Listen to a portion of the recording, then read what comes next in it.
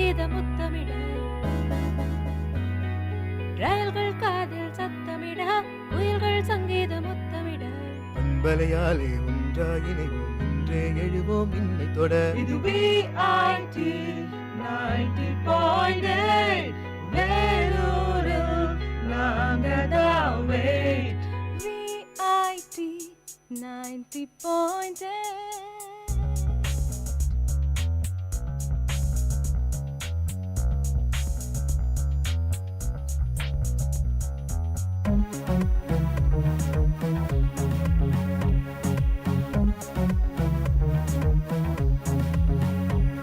இது VIT 90.8 வேலூரில் நாங்கதாவே. VIT 90.8 வேலூரில் நாங்கதாவே.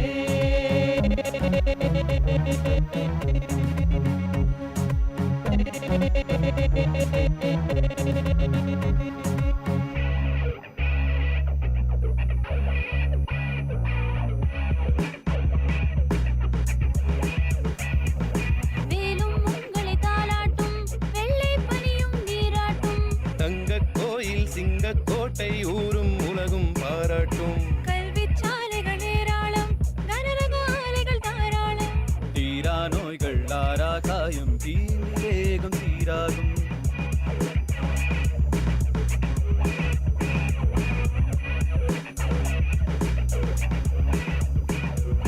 வேலும் உங்களை தாலாட்டும், வெள்ளை பனியும் நீராட்டும், தங்கக் கோயில் சிங்கக்கோட்டை ஊரும் உலகும் பாராட்டும். கல்வி சாலைகள் ஏராளம், கனரக ஆலைகள் தாராளம், தீரா நோய்கள் ஆரா காயம், தீங்கு வேகம் தீராகும். இது VIT 90.8 வேலூரில் நாங்கதாவே.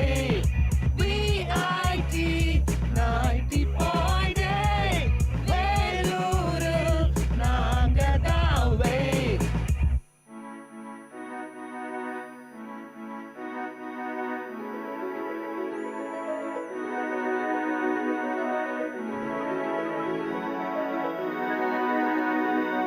தேசம் இங்கே பலவாகும், பேசும் மொழியே அறிவாகும், ஜாதி மதங்கள் எல்லா உலகம் VIT-யால் உருவாகும். தேசம் இங்கே பலவாகும், பேசும் மொழியே அறிவாகும், ஜாதி மதங்கள் எல்லா உலகம் VIT-யால் உருவாகும். திறமை கொண்ட பட்டாளம் உங்கள் அன்பால் உலகாளும், மக்கள் பணிக்கு துடிக்கும் எங்கள் இதயம் ஒன்றே அடையாளம். இது VIT இது VIT 90.8 வேலூரில் நாங்கதாவே. VIT 90.8 வேலூரில் நாங்கதாவே.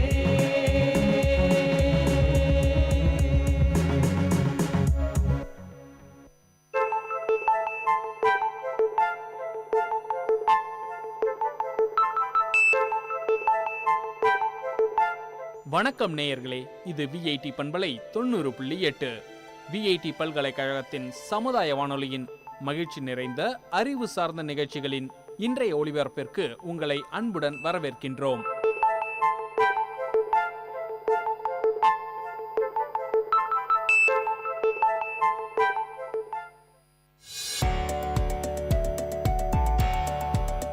வணக்கம் வேலூர். இன்று 2024ஆம் ஆண்டு பிப்ரவரி மாதம் 26ஆம் தேதி, சோபகிருது வருடம் மாசி மாதம் 14ஆம் நாள் திங்கட்கிழமை. தினமும் எழும் சூரியன் போல விழுந்தாலும் மீண்டும் எழுந்து பாருங்கள், உங்களுக்கான விடியல் அதுவே. இந்த ஒரு இனிய கருத்தோடு இன்றைய தினத்தை இனிதாய் துவங்குவோம்.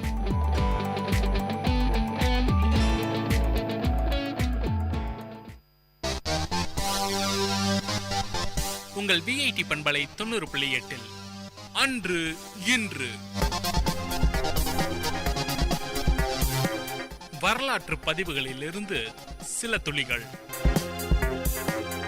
பிப்ரவரி 26, 1815 நெப்போலியன் போனபார்ட் எல்பாவிலிருந்து தப்பினார்.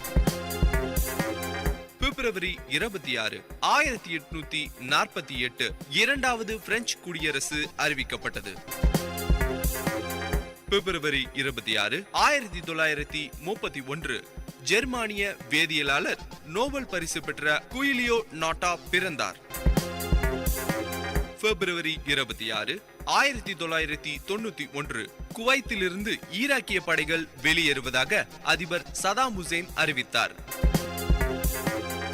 பிப்ரவரி 26, 1991 உலகின் முதலாவது இணைய உலாவி நெக்சஸை டிம் பெர்னர்ஸ்-லீ அறிமுகப்படுத்தினார். பிப்ரவரி 26, 1564 ஆங்கில நாடக ஆசிரியரும் கவிஞருமான கிறிஸ்டோபர் மார்லோ பிறந்தார். பிப்ரவரி 26, 1802 பிரெஞ்சு எழுத்தாளரும் நாடக ஆசிரியருமான விக்டர் ஹியூகோ பிறந்தார். பிப்ரவரி 26, 2001 ஆப்கானிஸ்தானில் உள்ள மிகப்பெரிய 2 புத்தர் சிலைகள் அழிக்கப்பட்டது. பிப்ரவரி 26, 1998 அமெரிக்க பொருளியலாளரும் நோபல் பரிசு பெற்ற தியோடர் ஷூல்ட் மறைந்தார். பிப்ரவரி 26, 1794 கோபன்ஹேகன்ஸ் நகரில் உள்ள கிறிஸ்டியன் போர்க் அரண்மனை தீ விபத்தால் அழிந்தது. உங்கள் விஐடி பண்பலை 90.8 அன்று இன்று வரலாற்று பதிவுகளில் இருந்து சில துளிகள். வணக்கம் நேயர்களே, இது விஐடி பண்பலை 90.8 விஐடி பல்கலைக்கழகத்தின் சமுதாய வானொலி. இந்த நிகழ்ச்சி தினம் ஒரு திறவுகோல்.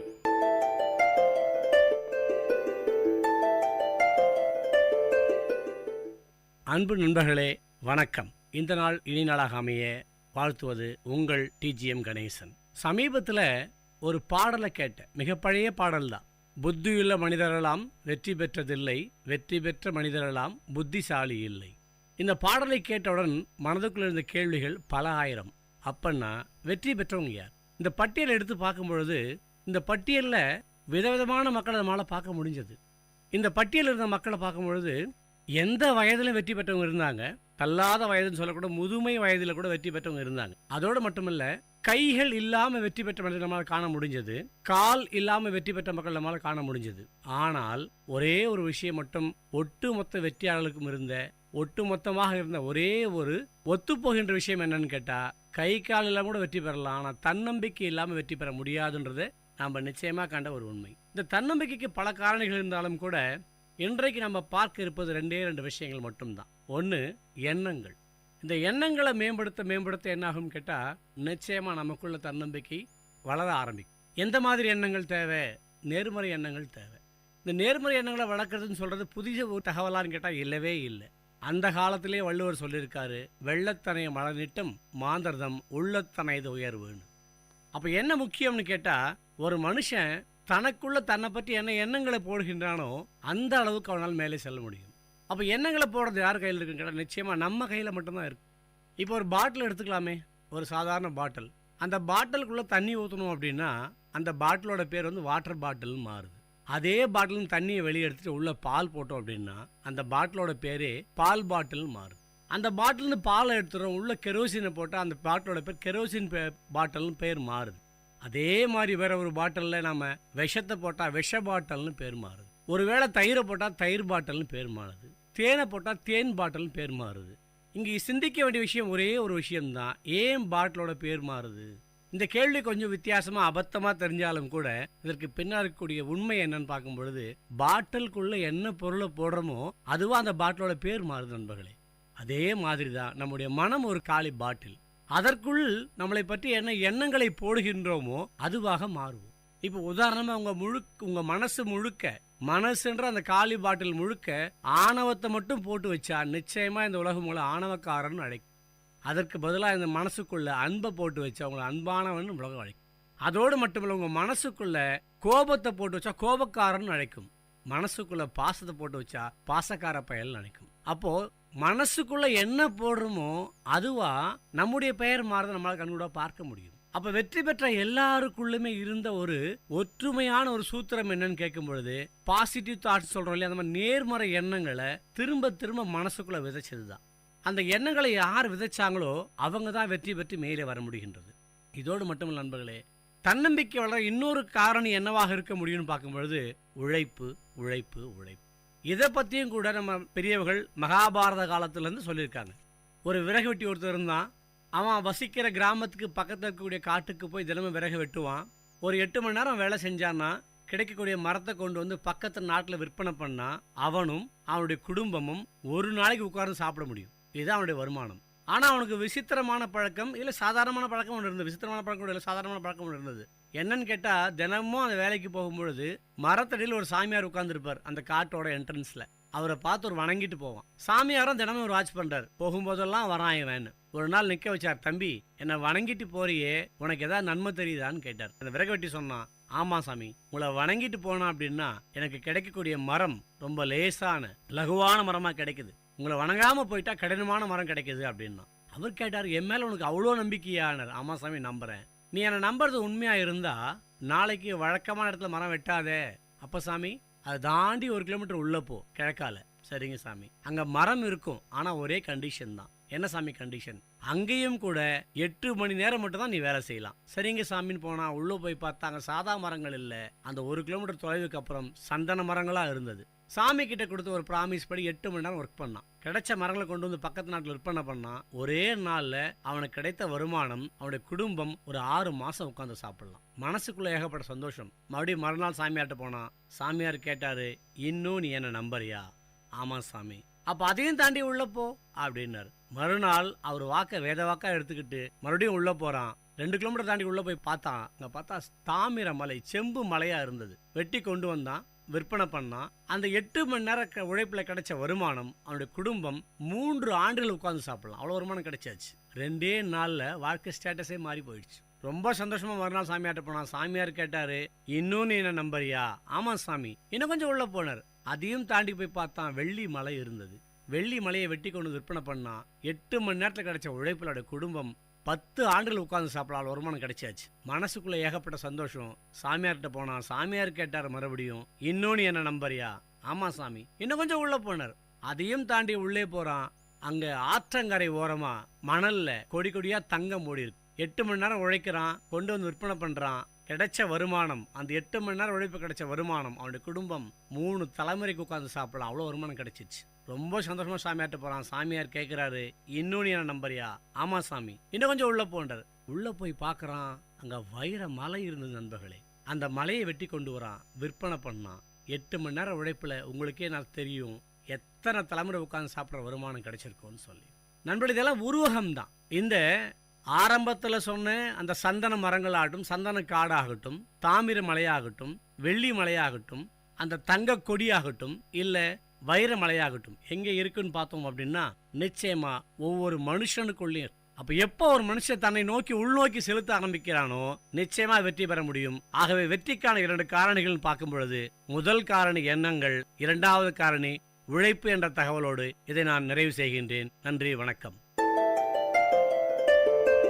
நேயர்கள் இதுவரை கேட்டது விஐடி பண்பலை 90.8 தினம் ஒரு திறவுகோல் நிகழ்ச்சி. தயாரிப்பு விஐடி பண்பலை 90.8 விஐடி பல்கலைக்கழகத்தின் சமுதாய வானொலி.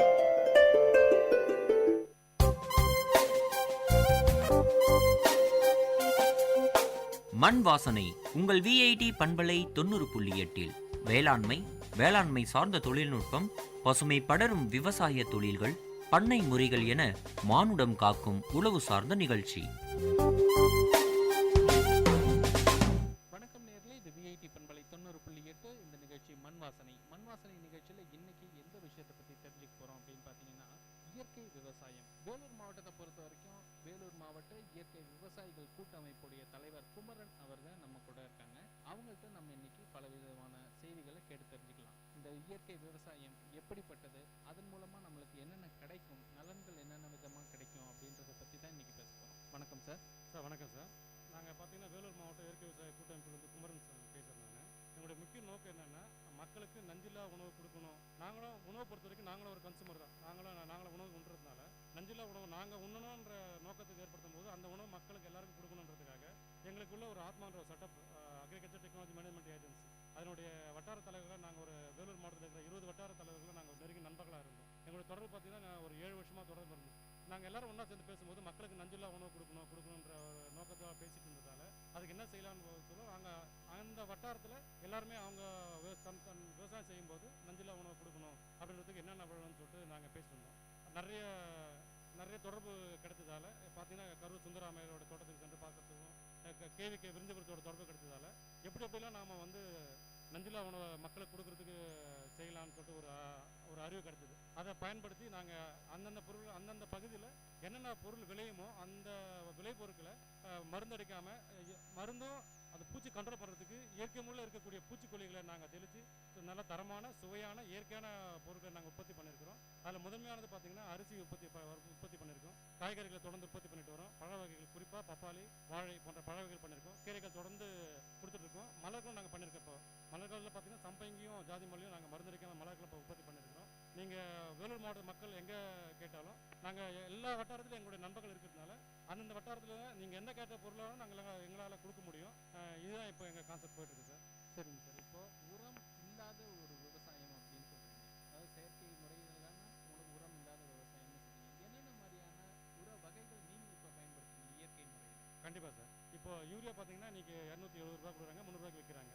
அந்த ஒரு மூட்டை யூரியா கொடுக்குறது நீங்கள் ஒரு 5 லிட்டரு மீன் அமிலம் கொடுத்துரும். 5 லிட்டர் மீன் அமிலம் இருந்துச்சுன்னா அந்த 10 மூட்டை யூரியாவுக்கு சமம் அது மீன் அமிலம். அதனுடைய மொத்த விலை பார்த்தீங்கன்னா ஒரு 300 ரூபா தான் வரும். அந்த மீன் அமிலம் தயாரிக்கிறதோட மொத்த விலை 300 ரூபா தான் வரும். அதே மாதிரி பார்த்தீங்கன்னா நீங்கள் பொட்டாஷ் பார்த்தீங்கன்னா ஒரு மூட்டை 800 ரூபா வரைக்கும் விற்குது. பெட்ரோலியான்ற ஒரு பேக்டரியா பார்த்தீங்கன்னா ஒரு கிலோ 70 ரூபா. மொத்தம் ஒரு ஏக்கராக்கு பார்த்தீங்கன்னா ஒரு 5லேருந்து 6 கிலோ பெட்ரோலியா பாக்டீரியா தேவைப்படும். இது மாதிரி பல வகை நன்மை செய்யக்கூடிய பாக்டீரியாஸை பயன்படுத்தி நாங்கள் அந்த கெமிக்கல் என்னென்ன உரம் என்னென்ன சத்து கொடுக்குதோ அதை நாங்கள் ஈடு கட்டிக்கிறோம். சரிங்க சார். இப்போ முழுக்க இந்த கெமிக்கல் இல்லாத ஒரு உர நிலையை கொண்டு வரணும் அப்படின்னு சொல்கிறீங்க. எல்லா பயிர்களுக்கும் இது சாத்தியமா? கண்டிப்பாக எல்லா பயிர்களுக்கும் சாத்தியம். எல்லா பயிர்களுக்கும் இப்போ கத்திரிக்காய்க்கே நாங்கள் கெமிக்கல் இல்லாமல் இயற்கை முறையில் தயாரிக்கக்கூடிய பூச்சி வெரைட்டியை வச்சு கத்திரிக்காயை உற்பத்தி பண்ணியிருக்கிறோம். கத்திரிக்காயே எங்ககிட்ட கிடையாது. கத்திரிக்காய் தான் இருக்கிறதுல அதிகமான பூச்சிக்கொல்லி உபயோகிக்கக்கூடிய ஒரு காய்கறி. அதையே இன்றைக்கி நாங்கள் பண்ணியிருக்கிறோம். காய்கறி மட்டும் இல்லாமல் வேறு என்னென்ன மாதிரியான பயிர்களுக்கு நீங்கள் பயன்படுத்துகிறோம்? காய்கறிகள் பண்ணுறோம், மஞ்சள் பண்ணுறோம், பூ வகைகள் பண்ணுறோம். மக்களுக்கு அன்றாட வாழ்க்கையில் தேவைப்படக்கூடிய அனைத்து உணவுப் பொருட்கள் அனைத்துமே நாங்கள் இயற்கை முறையில் பண்ணுறோம் சார். இப்போ இயற்கை முறையில் உரங்களை பயன்படுத்தும் போது கால அளவு வந்து அதிகமாகுதுன்னு சொல்கிறாங்க. அது ஒரு குறைபாடாகவே சொல்லிட்டு இருக்காங்க பல பேர். அதுக்கு என்ன மாதிரியான தீர்வு காண்றதுக்கு வகைகள் சார்? இது பழங்காலத்தில் அது மாதிரி கால அளவுலாம் அதிகமாக தேவைப்படுது. இப்போ அது மாதிரி கால அளவுலாம் அதிகமாக தேவைப்படவே இல்லைங்க சார். இப்போ பாஸ்டோ பாக்டீரியா ஒரு பாக்டீரியா இருக்குது. அந்த பாக்டீரியாவை நாங்கள் அப்படியே பாக்கெட்டாக அப்படியே நிலத்தில் கொடுக்குறது கிடையாது. அதான் கூட அந்த பாஸ்டோ பாக்டீரியாவை கூட கொஞ்சம் வெல்லம், கொஞ்சம் ஏதாச்சும் அழுகின பழங்கள் இதை சேர்த்துட்டோம்னா அது நல்லா உயிரோட்டமாக உண்டாயிடுது. உடனே கொடுக்கும்போது சீக்கிரம் வேலை செய்து அதிகமான பலனை கொடுக்குது. சரிங்க சார். இப்போ இந்த மாதிரியான ஒரு ஊக்கிகளை பயன்படுத்துறீங்கன்னு சொல்கிறீங்க. இந்த உரங்கள் கூட பல விதமான ஊக்கிகளை பயன்படுத்தி கால அளவை குறைக்கிறதுக்கான ஒரு வகை ஏற்படுத்தப்பட்டிருக்கு அப்படின்னு சொல்கிறீங்க. இந்த உரங்கள் வகைகளோ அது இல்லாமல் இந்த மாதிரியான பாக்டீரியா பொருட்கள் எங்கே கிடைக்குங்க? இந்த உர வகைகள் நிறைய இப்போ தனியாரும் சரி அரசாங்கம் சரி நிறைய தயாரிக்க ஆரம்பிச்சிட்டாங்க. பெங்களூர் ஐஏஹெச்ஆரில் பார்த்தீங்கன்னா நீங்கள் நூற்புழு கட்டுப்படுத்தக்கூடிய பெசிலோமைசிஸ் அதை விட சிறந்த தீர்வு நூற்புழு கண்ட்ரோல் பண்ணுறது பெசிலோமைசிஸ் தவிர எதுவுமே இல்லை. அதை பார்த்தீங்கன்னா நீங்கள் பிரிவுடனுக்கு தான் போகணும். பிரிவுடன் போகிற பட்சத்தில் நீங்கள் இருக்கிற மண்புழு மொத்தம் அழிஞ்சு போயிடும். ஏன் பாம்பு வகைகளை செத்து போய்டும் பிரிவுடன் போட்டிங்கன்னா. ஆனால் பெசிலோமைசிஸ் பயன்படுத்திங்கன்னா அந்த நூற்புழுன்றதே உங்கள் பூமியில் இல்லாமல் பண்ணிடலாம் பெசிலோமைசிஸ் பயன்படுத்தும் போது. இன்னொரு வகை கேட்டிங்கன்னா மேரிகோல்டு நீங்கள் பயன்படுத்தும் போது பூ செடி நீங்கள் உங்கள் வயலில் அங்கங்கே நட்டு வைக்கும்போது நூற்புழு எல்லாம் பண்ணிடலாம். இயற்கையாகவே பெசிலோமைசிஸ் கூட தேவையில்லை. மேரிகோல்டு அந்த துருக்கு சாமந்தியை நீங்கள் நடவு செய்யும் போது அதே மாதிரி சூடோமோனஸ் இது எல்லாமே பார்த்தீங்கன்னா நம்ம டிஎன்ஏ வேளாண்மை பல்கலைக்கழகம் எங்களுக்கு இதுதான் பார்த்தீங்கன்னா விருந்திபுர ரோல் இங்கே தான் இருக்குது. அவங்க தான் எங்களுக்கு வந்து எல்லாம் அறிவுப்படுத்தி வச்சாங்க. சூடோமோனஸ் எப்படி பயன்படுத்தணும், ட்ரைகோடர்மா, பெசிலோமைசிஸ், அப்புறம் பவேரியா பேசியானா, வெட்டிசிலியம் லகானி இது எல்லாத்தையும் எப்படி தெரிஞ்சு பழகி எப்படி கண்ட்ரோல் பண்ணலாம், அப்புறம் இருக்கிற பூச்சி வகைகள் எப்படி கண்ட்ரோல் பண்ணுறது மொத்தமே எங்களுக்கு இங்கே தான் அறிவியல் பயன்படுது. எங்களுக்கு இந்த வேளாண்மை அறிவியலே எங்கள் நல்ல ரோல் அவங்களுக்கு எனக்கு கொடுத்துருக்குறாங்க. இந்த மாதிரி அறிவியல் பூர்வமான மருத்துவ வகைகளை எங்களுக்கு அவங்க தான் கொடுக்குறாங்க. விலை கம்மியான விலை 70 ரூபா. சூடோமோனஸ் ஒரு நோய் மருந்து என்ன வேலை செய்யுமோ, ஒரு பெல்ஸ் என்ன வேலை செய்யுமோ அந்த வேலையை வந்து பெசிலோமைசிஸ் சூடோமோனஸ் செய்திருது. அதனால பூமிக்கும் சரி ஈகோ ஃப்ரெண்ட்லி, பூமிக்கும் மக்களுக்கு தெளிக்கிறவங்களுக்கு காற்றுக்கு யாருக்குமே எந்த மாசு அடையதே கிடையாது. இது ரொம்ப ரொம்ப உபயோகமான விஷயம். எல்லாரும் இதை பயன்படுத்தி நான் விரும்புகிறேன். வேறு சில தகவல்கள் வேணும் அப்படின்னா உழவர்கள் உங்களை எப்படி தொடர்பு கொள்ளலாம்? உழவர் என்னுடைய எண்ணெய் அடைக்கலாம். எண்ணெய் அடைக்கிறதுக்கு சங்கடமாக இருந்தால் கூட கேவிகே விரிஞ்சுபுரம் அங்கே பார்த்தீங்கன்னா எட்டு பாண்டியன் சார் இருக்காங்க. விவசாயிகள் வந்தால் போதும், அதிகமாக அவரே நம்மளோட அதிகமாக இன்ட்ரெஸ்ட் எடுத்து நம்ம வயலுக்கு வந்து நேரடியாக வச்சு பார்வையிட்டு நமக்கு என்ன வேணுமோ தீவிர எல்லாத்தையும் தருவார். உழவர்கள் விருப்பப்பட்டால் என்னையும் தொடர்பு கொள்ளலாம். என்னுடைய அலைபேசி எண் 9360633771. நீங்கள் என்ன வேணால் என்ன அடைக்கலாம். இரவு 12 மணிக்கு கூட என்ன அடைக்கலாம், எந்த சந்தேகமாக இருந்தாலும்.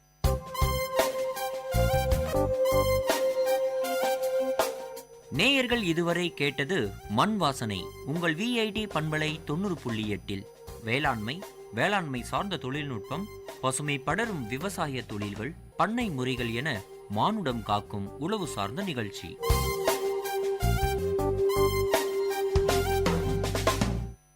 உங்களோட உடல் உங்களுக்கானது. Your body your rights. அதை யாராவது தவறாக தொட்டாலோ பார்த்தாலோ பார்க்க சொன்னாலோ உடனே 1098 சைல்ட் லைனுக்கு கால் பண்ணி கம்ப்ளைண்ட் பண்ணணும். எந்த நம்பருக்கு கால் பண்ணுவீங்க? 1098 1098 1098 1098.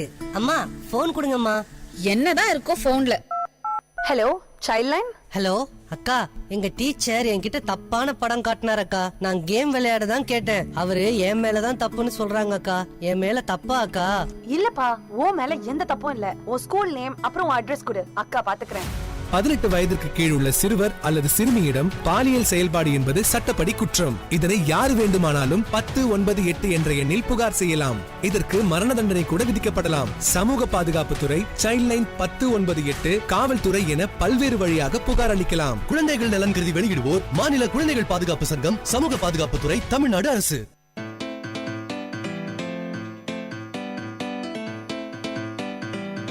செவிச்செல்வம் விஐடி பண்பலையின் அறிவு களஞ்சியம்.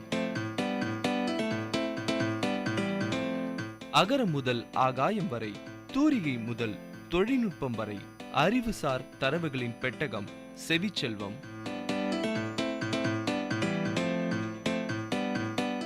வணக்கம் நேர்களே, இது விஐடி பண்பலை 90.8 செவிச்செல்வம் நிகழ்ச்சியில் தக்காளி பற்றிய அறிவு சார்ந்த தரவுகளோடு கவிஸ்ரீ.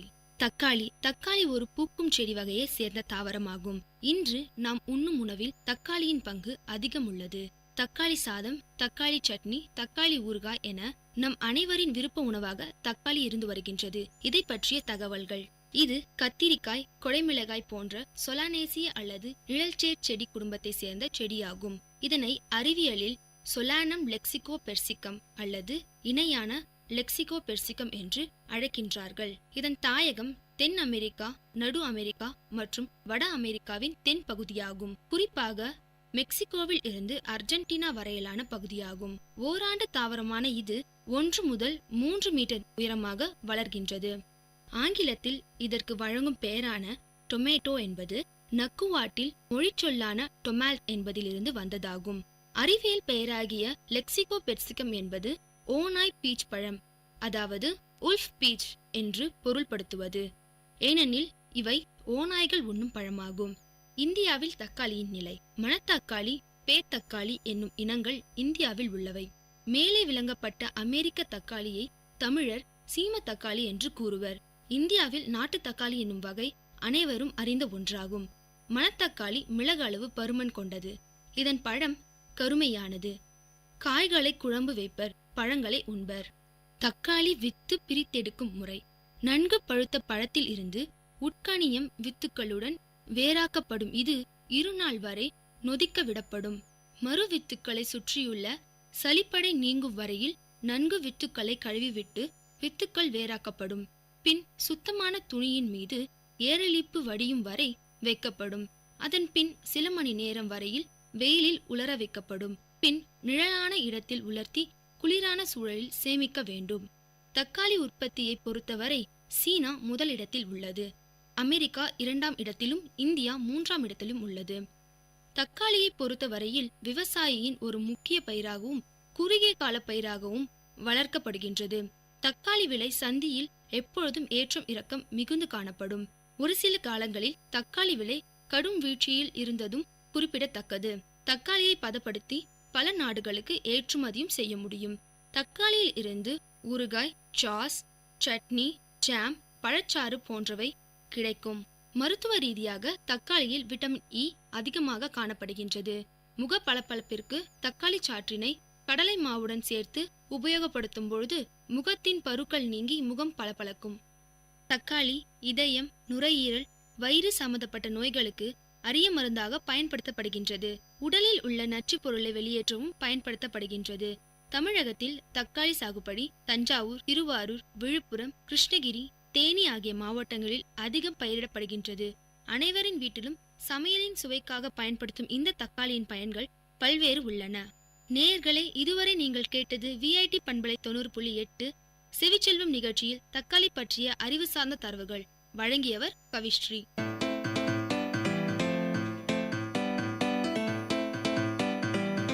செவிச்செல்வம் விஐடி பண்பலையின் அறிவு களஞ்சியம். அகரம் முதல் ஆகாயம் வரை, தூரிகை முதல் தொழில்நுட்பம் வரை, அறிவுசார் தரவுகளின் பெட்டகம் செவிச்செல்வம்.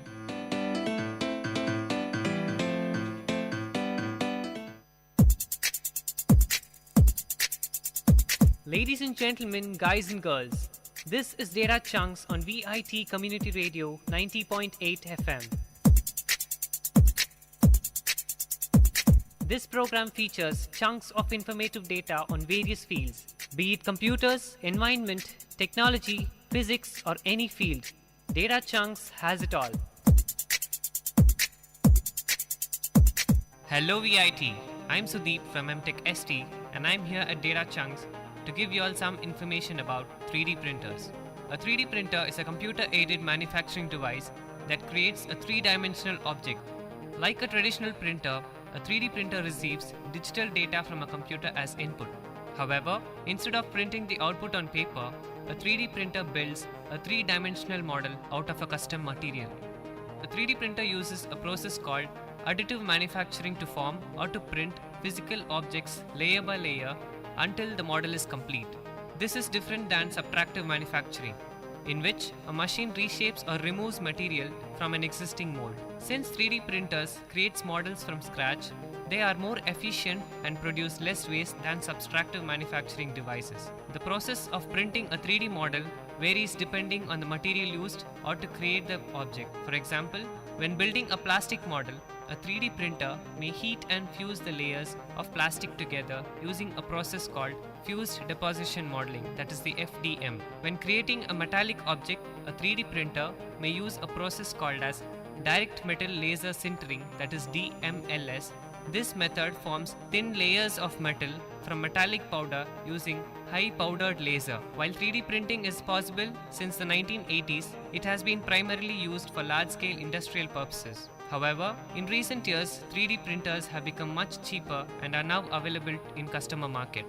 As the technology has become more widespread, 3D printers has become a viable means for people to create their own home products and replacement parts. You have heard about 3D printers at Data Chunks with me, Sudeep. Ladies and gentlemen, guys and girls, this is Data Chunks on VIT Community Radio 90.8 FM. See you next time with another interesting, informative chunk of data on Data Chunks.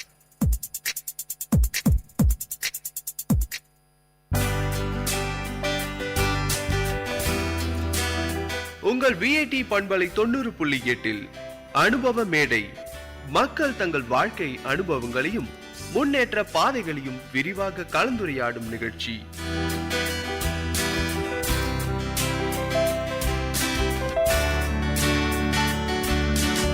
வணக்கம் நேயர்களே, நீங்கள் கேட்டுக்கொண்டிருப்பது VIT பண்பலை 90.8 VIT பல்கலைக்கழகத்தின் சமுதாய வானொலி. இந்த நிகழ்ச்சி அனுபவ மேடை. அனுபவ மேடை நிகழ்ச்சியில் சமுதாய மக்கள் அவங்களுடைய வாழ்க்கை அனுபவங்களை நம்ம கிட்ட பகிர்ந்துக்கிறாங்க. அந்த வகையில் இன்னைக்கு நம்ம கூட ஒருத்தர் இருக்கிறாங்க. வாங்க நிகழ்ச்சிக்கு போகலாம். வணக்கம் சார், உங்களை அறிமுகப்படுத்திக்கோங்க. என் பேர் வெங்கடேஷன். நான் V2 கார்ஸ்னு கார் கேரேஜ் ரங்காலி ஆப்போசிட்டில் வச்சுருக்கேன். உங்களுடைய கல்வி தகுதியை கொஞ்சம் சொல்லுங்கள். மெக்கானிக்கல் இன்ஜினியரிங்கில் ஆட்டோமொபைலில் டிப்ளமோ முடிச்சிருக்கேன். எதனால் நீங்கள் இந்த துறைக்கு வந்தீங்க? பேசிக்காக சொல்லணுன்னாக்கா எனக்கு ஆட்டோமொபைல்லாம் முதலேருந்து இன்ட்ரெஸ்ட்டு. அது இல்லாமல் எங்கள் ஃபாதரும் பார்த்திங்கன்னா ஆட்டோமொபைலில் இருக்கார். அந்த ஒரு இதனால் இந்த துறைக்கு வந்தோம். இந்த வேலைக்கு நீங்கள் உள்ளே கற்றுக்கும் போது நீங்கள் வந்திருப்பீங்க. நீங்கள் முதல்ல என்ன கார் நீங்கள் முதல்ல ரெடி பண்ணீங்க? மாருதி தாங்க. தம்பியும் அந்த ஃபீல்டில் இருந்ததுனால மாருதியில் நம்ம முதல்ல பேசிக்காகவே நான் முதலேருந்தே அப்பா கூட இருக்கும் முதலேருந்தே இந்த ஒர்க் பண்ணுவேன். அதனால் எல்லா ஒர்க்குமே பார்ப்போம். இதுதான் கிடையாது, என்ஜின் பிரித்து மாட்டுறதுலேருந்து எல்லா ஒர்க்கும் பார்ப்போம். அது எனக்கு கஷ்டமாக தெரில, ஏன்னா அந்த ஃபீல்டில் வந்து ஆல்ரெடி இன்ட்ரெஸ்டாக இருந்ததுனால. இன்ஜின் பற்றி நீங்கள் சொன்னீங்க, இன்ஜின்லாம் கூட நாங்கள் பிரித்து மாட்டுவோம் அப்படின்ட்டு. இப்போ பெட்ரோல் இன்ஜின் டீசல் இன்ஜின் ரெண்டு இருக்குது. பெட்ரோல் இன்ஜினுக்கும் டீசல் இன்ஜினுக்கும் உள்ள வித்தியாசங்கள் என்ன? வித்தியாசம்னு பார்த்தீங்கன்னாக்கா, உங்களுக்கு ஃபர்ஸ்ட் ஆஃப் ஆல் ஃபியூல். பெட்ரோலில் வந்து பார்த்தீங்கன்னா ஃபயரிங் வந்து பேஸ்ட் ஆன் ஸ்பார்க் ப்ளக் தான் பெட்ரோல் வண்டியில். டீசலில் வந்து கம்ப்ரெஷனில் வந்து ஃபயர் ஆகிற விஷயம். ஒரு கார் வாங்கணும் அப்படின்ற மாதிரி ஒருத்தர் நினைக்கிறாங்க, அவங்க வந்து பெட்ரோல் இன்ஜின் வந்து நீங்கள் வந்து ப்ரிஃபர் பண்ணுவீங்களா இல்லை டீசல் இன்ஜின் ப்ரிஃபர் பண்ணுவீங்களா? அது அவங்களுடைய யூசேஜ் பொறுத்து நான் எப்போவுமே செலக்ட் பண்ணுறது. அவங்களோட யூசேஜ் ஒரு நாளைக்கு 100 கிலோமீட்டர்ஸ் மேலே இருக்குது அப்படின்ற பட்சம் இருந்தால் நீங்கள் டீசல் வாங்கிக்கணும். கம்மியாக இருக்குது, வாரத்துக்கு வந்து ஒரு டைம் 2 டைம் தான் எடுப்போம் அப்படின்னா அவங்களுக்கு பெட்ரோல் பெஸ்ட்டுன்னு நினைப்போம். அப்படி தான் சஜஷனே கொடுக்குறது. அது இல்லாமல் அவங்க பட்ஜெட். பெட்ரோல் இன்ஜின் விட டீசல் இன்ஜின் வந்து கொஞ்சம் அதிகமாக தான் இருக்குது வேல்யூ. எதனால் அது மாதிரி? வேல்யூனாக்கா மெயினாக மைலேஜ் வந்து பார்த்தீங்கன்னாக்கா, இப்போ ஸ்விஃப்ட்டு அந்த மாதிரி காசுலாம் எடுத்துக்கணும்னா 20 தான் மைலேஜ். அப்படின்னும் போது காஸ்ட் ஆஃப் ரன்னிங் வந்து குறையுது அவங்களுக்கு. அதனால் அதை செலக்ட் பண்ணுறாங்க. மேக்ஸிமம் அந்த வண்டிங்களுக்கு வந்து வேல்யூ அதிகமாக இருக்குது. ஒரு காரை ஒருத்தர் வந்து மெயின்டெனன்ஸ் பண்ணணும், அவங்க வந்து எப்படிலாம் அந்த காரை மெயின்டெனன்ஸ் பண்ணலாம்? எக்ஸாம்பிள் வந்து பார்த்தீங்கன்னா வந்து இத்தனை கிலோமீட்டருக்கு ஒரு சர்வீஸ் விடணும் அப்படின்ற மாதிரிலாம் சொல்லுவாங்க. அதை பற்றி கொஞ்சம் டீட்டெயிலாக சொல்லுங்கள். அதாவது 10,000 கிலோமீட்டருக்கு ஒரு முறை மெயின்டைன் பண்ணுன்றது வந்து கம்பெனியோட ரூல்ஸு. அதை அப்படியே மெயின்டைன் பண்ணுறோம். 10,000 kilometres or 1 year, whichever is earlier, அந்த மாதிரி தான் யூஸ் பண்ணுறோம், மெயின்டைன் பண்ணுறோம். ஆனால் 10,000 கிலோமீட்டருக்கு ஆயில் மாற்றுறது வந்து பண்ணாலும் ஈவன் 5,000 கிலோமீட்டர்ஸில் வந்து பிரேக்கு மற்றபடி ஜென்ரல் மெயின்டெனன்ஸ் பண்ணணும். ஏன்னா அது 5,000 கிலோமீட்டருக்குள்ளே என்ன ஆகுதுன்றது வந்து யாராலையும் சொல்ல முடியாது. அதனால் ப்ரிவென்டிவாக பண்ணிக்கிறது நல்லது. அதுதான் சஜஸ்ட் பண்ணுறோம் கஸ்டமருக்கு. 10,000 கிலோமீட்டருக்கு ஒரு தடவை ஆயில் சேஞ்ச் பண்ணால் கூட வந்து 5,000 கிலோமீட்டர்ஸ்க்கு ஒரு தடவை வந்து ஜென்ரல் செக்அப் பண்ணணும் அப்படின்ற மாதிரி. இப்போ டெய்லியுமே ஒரு காரை வந்து ஒருத்தர் மெயின்டெனன்ஸ் பண்ணணும், நான் காலையில் கார் எடுக்கும்போது இதெல்லாம் செக் பண்ணணும் அப்படின்னா என்னென்னலாம் செக் பண்ணலாம்? ஃபர்ஸ்ட் ஆஃப் ஆல் வந்து பார்த்திங்கன்னா நம்ம பானட்டை திறந்து பார்க்குறது நல்லது. ஏன்னா இன்றைக்கி இருக்கிற பட்சத்தில் பார்த்திங்கன்னா எலியோட பிரச்சனை நிறைய இருக்குது வண்டிங்களில். ஏதாவது ஒயர்ஸை கடிச்சிடுது, ஓசை கடிச்சிடுது, பெட்ரோல் ஓசை கடிச்சிடுது, டீசல் ஓசை கடிச்சிடுது. அந்த மாதிரி தெரியாமல் வண்டி முதல்ல வந்து ஈஸியாக போகணுன்னு ஸ்டார்ட் பண்ணாங்கன்னாக்கா ஆக்சிடென்ட் நடக்குது சான்ஸ் இருக்குது, ஃபயர் ஆக்சிடென்ட் நடக்குது சான்ஸ் இருக்குது. அதனால் ஃபஸ்ட்டு விஷுவல் செக்அப் ஏதாவது லீக் ஆகுதான்றதை அவங்க பார்த்துட்டு கூலண்ட் லெவலில், இன்ஜின் ஆயில் லெவலில் அவங்க செக் பண்ணிக்கிறது நல்லது. மெயினாக ஒயரிங் மேலே ஏதாவது எலி கடிச்சிருக்கா அப்படின்றது பார்க்கறது ரொம்ப ரொம்ப நல்லது. இன்றைக்கி நிறைய வண்டியில் பிரச்சனை வர்றதே வந்து பார்த்திங்கன்னா ஒயரிங்னால தான். அதனால் ஃபர்ஸ்ட் ஆஃப் ஆல் அவங்க வந்து பானட்டை திறந்து பார்த்துட்டு செக் பண்ணிட்டு வண்டி எடுக்கிறது நல்லது. செகண்ட் ஹேண்ட் கார் வாங்குறாங்க ஒருத்தர், அவங்க வந்து அந்த காரில் என்னென்னலாம் வாங்கும்போது செக் பண்ணணும்? ஃபர்ஸ்ட் ஆஃப் ஆல் வந்து பார்த்திங்கன்னா இன்றைக்கி வந்து பார்த்திங்கன்னா வண்டியை வாங்குறாங்கன்னாக்கா முதல்ல வந்து பாடி அப்பியரன்ஸ் பார்க்கணும். பாடியில் வந்து பார்த்திங்கன்னா அந்த அப்ரான் டேமேஜ் ஆகிருக்கான்றது, வண்டி ஆக்சிடென்ட் ஆகிருக்கும், அது தெரியாமல் கஸ்டமர் வண்டி வாங்கிடுவாங்க. அதில் வந்து டயர் வேறு வரும். வந்து பார்த்திங்கன்னா சரியான ஒரு வண்டி வந்து ஒரு ரோட்டில் வந்து பக்கா ஓடுறதுக்கான வாய்ப்புகள் கம்மி. அது அந்த மாதிரி இருந்தால் டயர் அடிக்கடி தேயும். அப்படின்னும் போது அவருக்கு வந்து செலவு அதிகமாகினே போகும். அதனால் முதல்ல பாடி செல்லில் எந்த விதமான அடி இருக்கக்கூடாது, அதை பார்த்து வாங்குறது நல்லது. செகண்டு தான் என்ஜினை பொறுத்தவரை இன்ஜினை ரிப்பேர் பண்ணிக்கலாம். பட் பாடியில் டேமேஜ் வந்துச்சுன்னா அதை ரிப்பேர் பண்ணுறது முடியாத ஒரு விஷயம். அது என்ன தான் பண்ணாலும் அக்யூரசி வராது, கம்பெனி அக்யூரசி. அதனால் ஃபர்ஸ்ட் ஆஃப் ஆல் நாங்கள் பார்க்குறது வந்து பார்த்திங்கன்னா அப்ரான்லாம் செக் பண்ணுவோம். வண்டியை வந்து செக் பண்ணி தான் வண்டியை வந்து கஸ்டமருக்கு நான் சஜஸ்ட் பண்ணுறத விட ஃபர்ஸ்ட் ஆஃப் ஆல் அதை பார்ப்போம். அப்புறம் தான் இன்ஜினோட பர்ஃபார்மன்ஸு, ஓடிக்கிறது, அதில் ஸ்மோக் வருதா, நாய்ஸ் வருதான்றதெல்லாம் செகண்டரியாக தான் பார்ப்போம். இது ரொம்ப நல்லது. அது இல்லாமல் டயர் ரொம்ப ரொம்ப இம்பார்ட்டன்ட். டயர் வந்து ரொம்ப ஓல்டு டயரை கொடுத்துருப்பாங்க, அந்த டயர் இருந்தாக்க கிராக் ஃபார்ம் ஆக சான்ஸ் இருக்குது, அதனால டயர் பஸ்ட் ஆகலாம். இதெல்லாம் வந்து பார்த்திங்கன்னா நார்மலாக பார்ப்போம். அது இல்லாமல் வண்டி சேஸ் நம்பர், இன்ஜின் நம்பர் வந்து அவங்க கரெக்டாக செக் பண்ணி வண்டி வாங்கணும். இப்போல்லாம் நிறைய பிரச்சனை இருக்குது, சேஸ் நம்பர் இன்ஜின் நம்பர் வித்தியாசம் வருது. அந்த மாதிரி வண்டி வாங்கினாங்கன்னா இவங்க தான் ப்ராப்ளத்தில் இருப்பாங்க. இதுதான் மெயினாக நாங்கள் பார்க்குறது. டிரைவருக்கும் ஒரு சில மெயின்டெனன்ஸ்லாம் இருக்கும். இதெல்லாம் வந்து காரை இத்தனை கிலோமீட்டர் ஸ்பீடில் தான் ஓட்டணும் அப்படின்ட்டு. எக்ஸாம்பிள் எனக்கு வந்து சொல்லியிருக்கிறாங்க, செகண்ட் கியரில் தான் வந்து ஸ்பீட் பிரேக்கர்லாம் ஏறணும் அப்படின்ற மாதிரி கூட சொன்னாங்க. ஒரு டிரைவர் என்னென்னலாம் வந்து மெயின்டெனன்ஸ் பண்ணணும்? பொதுவாக இன்றைக்கி டீசல் வண்டி ஓடுற டிரைவர்ஸ் எல்லாம் வந்து பார்த்திங்கன்னா செகண்ட் கியரில் எடுப்பாங்க. முதல்ல அவாய்ட் பண்ணணும். ஃபஸ்ட்டு கியரில் மூவ் பண்ணி தான் செகண்ட் கியருக்கு வரணும். அது இல்லாமல் எப்பவும் கிளச் ட்ரைவ் பண்ணுவாங்க. இப்போ அர்ஜென்ட்டுக்கு நம்ம கூப்பிட்டு போவோம் டிரைவரை, ஆனால் அவர் ஓட்டு போனார்னா நம்மளுக்கு செலவு தான் இருக்கும். அந்த மாதிரி வந்து அவங்க எப்படி ஓட்டுறாங்கன்றதையும் நம்ம பார்க்கணும். இப்போ ஸ்பீட் பிரேக்கர்ஸ்லாம் வந்து பார்த்திங்கன்னா செகண்ட் கியரில் வந்து சின்ன ஸ்பீட் பிரேக்கர்னால் செகண்ட் கியரில் ஏறலாம். பெரிய ஸ்பீட் பிரேக்கர் தான் கம்பல்சரி ஃபஸ்ட் கியருக்கு வந்து ஸ்லோ டவுன் பண்ணி தான் ஏற்றணும். ஏன்னா கீழே வந்து சம்புங்கெலாம் உரைய சான்ஸ் இருக்குது, ஆயில் வெளியே வந்துச்சுன்னா இன்ஜின் சீஸ் ஆக சான்ஸ் இருக்குது. அதனால் அந்த ப்ரிவென்டிவாக பார்த்து ஓட்டுறது நல்லது. அது இல்லாமல் கியர் வந்து சில பேர் வந்து பார்த்திங்கன்னா செகண்ட் கியர்லேயே போவாங்க, தேர்ட் கியர்லேயே ஸ்பீடாக போவாங்க. அந்த மாதிரி அவாய்ட் பண்ணிட்டு ரெகுலர் ஸ்பீடில் போனாங்கன்னா நல்லது. 5th கியர் வந்து அபவ் 45 கிலோமீட்டர்ஸில் மாற்றினா மைலேஜ் நல்லாயிருக்கும் வண்டிக்கு. அதை நிறைய பேர் செய்யறதில்ல, 70-80 போய் மாற்றுவாங்க. அதை அவாய்ட் பண்ணணும். அவாய்ட் பண்ணும்போது நம்மளுக்கு ஃபியூல் எஃபிஷியன்ட் நல்லாயிருக்கும். இப்போ இப்போ ஒரு கார் அப்படின்னா வந்து மேக்ஸிமம் எவ்வளோ ஸ்பீட் நம்ம போகலாம், இந்த ஸ்பீடு போனால் வந்து ஒரு நம்மளுக்கும் ஒரு சேஃப்டி அப்படின்ற மாதிரி வச்சுருப்பேங்க. அது மாதிரி அந்த ஸ்பீட் லிமிட் எவ்வளோ? பொதுவாக வந்து பார்த்திங்கன்னா வண்டி ஓட்டுறது வந்து டிரைவரோட கண்ட்ரோலை பொறுத்து தான் இருக்குன்னுவாங்க. அவங்க ஒவ்வொரு டிரைவரோட கண்ட்ரோல் ஒவ்வொரு மாதிரி இருக்கும். நார்மலாக வந்து பார்த்திங்கனாக்கா 100 to 120ன்றது வந்து ஹைவேஸில் சேஃபாக இருக்கும். லோக்கலில் வந்து பார்த்திங்கன்னா 60-50 அந்த 50-60 ஓட்டுறது நல்லது. ரொம்பவே நல்லா சொன்னீங்க. ஏன்னா வந்து ரொம்ப வேகமாக போகிறதுனால தான் இன்றைக்கி நிறைய ஆக்சிடென்ட்ஸ்லாம் நடக்குது. ஒரு கார் அப்படின்னா கண்டிப்பாக வந்து ஒரு வெயிட் இருக்கும். இவ்வளோ வெயிட் தான் இவ்வளோ லோடு தான் அந்த கார் வந்து தாங்கும் அப்படின்ற மாதிரி. 5 பேர் தான் அந்த காரில் உட்காரத்துக்கே வந்து இடம் இருக்கும். ஆனால் வந்து ஓவர் லோடு ஏற்றுவாங்க. இப்போ அது மாதிரி ஏற்றினா என்னென்னலாம் வந்து டேமேஜ் ஆகும்? இப்போது ஒரு 2-3 அரிசி மூட்டையோ டிக்கில் ஏற்றிட்டு 5 பேர் உட்கார வச்சு போகிறாங்கன்னா அப்படி இருக்க பட்சத்தில் வந்து பார்த்திங்கன்னா ஷேக்கப் ஜர் ஃபெயில் ஆக சான்ஸ் இருக்குது. டயர் பஸ்ஸாக கூட சான்ஸ் இருக்குது. ஏன்னா வீக்காக இருந்துச்சுன்னா டயர் பஸ்ஸாக சான்ஸ் இருக்குது. அதனால் வந்து இந்த மாதிரி லோட்ஸ் எல்லாம் வந்து மேக்ஸிமம் வண்டியில் அவாய்ட் பண்ணுறது நல்லது. லாங் டிரைவ்லலாம் ஹெவி லோட்ஸ் ஏற்றக்கூடாது வண்டியில். அதில் வந்து பார்த்திங்கன்னா அந்தந்த வண்டிக்கு ஒவ்வொரு லோடு சொல்லியிருப்பாங்க. அந்த லோடு தகுந்த மாதிரி தான் ஏற்றணுமே தவிர அதுக்கு மேலே ஏற்றும் போது ஆக்சில் பெண்டாக கூட சான்ஸ் இருக்குது. குழிப்பள்ளத்தில் அந்த மாதிரி பிரச்சனைலாம் இருக்கும்போது அதுக்கு தகுந்த மாதிரி வண்டிக்கு தகுந்த மாதிரி யூஸ் பண்ணிக்கிறது நல்லது. இப்போ நார்மலாக வந்து நீங்கள் சொன்னீங்க ஒரு வண்டிக்கும் ஒரு வெயிட் தந்திருப்பாங்க அப்படின்ட்டு. சும்மா ஒரு எக்ஸாம்பிள் சொல்லுங்கள், இந்த கார்னால் இவ்வளோ வெயிட் ஏற்றினா கரெக்டாக இருக்கும் அப்படின்ற மாதிரி ஏதாவது.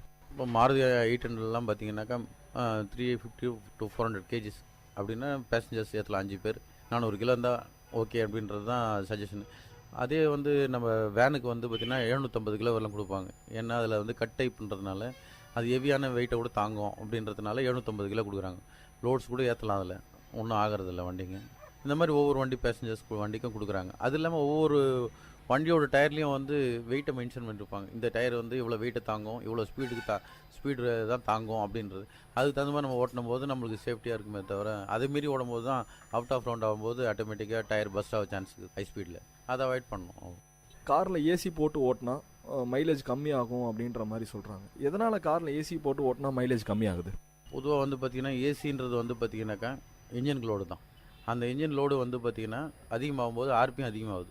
ஏசி ஆன் பண்ணும்போது நார்மலாக 900 ஆர்பிஎத்தில் ஓடுற வண்டி இன்ஜின் ஏசி போட்டோம்னா 1000 ஆர்பிஎத்தில் ஓடும்போது அதனுடைய லோடு வந்து இன்ஜினுக்கு கிடைக்கும் போது ஐட்லிங் எக்ஸ்ட்ரா ஆகும்போது ஆட்டோமேட்டிக்காக வந்து பார்த்திங்கன்னா ஒரு சின்ன ஒரு விஷயம் வண்டியை நார்மலாக வச்சுருக்கிறதுக்கும் ரைஸ் பண்ணுறதுக்கும் ஃபியூல் டிஃப்ரென்ஸ் வரும்.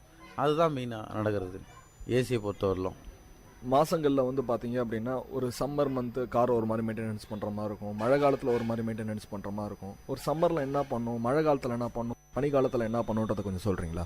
வெயில் காலத்தில் பார்த்திங்கன்னா மெயினாக வண்டி இன்ஜினுக்கு ஓவர் ஹீட் ஆகும். அதுக்கு வந்து பார்த்திங்கன்னா அந்த கூலண்ட் சரியாக மாற்றாமல் வண்டி வந்து பார்த்திங்கன்னா ரஸ்ட்டாக இருந்தால் உங்களுக்கு வந்து பாயிலிங் ஆகிறது சான்ஸ் இருக்குது. அதை முதல்ல ப்ரிவெண்ட் பண்ணலாம். மழை டைமில் வந்து பார்த்திங்கன்னா மெயினாக அண்டர்ச்சேஸில் வந்து துருப்பிடிக்க சான்ஸ் இருக்குது நிறைய தண்ணி போடுறதுனால. அதனால் வந்து ஆன்ட்ரஸ் கோட் பண்ணலாம். வின்டர்னு பார்த்திங்கன்னா நமக்கு ஒன்றும் அவ்வளோ பிரச்சனை இருக்குது கிடையாது. ஊட்டி அந்த மாதிரி இடத்துல வந்து பார்த்திங்கன்னா இந்த கூலண்ட்டுக்கு ஃப்ரீஸ் ஆக சான்ஸ் இருக்குது. அதனால் வந்து பார்த்திங்கன்னா கூலண்ட்டை வந்து ரேஷியோவாக இன்க்ரீஸ் பண்ணுவாங்க வண்டி ஸ்டார்டிங் ட்ரபிள் வரக்கூடாதுன்றதுக்காக. மற்றபடி வந்து வண்டியை வந்து பார்த்திங்கன்னா மேக்ஸிமம் சேஃபாக மூடி வைக்கிறது அந்த மாதிரி பண்ணும்போது வந்து பார்த்திங்கன்னா டோர்ஸ் ரஸ்ட் ஆகிறது அந்த மாதிரி பிரச்சனை அவாய்ட் பண்ணலாம். அது மழை டைமில் வந்து எல்லோரும் நிறைய பேர் பண்ணுற வேலை வந்து வண்டியை வந்து மழையில் அப்படியே ஓட்டும்போது சைலன்சர் முழுகி போகும்போது சில பேர் வந்து மேனேஜ் பண்ணி வண்டியை ஓட்டி போயிடுவாங்க ரைஸ் பண்ணி. சில பேர் ஓட்ட தெரியாமல் ஓட்டும்போது பார்த்திங்கன்னா ஆட்டோமேட்டிக்காக வண்டி ஆஃப் ஆகிடும். ஆஃப் ஆனோடனே தண்ணி சைலன்ஸ் வழியாக போய் இன்ஜின் வெடிக்க கூட சான்ஸ் இருக்குது, இன்ஜின் கிராக் ஆக சான்ஸ் இருக்குது, இன்ஜின் ஃபெயில் ஆகும். அதை வந்து நம்ம அவாய்ட் பண்ணுறது நல்லது. மழை டைமில் வண்டியை வந்து குழிப்பள்ள ரோட்டில் அதிகமாக ஓட்டாது இருக்குது நல்லது, சேஃப். இப்போ வண்டியெலாம் சொல்கிறாங்க புது இன்ஜினாக இருந்தால் வந்து அதை ஹில்ஸ் ஏற்றக்கூடாது அப்படின்ற மாதிரி. இப்போ காருக்கும் அது மாதிரி ஏதாவது இருக்குதுங்களா? புது வண்டியாக இருந்தால் ஹில்ஸ் ஏற்றக்கூடாதுன்ற மாதிரி ஏதாவது? பொதுவாக வந்து பார்த்திங்கன்னா வண்டியை வாங்கி ஒரு 5000 கிலோமீட்டர் ரஃபாக யூஸ் பண்ணக்கூடாதுன்றது வந்து கம்பெனி நாம்ஸு. எதுக்கு அப்படி சொல்கிறாங்கன்னு கேட்டிங்கனாக்கா அந்த போரில் வந்து தேய்மானம் வந்து பார்த்திங்கன்னா ஈவனாக இருக்கணும், பாலிஷ்டாக இருக்கணும் அப்படின்றதுனால ரஃபாக யூஸ் பண்ணக்கூடாதுன்னு சொல்கிறாங்க. அதுக்குன்னு வண்டியை வந்து ஹில்ஸ் ஏற்றக்கூடாதுன்னு கிடையாது, ஏற்றலாம். ரஃபாக யூஸ் பண்ணக்கூடாது. மெயின் இந்த ஒன் ஹேண்ட் மெயின்டெனன்ஸ் கண்டிப்பாக இருக்கணுங்களா? எனக்கு ஒருத்தர் சொன்னாங்க, என்ன சொன்னாங்கன்னா நீங்கள் ஒரு மாதிரி ஹேண்டில் பண்ணுவீங்க, இன்னொருத்தர் ஒரு மாதிரி வண்டி ஹேண்டில் பண்ணுவாங்க, அப்படி டிஃபரெண்ட்டாக ஹேண்டில் பண்ணும்போது மெயின்டெனன்ஸில் ப்ராப்ளம் வரும் அப்படின்ற மாதிரி. அது எப்படி? அதாவது பார்த்திங்கன்னா இப்போ வர்றதெல்லாம் வந்து multi point fuel injection vehicles தான். அது வந்து பார்த்திங்கன்னா நம்ம நார்மல் வண்டி ஓட்டுற மாதிரி அதை ஓட்டக்கூடாது. இப்போ டிரைவர்ஸ் இருக்காங்க, அவங்க ஓல்டு வண்டி ஓட்டின்னு இருந்திருப்பாங்க. இப்போ இண்டிகாவில் வந்து ஆர்டினரி வெஹிக்கிள் தான், அதில் வந்து MPFI டிசைன்ன்றது ஒன்று கிடையாது. அந்த மாதிரி வண்டி ஓட்டுற மாதிரி வந்து பார்த்திங்கன்னா இப்போ ஒரு மாருதி வண்டியோ இல்லை ஒரு உண்டாய் வண்டியோ வந்து பார்த்திங்கன்னா ஓட்டக்கூடாது. கிராஜுவல் ஆக்சிலரேஷன் தான் வந்து இது ஃபியூல் வந்து இன்ஜெக்ட் ஆகிறதுனால பெட்ரோலே இன்ஜெக்ட் ஆகுது. நீங்கள் எவ்வளோ ஆக்சிலேட்டர் கொடுக்குறீங்களோ அந்த அளவுக்கு வந்து ஃபியூல் வேஸ்டேஜ் இருக்கும். அன்வான்டாக கொடுக்கும்போது வண்டி பிக்கப் ஆகாது. கிராஜுவலாக ஆக்சிலேட் பண்ணி ஓட்டுறது நல்லது. அது வந்து நிறைய பேருக்கு தெரியறதில்ல. ரெண்டாவது டீசல் வண்டி ஓட்டுறவங்க பெட்ரோல் வண்டியில் கிளச் டிரைவ் பண்ண சான்ஸ் இருக்குது. இதெல்லாம் வந்து இதுதான் ஒன் ஹேண்ட் மெயின்டெனன்ஸுக்கும் மற்றவங்க ஓட்டுறதுக்கும் இருக்கிற வித்தியாசம்னு சொல்லணும்னா இதான் சொல்லணும். நம்ம ஆட்டோமேட்டிக் வண்டிக்கும் நார்மல் வண்டிக்கும் காரில் வித்தியாசங்கள் இருக்குது. வித்தியாசம்னு பார்த்தீங்கன்னாக்கா உங்களுக்கு மேனுவலில் வந்து பார்த்தீங்கன்னா ஃபர்ஸ்ட் கியர் செகண்ட் கியர் நம்ம வந்து புஷன் தகுந்த மாதிரி போட்டு ஓட்டுவோம். ஆனால் ஆட்டோமேட்டிக்கில் நம்ம இண்டிவிஜுவலாக பண்ண முடியாது. கிளச் பெடல் இருக்காது. முதல்ல வண்டி வந்து நீங்கள் எந்த அளவு எக்ஸலேட் கொடுக்குறீங்களோ அதுக்கு தகுந்த மாதிரி வண்டி கியர் ஷிஃப்ட் ஆகும். இதுதான் டிஃப்ரென்ஸ். ஷிஃப்டிங் வந்து பார்த்தீங்கன்னா ஆட்டோமேட்டிக்காக நடக்கிற விஷயம், ரெவல்யூஷன் தகுந்த மாதிரி நடக்கிற விஷயம். இன்னொன்று கிளச்சு இல்லாமல் ஓட்டுற வண்டி வந்து பார்த்திங்கன்னா ஆட்டோமேட்டிக் வண்டிங்க டிராஃபிக்கில் ஓட்டுறதுக்கு ரொம்ப நல்லாயிருக்கும். டிராஃபிக்ஸில் வந்து மூவ் பண்ணுறதுக்கெல்லாம் வந்து பார்த்திங்கன்னா ரொம்ப நல்லாயிருக்கும் வண்டி. அதனால் சில பேர் வந்து ஆட்டோமேட்டிக் ப்ரிஃபர் பண்ணுவாங்க. ஏஎம்டியில் வந்து பார்த்திங்கன்னா மெயினாக வந்து பார்த்திங்கன்னா கியர் ஷிஃப்டிங்காக கஷ்டப்படுறதோ வண்டி ஆஃப் ஆகுறதோ அந்த மாதிரி ப்ராப்ளம் அந்த வண்டிங்களில் இருக்காது. ஓட்டுறதும் ஈஸி. நார்மலாக வந்து கீர் வண்டி ஓட்டுறவங்களுக்கும் இந்த ஆட்டோமேட்டிக் கீர் வண்டி ஓட்டுறோம் ரெண்டுமே வந்து ஒரே மாதிரி மெயின்டெனன்ஸ் தான் இருக்குங்களா? மெயின்டெனன்ஸ்னு பார்த்தீங்கன்னாக்கா நம்ம மேனுவலில் தான் வந்து வேரண்டர் அதிகமாக இருக்க சான்ஸ் இருக்குது. ஏன்னா அவங்க கிளச் ட்ரைவ் பண்ணுறது, அவங்க வந்து ஸ்பீடு வேரியேஷன் இல்லாமல் ஓட்டுறது அந்த மாதிரி. இதில் வந்து ஆட்டோமேட்டிக்கில் வந்து மேக்ஸிமம் சான்சஸ் கம்மி. ஏன்னா ஆட்டோ ஷிஃப்டிங்கிறதுனால நம்ம வந்து கிளச்சு மாற்றுறது, கிளச்சு பிடிச்சி கியர் மாற்றுற விஷயம் அதில் இல்லை. என்ஜின் வந்து அதுக்கு தகுந்த மாதிரி எக்ஸலேட் பண்ணும்போது மாறுதுன்ற போது மேனுவலாக நடக்கிறதுக்கும் ஆட்டோமேட்டிக் நடக்கிறதுக்கும் வித்தியாசம் இருக்குது. அதனால் ஆட்டோமேட்டிக் இப்போ வந்து நல்லது தான் சொல்லணும். இன்றைக்கி இருக்கிற டிராஃபிக்கு ஆட்டோமேட்டிக் நல்லாயிருக்கும் வண்டி ஓட்டுறது. ஃப்யூச்சரில் கூட வந்து பார்த்தீங்கன்னா அந்த மாதிரி ஆட்டோமேட்டிக் கீர் வரத்துக்கு நிறைய வாய்ப்புகள் இருக்குது. இனிமேட்டு கீரே இல்லாமல் கூட கார் வரதுக்கான சான்சஸ் நிறையா இருக்குது. கார் டயரில் வந்து சில பேர் வந்து நைட்ரஜன் கேஸ் ஃபில் பண்ணி ஓட்டுறாங்க. இப்படி இன்றைக்கி இருக்க காலகட்டத்தில் நல்லதா இல்லை எப்படி? ரோட்டில் வந்து டயர் கான்டாக்ட் ஆகும்போது கண்டிப்பாக டயர் ஹீட் ஆகும். அந்த ஹீட்டை வந்து பார்த்திங்கன்னா உள்ளே இருக்கிற காற்று அந்த ஹீட் எடுத்துகிட்டு எக்ஸ்பேண்ட் ஆக தான் சான்சஸ் இருக்க தவிர நார்மலாக வந்து இருக்க சான்ஸ் இல்லை. இதே நைட்ரஜனில் வந்து என்னென்னு கேட்டிங்கன்னா அட்வான்டேஜ். இப்போ நைட்ரஜன் கேஸ் யூஸ் பண்ணும்போது இதுவாக டயர் ஹீட் ஆகாது. நைட்ரஜன் வந்து எக்ஸ்பேண்ட் ஆகிறதும் கிடையாது. அதனால் வந்து டயரோட லைஃப் இன்க்ரீஸ் ஆகுமே தவிர குறையாது. ட்ராபேக்குன்னு சொல்லணுன்னாக்கா நிறைய இடத்துல வந்து நைட்ரஜன் கிடைக்கிறது இல்லை. அதான் ட்ராபேக்காக சொல்லணும். அது நிறைய இடத்துல கிடைச்சா இன்னும் வண்டிக்கு யூஸ்ஃபுல்லாக தான் இருக்கும். வெள்ளூரில் நைட்ரஜன் கேஸ் நான் ஃபில் பண்ணணும் அப்படின்னா அவங்க எங்கே போய் ஃபில் பண்ணிக்கலாம் ஈஸியாக? பெட்ரோல் பங்க்ஸ்லேயே கிடைக்குது, தனியாக போட்டிருக்காங்க. அது இல்லாமல் எல்லா அலைன்மெண்ட் இதுலேயும் வந்து பார்த்திங்கன்னா அலைன்மெண்ட் ஷெட் வச்சுருக்கவங்க எல்லார்கிட்டையுமே இருக்குது கேஸு. அங்கே செக் பண்ணிக்கலாம், ஃபில்அப் பண்ணிக்கலாம். முதல்ல வந்து 50 ருபீஸ் இருந்து இப்போ 25 ருபீஸ் கொண்டாந்துருக்காங்க. இருக்க மலிவாயின்னு வருதை தவிர அதிகமாகல. இங்கெல்லாம் அவைலபிளாக இருக்குது. நைட்ரஜன் கேஸ் வந்து நீங்கள் வெளியில் கிடைக்கல அப்படின்ற மாதிரி சொல்கிறீங்க. ஏர் ஃபில் பண்ணி கூட எடுத்துகிட்டு போகிற மாதிரி ஏதாவது கிட் ஏதாவது இருக்குதுங்களா? அந்த மாதிரி செப்பரேட்டாக எடுத்துகிட்டு போகிற மாதிரி இன்னும் யாரும் யூஸ் பண்ணல. எக்ஸ்பென்சிவ் வேறு அது. இப்போ எமர்ஜென்சிக்குனா கூட வந்து பார்த்திங்கன்னா நைட்ரஜன் இருக்கிறதுலேயே ஏர் பிடிச்சிட்டு வந்து ஏர் லீக் பண்ணிவிட்டு திருப்பியும் நைட்ரஜன் ஏற்றிக்கலாம். அதனால் வந்து அதுக்காக நம்ம பெரிய செலவெல்லாம் ஒன்றும் பண்ண தேவையில்லைங்க. நிறைய பேர் வந்து கேஸ் போட்டு வண்டி ஓட்டுறாங்க. இது வந்து எந்த லெவலுக்கு சேஃப்டிங்க? சேஃப்டின்றோட ஃபர்ஸ்ட் ஆஃப் ஆல் வந்து பார்த்திங்கன்னா உங்களுக்கு ஃபியூயல் யூசேஜில் வந்து பார்த்திங்கன்னா பெட்ரோலுக்கு இன்றைக்கி இருக்கிற விலையில் பாதி தான் வந்து கேஸோட ரேட்டு. என்ன பண்ணணுன்னாக்க நிறைய பேர் பண்ணுறதில்ல. என்னென்னு பார்த்தீங்கன்னா மெயின்டெனன்ஸ் சரியாக பண்ணுறதில்ல. கேஸ் கிட்ட வந்து ஆயில் லீக் பண்ணுறது, டியூன் பண்ணுறது, ஒயரிங்கில் எதனா ப்ராப்ளம் இருக்கான்னு பார்க்குறது, இதெல்லாம் யாரும் பார்க்குறதில்ல. அதனால் மேக்ஸிமம் பிரச்சனை வர்றதுனால எல்லோரும் பயப்படுறாங்களே தவிர கேஸ் வந்து நல்ல ஒரு விஷயம்தான். கொஞ்ச நேரத்துக்கு முன்னாடி பேசிகிட்டு இருக்கும்போது கூட சொன்னீங்க கார் டயர் வெடிச்சிரும் அப்படின்ட்டு. எந்தெந்த காரணத்தினாலாம் வந்து கார் டயர் வந்து பர்ஸ்ட் ஆகுது? மெயினாக வந்து பார்த்திங்கன்னா டயர் லைஃப் வந்து பார்த்திங்கன்னா இன்றைக்கி டயர் போட்டோம்னா 4 இயர்ஸ் அதனோட லைஃப். அதுக்கப்புறம் வந்து டயர் வந்து ஹார்ட் ஆக சான்சஸ் இருக்குது. ஹார்ட் ஆகும்போது கிராக் ஃபார்ம் ஆகும். அதனால தான் டயர் வெடிக்குது. நம்ம வந்து டயரை பற்றி யாரும் வந்து பட்டன் இருக்குது நம்ம அப்படியே வண்டி ஓட்டுவோம் அப்படின்னு தான் நிறைய பேர் ஓட்டுறாங்களே தவிர இவ்வளோ நாள் ஆகிடுச்சு டயர் மாற்றுறது இல்லை.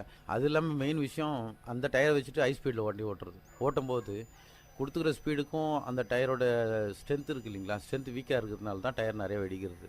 அது இல்லாமல் ஷார்ப் எட்ஜஸில் மேக்ஸிமம் அவாய்ட் பண்ணி வண்டி ஓட்டுறது நல்லது. அது படும்போதும் டயர் வெடிக்க சான்சஸ் ஹை ஸ்பீடில். ஏன்னா ரோட்ஸில் போல் நட்ஸ் எதனா இருந்து பட்டாலும் வீக்காக இருந்துச்சுன்னா டயர் வெடிச்சிடும். அதுதான் மெயின் ரீசனாக சொல்லலாம். நைட் டிரைவிங்கில் ஒரு டிரைவர் கடைப்பிடிக்க வேண்டிய விஷயங்கள் என்னென்னன்றது கொஞ்சம் சொல்லுங்கள். இன்றைக்கி இருக்கிற சுச்சுவேஷனில் பார்த்தீங்கன்னா நைட் டிரைவிங்கில் மெயினாக வந்து பார்த்திங்கன்னா எல்லோரையும் அஃபெக்ட் பண்ணுறது லைட்ஸ் தான். பெரிய லாரி அதிலெல்லாம் பார்த்தீங்கன்னா 190 பல்பை டபுள்ஸாக யூஸ் பண்ணுறாங்க. டபுள்ஸாக யூஸ் பண்ணும்போது பார்த்திங்கன்னா ஹெவி இலுமினேஷன் கிடைக்கும்போது எதிர்க்க வர்றவர் வந்து கம்பெனி லைட்டை போட்டு போவார். 60-55 சீக்வன்ஸில் இருக்க லைட்டை போட்டு போவார். அப்படி போட்டு போகும்போது எதிர்க்க வந்து விஷன் இல்லாத போகுது. அவங்களுக்கு விஷன் இல்லாதனால தான் மெயின் ஆக்சிடென்ட் ஆகிறது. இந்த மாதிரி லைட்டை போடுறத வந்து அவாய்ட் பண்ணும்போது நமக்கு இந்த பிரச்சனைலேருந்து வெளியே வரலாம். சில பேர் ஆக்சிலேட்டரில் கூட வந்து பார்த்தீங்கன்னா ஏதோ கட்டை வச்சு ஓட்டுறது கூட லாரியிலலாம் கூட சொல்கிறாங்க. இதை பற்றி நீங்கள் என்ன சொல்கிறீங்க? இல்லை அப்படியும் பண்ணுறாங்கன்னும் போது நைட் டிரைவிங்கில் சில டைமில் வந்து க்ளீன் டெஸ்ட்டை வண்டி கொடுத்துட்றாங்க. அவங்க ஓட்டுறாங்க. அவங்களுக்கு ட்ரைனிங் கொடுக்குற மாதிரி நினச்சிட்டு அவங்க பண்ணுறாங்க. அதனால் வர விபரீதத்தை பற்றி அவங்களுக்கு தெரியறதில்ல. ஓனர் எங்கேயோ இருப்பார், அவருக்கு எதுவும் தெரியாது, வண்டி போயிருக்கு வரும்னு நினைப்பாரு. ஆனால் இங்கே நடக்கிற விஷயம் பார்த்தீங்கன்னா, இந்த மாதிரி டிரைவர்ஸுங்க வந்து பண்ணுற தப்புனால, இல்லை டிரைவர்ஸ் தூக்கம் வருதுன்னா பேசாமல் ஓரம் கட்டி தூங்கிடலாம். ஓரம் நின்று ஒரு 2 ஹவர்ஸ் ரெஸ்ட் எடுத்து கூட வண்டி ஓட்டலாம். ரெஸ்ட்டே இல்லாமல் வண்டி ஓட்டுறதுனாலையும் இந்த மாதிரி பிரச்சனைங்க வருது. பாட்டு அதிகமான சவுண்டு வச்சிங்கனாக்கா வண்டி வச்சு ஓட்டும் போது சைடில் என்ன வண்டி வருது போகுது அந்த சவுண்டு எதுவுமே கேட்காதனாலையும் அந்த மாதிரி பிரச்சனைங்க ஆகுது. கார் வச்சிருக்கிறவங்க ஒரு பேசிக்காக மெக்கானிசம் இதெல்லாம் தெரிஞ்சிருக்கணும் அப்படின்ற மாதிரி. நம்ம நடுவில் போயிட்டே இருப்போம், திடீர்னு கார் வந்து எந்த பிரச்சனைன்னு தெரியாதே கார் நின்றுடும். இப்போ அவங்க வந்து பேசிக்காக என்னென்ன மெக்கானிசம்லாம் காரில் தெரிஞ்சு வச்சுருக்கணும். பெட்ரோல் வண்டியில் வந்து இக்னிஷன் ஃபியூஸ்னு இருக்குது. அந்த ஃபியூஸ் எங்கே இருக்குது, அது ஃபெயில் ஆச்சுனாக்கா உள்ள டேஷ்போர்டில் வந்து அந்த இலுமினேஷன் வராது, லைட் இலுமினேஷன் வராது. அந்த டைமில் வந்து அந்த ஃபியூஸை மாற்றினா வண்டி ஸ்டார்ட் ஆகிடும், மறுபடியும் போகலாம். இல்லை பேட்டரி ஒயர் லூஸாக இருக்கலாம், அதை பார்க்கலாம். அந்த மாதிரி ஒயரிங்ஸ் வந்து எங்களை கழண்டிட்டு இருக்கான்றதை வந்து விஷுவல் செக்கப்பில் பார்க்கறதுக்கு சான்சஸ் இருக்குது. பேசிக் மெக்கானிசம் இதை பற்றி சும்மா வந்து ஒரு இன்ட்ரோ தர மாதிரி. இப்போ கார் வாங்குற இடத்துல அவங்களாம் வந்து இந்த விஷயங்கள்லாம் சொல்லி தராங்களா? ஒரு சில இடத்துல சொல்லி தருவாங்க. ஆனால் அவர் இன்ட்ரெஸ்ட் இருந்தால் அதை கற்றுக்கலாம், அவர் கேட்கலாம். அந்த கன்சர்ன் சேல்ஸ் ரெப்பையோ ஒர்க் பண்ணுற ஸ்டாஃபையோ கூப்பிட்டு அவங்க விஷயத்தை தெரிஞ்சுக்கிறது நல்லது. நேயர்களுக்காக ஒரு 5 விஷயம், கார் வந்து பேசிக்காக மெக்கானிசம் வந்து தெரிஞ்சுக்கணுன்னா இந்த 5 விஷயத்தை தெரிஞ்சுக்கிட்டா போதும் அப்படின்ற மாதிரி ஒரு 5 விஷயம் சொல்லுங்கள். ஃபர்ஸ்ட் ஆஃப் ஆல் வந்து பார்த்திங்கன்னா, வண்டி டயர் பஞ்சர் ஆனாக்கா அது எப்படி மாற்றுறதுன்னு தெரியாமல் நிறைய கஸ்டமர்ஸ் இருக்காங்க. அதுக்கு மெயினாக வந்து பார்த்திங்கன்னா, வண்டியோட ஃப்ரண்ட் வீல்லையும் பேக் வீலுக்கு நடுவில் இந்த எட்ஜி கார்னரில் வந்து பார்த்திங்கன்னா 2 ஸ்பாட் வச்சுருப்பாங்க. திக்னஸான ஒரு பிளேட் இருக்கும், அங்கே தான் வந்து ஜாக் போடணும். அது தெரியாமல் போடும்போது நான் அது ரன்னிங் போர்டும் பெண்ட் ஆகிடும், வண்டி சாய சான்ஸ் இருக்குது. அதை வந்து அவங்க பார்த்து பண்ணுறது நல்லது. ரெண்டாவது வந்து பார்த்திங்கன்னா, வண்டியில் வந்து ஃபியூஸை பற்றி தெரிஞ்சது நல்லது. எந்தெந்த ஃபியூஸ் எங்கே ஒர்க் பண்ணுறதுன்றது வந்து இந்த கவர்லேயே இருக்கும். அதை வந்து மெக்கானிக்ஸ்கிட்டையோ இல்லை புது வண்டி எடுக்கும்போது சேல்ஸ் ரெப்கிட்டையோ கேட்டு எந்தெந்த ஃபியூஸ் எங்கே இருக்குது அதனுடைய விஷயத்தை தெரிஞ்சுக்கலாம். வண்டியில் வந்து விஷுவலாக வந்து பார்த்திங்கன்னா ஓசஸில் எதனா கிராக் இருக்கா, கூலண்ட் இருக்கா, அப்படி இல்லைனா பாயில் ஆக சான்ஸ் இருக்குது, வண்டி என்ஜின் சீஸ் ஆக சான்ஸ் இருக்குது, அதை தெரிஞ்சுக்கலாம். பேட்டரி டெர்மினல்ஸ் வந்து பார்த்திங்கன்னா லூஸாக இருக்கா இல்லை கரோடாய்வு இருக்கா பார்த்து அதை க்ளீன் பண்ணுறது எப்படின்றத தெரிஞ்சுக்கலாம். அந்த மாதிரி கரோடாகும்போது கூட வண்டி ஸ்டார்ட் ஆக போகிறதுக்கு சான்ஸ் இருக்குது. வின்டரில் வந்து பார்த்திங்கன்னா நிறைய பேட்டரி ஃபெயில் ஆகும், வீக்காக இருக்கிற பேட்டரி வின்டர்ஸில் ஃபெயில் ஆகும் கூலிங்கில். அதை தெரிஞ்சு அதுக்கு தகுந்த மாதிரி ப்ரிவென்டிவாக மாற்றிக்கலாம் அவங்க பேட்டரி. டயரை வந்து விஷுவலாக பார்க்கும்போது டயரில் எதனா டேமேஜ் இருக்கான்றதை அவங்க பார்த்து அதுக்கு தகுந்த மாதிரி வண்டி ஓட்டிக்கலாம். இதெல்லாம் வந்து மெயின்டைன் பண்ணாங்கன்னா ப்ரிவென்டிவ் மெயின்டெனன்ஸாக அதை யூஸ் பண்ணிக்கலாம் அவங்க சேஃப்டிக்காக. இப்போ ஒரு லாங் டிரைவ் போகிறவங்க இத்தனை 1000 கிலோமீட்டருக்கு ஒரு தடவை காரை நிறுத்துவாங்க. எத்தனை கிலோமீட்டர்ஸ்க்கு ஒரு தடவை காரை நிறுத்தி கொண்டு போகணுன்ற மாதிரி ஏதாவது இருக்குதுங்களா? அந்த மாதிரி எதுவும் ரெஸ்ட்ரிக்ஷன் கிடையாதுங்க. நீங்கள் எவ்வளோ தூரம்னா வண்டி ஓட்டலாம், வண்டி நல்லா இருக்கிற வரலாம் எந்த பிரச்சனையும் கிடையாது, போகலாம். இதனால் வந்து பார்த்திங்கன்னா வண்டி பாயில் ஆகுமோ இல்லை வண்டி ஹீட் ஆகி நின்றுமோ அப்படின்ற பிரச்சனை இல்லை. ரெகுலர் மெயின்டெனன்ஸ் பண்ணிங்கன்னா நீங்கள் தைரியமாக எவ்வளோ தூரம்னாலும் ஓட்டலாம் வண்டி. மெயின்டெனன்ஸ் வந்து பார்த்திங்கன்னா பிரேக் டவுன் மெயின்டெனன்ஸ் பண்ணுறவங்களுக்கு கண்டிப்பாக லாங் ஓட்டும் போது ஏதாவது ப்ராப்ளம் வர சான்ஸ் இருக்குது. பெல்ட் கட் ஆகலாம், இல்லை வந்து ட்ரை ஷாஃப்ட் கட் ஆகலாம், டயர் வெடிக்கலாம். இந்த மாதிரி மெயின்டெனன்ஸ் இல்லாத வண்டிங்க தான் வந்து இந்த மாதிரி ப்ராப்ளத்துக்குலாம் வரும். மெயின்டெனன்ஸ் இருக்கிற வண்டியில் தைரியமாக போகலாம் எவ்வளோ தூரம்னாலும் நிற்காமல். ஒரு கார் ஒரு டிரைவிங்கை பற்றியோ ஒரு காரை பற்றியோ இதெல்லாம் நீங்கள் கரெக்டாக மெயின்டைன் பண்ணுங்கள் அப்படின்ற மாதிரி ஒரு மெக்கானிக்காக நீங்கள் என்ன சொல்ல விரும்புகிறீங்க? வண்டியில் வந்து ஹேண்ட் பிரேக் நல்லபடியாக ஒர்க் ஆகிற கண்டிஷனில் இருக்கணும். ஏன்னா ஹில்ஸ் ஓட்டுறீங்கன்னா ஹில்ஸில் போகும்போது ஹேண்ட் பிரேக் போட சான்சஸ் இருக்குது, போடும்போது ஹேண்ட் பிரேக் ஒர்க் ஆகலாம் வண்டி பேக்கில் வர சான்ஸ் இருக்குது, பின்னாடி போகும். அப்போ உங்களால் வண்டியை வந்து பதட்டமான நிலை ஆகிட்டிங்கன்னா வண்டி ஓட்ட முடியாது, ஆக்சிடென்ட் ஆக சான்ஸ் இருக்குது. அதனால் ஹேண்ட் பிரேக் வந்து மஸ்ட். ஹேண்ட் பிரேக்கு நல்ல கண்டிஷனில் வச்சுருக்கணும். அதே மாதிரி டயர்ஸு, ஒரு வண்டி வந்து பார்த்திங்கன்னா நல்லா ரன் ஆகணும் போது அதுக்கு தகுந்த மெயின்டெனன்ஸ் இருக்கணும், அதை மெயின்டைன் பண்ணுங்கள். இப்போ சப்போஸ் பேட்ரி திடீர்னு இங்கேயே வந்து பார்த்திங்கன்னா ஸ்டார்ட் ஆகும்போது ரொம்ப கஷ்டப்பட்டு ஸ்டார்ட் ஆகுதுன்னு போது அந்த மாதிரி லாங்கில் போகும்போது திடீர்னு பேட்டரி ஃபெயில் ஆக சான்ஸ் இருக்குது. பேட்டரி ஃபெயில் ஆகிற இடம் வந்து பேட்டரி அவைலபிள் ஆகிற இடத்துல ஃபெயில் ஆனால் பரவாயில்ல, நடுவில் மாட்டிக்கணும்னா அதுவும் ப்ராப்ளம். இந்த மாதிரி அதே மாதிரி கம்பல்சரி ஹெட்லைட்லாம் எரியுதா வண்டியில், அதை வந்து லாங் போகும்போது அதெல்லாம் செக் பண்ணி எடுத்துகிட்டு போகிறது நல்ல விஷயம். பிரேக் பிடிக்குதா இதெல்லாம் செக் பண்ணிட்டு போனாக்கா நல்லாயிருக்கும், ஜேர்னி சேஃபாக இருக்கும். ஹில்ஸில் போகும்போது வந்து பார்த்திங்கன்னா வண்டி வந்து லோயர் கியரில் தான் போகணும். ஹையர் கியரில் போகும்போது வண்டி ஆஃப் ஆக சான்சஸ் இருக்குது. ஆஃப் ஆனாக்கா வண்டி பின்னாடி வர ஆரம்பிக்கும். அது அப்போ வந்து பார்த்திங்கன்னா நம்ம திடீர்னு பதட்டத்தில் வந்து வண்டி விட்டுருவோம், வண்டி ஆக்சிடென்ட் ஆக சான்ஸ் இருக்குது. அதனால் வந்து நம்ம லோயர் கியரில் ஏற்றுறதும் மேக்ஸிமம் லோயர் கியரில் போகிறது நமக்கு பிரேக்கிங்கு சேஃப்டியாக இருக்கும். இறக்கும்போது மெயினாக வந்து பார்த்திங்கன்னா லோயர் கியரில் தான் இறக்கணும் வண்டியை. பிரேக் அடிக்கடி பிடிக்கும் போது என்ன ஆகலாம்னா பிரேக் லைனிங் வந்து பார்த்திங்கன்னா எரிய ஆரம்பிக்கலாம், புகை வர ஆரம்பிக்கும். அதனால் பிரேக் அவாய்ட் பண்ணுறதுக்கு நம்ம லோயர் கியரில் ஓட்டும் போது ஸ்பீடு குறைஞ்சி ஓட்டும் போது நம்ம வந்து பிரேக் அதிகமாக யூஸ் பண்ணாமல் சேஃப்டியாக வரலாம். பிரேக் ஃபெயில் ஆகிறதுக்கு சான்சஸ் இல்லை. அதிகமான ஸ்பீடில் போய்ட்டு வண்டி ஓட்டும் போது பிரேக் ஃபெயில் ஆக சான்சஸ் இருக்குது. பிரேக் பேட் ஹீட் ஆகுது, பிரேக் பேட் ஹீட் ஆகும்போது அந்த ரப்பர்ஸ் ஹீட் ஆச்சுன்னா பிரேக் ஆயில் லீக் ஆக சான்சஸ் இருக்குது. அப்போ பிரேக் பிடிக்காமல் போகலாம், அதை மேக்ஸிமம் அவாய்ட் பண்ணணும். ஹேண்ட் பிரேக் மஸ்ட்டாக இருக்கணும். சேஃப்டிக்கு வந்து ஹேண்ட் பிரேக் இருக்கணும், அதை பார்த்துக்கணும். கண்டிப்பாக. ஏன்னா வந்து நிறைய பேர் வந்து நான் ஹில்ஸில் கூட பார்த்துருக்குறேன், கார் ஆஃப் பண்ணி விட்டுட்டுலாம் கூட வண்டி ஓட்டிட்டு வருவாங்க. ஏன்னா வண்டி கார் ஆஃப் பண்ணிட்டாலே என்ஜின் பிரேக்கிங் இல்லாத போகுது. அதாவது வண்டியிலே வந்து பார்த்திங்கன்னா என்ஜினுக்குன்னு ஒரு பிரேக் இருக்குது. ஆக்சிலேட்டர் நீங்கள் ரிலீஸ் பண்ணும்போது ஆட்டோமேட்டிக்காக இன்ஜின் வந்து ஒரு பார்ட்டு பிரேக் பண்ணும். அந்த பிரேக் இல்லாத போகுது. ரெண்டாவது கியரில் இருக்கும்போது ஒரு ரிடக்ஷன் இருக்குது. அந்த ரிடக்ஷன் இல்லாமல் வரும்போது வண்டி வந்து டவுனில் வரும்போது ஃபுல் ஸ்பீடில் வர சான்சஸ் இருக்குது. அதனால் பிரேக் பிடிச்சாலும் பிரேக்லேயும் ப்ராப்ளம் வர ஆரம்பிக்கும். அதனால் வந்து சேஃப்டி கிடையாது. வண்டியை வந்து ரன்னிங்கில் ஓட்டுறது நல்லது. இன்ஜின் ரன்னிங்கில் இருக்கும்போது வண்டியை ஓட்டிட்டு வர்றது, ஹில்ஸ்லேருந்து வர்றது நல்லது. ரொம்பவே நல்ல விஷயம்னா நிறைய விஷயங்கள் எங்களுடைய விஐடி கம்யூனிட்டி ரேடியோக்காக பகிர்ந்துக்கிட்டீங்க. ரொம்ப நன்றி. நன்றி. இவ்வளோ நேரம் நம்மக்கிட்ட கார் மெக்கானிக் திரு வெங்கடேஷ் அவர்கள் காரை பற்றின நிறைய விஷயங்களை நம்மக்கிட்ட பகிர்ந்துக்கிட்டாங்க. மீண்டும் ஒரு அனுபவ மேடை நிகழ்ச்சியில் உங்களை சந்திக்கும் வரை உங்களிடமிருந்து விடைபெறுவது நான் சரவண கார்த்திக். நீங்கள் கேட்டுக்கொண்டிருப்பது விஐடி பண்பலை 90.8 விஐடி பல்கலைக்கழகத்தின் சமுதாய வானொலி. நிகழ்ச்சி ஒருங்கிணைப்பில் உதவி விஐடி நிலையான ஊரக வளர்ச்சி மற்றும் ஆராய்ச்சி கல்வி மையம். நேர்கள் இதுவரை கேட்டது அனுபவ மேடை. மக்கள் தங்கள் வாழ்க்கை அனுபவங்களையும் முன்னேற்ற பாதைகளையும் விரிவாக கலந்துரையாடும் நிகழ்ச்சி. உங்கள் விஐடி பண்பலை 90.8 விஐடி பல்கலைக்கழகத்தின் சமுதாய வானொலி.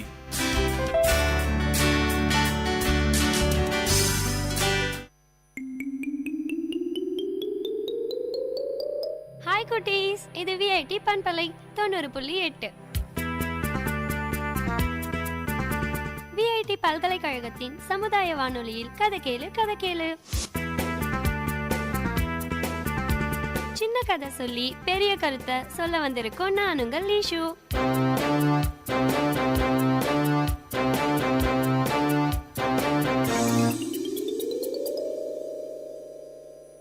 ஒரு ஊர்ல சத்யவான்னு ஒரு ராஜா இருந்தாராம். அவர் எப்பவும் உண்மையை மட்டும்தான் பேசுவாரு. ரொம்ப நேர்மையானவரும் கூட. அவரை போலவே அவரோட ஆட்சியும் நேர்மையா இருந்தது. அவரோட நாடு எல்லா வளங்களோடவும் சிறப்பாவும் இருந்துச்சு. ஒரு நாள் நைட்டு சத்யவான் ராஜா தன்னோட கோட்டைய சுத்தி பார்த்துட்டு இருந்தாரு. அப்போ அரண்மனைக்குள்ள இருந்து ஒரு பெண் வெளியே வர்றது தெரிஞ்சது. ராஜா அந்த பெண் கிட்ட போய், அம்மா நீங்க யார், ஏன் இந்த நள்ளிரவு நேரத்துல வெளியே போறீங்கன்னு கேட்டாரு. அதுக்கு அந்த பொண்ணு சொல்லிச்சான், நான் தான் திருமகள், மகாலட்சுமி ஆகிய நான் ஒரே இடத்துல நிரந்தரமா இருக்க மாட்டேன். நான் இங்க வந்து தங்கி நிறைய நாளாச்சு, அதனால இப்ப வெளிய போறேன்னு மகாலட்சுமி சொன்னாங்களாம். அதுக்கு அந்த ராஜா, சரி உங்க விருப்பம் தாயே, நீங்க போகலான்னு சொல்லிட்டாரு. கொஞ்ச நேரத்துக்கு அப்புறம் இன்னொரு பெண் அரண்மனையை விட்டு வெளியே வந்துட்டு இருந்தா. ராஜா பார்த்துட்டு, அம்மா நீங்க யாருன்னு கேட்க, நான் தர்ம தேவதை, திருமகள் இல்லாத இடத்துல நான் இருக்க முடியாது, அதனால நான் போறேன்னு சொன்னாங்களாம். ராஜாவும் சரின்னு சொல்லிட்டாரு. இன்னும் கொஞ்ச நேரம் கழிச்சு மூன்றாவதா ஒரு பெண் அரண்மனையை விட்டு வெளியே போயிட்டு இருந்தாங்க. ராஜா, அம்மா நீங்க யாரு, ஏன் போறீங்கன்னு கேட்டாரு. அதுக்கு அந்த அம்மா சொல்லிச்சான், நான் நீதி தேவதை. எப்போ திருமகளும் தர்ம தேவதையும் வெளியேறிட்டாங்களோ அப்ப இந்த அரண்மனையில எனக்கு என்ன வேலைன்னு சொல்லிட்டு நீதி தேவதையும் வெளியே போயிட்டாங்களாம். நீதி தேவதை வெளியே போன உடனே நாலாவதா ஒரு பெண் வெளியே வந்தாங்க. ராஜாவும் வழக்கம் போல, அம்மா நீங்க யாருன்னு கேட்க, நான் தான் சத்திய தேவதைன்னு சொன்னாங்களாம்.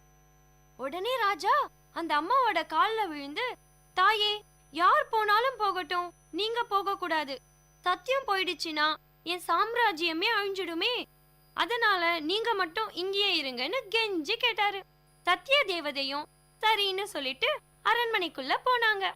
அவங்க உள்ள போன கொஞ்ச நேரத்திலேயே வெளியே போன நீதி தேவதை, உண்மை இல்லாத இடத்துல நான் போக முடியாது, அதனால நான் வந்துட்டேன்னு சொல்லி அவங்களும் அரண்மனைக்குள்ள போயிட்டாங்க. அவங்கள தொடர்ந்து தர்ம தேவதையும் உண்மை நீதி இருக்கும் இடத்துலதான் நானும் இருப்பேன்னு சொல்லிட்டு உள்ள போனாங்க. கடைசியா திருமகளும் திரும்பி வந்து, எங்க உண்மை இல்லையோ, எங்க தர்மம் இல்லையோ, எங்க நீதி இல்லையோ, அங்க நான் மட்டும் இருந்தா அது அநியாயக்காரர்களின் வேட்டைக்காடாயிடும், அதனால நானும் இங்கேயே வந்துட்டேன்னு சொல்லிட்டு அவங்களும் உள்ள போயிட்டாங்க. இதனால என்ன தெரியுது? உண்மைதான் உயர்ந்தது. நம்ம கிட்ட உண்மை இருக்கிற வரைக்கும் எதுவும் நம்மள விட்டு போகாது. என்ன குட்டீஸ், இதுக்கப்புறம் உண்மையை மட்டும் தானே பேசுவீங்க?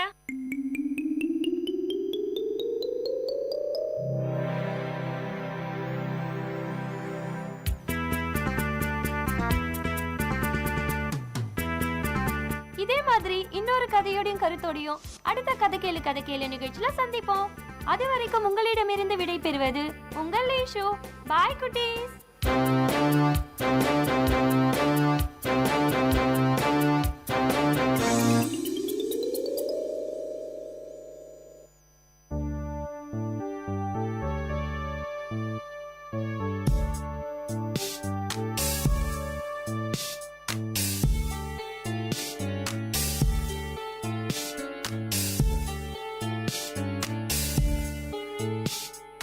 தந்தை எனும் மந்திர சொல் தாலாட்டுமே என்னை என்றும். தந்தை போல தோழன் இல்லை, என் தந்தை இன்றி தெய்வம் இல்லை. வரமாய் வந்த தெய்வம் நீ, தவமாய் கிடைத்த செல்வம் நீ. என்னென்னம் நீ வந்தம் நீ, எந்த தந்தை நீ. தந்தை எனும் மந்திர சொல் தாலாட்டுமே என்னை என்றும்.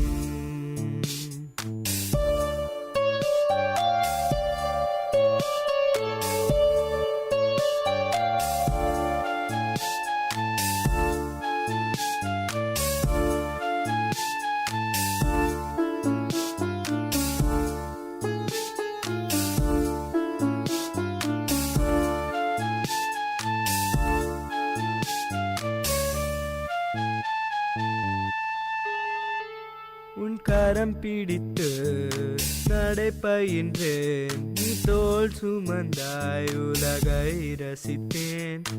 உனை உருக்கி என்னை வளர்த்தாய், நீ ஒளி கொடுத்தாய், நல் வழி நடந்தேன். தவம் என்ன செய்தனோ நான் உந்தன் மகனாய் பிறக்கவே. என்னென்னம் நீ வண்ணம் நீ, எந்த தந்தை நீ. தந்தை எனும் மந்திர சொல் தாலாட்டுமே என்னை என்றும். தந்தை போல தோழன் இல்லை, என் தந்தை இன்றி தெய்வம் இல்லை.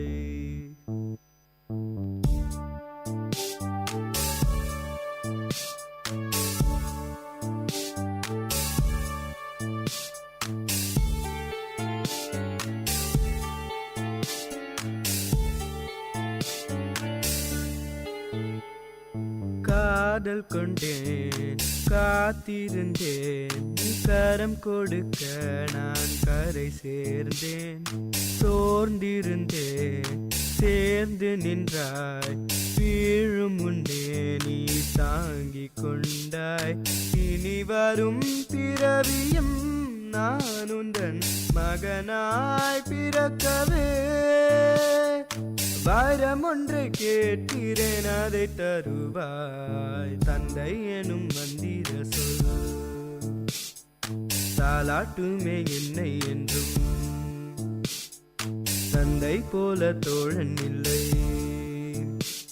என் தந்தை இன்றி தெய்வம் இல்லை. வரமாய் வந்த தெய்வம் நீ, தவமாய் கிடைத்த செல்வம் நீ. என்னென்னம் நீ வண்ணம் நீ, எந்த தந்தை நீ. கேட்ட பாடலை பாடியவர் அஜய் ரமணா, இசை முருகானந்தம், பாடல் வரிகள் முனைவர் மோகன ஸ்ரீனிவாசன், தயாரிப்பு விஐடி பண்பலை 90.8.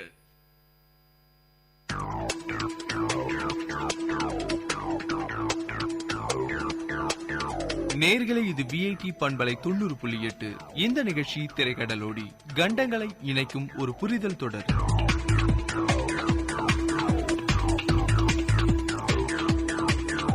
ஹலோ ஃப்ரெண்ட்ஸ், திரைக்கடலோடி நிகழ்ச்சியில உலகின் பல்வேறு நாடுகளை பத்தின பல சுவாரஸ்யமான தகவல்களையும் அங்குள்ள வளங்களையும் மேலும் அங்குள்ள சுற்றுலா தலங்களை பத்தி பார்த்துட்டு வரும். இந்த நிகழ்ச்சியில நாம சுத்தி பார்க்க போற நாடு துபாய்.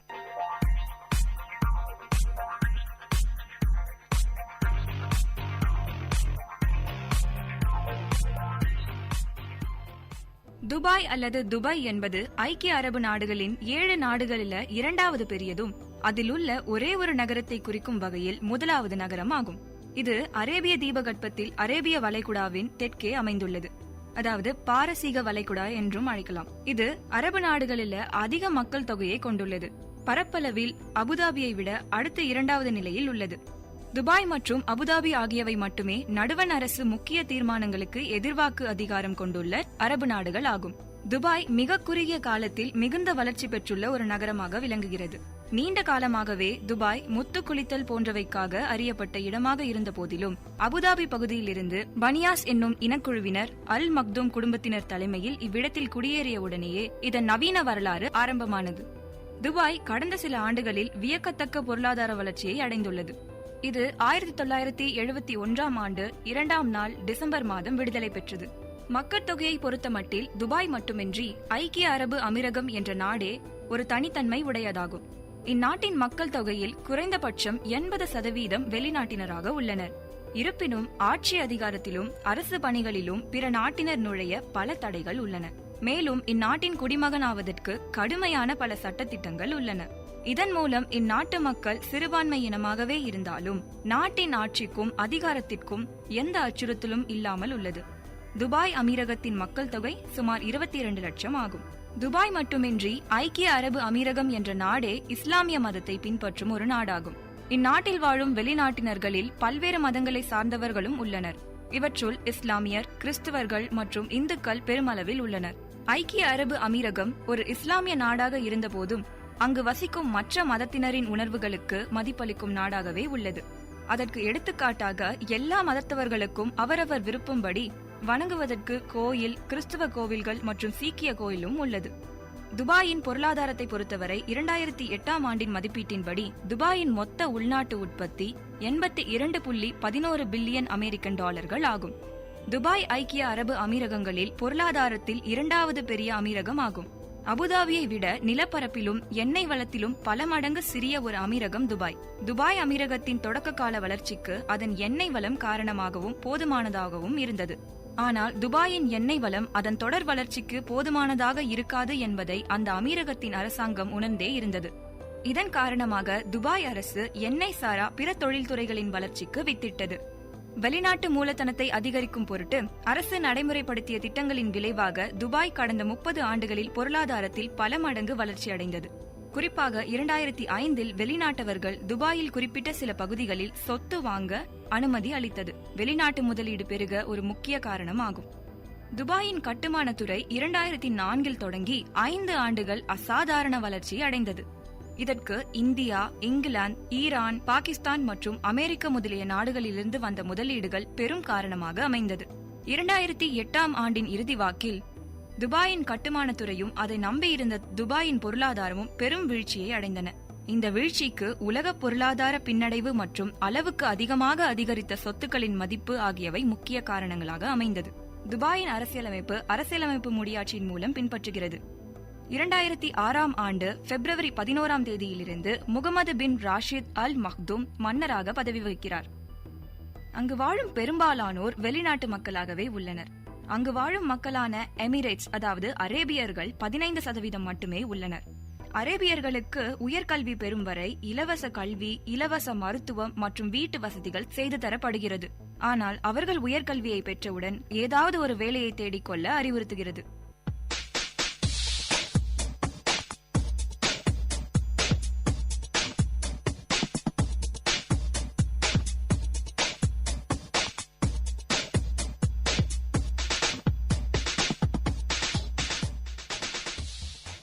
துபாய் உலகிலேயே வளர்ந்து வரும் நாடுகளில் முதன்மையாக உள்ளது.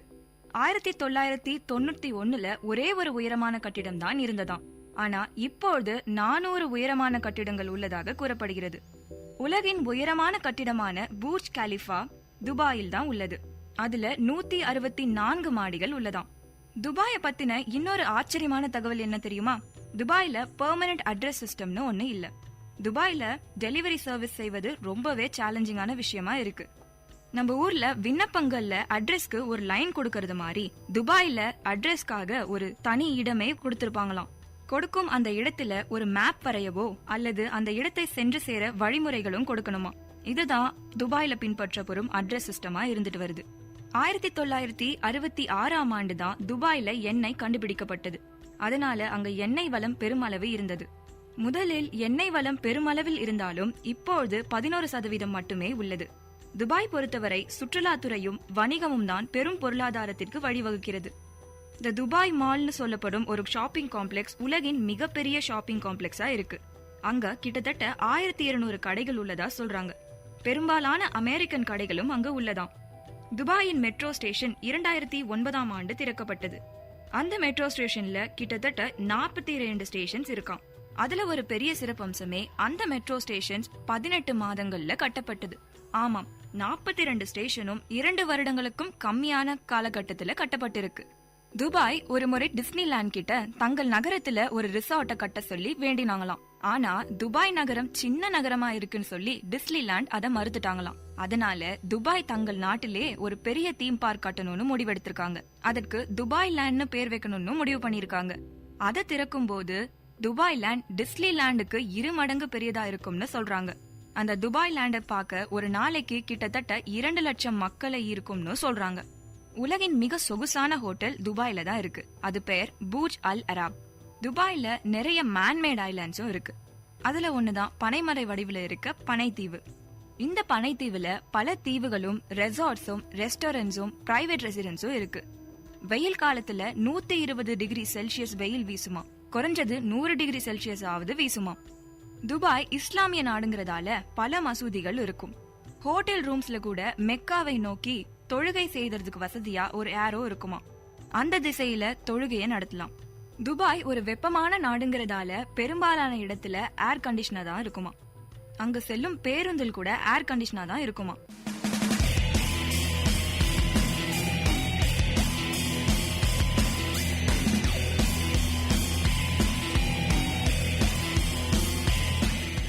துபாயில அரபிக் தான் ஆட்சி மொழியா இருக்குது. அரபிக் ஆட்சி மொழியா இருந்தாலும் ஆங்கிலத்தை தான் பெரும்பாலானவங்க பேசுறாங்க. இங்கிருந்து செல்லும் சுற்றுலா பயணிகள் அங்கு உள்ள அரேபியர்களிடம் அரபு மொழியில பேசினாலும் அவங்க இங்கிலீஷ்ல ரிப்ளை பண்றதா சொல்றாங்க. துபாயை பத்தின இன்னொரு சுவாரஸ்யமான விஷயம், அங்க தனி மனிதர்களுக்கென வரிகள் இல்ல, அதாவது டாக்ஸஸ் இல்ல. துபாயில பர்கர் கிங், டன்கின் டோனட்ஸ், சப்வே போன்ற எல்லா விதமான அமெரிக்கன் ஃபாஸ்ட் ஃபுட் ரெஸ்டாரண்ட்ஸும் இருக்குமா. அங்கு சென்று வந்த சுற்றுலா பயணிகள் அனைவருமே துபாயோட கிரைம் ரேட் 0%ன்னு சொல்றாங்க. இதற்கு முக்கிய காரணம் துபாயில விதிமுறைகள் ரொம்பவே கடுமையானது, தண்டனைகளும் ரொம்ப ரொம்ப கடுமையானது. அவை இல்லாமல் அங்கு இருக்கும் மக்களே ரொம்பவே அறநெறியோட இருக்காங்களாம். அதனால அங்க குற்றம்னு ஒண்ணு நடக்க சான்ஸே இல்ல. மேலும் ஸ்டஃப்ட் கேமல், அல் ஹரிஸ், ஷார்மன், அல் மக்போன் போன்ற உணவுகள் தான் துபாயோட ஃபேவரட் ஃபுட்ஸா இருக்கு. இந்த உணவு வகைகள் எல்லாமே அரபு நாட்டுக்கு சென்றா கண்டிப்பா சாப்பிட்டு வரணும்னு சொல்றாங்க. துபாயின் உடையை பொறுத்தவரை ஆண்களும் பெண்களும் வெயில்ஸ் என்ற நீளமான உடைய அணிந்துக்கிறாங்க. அவங்களுடைய பாரம்பரிய உடையாக அபாயாவை அணிஞ்சு ஹிஜாபும் அணிஞ்சுக்கிறாங்க. சில பெண்கள் நிக்காப்னஸையும் அணிஞ்சுக்கிறாங்க. அங்கு வாழும் ஆண்கள் கண்டூரா என்ற பாரம்பரிய உடைய அணிந்துக்கிறாங்க. அரேபியர்கள் 5 அல்லது 6 வயதிலிருந்தே இந்த பாரம்பரிய உடைய அணிந்துக்கிறாங்களாம். துபாய் மக்கள் இப்ப கூட அவ்வளவா யூரோப்பியன் ஸ்டைல் டிரெஸ்ஸஸ் அணிவதில்லையாம். ஆனா வெளிநாட்டுக்கு போனா மட்டும்தான் யூரோப்பியன் ஸ்டைல்ல அவங்க உடை அணிந்துக்கிறதா சொல்றாங்க. அங்க பயன்படுத்த வரும் நாணயத்தை தினார்னு சொல்றாங்க. துபாயில் இருக்கும் துபாய் ஜூ அரேபிய பெனின்சுலாவில பழமையான விலங்கியல் பூங்கா. அந்த துபாய் ஜூல மட்டும் கிட்டத்தட்ட 230 அனிமல் ஸ்பீஷிஸ் இருப்பதா சொல்றாங்க. அதுல 248 பாலூட்டிகள், நரிகள், லயன், பியூமாஸ், சிம்பான்சிஸ் போன்ற பாலூட்டிகளும் அங்க இருக்காம். அவை அல்லாத அரிய விலங்குகளான Bengal tiger, grey wolf, Siberian tiger போன்ற அரிய விலங்குகளும் இருக்காம். துபாயோட விளையாட்டை பொறுத்தவரை ஃபுட்பால் தான் ரொம்ப பாப்புலரா இருக்கு. 1990ஆம் ஆண்டு ஃபைஃபா வேர்ல்ட் கப்ல துபாய் ஃபைனல்ஸ்க்கு தகுதி பெற்றிருக்கு. பார்க்லேஸ் துபாய் டென்னிஸ் சாம்பியன்ஷிப்ஸ் துபாயில ரொம்பவே ஃபேமஸ் ஆனது. துபாயில உள்ள அனைத்து கட்டிடங்களும் இஸ்லாமிய ஸ்டைல்ல தான் இருக்குமா. துபாயோட கொண்டாட்டங்களை பொறுத்தவரை Dubai desert rock festival, Dubai international jazz festival போன்றவை ரொம்பவே ஃபேமஸ் ஆனது. துபாயோட வணிகம் ரியல் எஸ்டேட், ப்ராப்பர்ட்டி செல்லர்ஸ் போன்றவற்றிலும் பெருமளவு நம்பி இருக்கு. என்னங்க, துபாயை பத்தி பல சுவாரஸ்யமான விஷயங்களை தெரிஞ்சிருப்பீங்கன்னு நம்புறோம். திரைக்கடலோடியின் அடுத்த நிகழ்ச்சியில இன்னொரு நாட்டை பத்தி தெரிஞ்சுக்கலாம். அதுவரை உங்களிடமிருந்து விடைபெறுவது சிவப்பிரியா.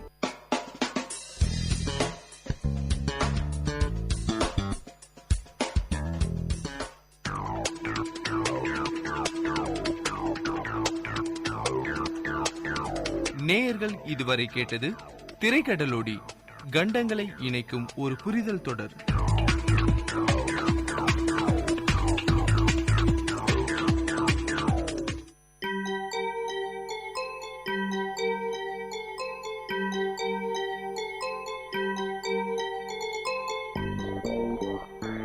வணக்கம், நமஸ்தே, நமஸ்கார், சலாம் அண்ட் வந்தனம்.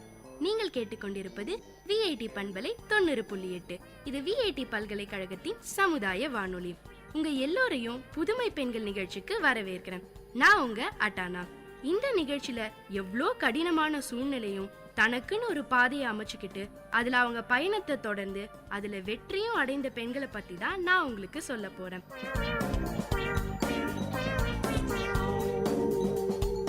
வாழ்க்கையில ரிஸ்க் எடுக்க தயங்குறவங்க வாழ்க்கை கொடுக்க போற பெரிய பரிசை மிஸ் பண்றாங்கன்னு உற்சாகத்தோடையும் மகிழ்ச்சியோடையும் ஆர்வத்தோடையும் பேச ஆரம்பிச்சாங்க நம்ம மலைகள் நாயகி அருணிமா சின்ஹா.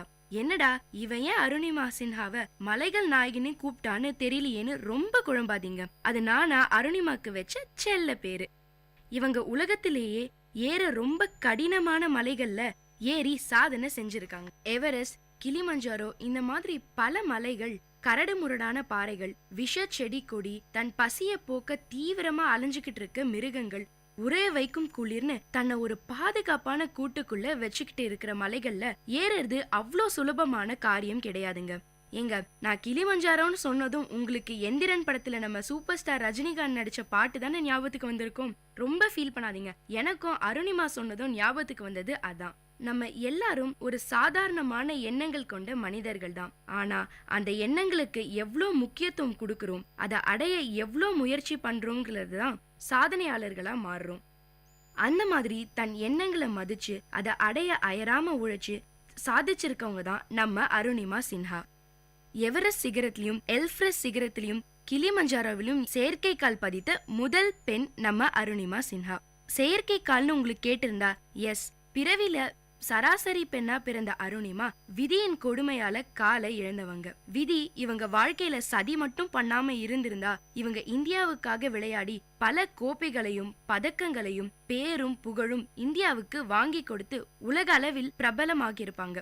நல்ல வேளை நான் என் காலை மட்டும்தான் இழந்தேன், நம்பிக்கை இல்லைன்னு நம்ம அருணிமா பேச ஆரம்பிச்சதும் அவங்களோட அந்த உற்சாகம் நம்ம எல்லாருக்குமே தொத்திக்குதுங்க. சாதாரண பெண்ணா இந்த உலகத்தை சுத்தி வந்துகிட்டு இருந்த உங்க காலை கட்டி போட்டது என்னன்னு கேட்டதும் கடந்த கால நினைவுக்குள்ள நம்மள கூட்டிட்டு போனாங்க அருணிமா. தடதடக்கும் ரயில் சத்தத்துடன் வருது அவங்க பிளாஷ்பேக். இவங்க அப்பா ஹரேந்திர சின்ஹா ஆர்மில இருந்தவர். அம்மா ஞானபாலா சின்ஹா ஹெல்த் சூப்பர்வைசரா இருந்தவங்க. நம்ம அருணிமாக்கு ஸ்போர்ட்ஸ்ல சின்ன வயசுல இருந்தே இன்ட்ரெஸ்ட் உண்டாம். இதுக்கு காரணம் அவங்க அப்பா ஹரேந்திர சின்ஹா தானா. தன்னுடைய சின்ன வயசுல இருந்தே நாட்டு மேல அதிக பற்று கொண்ட ஒரு பெண்ணாம். இருக்காத பின்ன அப்பா மிலிட்டரியில வேலை செஞ்சாருன்னா தன்னால முடிஞ்ச பேரையும் புகழையும் நம்ம தாய்நாட்டுக்கு வாங்கி கொடுக்கணும்னு இவங்க ஆசைப்பட்டாங்க. சரி, நமக்கு ஸ்போர்ட்ஸ்ல தானே இன்ட்ரெஸ்ட், அது மூலியமாவே நம்ம ஆசையை நிறைவேற்றலாம்னு நினைச்சாங்களாம். சர்வதேச அளவுல வாலிபால் போட்டிகள்ல ஜெயிச்சு இந்தியாவுக்கு பேர் சேர்க்கணும்ங்கிறதா இவங்களுக்கு நினைவு தெரிஞ்ச நாள்ல இருந்து ஆசையாம், கனவாவும் இருந்துச்சாம். தன்னுடைய ஆசைய சொல்லி முடிச்சதும் நம்மளால அதை செய்ய முடியலையேன்னு அவங்களுக்குள்ளேயே வந்த கோபம், ஆத்திரம், துக்கம் எல்லாமே அவங்க கண்ணுல தெரிஞ்சுதுங்க. தன்னுடைய கனவை சுக்குநூறா அழிச்ச அந்த கதைய சொன்னாங்க. லக்னோல இருந்து டெல்லிக்கு போற பத்மாவதி எக்ஸ்பிரஸ்ல போயிட்டு இருந்தாங்களாம். சரி, எவ்வளவு நேரம் தான் உட்கார்ந்துகிட்டே இருக்கிறது, ரொம்ப டயர்டா இருக்கு, முகத்தை கழுவிட்டு வரலாம்னு போனாங்களாம். அங்க இருந்த 4 பேர் எதிர்பார்க்காத சமயத்துல திடீர்னு அருணிமா கழுத்துல இருந்த செயினையும் அவங்க கையில வச்சிருந்த ஹேண்ட்பேக்கையும் பறிக்க முயற்சி பண்ணாங்களாம். அருணிமா தன்னை காப்பாத்திக்க பலமா கத்திருக்காங்க. என்னடா இந்த பொண்ணு கத்தியே நம்மள மாட்டி விட்டுருவா போலன்ற பயத்துல அவங்க அருணிமாவை வயித்துல உதைச்சு ட்ரெயினுக்கு வெளியே தள்ளி விட்டுட்டாங்களாம். அடுத்த ட்ராக்ல போய் விழுந்துட்டாங்களாம். இவங்களோட கெட்ட நேரம் அந்த ட்ராக்லயும் இவங்களை நோக்கி வேகமா ஒரு ட்ரெயின் வந்துகிட்டு இருந்துதாம். அதை பார்த்துட்டு தான் உயிரை எப்படியாவது காப்பாத்திக்கணும்னு எழுந்திருக்க முயற்சி செஞ்சாங்களாம். ஆனா அவங்க வயத்துல உதித்த பலமான அடியால இவங்களால எந்திரிக்க முடியலையாம். அதுக்குள்ள ட்ரெயின் அருணிமா கால்ல ஏறிடுச்சு. இன்னொரு கால் எலும்போ 3 துண்டா உடைஞ்சிருச்சாம். இது மட்டும் இல்ல, இடுப்பு எலும்பையும் பெரிய டேமேஜ். தம் வாழ்க்கையின் இருட்டுக்குள்ள, அதாங்க அன்கான்சியஸ் ஸ்டேட்குள்ள போயிட்டாங்களாம். யாரோ அருணிமாவோட இந்த நிலைய பார்த்துட்டு ஹாஸ்பிட்டல்ல சேர்த்திருக்காங்க.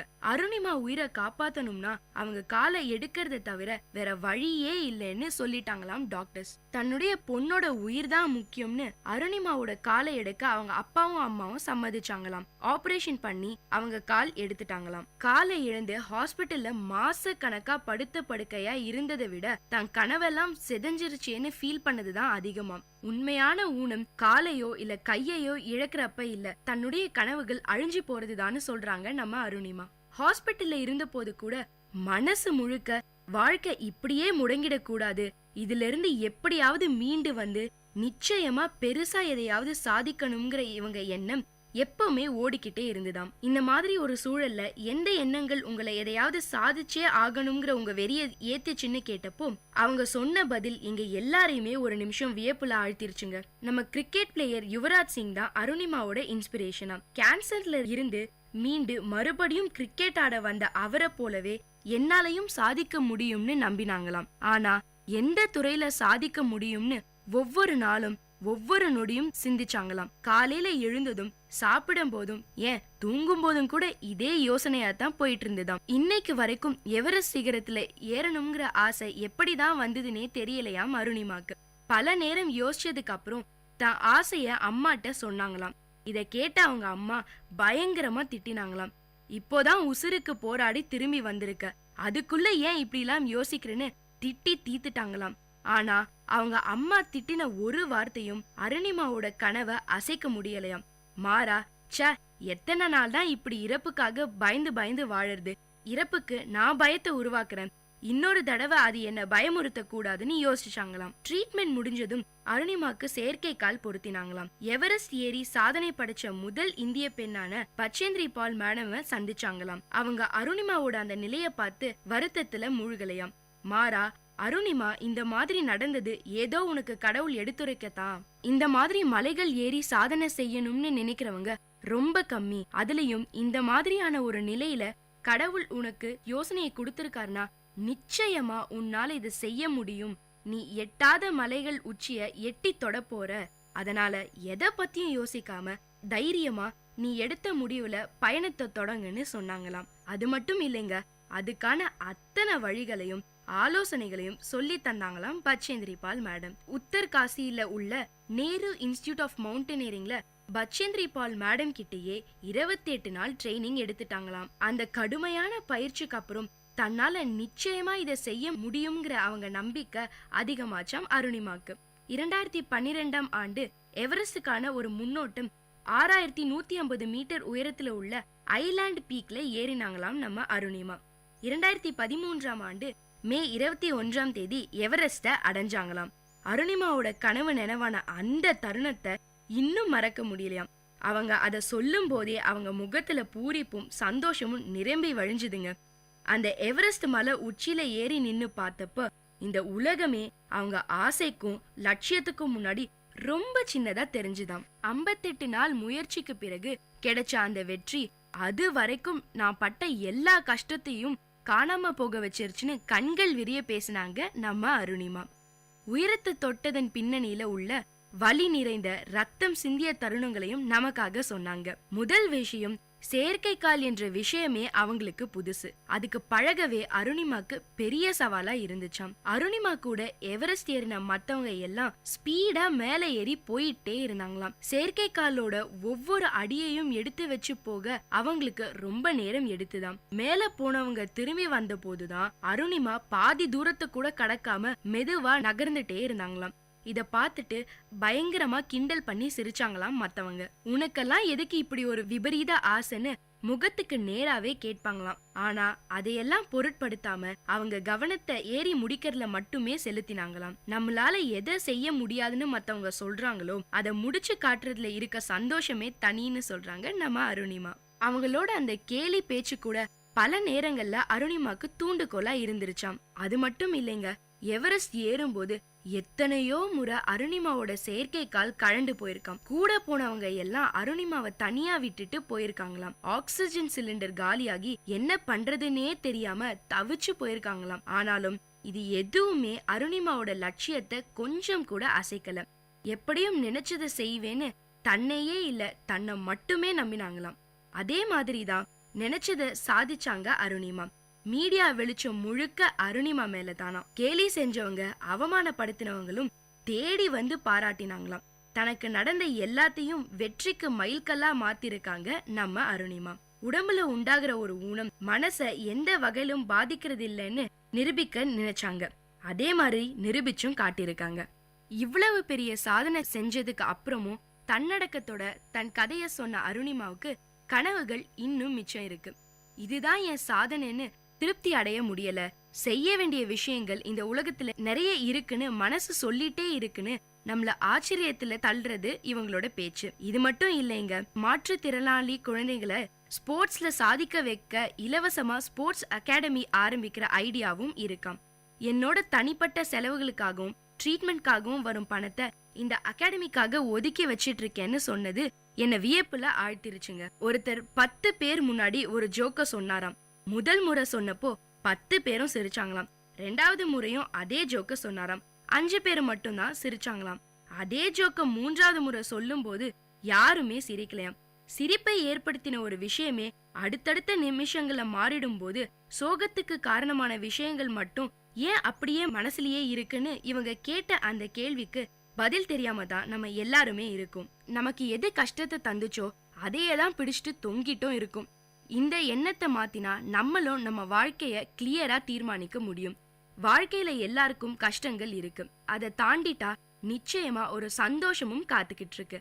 ஆனா அந்த காத்திருப்புக்காகத்தான் யாருமே தயாரா இருக்கிறது இல்ல.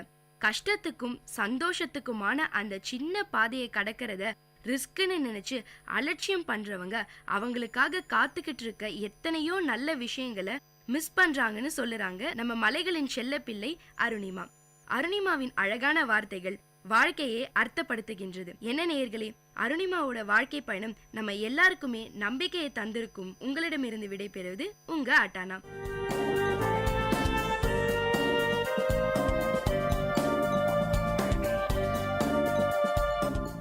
இந்த நிகழ்ச்சி உங்க எல்லாருக்கும் ஒரு பெரிய உற்சாகத்தை தந்திருக்கும்னு நம்புறேன். இதே மாதிரி பல விஷயங்களை தெரிஞ்சுக்கணுமா? அப்போ விஐடி பண்பலை 90.8 கேட்டுக்கிட்டே இருங்க.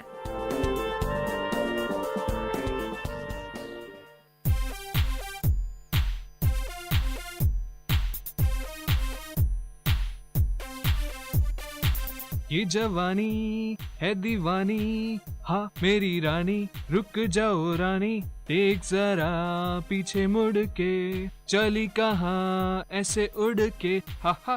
Oi Chintu, are you taking bath or recording some song inside, huh? Mintu, can't you read do not disturb outside the bathroom? I am just worried about the water you are wasting inside. Remember, save water, save life. Okay, okay, I'm coming out. Go green.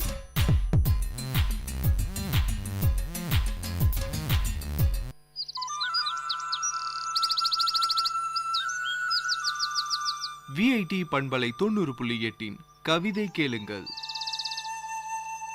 மேகங்கள் எழுதும் கற்பனை கதைகள்.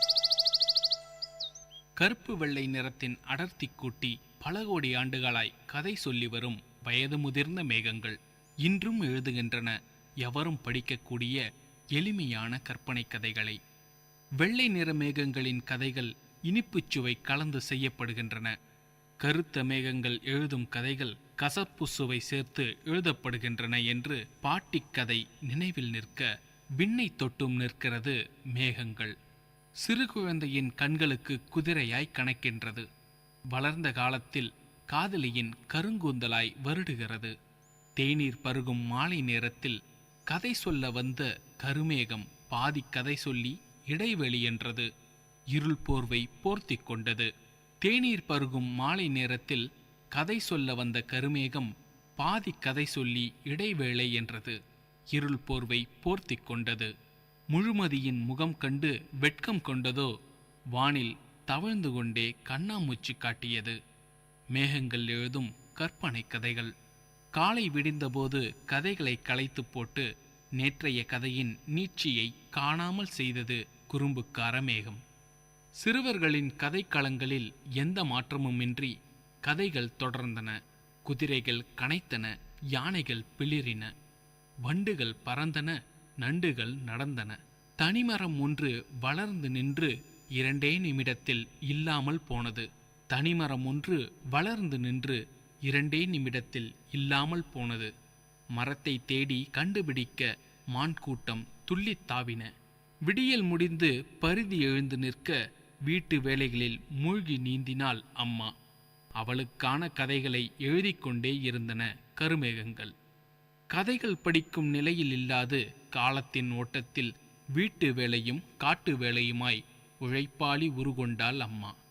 காலத்தின் ஓட்டத்தில் வீட்டு வேலையும் காட்டு வேலையுமாய் உழைப்பாளி உருகொண்டாள் அம்மா. 11 மணிக்கெல்லாம் பாதி வேலை பதுக்கப்பட்டது, மீதி வேலை கையில் தட்டுப்பட்டது. அம்மாவின் கண்கள் மட்டும் கலக்கமாய் நின்றது, நில்லாது ஓடும் நெடுந்தொடர்களோடு. அம்மாவின் கண்கள் மட்டும் கலக்கமாய் நின்றது, நில்லாது ஓடும் நெடுந்தொடர்களோடு. மேகங்களின் கதைகள் படிக்க அம்மாவுக்கு நேரமில்லை. விளம்பர இடைவெளியில்தான் வீட்டு வேலை என்றானபோது. மேகங்களின் கதைகள் படிக்க அம்மாவுக்கு நேரமில்லை. விளம்பர இடைவெளியில்தான் வீட்டு வேலை என்றானபோது. அப்பாவின் இலக்கிய ரசனை இன்னும் சிறப்பு. கடுகெடுத்து போன அலுவல் பணியில் கருமேகம் கதைகள் சொல்ல காத்திருப்பாரோ அவர். கணக்கும் கையுமாய் அலுவல் அவசரம், கோப்புகளும் கையுமாய் அன்றாடம் அபஸ்வரம். அப்பாவின் கண்கள் மேகங்களின் கதைகளுக்கு எதிர்முனை பயணம் ஏற்ற காலம் அது. மேகங்கள் எழுதும் கற்பனை கதைகள். அப்பா என்ற கதாபாத்திரம் ஆகாயத்தை பார்த்ததே இல்லையோ, அப்பா என்ற கதாபாத்திரம் ஆகாயத்தை பார்த்ததே இல்லையோ. கதைகள் சொல்லும் மேகங்களின் கற்பனைகள் அவருக்கு புரியவே புரியாதோ. நீல காகிதத்தில் எழுதப்படும் கருப்பு வெள்ளை கற்பனை கதைகள் நீண்டு கொண்டே போவது அப்பா தாத்தா ஆவதற்குத்தானா என்ன? அலுவல் பயணம் முற்றி முடிந்த பிறகு சிறுவர்களோடு கைகோர்க்கிறார் அப்பா. மீண்டும் கற்றுக்கொள்கிறார் மேகங்கள் எழுதும் கற்பனை கதைகளை படிக்க. நீட்டி முழக்கி எழுதப்படுகின்றன கதைகள். ஆனால் எப்போதும் ஓடிக்கொண்டே இருக்கிறாள் அம்மா, மேல் நோக்கி பார்க்காமலேயே. ஆனால் எப்பொழுதும் ஓடிக்கொண்டே இருக்கிறாள் அம்மா, மேல் நோக்கி பார்க்காமலேயே. மேகங்கள் எழுதும் கற்பனை கதைகள்.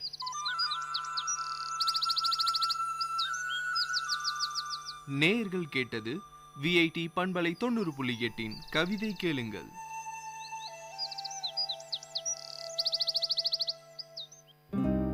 कच्चे धागे रिश्तों के टूटे हाथों से तेरे फिर न आएगी, मिटे लकीरें हाथों की।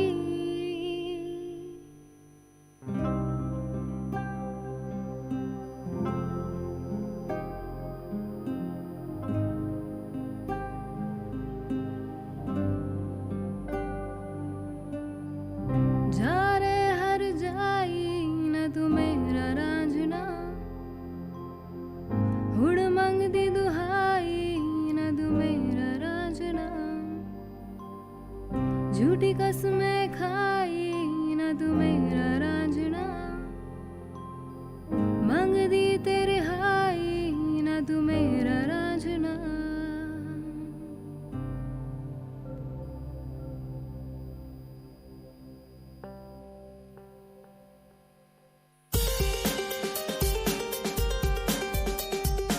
வல்லுனர் பார்வை. பல்துறை பகிர்வுகள், வல்லுனர் தரவுகள், மக்களின் சந்தேகங்களுக்கான சான்றுகளோடு விஐடி பண்பலை 90.8 வல்லுனர் பார்வை.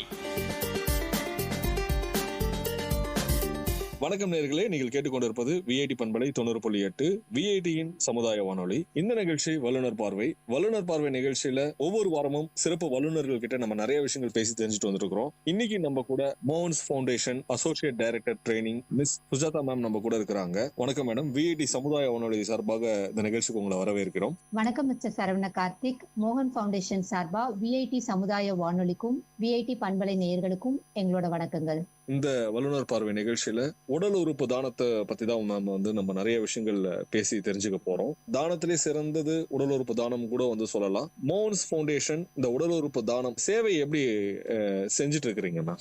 மோகன் ஃபவுண்டேஷன் நாங்க 1997 சென்னையில தொடங்கப்பட்ட ஒரு தன்னார்வ தொண்டு நிறுவனம். முதல்ல மோகன்னா என்னன்னு சொல்றதுக்கு கடமைப்பட்டிருக்கேன். மோகன்கிறது ஒரு பேர் கிடையாது. Multi organ harvesting eight network, அதாவது பல்லுறுப்பு தான உதவி கல்வி தொடர்பு மையம். இதோட முதல் எழுத்துக்களை போட்டா வரதான் மோகன். நிறைய பேர் வந்து மோகன்றது ஒரு பேருன்னு நினைச்சுப்பாங்க, அது கிடையாது. கிட்டத்தட்ட 27 ஆண்டு காலமா நாங்க இப்ப வந்து இந்த துறையில வந்து செயலாற்றிட்டு இருக்கோம். சென்னையில ஆரம்பிச்ச நாங்க இப்போ பல மாநிலங்கள்ல இந்தியா முழுவதும் செயல்பட்டு இருக்கோம். நாங்க ஆரம்பிச்ச காலகட்டத்துல அப்போ வந்து உடல் உறுப்பு தானம் பத்தி நம்மளோட நாட்டுல பெரிய அளவுல விழிப்புணர்வு இல்ல, இதை கொண்டு போய் மக்கள் கிட்ட சேர்க்கணும் அப்படின்ற ஒரு கண்ணோட்டத்துலதான் நாங்க இதை ஆரம்பிச்சோம். அதன் பிறகுதான் நாங்க போக போக தெரிஞ்சுக்கிட்டது என்னன்னா, அது மட்டும் இங்க பிரச்சனை இல்ல, அதை தாண்டி மருத்துவமனைகளும் இதை வந்து பண்றதுக்கு ரெடியா இருக்கணும். அதை சார்ந்த மற்ற துறை வல்லுநர்கள், மருத்துவர்களா இருக்கட்டும், செவிலியர்களா இருக்கட்டும், இல்ல சமூக பணியாளர்களா இருக்கட்டும், அவங்களுக்கும் சில சிறப்பு பயிற்சிகள் தேவை அப்படின்றது புரிஞ்சுச்சு. அது தவிர மத்திய மாநில அரசுகளோட சேர்ந்து நம்ம வந்து வேலை செய்யணும். அதே மாதிரி சட்டங்கள்ல சில திருத்தங்கள் செய்யணும்னா அதை இப்படி பல விதத்துல வந்து தேவைகள் இருந்துச்சு. சோ நாங்க விழிப்புணர்வுல ஆரம்பிச்ச நாங்க இப்போ விழிப்புணர்வை தாண்டி பயிற்சி, மத்திய மாநில அரசோட சேர்ந்து, அரசு மற்றும் தனியார் மருத்துவமனைகளோட சேர்ந்து இந்த துறையை எப்படி கொண்டு போறது, அரசியல் சட்டத்துல எந்தெந்த இடத்துல தேவைகள், ஏன்னா மக்களுக்கு வந்து அதை ஈஸியா கொண்டு போகணும் அப்படின்னா அந்த அரசியல் சட்டத்துல என்னென்ன மாதிரி தேவைகள்லாம் இருக்கு, இப்படி பல விதங்கள்லயும் இப்ப நாங்க வேலை பண்ணிட்டு இருக்கோம் சார். ரொம்ப நல்லா சொன்னீங்க மேம். ஒரு உடல் உறுப்பு தானம் அப்படின்றது ஒரு சிம்பிளான ஒரு விஷயம்னு நினைச்சேன். அதுக்கு பின்னாடி வந்து இவ்வளவு ஒரு விஷயங்கள் இருக்குது அப்படின்ற மாதிரி வந்து சொல்லியிருக்கிறீங்க. கிட்டத்தட்ட 90களில் ஸ்டார்ட் பண்ணி இந்த சேவையை வந்து நீங்க தொடர்ந்து செஞ்சுட்டே இருக்கிறீங்க. அதுக்கு எங்களுடைய வாழ்த்துக்களை நாங்க தெரிவிச்சுக்கிறோம். முதல்ல நன்றி. நன்றி.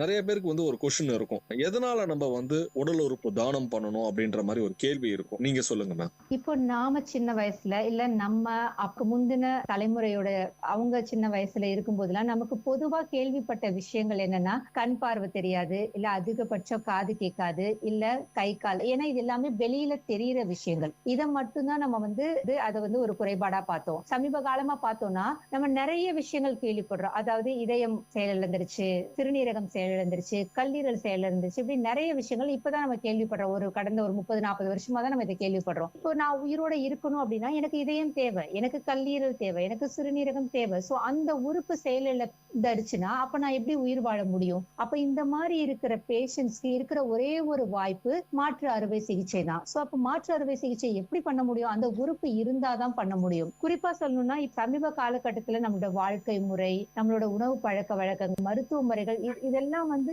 சர்க்கரை நோய்ங்கிறது எல்லா இடத்துலயும் நம்ம காமனா கேள்விப்படுற ஒரு விஷயம் மாதிரி ஆயிடுச்சு. சர்க்கரை நோயா இருக்கட்டும், ரத்த அழுத்தமா இருக்கட்டும். சோ இதெல்லாம் நீண்ட காலமா இருக்கும்போது ஒரு பேஷண்ட்டுக்கு வந்து கிட்னி ஃபெயிலியர் ஆகுறதோ இல்ல ஹார்ட் ஃபெயிலியர் ஆகுறதோ ரொம்ப காமனான விஷயம் மாதிரி இப்ப ஆயிட்டு வருது. அவங்க எல்லாத்துக்கும் இருக்கிற ஒரே ஒரு ட்ரீட்மெண்ட், ஒரே ஒரு வரப்பிரசாதம் என்னன்னா உறுப்பு மாற்று அறுவை சிகிச்சை. ஆனா மாற்று அறுவை சிகிச்சை செய்யணும்னா உறுப்பு வேணும். அதனாலதான் உறுப்பு தானம் பண்றது ரொம்ப அவசியம் இந்த காலகட்டத்துல நாம பேசிட்டு இருக்கோம். கண்டிப்பா மேம், நல்லா சொன்னீங்க. உடல் உறுப்பு தானம் இன்னைக்கு இருக்கிற காலகட்டங்கள்ல எவ்வளவு ஒரு முக்கியமான ஒரு விஷயம்ன்றத சொன்னீங்க. நீங்க ஒருவர் உடல் உறுப்பு தானம் செய்யறோம் அப்படின்னா எப்படி செய்யலாம் மேம்? அதுக்கான விதிமுறைகள் ஏதாவது இருக்குதுங்களா? அதை பத்தி சொல்லுங்க. இப்போ நான் வந்து உடல் உறுப்பு தானம் செய்யறேன் அப்படின்னா இதுல 2 வகை இருக்கு சார். ஒண்ணு வந்து நான் உயிரோட இன்னைக்கு இருக்கேன், நான் இப்ப கொடுக்கணும் அப்படிங்கறது ஒண்ணு. இன்னொன்னு நான் இறந்ததுக்கு அப்புறம் கொடுக்கறதுங்கிறது இன்னொரு வகை. ஓகேங்களா?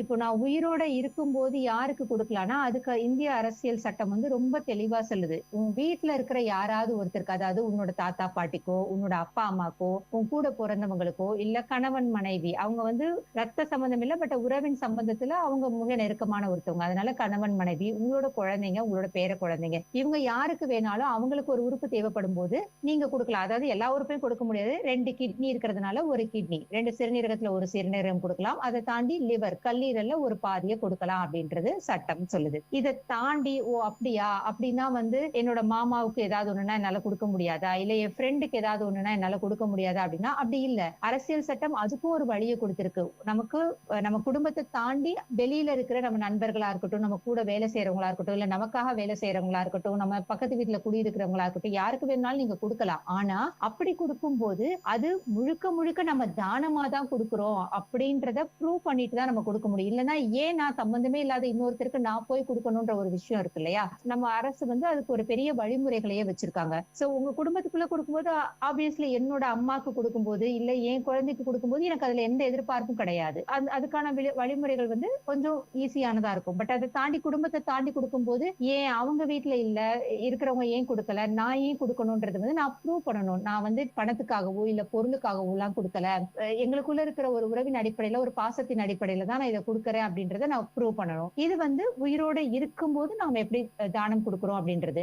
இது இல்லாம நான் இப்பெல்லாம் நான் கொடுக்கல, நான் இறந்ததுக்கு அப்புறம் என் உறுப்பை தானமா எடுத்துக்கோங்க அப்படின்னு நான் கொடுக்கணும் அப்படின்னு நினைச்சேன்னா, அங்க வந்து இப்ப எல்லாருக்குமே இறக்குறதுன்றது தெரிஞ்ச விஷயம். பட் இறப்புலயே இன்னொரு வகை என்னன்னா மூளைச்சாவு அப்படின்னு சொல்லுவாங்க.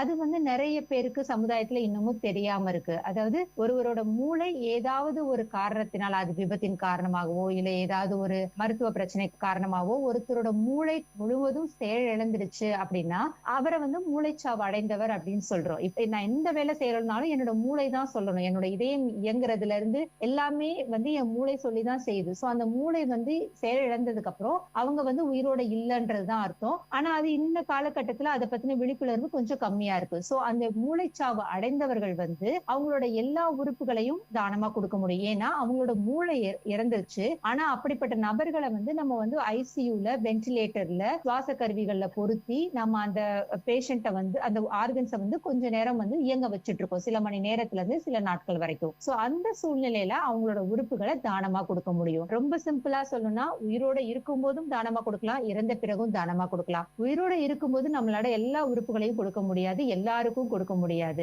2 சிறுநீரகத்துல ஒரு சிறுநீரகம் இல்ல கல்லீரல்ல ஒரு பகுதி, இதுதான் கொடுக்க முடியும். நம்ம குடும்ப நபர்களுக்கு ஈஸியா கொடுக்கலாம். இதை தாண்டி வெளியில கொடுக்கணும்னா நம்ம அதுக்கு கவர்மெண்டோட விதிமுறைப்படி போகணும். இதை தாண்டி நம்ம இறந்ததுக்கு அப்புறம் மூளைச்சாவுன்ற ஒரு நிலை வரும்போது ஒருவருடைய மூளை முழுவதும் செயலிழந்த பிறகு அப்படிப்பட்ட நபர்கள் வந்து அவங்களோட எல்லா உறுப்புகளையும் திசுக்களையும் தானமா கொடுக்க முடியும். மூளை எல்லா உறுப்புகளுக்கும் ஒரு கனெக்டிவிட்டி பார்ட்னு கூட வந்து சொல்லலாம். மூளைச்சாவு அடைஞ்சிட்டாங்க அப்படின்னா அவங்களால உயிர் வாழ்றது ரொம்ப ஒரு கடினமான ஒரு விஷயம் தான். இல்ல, அவங்க இறந்துட்டாங்கன்னு அது அர்த்தம். மூளைச்சாவு அடைஞ்சிட்டாங்கன்னா அவங்க இறந்துட்டாங்க, அவ்வளவுதான். அதுல வந்து இனிமே உயிர் வாழ் அப்படியே இல்ல, அவங்க இறந்துட்டாங்க. அதனால அவங்களோட உறுப்புகளை நம்ம தானமா கொடுக்கறது. ஏதாவது ஒரு விதத்துல வந்து ஒரு விபத்தின் காரணமாவோ ஏதோ ஒரு காரணத்துல அவங்க வந்து ஒரு மூளைச்சாவு அடைஞ்சிட்டாங்க.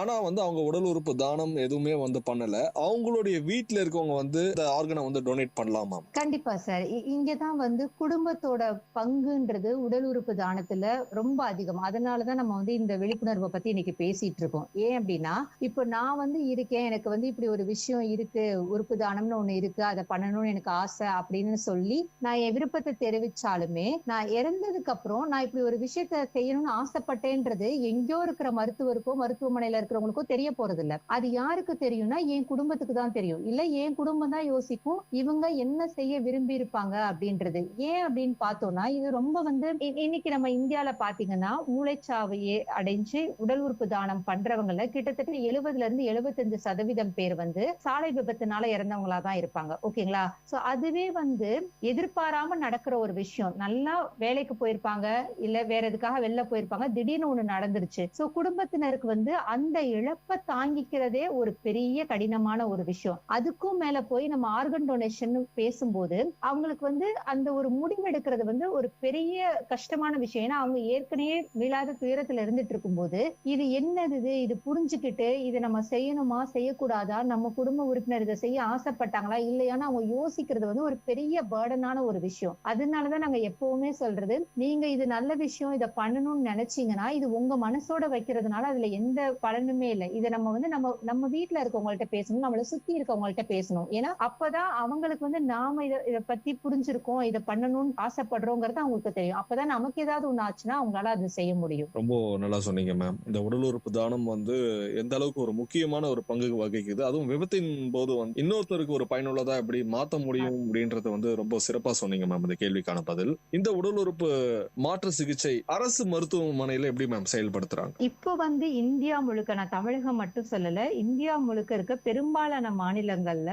அரசு மருத்துவமனைகளும் உறுப்பு மாற்று அறுவை சிகிச்சை பண்றாங்க. எல்லா உறுப்பும் பண்ணல அப்படின்னாலும் குறைஞ்சபட்சம் சிறுநீரக மாற்று அறுவை சிகிச்சையாவது பண்ணிட்டு இருக்காங்க.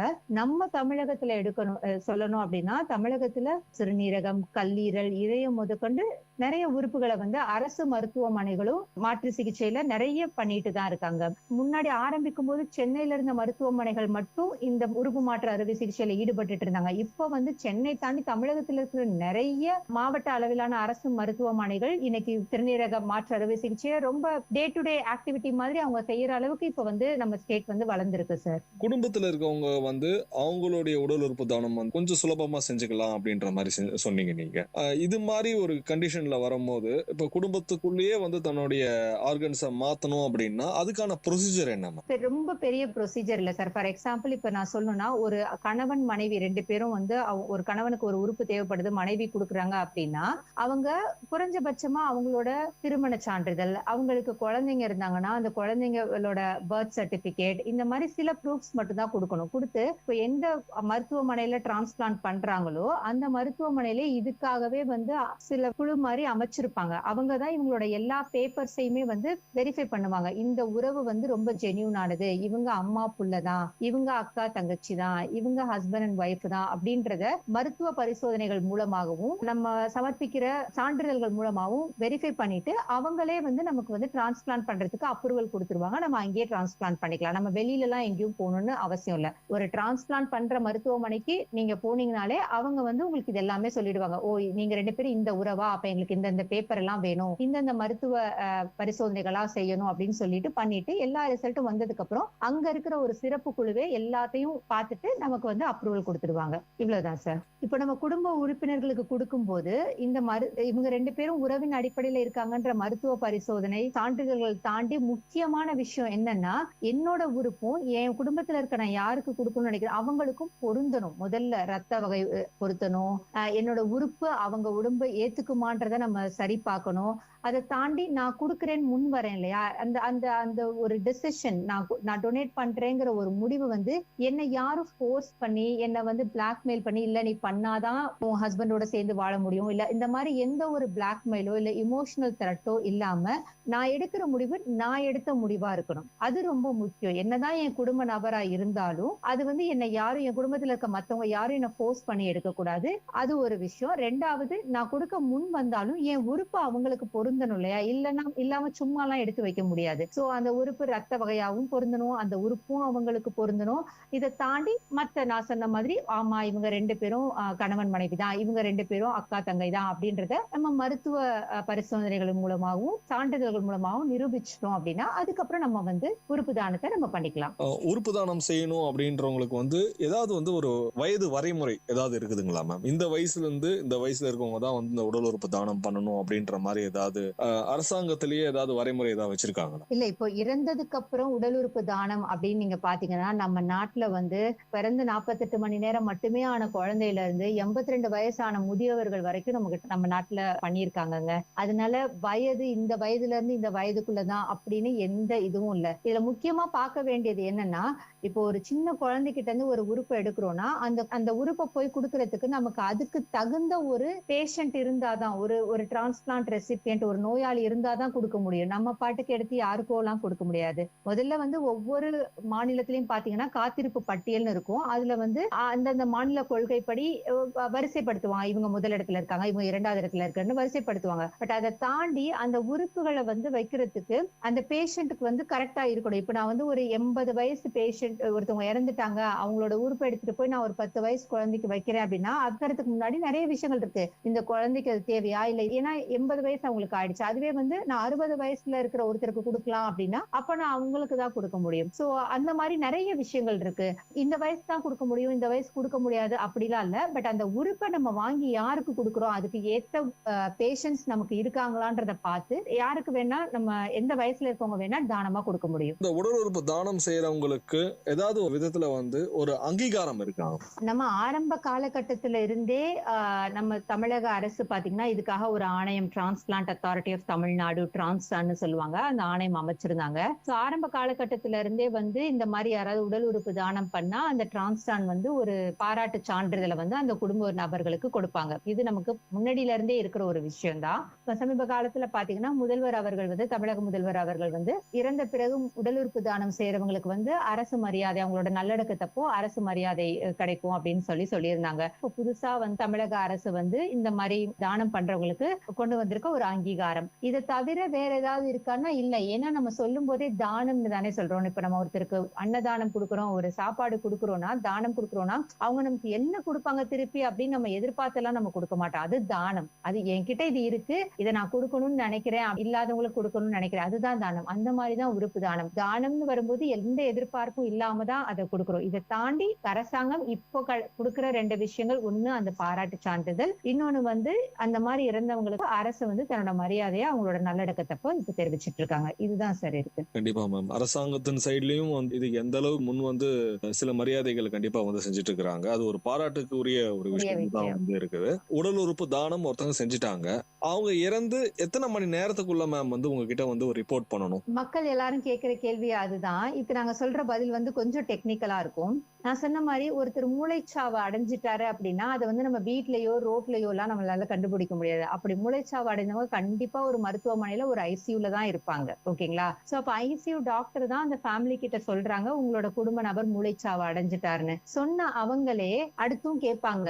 ஏன்னா அரசு சட்டம் அதுதான் சொல்லுது, நம்மளோட நாட்டோட சட்டம் அதுதான் சொல்லுது. ஒருத்தர் மூளைச்சாவை அடைஞ்சிட்டாரு அப்படின்னா அதை இன்ஃபார்ம் பண்ணிட்டு ஃபேமிலி கிட்ட கேட்கறதும் அந்த மருத்துவமனையோட கடமைன்னு சொல்லுது. நீங்க வந்து ஏன்னா அவங்களுக்கு தெரியாது இல்லையா, அடுத்து இப்படி ஒரு ப்ரொசீஜர் இருக்குன்னே குடும்பத்துக்கு தெரியாம இருக்கலாம். குடும்ப நபர்கள் வந்து யாரையும் போய் கால் பண்ணி நான் எங்க வீட்டுல இருக்கிறவங்க இறந்துட்டாங்க நான் என்ன பண்ணும் அப்படின்ற தேவையே வராது. இது வந்து உல்டாவா செயல்படும். அதாவது உங்களோட குடும்ப நபர்கள் இறந்துட்டாங்க, இவங்களுக்கு உறுப்பு தானம் பண்றதுக்கான ஒரு வாய்ப்பு இருக்கு, இதை நீங்க பண்றீங்களான்னு மருத்துவமனையே உங்கள்கிட்ட வந்து அணுகும். அப்ப நீங்க சரி இல்ல அப்படின்னு சொல்றத பொறுத்துதான் அடுத்து அவங்க செய்வாங்க. சோ இதுதான் ப்ரொசீஜர். நான் உறுப்பு தானம் பண்ணணும்னு ஆசைப்படுறேன், நான் எப்படி அதை வந்து வெளிப்படுத்தலாம் அப்படின்னு நீங்க கேட்டீங்கன்னா அதுக்கு வந்து உறுப்பு தான அடையாள அட்டை அப்படின்ற ஒரு விஷயம் இருக்கு. அது வந்து நீங்க எங்க வெப்சைட்டுக்கு போகலாம், இல்ல தமிழக அரசோட டிரான்ஸ்டான் அவங்களோட இணையதளத்துக்கு போகலாம், இல்ல இந்திய அரசாங்கத்தோட இணையதளம் NOTTOன்னு சொல்லுவாங்க, அவங்க இணையதளத்துக்கு போகலாம். எந்த இணையதளத்துக்கு வேணாலும் போய் அந்த டோனர் கார்டு உறுப்பு தான அடையாள அட்டைன்னு ஒரு ப்ரொவிஷன் இருக்கும். அதுல போனீங்கன்னா உங்களோட பெயர், உங்களோட அகவை, உங்களோட முகவரி இதெல்லாம் கொடுத்தீங்கன்னா உங்களுக்கு வந்து ஒரு டோனர் கார்டு வந்து வரும். அந்த டோனர் கார்டை வச்சு அது என்னன்னா நீங்க சொல்றீங்க இப்படி ஒரு விஷயம் இருக்கு, எனக்கு செய்யணும்னு ஆசை இருக்கு அப்படின்னு சொல்லி உங்களோட விருப்பத்தை தெரிவிக்கிற ஒரு கருவியா தான் அந்த கார்டு வந்து யூஸ் ஆகும்.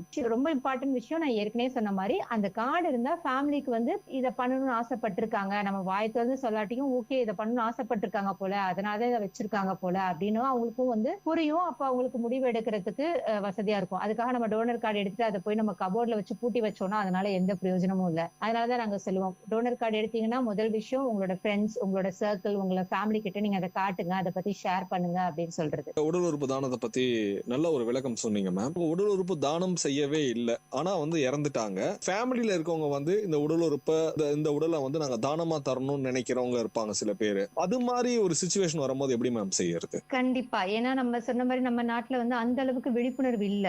கிராமப்புறங்கள் எல்லாம் போனீங்கன்னா அவங்களுக்கு அதை பத்தி தெரிஞ்சிருக்காது. சோ அப்படிப்பட்ட ஒருத்தர் வந்து இறந்துட்டாங்க அப்படின்னா அப்பவும் சட்டம் என்ன சொல்லுதுன்னா குடும்ப நபர்கள்ட்ட கேளுங்க, அவங்க என்ன நினைக்கிறாங்களோ அதை பண்ணட்டும் அப்படின்றதான். அப்போ ஒரு தனிநபர் தன்னோட விருப்பத்தை தெரிவிச்சிருந்தாலும் தெரிவிக்காம இருந்தாலும் கடைசி அந்த உரிமை வந்து யாருக்கிட்ட இருக்கு அப்படின்னா அந்த குடும்ப நபர்கள் கையில தான் இருக்கு. அவங்க என்ன நினைக்கிறாங்க, என் குடும்ப நபர் செய்யணும்னு நினைச்சாங்க நான் செய்யறேன் அப்படின்றதும் அவங்களோட விருப்பம் தான். அவங்க என்ன நினைச்சாங்கன்னே எங்களுக்கு தெரியல, பட் இது எங்களுக்கு பிடிச்சிருக்கு அதனால நாங்க இதை செய்யணும்னு நினைக்கிறோம் அப்படின்றதும் குடும்ப நபர்கள் கையில தான் இருக்கு. உறுப்பு தானம் செய்யணும்னா ஒருத்தர் கண்டிப்பா டோனர் கார்டு எடுத்துதான் இருக்கணுங்கிற எந்த அவசியமும் இல்ல. உடல் உறுப்பு தானம் நாங்க செய்யணும் அப்படின்ற வந்து முன் வரவங்க எந்த விதமான உடல் அமைப்புகள் இருக்கணும், இவங்க உடல் உறுப்பு தானம் செய்யறவங்க இந்த கிரைட்டீரியால இருக்கணும்ன்ற மாதிரி ஏதாவது ஒரு முறைகள் ஏதாவது இருக்குது?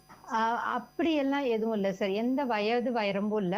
பொதுவா என்னன்னா அந்த நோய் தொற்றுகள் மட்டும் அவங்க இறக்கும் போது அவங்களுக்கு ஏதாவது நோய் தொற்றோ, ஃபார் எக்ஸாம்பிள் HIV எய்ட்ஸோ இல்ல இப்ப இந்த சமீப காலத்துல கோவிட் இருக்கு இல்லைங்களா, கோவிட்னால இருந்தா அப்ப ஏன்னா அவங்களுக்கு ஆல்ரெடி நோய் தொற்று இருக்கிறதுனால அந்த உறுப்பு எந்த அளவுக்கு பாதிச்சிருக்கும்னு நமக்கு தெரியாது. அதை தாண்டி கேன்சர் மாதிரியான விஷயங்கள், அதாவது இப்போ அவங்க இறக்கும் போது அவங்களுக்கு ஏதோ ஒரு கேன்சர் இருந்திருக்கு அப்படின்னா அப்ப அவங்களோட உறுப்புகள்லாம் எடுக்க மாட்டாங்க. ஏன்னா அந்த உறுப்பு அது எந்த அளவுக்கு பரவி இருக்குன்றது நமக்கு தெரியாது. ஏன்னா நம்ம வந்து பிரெயின் டெட் பேஷண்ட் ரொம்ப நாள்லாம் வச்சிருக்க போறல, சில மணி நேரம், மிஞ்சி போனா 1 நாள் 2 நாள் அவ்வளவுதான். சோ அதனால இந்த மாதிரி நோய் தொற்று, கேன்சர் இந்த மாதிரி விஷயங்கள் இருந்தா அவங்களோட உறுப்புகளை வந்து நம்ம தானமா எடுக்க மாட்டோம். அதை தவிர நான் முன்னாடியே சொன்ன மாதிரி எந்த வயது வரம்பும் கிடையாது. மீறி வந்து சில விஷயங்கள் இருக்கு. அதாவது இப்ப பாத்தீங்கன்னா நம்ம முன்னாடியே சொன்ன மாதிரி நம்மளோட வாழ்க்கை தரம், உணவு பழக்க வழக்கங்கள், இப்ப எல்லாம் பாத்தீங்கன்னா 30 வயசு 35 வயசுல இருக்கவங்களுக்கு ஃபேட்டி லிவர் அப்படின்னு சொல்லுவாங்க. அதாவது அளவுக்கு அதிகமா கொழுப்பு சேர்ந்து அந்த மாதிரி இருக்கு. அப்ப அவங்களோட உறுப்புகளை வந்து நம்ம எடுக்க முடியாது. ஏன்னா அவங்களோட லிவரே ஆல்ரெடி வந்து ஒரு காம்ப்ரமைஸ் ஆகிதான் இருக்கு. சோ அதெல்லாம் வந்து அந்த டைம்ல தான் டிசைட் பண்ணுவாங்க. சோ ஒருத்தர் இறக்கும் போது வயது வரம்புன்னு எதுவும் கிடையாது. நோய் தொற்று இருந்தா எடுக்க மாட்டாங்க. அதை தாண்டி அந்த உறுப்பு நல்லா இருக்கா, அது எந்த அளவுக்கு செயல்படுது, அதுக்கு ஏத்த ஒரு ரெசிபியன்ட் வந்து காத்திருப்பு பட்டியல்ல வெயிட் பண்ணிட்டு இருக்காங்களா அப்படின்றத பொறுத்துதான் நம்ம அந்த உறுப்பை எடுத்து அதுக்கான தகுந்த ஒரு நோயாளிக்கு அதை கொடுப்பாங்க. ரொம்ப நல்லா சொன்னீங்க மேம். நிறைய விஷயங்கள் பேசிட்டு இருக்கும் போது வந்து இந்த உடல் உறுப்பு தானம் பாத்தீங்கன்னா நிறைய நேயர்களுக்கு ஒரு தகவல்களை கொடுத்துட்டு இருந்தீங்க. அப்படி பேசும்போது ஒருத்தருக்கு உடல் உறுப்பு தானம் செய்யணும் அப்படின்னு அவங்களே முன் வராங்க, யார் அணுகலாம் மேம்? அதை பத்தி சொல்லுங்க. இப்போ நீங்க உடல் உறுப்பு தானம் செய்யறதுக்கு உங்களோட விருப்பத்தை தெரிவிக்கணும் அப்படின்னு நினைச்சீங்கன்னா, நான் ஏற்கனவே சொன்ன மாதிரி மோகன் ஃபவுண்டேஷன் எங்க கிட்டையும் வரலாம், எங்களோட இணையதளத்தையும் நீங்க அணுகலாம். இல்ல தமிழக அரசோட டிரான்ஸ்டான் டிரான்ஸ்டான் அவங்களோட இணையதளத்தையும் அணுகலாம். இந்திய அரசாங்கத்தோட நோட்டோ அவங்களோட இணையதளத்தையும் அணுகலாம். அங்க நீங்க வாங்கலாம். அடையாள அட்டையை நீங்க அவங்களோட இணையதளத்துல இருந்து பெறலாம். அதை தாண்டி நீங்க வந்து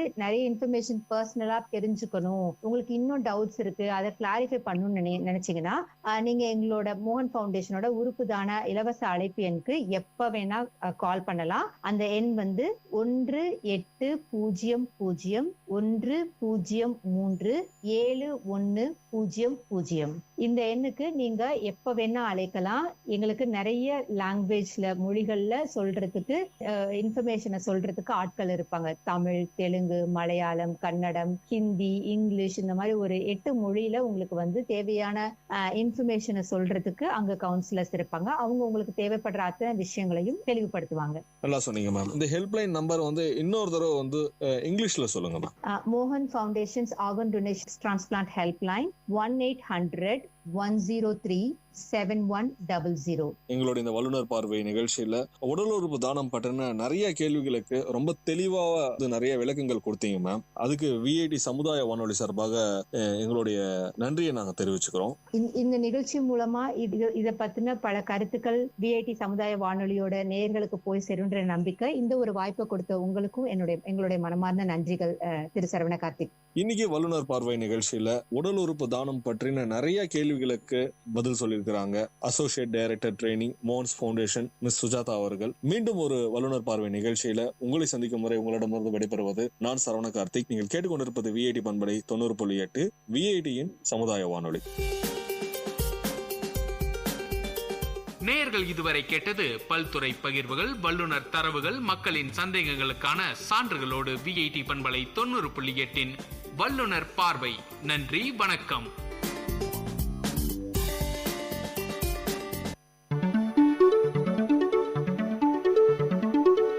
Mixed Bag, a program with no boundaries, a bag which fits everything.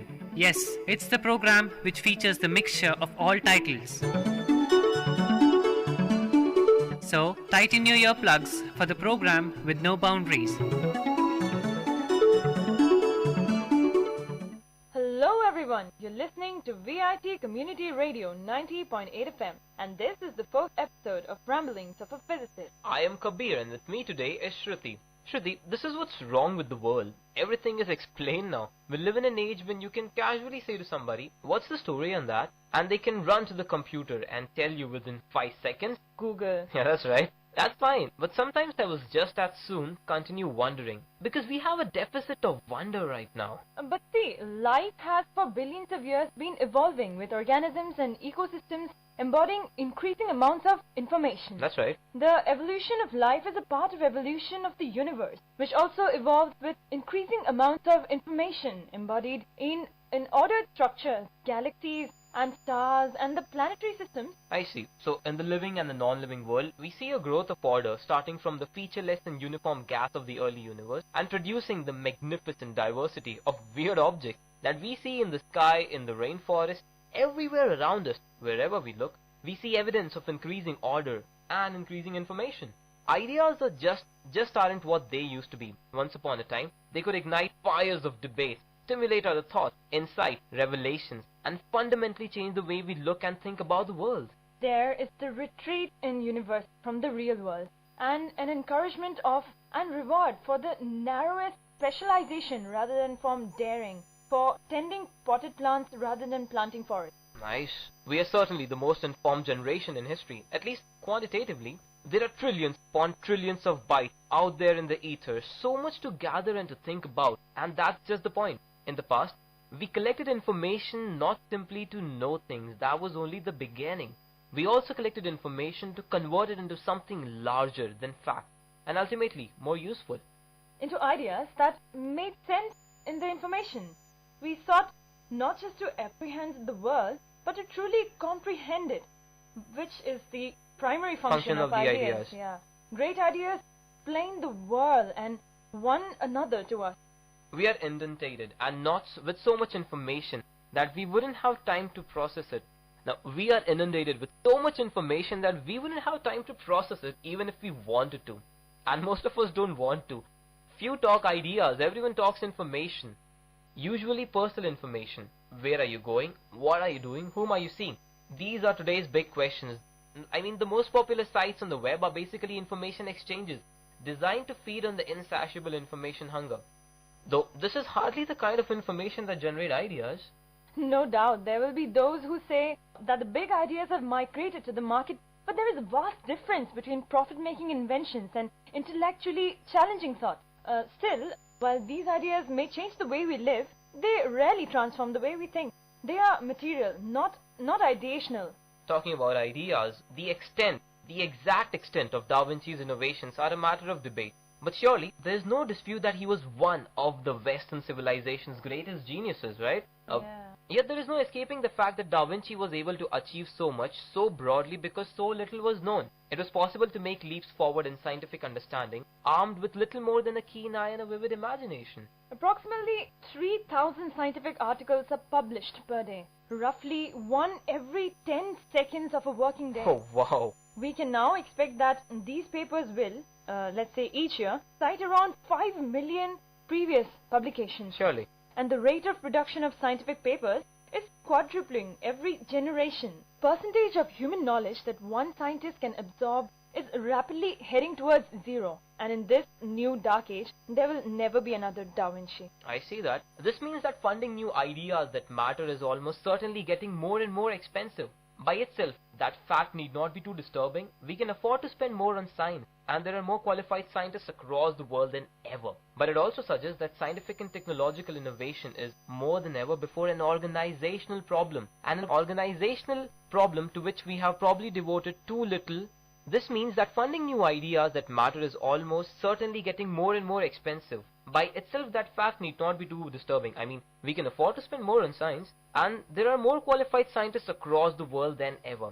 But it also suggests that scientific and technological innovation, more than ever before, is now an organizational problem, and an organizational problem to which we have probably devoted too little attention. What information consumes is rather obvious. It consumes the attention of its recipients. Hence, a wealth of information creates a poverty of attention. Right. And a need to allocate that attention efficiently among the overabundance of information sources that might consume it. You see, the secret of the modern world is its gigantic interconnectedness. Ideas are having sex with each other from all over the planet with ever-increasing promiscuity. The secret of modern world is its gigantic interconnectedness. Ideas are having sex with each other. Ideas from all over the planet with ever-increasing rapidness. The telephone had sex with the computer and spawned the internet. How can you track global digital cultures with billions of cultural objects? As Lev Manovic argues, We need some new methods to track these developments in our cultural imagination. We need new methodology for the study of cultural processes and artifacts, including cultural production, sharing and consumption. As Manovik explains, to analyze large cultural data sets of cultural information, we can apply tools already employed in the sciences to analyze big data. We can create interactive visualizations and dynamic maps of large cultural data sets to find new patterns and to generate new theoretical questions. That's interesting because new forms of cultural data mining are already starting to rise up as we are slowly shifting from a world of new media into a world of more media. In this respect, Manowitz states culture has become data. If you have an interesting idea today, you can be sure someone has the same idea somewhere else. Thus, it makes no more sense to experience and study these single events. We need to start studying trends and patterns in culture instead of individual projects of ideas and concepts. We need to look at the projects in the larger context of global cultural production. We need to combine the traditionally humanities approach of interpretation with digital techniques to find out more. And again, meaning is not the only thing to look at. It is also about creating an experience. You know what I think, Shruti? Patterns are the new real of our society. Yep, that's what I think. So that's all for today. Signing off for today, this is VIT Community Radio 90.8 FM. Tune in, Zone out. Dear listeners, this is Mixed Bag at VIT Community Radio 90.8. Meet you next time with another episode of Mixed Bag.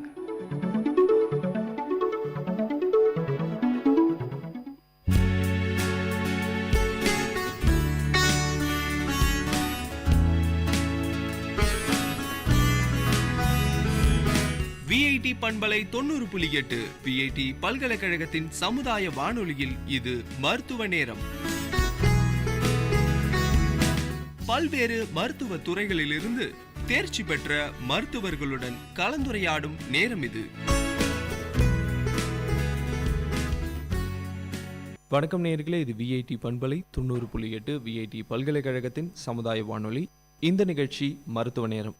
மருத்துவ நேரம் நிகழ்ச்சியில் மக்களுக்கு உள்ள சந்தேகங்களை அந்த மருத்துவர்கள் நிவர்த்தி பண்ணிட்டு இருக்காங்க. நிறைய கொஷின்ஸ் உங்களுக்கு இருக்கும். எங்கள் மூலமாக உங்களுடைய சந்தேகங்களை நாங்கள் தீர்த்துட்ருக்கோம். இன்னைக்கு நிகழ்ச்சியில் ஸ்ரீ நாராயணி ஹாஸ்பிட்டல் மற்றும் ரிசர்ச் சென்டர் அங்கே இருக்கிற மருத்துவர்கிட்ட தான் பேச போகிறோம். இன்னைக்கு நிகழ்ச்சியில் நம்ம கூட பேச இருக்கிறது டாக்டர் அரவிந்தன் நாயர். அவங்க கூட தான் நம்ம இன்றைக்கி பேச போகிறோம். வணக்கம் சார். வணக்கம் சார், உங்களை அறிமுகம் பண்ணிக்கோங்க சார். நான் டாக்டர் அரவிந்தன் நாயர். மிந்தி சிஎம்சி ஹாஸ்பிட்டலில் professor of surgery and head of endocrine சர்ஜரியில் இருந்தேன். அங்கேருந்து ரிட்டையர் ஆகி இப்போ 4 இயர்ஸ் ஆச்சு. 4 இயர்ஸாக இப்போ நாராயணி ஹாஸ்பிட்டல் மற்றும் ஆராய்ச்சி நிலையத்தில் பணியாற்றுகின்றேன்.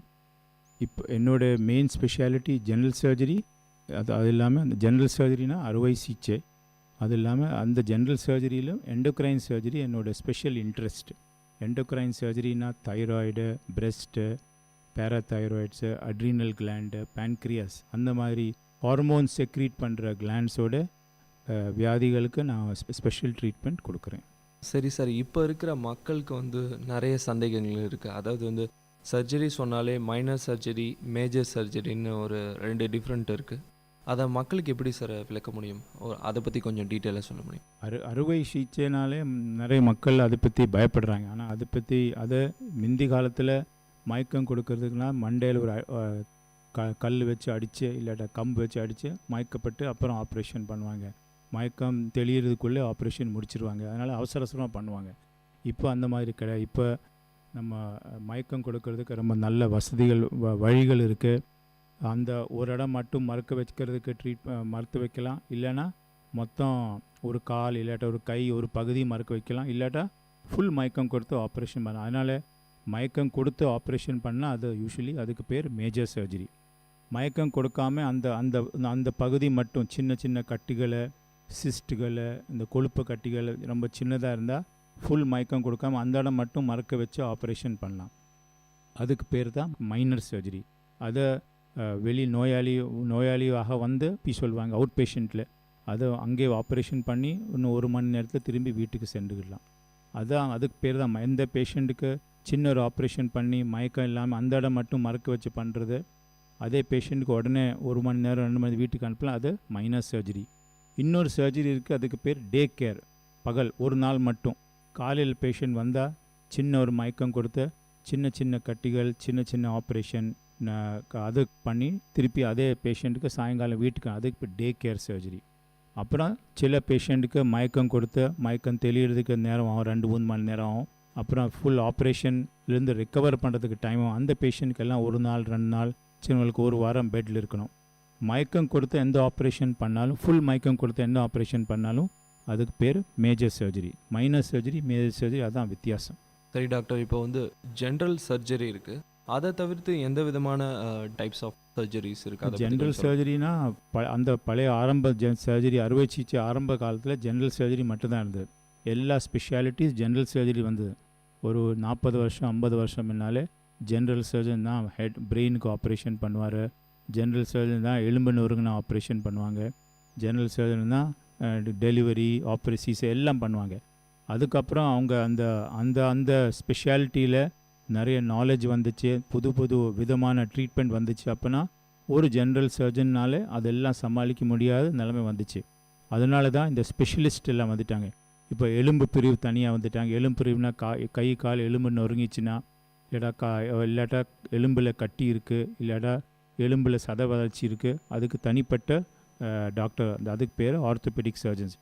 ஆர்த்தோபெடிக்ஸில் இப்போ நிறைய ஸ்பெஷாலிட்டிஸ் ஆச்சு. இப்போ ஜாயிண்ட்டு,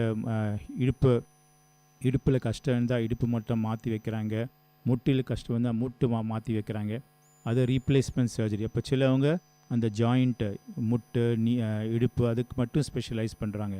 சிலவங்க கைக்குள்ள வியாதிகள் மட்டும் ஸ்பெஷலைஸ் அது ஹேண்ட் சர்ஜரி. அதே மாதிரி வயிற்றுக்குள்ளே பார்த்தா கிட்னிஸ் இருக்குது, கிட்னினா சிறுநீர் பிரிவு, அதுக்கு தனி ஸ்பெஷாலிட்டி இருக்குது, அதை யூராலஜி சொல்லுவாங்க. அதுக்கு மருத்துவத்துறையில் நெஃப்ராலஜி சொல்லுவாங்க, அறுவை சிகிச்சை துறையில் அதுக்கு யூராலஜி சொல்லுவாங்க. அப்போ அதே மாதிரி ஒவ்வொரு ஸ்பெஷாலிட்டியில் ஜென்ரல் சர்ஜரி, முந்தி ஜென்ரல் சர்ஜன்னா எல்லாம் செய்வாங்க, இப்போ அந்தந்த ஸ்பெஷாலிட்டி நிறைய பேர் வந்துட்டாங்க. அப்போ அந்தந்த ஸ்பெஷாலிட்டி இருந்தாலும் இன்னும் ஜென்ரல் சர்ஜரி தான் ரொம்ப நிறைய ஆப்ரேஷன் பண்ண ஒரு பிரிவு. ஏன்னா ஒரு நோயாளி அதுக்கு அறுவை சிகிச்சை எந்த இடத்துல இருந்தாலும், கழுத்தில் இருந்தாலும் சரி, முகத்தில் இருந்தாலும் சரி, வயிற்றில் இருந்தாலும் சரி, காலில் இருந்தாலும் சரி, ஜென்ரல் சர்ஜன் அதெல்லாம் செய்யக்கூடிய தகுதி இருக்குது. சரி டாக்டர், இப்போ வந்து ஒரு நோயோடைய முன்ன அறிகுறி, அதாவது சிம்டம்ஸை கண்டுபிடிச்ச உடனே முதல்ல இப்போ ஒரு கேன்சர் கட்டி வருது, ஒரு டியூமர் ஏதோ வருதுன்னா அது பிகினிங் ஸ்டேஜில் கண்டுபிடிச்சிட்டா வந்து சர்ஜரி போகிற அளவுக்கு முக்கியமான சூழல் ஏற்படாது. ஆனால் அந்த அவேர்னஸ் இப்போ மக்களுக்கு இருக்கா? அது அவேர்னஸ் இருக்குது. ஆனால் நம்மளோட இந்தியாவில் என்ன நேச்சர்னால் அவங்களுக்கு, நம்ம இந்தியன் ஜனங்களுக்கு எப்போவுமே அந்த தாங்கக்கூடிய சக்தி நிறைய இருக்குது. அதனால் என்ன ஆகும்னா, நம்ம வலி தாங்க முடியாத அளவுக்கு வரும்போது, இல்லைன்னா கட்டி ரொம்ப பெருசாக இருக்குது, அவங்களால நடக்க முடியும், அந்த அளவு தான் அது வரை அவங்க வெயிட் பண்ணிட்டு தான் ஆப்ரேஷன் வர்றாங்க. ஆனால் அது ஆரம்ப ஸ்டேஜ்லேயே நம்ம வந்தால் அதை நல்ல ஆப்ரேஷன் பண்ணுறதும் சுலபமாக இருக்கும். அப்புறம் கேன்சர் கட்டி மாதிரி இருந்தால் அதை ஃபுல்லாக கவனம் க்யூர் பண்ணலாம் கம்ப்ளீட்டாக. இப்போ அவங்களுக்கு அந்த சிம்டம்ஸ் வரும்போது, இப்போ சிலவங்களுக்கு சொல்கிறாங்க வயிற்றில் பசி எடுக்கலை, சாப்பிட்றது பிடிக்கலை, அது சூழ்நிலையில் இருக்கலாம், சாப்பாடுனால இருக்கலாம், அது நினைக்க. ஆனால் அந்த மாதிரி வயிற்றில் சாதாரண சாப்பாடு பிடிக்கலை, சாப்பிட்டா சரியாக ஜீரணம் ஆகலை, வாந்தி வருது ரொம்ப லேட் ஸ்டேஜ். ஆனால் சாப்பாடு பிடிக்கலை, ஜீரணமாகலை, பசி சரியாக எடுக்கலைன்னா அது வயிற்றில் புற்றுநோயோட ஆரம்ப அறிகுறி. சிலவங்களுக்கு ரொம்ப கறி ரொம்ப பிடிக்கும், எனக்கு இப்போ கறி பிடிக்கிறது இல்லை சிலவங்களுக்கு வேறு ஏதோ பிடிக்கும், அது ரொம்ப ஆரம்ப ஸ்டேஜ். அந்த ஸ்டேஜில் எண்டோஸ்கோப்பி சொல்லுவாங்க, ஒரு குழாய் போட்டு வயிற்றுக்குள்ளே பார்த்தா அந்த கட்டி ஆரம்ப ஸ்டேஜை கண்டுபிடிச்சா அந்த கட்டி ரிமூவ் பண்ணால் கம்ப்ளீட்டாக குணமாகும். ஆனால் நம்ம வாந்தி சிலவங்களுக்கு வாந்தி வரும், ரத்த வாந்தி வரும், எது சாப்பிட்டாலும் வாந்தி வரும். அந்த ஸ்டேஜில் வந்து ரொம்ப அட்வான்ஸ்டு. அப்போ நம்ம ஆப்ரேஷன் பண்ணாலும் சிலவங்களுக்கு அதை குணப்படுத்த முடியாது. அதே மாதிரி எல்லா வியாதிக்கும் ஒரு ஆரம்ப ஸ்டேஜ் இருக்குது. கழுத்துக்கு முன்னாலே தைராய்டு கிளாண்ட் சொல்லுவாங்க. அந்த தைராய்டு கிளாண்டில் சின்ன கட்டியாக இருக்கும், நம்ம எச்சி மெழுங்கும்போது சாப்பிடும்போது ஏதோ உருண்டை மாதிரி தெரியும். சிலவங்க அதை கவனிக்கிறதில்ல, சிலவங்க கண்ணாடியில் பார்க்குறாங்க, அது சின்ன கட்டி மாதிரி இருக்குது. அந்த ஆரம்ப ஸ்டேஜில் வந்துச்சுன்னா அதை ரிமூவ் பண்ணால் கம்ப்ளீட்டாக குணமாகும். ஆனால் சிலவங்க பெருசாக வந்த எச்சி சாப்பிட முடியாத, மூச்சு விட முடியாத, குரல் கம்ப்ளீட்டாக போயிடும். அந்த ஸ்டேஜில் வரும்போது அதை குணப்படுத்துறது கஷ்டம். ஆனால் முயற்சி பண்ணலாம். ஆனால் அதே ஆரம்ப ஸ்டேஜில் வந்து ஆப்ரேஷன் பண்ணுறதும் ரொம்ப கஷ்டம் இருக்காது. அப்புறம் பேஷண்ட்டுக்கும் ஆப்ரேஷன் முடிச்ச பிறகு கம்ப்ளீட்டாக குணமாயிரும். இப்போ சமீப காலமாக வந்து ரொம்ப ஒரு மிகப்பெரிய நோயாக வளர்ந்துட்டு வருது கேன்சர். சாதாரண சின்ன வயசு குழந்தையிலேருந்து சரி பெரியவங்களுக்கும் சரி ரொம்ப இயல்பாக அந்த கேன்சர் நோய் வர ஆரம்பிச்சிருக்கு. இந்த கேன்சர் ரிலேட்டட் சர்ஜரி பற்றி கொஞ்சம் எக்ஸ்பிளைன் பண்ணுங்கள். இந்த கேன்சர்னா ஒரு ஜென்ரல் டேர்ம். ஒவ்வொரு ஆர்கன் கேன்சர்னால் எந்த ஆர்கன் வேணால் பாதிக்கலாம். அந்த ஒவ்வொரு இடத்துல அந்த கேன்சருக்கு ரத்தத்தில் கேன்சர் வந்தால் அது லிம்ஃபோமா லுக்கீமியான்னு சொல்லுவாங்க, பிளட்டில் உள்ளது. அதே மாதிரி தைராய்டு கிளாண்டில் தைராய்டு கேன்சர், பிரெஸ்ட்டில் வந்தால் பிரெஸ்ட் கேன்சர், அந்த வயிற்றுக்குள் வந்தால் ஸ்டமக்கு, சிறுகுடல் பெருகுடல் எல்லா இடத்துலையும் கேன்சர் வேணும். அதுக்கு எல்லாத்துக்கும் ரொம்ப ஆரம்பத்திலே தான் அறிகுறி இருக்குது. அதை நம்ம கவனிக்காம விட்டுறனால தான் அது அட்வான்ஸ் ஸ்டேஜாக போகுது. இப்போ நான் சொன்ன மாதிரி சிலவங்களுக்கு காலில் சின்ன கட்டி வரும், அது கொஞ்சம் ஏதோ அடிபட்டு நினச்சா அவங்க விட்டுருவாங்க. அதை கட்டி கொஞ்சம் கொஞ்சமாக பெருசாகிட்டு வந்து அது கேன்சராக மாறலாம். சிலவங்களுக்கு மாறல ஒன்றுமே இருக்காது. மாறல கொஞ்சம் வலி இருக்கும், இல்லைனா காம்புலேருந்து லேசாக ரத்தம் வரும், இல்லை நீர் வரும். அது ரொம்ப ஆரம்ப ஸ்டேஜ் அறிகுறி. லேசாக வலி இருக்குது, இல்லை சின்ன கட்டி இருக்குது, அதை உடனே செக்கப் பண்ணலாம். பிரெஸ்ட்டில் ஏதாவது டியூமர் வந்தால் அதுக்கு அல்ட்ராசவுண்ட் பண்ணுவாங்க, மேமோகிராம் பண்ணுவாங்க. அதை வச்சு அதை கேன்சராக சாதாரண கட்டியாக கண்டுபிடிச்சிடலாம். அந்த மாதிரி ஏதாவது டவுட் இருந்தால் சின்ன ஒரு ஊசி போட்டு டெஸ்ட் பண்ணுவாங்க. அதுக்கு பேர் needle test, fine needle aspiration cytology. சின்ன ஊசி போட்டு அது அணுக்கள் எடுத்து அதை டெஸ்ட் பண்ணால் தெரிஞ்சு போகுது சாதாரண கட்டியா கேன்சர் கட்டியா. அந்த மாதிரி ஆரம்ப ஸ்டேஜில் பண்ணால் அதை கம்ப்ளீட்டாக பிரெஸ்ட்டில் எடுத்தானா பிரெஸ்ட் கேன்சர் ஆரம்ப ஸ்டேஜில் பண்ணால் கம்ப்ளீட் க்யூர் பண்ணலாம். ஆனால் அதை முத்து போன ஸ்டேஜில் வந்தால் சிலவங்களுக்கு ஆப்ரேஷன் பண்ண முடியாமல் வந்துடும். அதை வெடித்து அதில் ரத்தம் வந்து சீல் வந்து ரொம்ப வாசனை வந்து அந்த மாதிரி ஸ்டேஜில் நிறைய பேர் வர்றாங்க. ஆனால் ஆரம்ப ஸ்டேஜிலே வந்தாச்சுன்னா அதை கம்ப்ளீட்டாக ரிமூவ் பண்ணலாம். இப்போ அந்த மேமோகிராம் அல்ட்ராசவுண்ட் மூலமாக ஆரம்ப ஸ்டேஜில் கண்டுபிடிச்சானா கூட ஃபுல்லாக ரிமூவ் பண்ண வேண்டியதில்லை. அந்த கட்டி உள்ள பிரிவு மட்டும் ரிமூவ் பண்ணி கரண்ட் கொடுத்து ஸ்பெஷல் கீமோதெரப்பி கொடுத்து அதை கம்ப்ளீட்டாக க்யூர் ஆகும். ஆனால் கொஞ்சம் பெருசாகிடுச்சுன்னா அந்த பக்கம் ஃபுல்லாக ரிமூவ் பண்ண வேண்டியிருக்கும். எந்த வியாதி எடுத்தாலும் அந்த ஆரம்ப ஸ்டேஜில் பண்ணால் அதை கம்ப்ளீட்டாக குணப்படுத்த முடியும். சிலவங்களுக்கு அந்த ஆரம்ப ஸ்டேஜில் பண்ணால் ரேடியேஷன் கீமோதெரப்பி கூட தேவையில்லை, அறுவை சிகிச்சை மட்டும் போதும். ஆனால் சிலவங்களுக்கு ரொம்ப முத்தின வியாதி வந்தால் முதல்ல ஸ்பெஷல் கீமோதெரப்பி கொடுத்து கரண்ட் கொடுத்து அதுக்கப்புறம் ஆப்ரேஷன் பண்ணி கூட குணப்படுத்தலாம். ஆனால் கேன்சர் வியாதியில் என்னென்னா இப்போ இந்த நிறைய ரீசெண்ட் அட்வான்சஸ் புதுசாக கண்டுபிடிச்சிருக்கு. அதனால் எந்த பேஷண்ட்க்கும் நம்ம சொல்ல முடியாத கேன்சர் வந்துச்சு ஒன்றும் பண்ண முடியாது. டெஃபினட்டாக எல்லாருக்கும் எந்த விதமான ஏதாவது ஒரு ஆரம்ப ஸ்டேஜில் இல்லாட்ட முத்தின ஸ்டேஜ் வந்தாலும் ட்ரீட்மெண்ட் கொடுத்து கொஞ்சம் இம்ப்ரூவ் பண்ணலாம். சிலவங்களுக்கு ஈவன் முத்தின ஸ்டேஜ் வந்தாலும் குணப்படுத்தலாம். அதனால் கேன்சர் வந்தால் நம்ம சாக போகிறோம்னு நினைக்கவே கூடாது. கேன்சர் வந்தால் ஒரு வியாதி, சாதாரண வியாதி, காய்ச்சல் ஜுரம் அதே மாதிரி வியாதி மாதிரி நினச்சி அதுக்கு ஃபுல்லாக ட்ரீட்மெண்ட் பண்ணால் நிறைய பேருக்கு ஈவன் முத்தின ஸ்டேஜில் அட்வான்ஸ் ஸ்டேஜ் வந்தாலும் அதை வியாதி குறைக்கலாம். அது முத்தின ஸ்டேஜ் வந்தாலும் சிலவங்களுக்கு ஸ்பெஷல் ட்ரீட்மெண்ட் பண்ணி குணம் கூட படுத்தலாம். இவ்வளோ நேரம் மருத்துவ நிகழ்ச்சியில் பல கேள்விகளுக்கு நீங்கள் பதில் சொல்லிட்டு இருந்தீங்க. நிகழ்ச்சியில் ஒரு சிறிய இடைவெளி.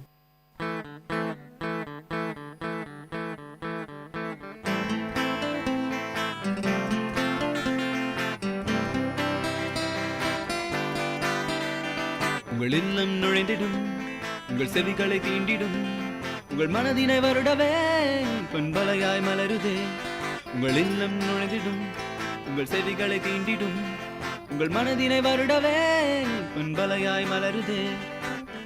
VIT 90.8 வேலூரில் நாங்க தாங்கே. VIT 90.8.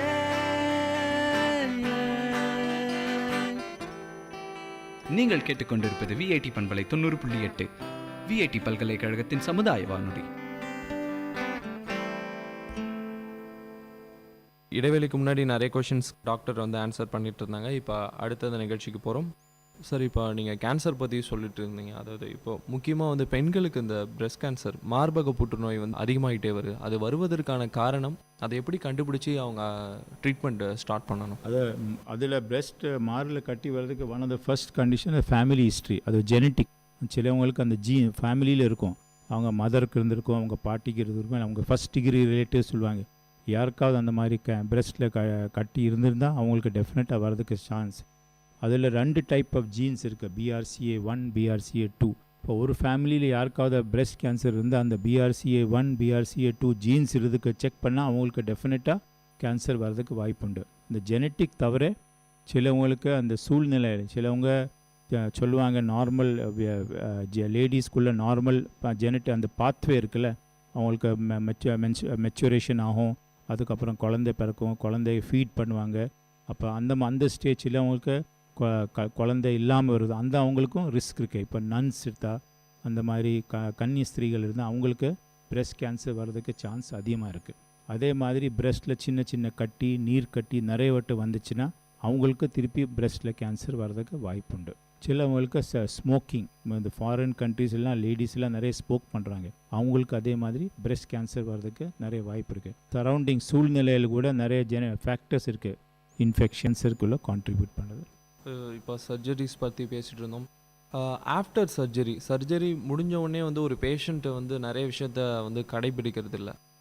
அந்த மாதிரி விஷயங்கள் கடைபிடிக்காத காரணத்தால் வந்து அந்த நோயுடைய தன்மை வந்து அதிகமாகுமா இல்லை எப்படி சார்? என்ன மாதிரியான விஷயங்கள் கடைபிடிக்கணும்? இப்போ ஒரு கேன்சருக்கு ஒரு சர்ஜரி பண்ணியிருக்காங்க, ஸோ உடனே நம்மளுக்கு குணமாயிடுச்சுன்னு ஒரு மனநிலையில் வந்துட்டு அடுத்து அந்த மருந்துகளாக இருக்கட்டும், எந்த ஒரு விஷயத்தையும் டாக்டர் சொன்ன விஷயத்தையும் ஃபாலோ பண்ணுறது கிடையாது.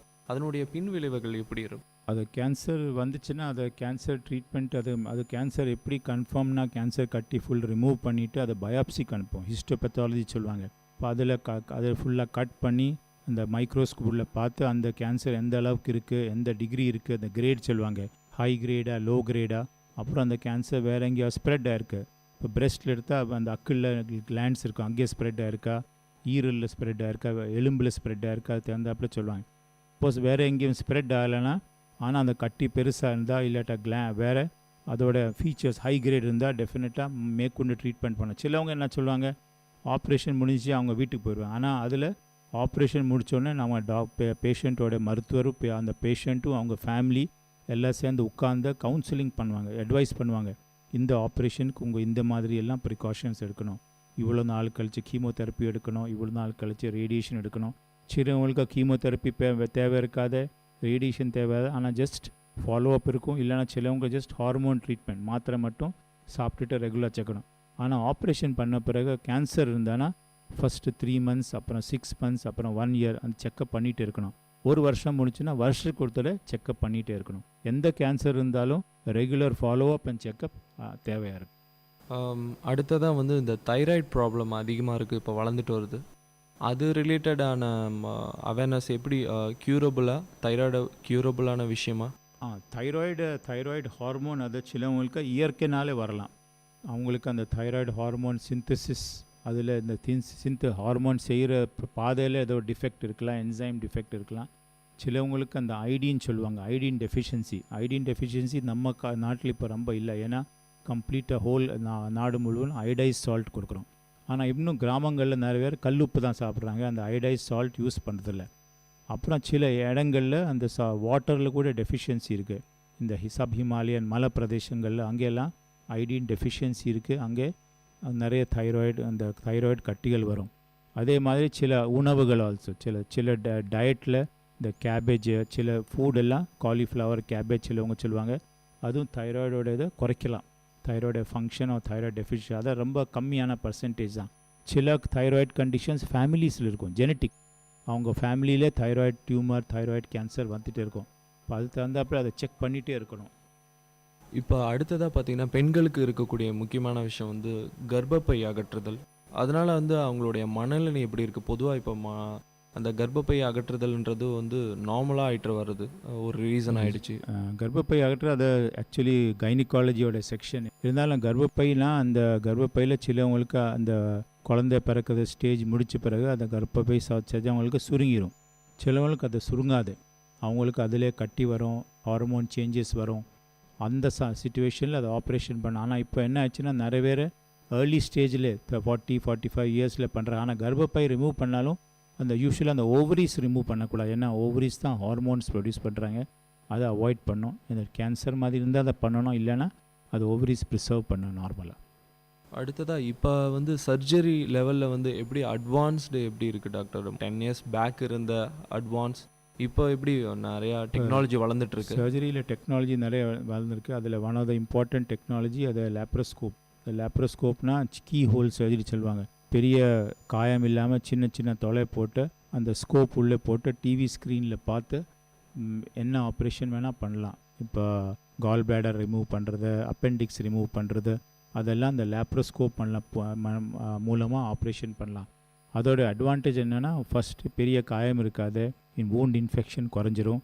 அப்புறம் பேஷண்ட்டுக்கும் அந்த ரொம்ப சீக்கிரம் வீட்டுக்கு போகலாம். இப்போ லேப்ரோஸ்கோப் மூலமாக கால் பேடர் ரிமூவ் பண்ணால் 24லேருந்து 48 மணி நேரத்தில் வீட்டுக்கு போயிடலாம். ஆனால் ஓப்பன் சர்ஜரி பண்ணால் யூஸ்வலாக 3 or 4 days இல்லை 5 days தான் அனுப்ப முடியும். அதே மாதிரி லேப்ரோஸ்கோப் மூலமாக அப்பெண்டிக்ஸ் பண்ணால் அடுத்த நாள் இல்லை அதுக்கு அடுத்த நாள் வீட்டுக்கு போயிடலாம். அதோட அதே மாதிரி லேப்ரோஸ்கோப் மூலமாக நிறைய ஆப்ரேஷன் பண்ணலாம். குடலுக்குள்ளே ஆப்ரேஷன் பண்ணலாம், லிவருக்குள்ளே ஆப்ரேஷன், ஹர்னியா ஆப்ரேஷன், அதெல்லாம் லேப்ரோஸ்கோப் மூலம் பண்ணலாம். அந்த சில முக்கியமான லேப்ரோஸ்கோப்பில் ஜென்ரல் லேப்ரோஸ்கோப் இருக்குது, அட்வான்ஸ்டு இருக்குது. நம்ம ஹாஸ்பிட்டல் இப்போ ஜென்ரல் எல்லா லேப்ரோஸ்கோப் மூலமாக சர்ஜரி பண்ணுறோம். சில 1-2 கண்டிஷன் அட்வான்ஸ் லேப்ரோஸ்கோப் கூட பண்ணுறோம். சில அறுவை சிகிச்சைகளுக்கு வந்து பெரிய செலவாகலாம். ஸோ அந்த மாதிரி சமயங்களில் வந்து ஸ்ரீ நாராயணி ஹாஸ்பிட்டல் எந்த வகையில் வந்து மக்களுக்கு சேவை செய்யுது, எந்த மாதிரியான விஷயங்கள் அவங்களுக்கு தருது? மற்ற ஹாஸ்பிட்டலோட எங்கள் ஹாஸ்பிட்டலோட சார்ஜஸ் எல்லாம் 50% தான் சார்ஜஸ் இருக்குது மற்ற ஹாஸ்பிட்டலை கம்பேர் பண்ணுவோம் எங்கள் ஹாஸ்பிட்டல். ஸோ எங்கள் ஹாஸ்பிட்டலில் சக்தியம்மாவோட முக்கியமான குறிகை இந்த ரூரல் பீப்புளுக்கு லோ காஸ்ட்டில் நல்ல எஃபெக்டிவ் கேர் கொடுக்குறோம். எங்கள் ஹாஸ்பிட்டலோட மாட்டோ சர்வீஸ் வித் லவ், அன்போட சேவை செய்யணும், அதுதான் எங்களோட மாட்டோ. இப்போ சில பேஷண்ட்ஸ் வருவாங்க, அவங்களுக்கு ரொம்ப வசதி இல்லைன்னா எங்களுக்கு ஒரு ஃபெசிலிட்டி இருக்குது, சக்தியம்மா ட்ரஸ்ட் ஒன்று இருக்குது. அதில் நாங்கள் அந்த பேஷண்ட்டோட டீட்டெயில்ஸ் கொடுத்து ட்ரஸ்ட்லேருந்து அவங்க ஆப்ரேஷனுக்குள்ள அமௌண்ட் கூட சேங்ஷன் பண்ணுறாங்க. ஓகே, நல்ல விஷயம் சொல்லியிருக்கீங்க. அடுத்ததாக இப்போ பொதுவாக வந்து எந்த ஒரு சர்ஜரிக்காக மக்களுடைய எண்ணிக்கை அதிகமாக இருக்குது, இந்த சர்ஜரி வந்து இப்போ இருக்கிற காலகட்டத்தில் கொஞ்சம் அதிகமாக நடந்துட்டு இருக்குன்னு சொல்கிற மாதிரியான சர்ஜரிஸ் காமன்? இப்போ சர்ஜரியில் ஒரு 100 பேஷண்ட்ஸ் வந்தால் 50 பேஷண்ட்டுக்கு காமன் கண்டிஷன்ஸ் தான். அதுக்கு பேர் இந்த ஹர்னியா, ஹைட்ரோசீல், ஹர்னியா, பைல்ஸ், ஃபிஸ்டுலானா பௌத்திரம், அதான் ரொம்ப காமன் கண்டிஷன்ஸ். 50% ஆஃப் த பேஷண்ட்ஸ்க்கு அந்த மாதிரி சர்ஜரிக்கு தான் அவங்க வர்றாங்க. அது ரொம்ப சிம்பிளான சர்ஜரி, ஆனால் நிறைய பேஷண்ட்ஸ் அந்த கண்டிஷனுக்கு வர்றாங்க. லோக்கலும் வெளியூரிலும் இதே மாதிரி காமன் சர்ஜரிக்கு வர்றாங்க. அது இல்லாமல் நெக்ஸ்ட் லெவல் சர்ஜரி தான் நான் அந்த வயிற்றுக்குள்ளே கேன்சர், டிஃப்ரெண்ட்டாக கோலன், குடல், சிறுகுடல், பெருக்குடலில் டியூமரு, தைராய்டோட டியூமர், அதெல்லாம் நெக்ஸ்ட் லெவலில் வருவாங்க. உள்ளூர் மக்கள் மட்டுமே வராங்களா எப்படி டாக்டர்? அதாவது அதர் ஸ்டேட்? எங்கள் ஹாஸ்பிட்டலை பொறுத்தவரை இப்போ எங்கள் ஹாஸ்பிட்டல் ஆரம்பித்து கிட்டத்தட்ட 9 to 10 years ஆக போகுது. இப்போ எங்களுக்கு நல்ல ஒரு கிளையண்டல் இருக்குது, Vellore local plus outside the state. இந்த ஈஸ்டர்ன் ஸ்டேட்ஸ் இருக்குது, வெஸ்ட் பெங்கால், பீகார், அப்புறம் பங்களாதேஷ், அந்த ஏரியாவிலலாம் நிறைய பேஷண்ட்ஸ். ஏன்னா ஆரம்பத்துலேருந்து நிறைய பேர் வேலூர்னால் சிஎம்சிக்கு வர்றாங்க, இப்போ நிறைய பேர் சிஎம்சிக்கு வர்றாங்க. ப்ளஸ் நம்ம ஹாஸ்பிட்டல் கூட ஏன்னா நிறைய பேஷண்ட்ஸ் இங்கே ட்ரீட்மெண்ட் எடுத்து போய் அவங்க ஊர் போய் அவங்க ரிலேட்டிவ்ஸ் எல்லாம் எங்களுக்கு ட்ரீட்மெண்ட்டுக்கு அனுப்புகிறாங்க. இப்போ நார்மல் பீப்புளுக்கு வந்து சர்ஜரி பற்றிய நிறைய பயம் இருக்குது. இப்போ மைனர் சர்ஜரி, மேஜர் சர்ஜரி சொல்லிட்டு ஆப்ரேஷன் பண்ண போகிறவங்ககிட்ட வந்து எந்த மாதிரியான கவுன்சிலிங் படித்தவங்களுக்கு ஓரளவுக்கு வந்து அதை பற்றி தெரிஞ்சுக்குது. ஸோ படிக்காத மக்களுக்கு வந்து எப்படிப்பட்ட கவுன்சிலிங் வந்து நீங்கள் தரீங்கிட்ட? கவுன்சிலிங் எங்களுக்கு 2 விதமான இருக்குது. 2 விதமான பேஷண்ட்ஸ் இருக்காங்க. நிறைய சில நல்ல படித்த பேஷண்ட்ஸ் ஆல்ரெடி நெட்டில் போய் அந்த வியாதி பற்றி, அதுக்கு ஆப்ரேஷன் காம்ப்ளிகேஷன் எல்லாம் தெரிஞ்சுக்க வர்றாங்க. ஆனால் நிறைய மக்கள் அது ஆப்ரேஷனுக்கு முன்னால் இதுன்னு தெரியாது, அவங்களுக்கு கட்டியிருக்கு அது ஆப்ரேஷனுக்கு வர்றாங்க. இப்போ நாங்கள் அவங்களுக்கு என்ன ஆப்ரேஷன் பற்றி, அந்த ஆப்ரேஷனோட ப்ரொசீஜர், ஆப்ரேஷன் எந்த விதமான பண்ணுறோம் அதை சொல்லிக் கொடுப்போம். அந்த ஆப்ரேஷன் பண்ணால் என்னெல்லாம் காம்ப்ளிகேஷன் வரல அதை எக்ஸ்பிளைன் பண்ணுறோம். நிறைய பேட்டும் பேஷண்ட்ஸ்க்கு அந்த படம் மாறும், ஃபோட்டோஸ் எல்லாம் காமிச்சு இந்த ஆப்ரேஷனுக்கு முன்னாலே ஆப்ரேஷன் எப்படி அப்புறம் எப்படி இருப்பாங்க அதை அட்வைஸ் பண்ணுவோம். சிலவங்களுக்கு நாங்கள் பேஷண்ட்ஸ் இருப்பாங்க ஏற்கனவே ஆப்ரேட் பண்ண பேஷண்ட்ஸு. இப்போ சிலவங்களுக்கு அந்த குடல் வெளி வச்சுருவாங்க, கொலாஸ்டமி சொல்லுவாங்க, அதை இப்போ நினச்சி அவங்க பயப்படுவாங்க. இப்போ கொலாஸ்டமி இருக்கிற பேஷண்ட் அவங்கள காமிச்சா அந்த பேஷண்ட் சொல்லுவாங்க, எனக்கு இந்த குடல் வெளி வச்சுருக்காங்க, அதனால் எது பாதை இல்லை, நான் நார்மலாக வாடுறேன். அதை வச்சு பேஷண்ட்க்கு ரொம்ப கான்ஃபிடென்ஸ் வரும். ஸோ சிலவங்களுக்கு ஷார்ட் வீடியோஸு அந்த டிவி அந்த ஸ்க்ரீனில் இல்லாட்டா படங்கள் காமிச்சு அந்த பேஷண்ட்டோட ஆப்ரேஷன் எப்படி பண்ணுறோம், ஆப்ரேஷனுக்கு அப்படி எப்படி இருப்பாங்க அதை காமிச்சு ஆப்ரேஷன் பற்றி ஃபுல் டீட்டெயில்ஸ் சொன்னோடனே அவங்களுக்கு அந்த ஆப்ரேஷனோட ஃபியரு, அந்த சைக்கோசிஸ் எல்லாம் குறைஞ்சிருது. இப்போ வந்து ஆப்ரேஷனுக்கு முன்னாடி ஒரு பேஷண்ட்க்கு வந்து நம்ம கவுன்சிலிங் கொடுக்குறதா பற்றி சொல்லுங்க. ஆப்ரேஷன்ஸ்க்கு அப்புறம் வந்து அதுக்கப்புறமும் வந்து சில பேருக்கு வந்து நிறைய பயம் இருக்கும், அந்த ஃபேமிலிக்கும் இன்னும் பயமாக இருக்கும். முடிஞ்சிச்சு, இன்னும் நம்ம வந்து ரிஸ்கியான ஃபீல்ட்லேருந்து வந்துட்டோமா அப்படின்னு சொல்லிட்டு ஒரு ஃபீல். அப்படி இருக்கிறவங்களுக்கு எப்படி?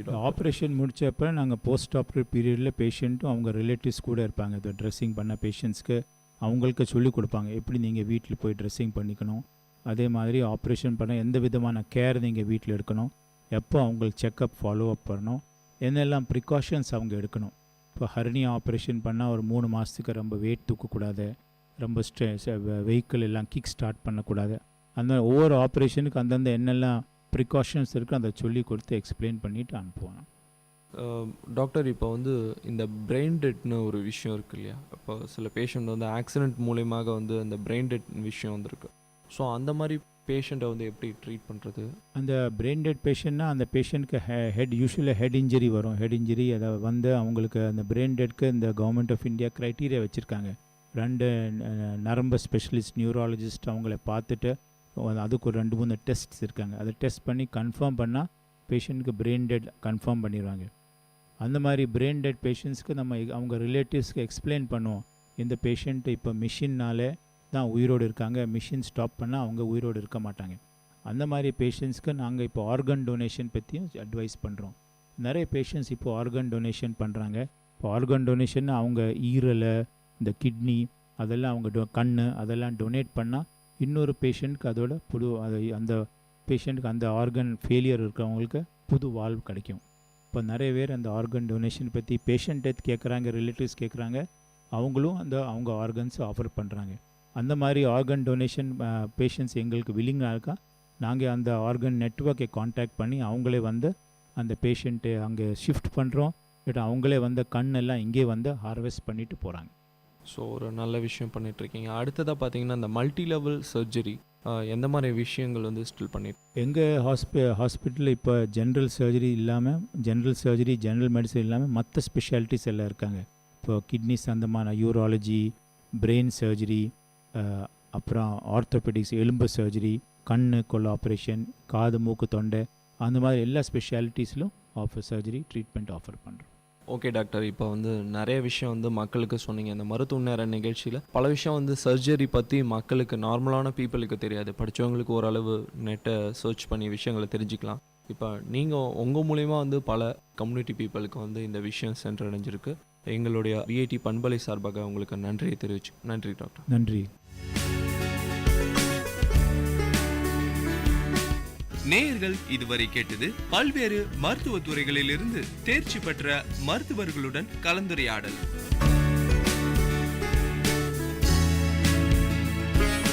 மருத்துவ நேரம் விஐடி பண்பலை 90.8.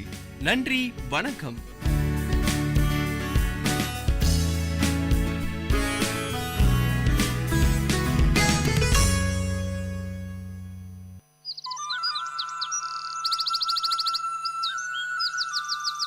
விஐடி பண்பலை 90.8 கவிதை கேளுங்கள்.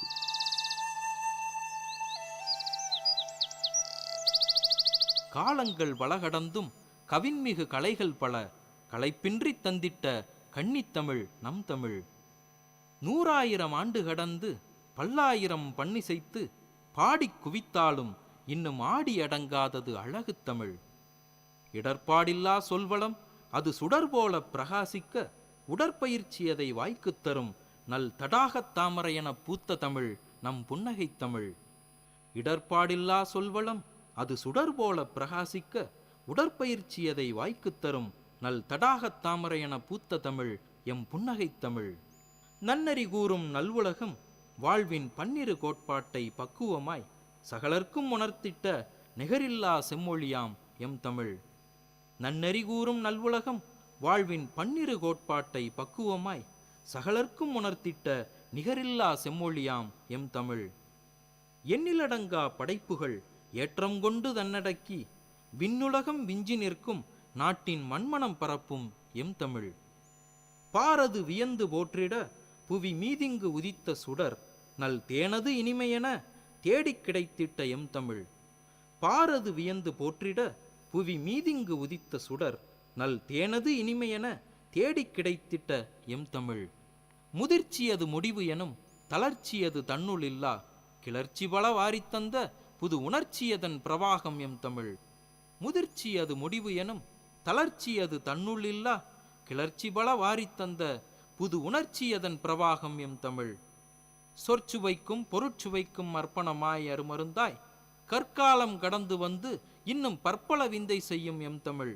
நூல் பலவற்றின் நூதன உத்தியாய் பால்மணம் மாறா பசுமை சக்தியாய் பல்லாண்டு பறைசாற்றி இன்னும் கற்கண்டு சுவைவற்றாய் எம் தமிழ்.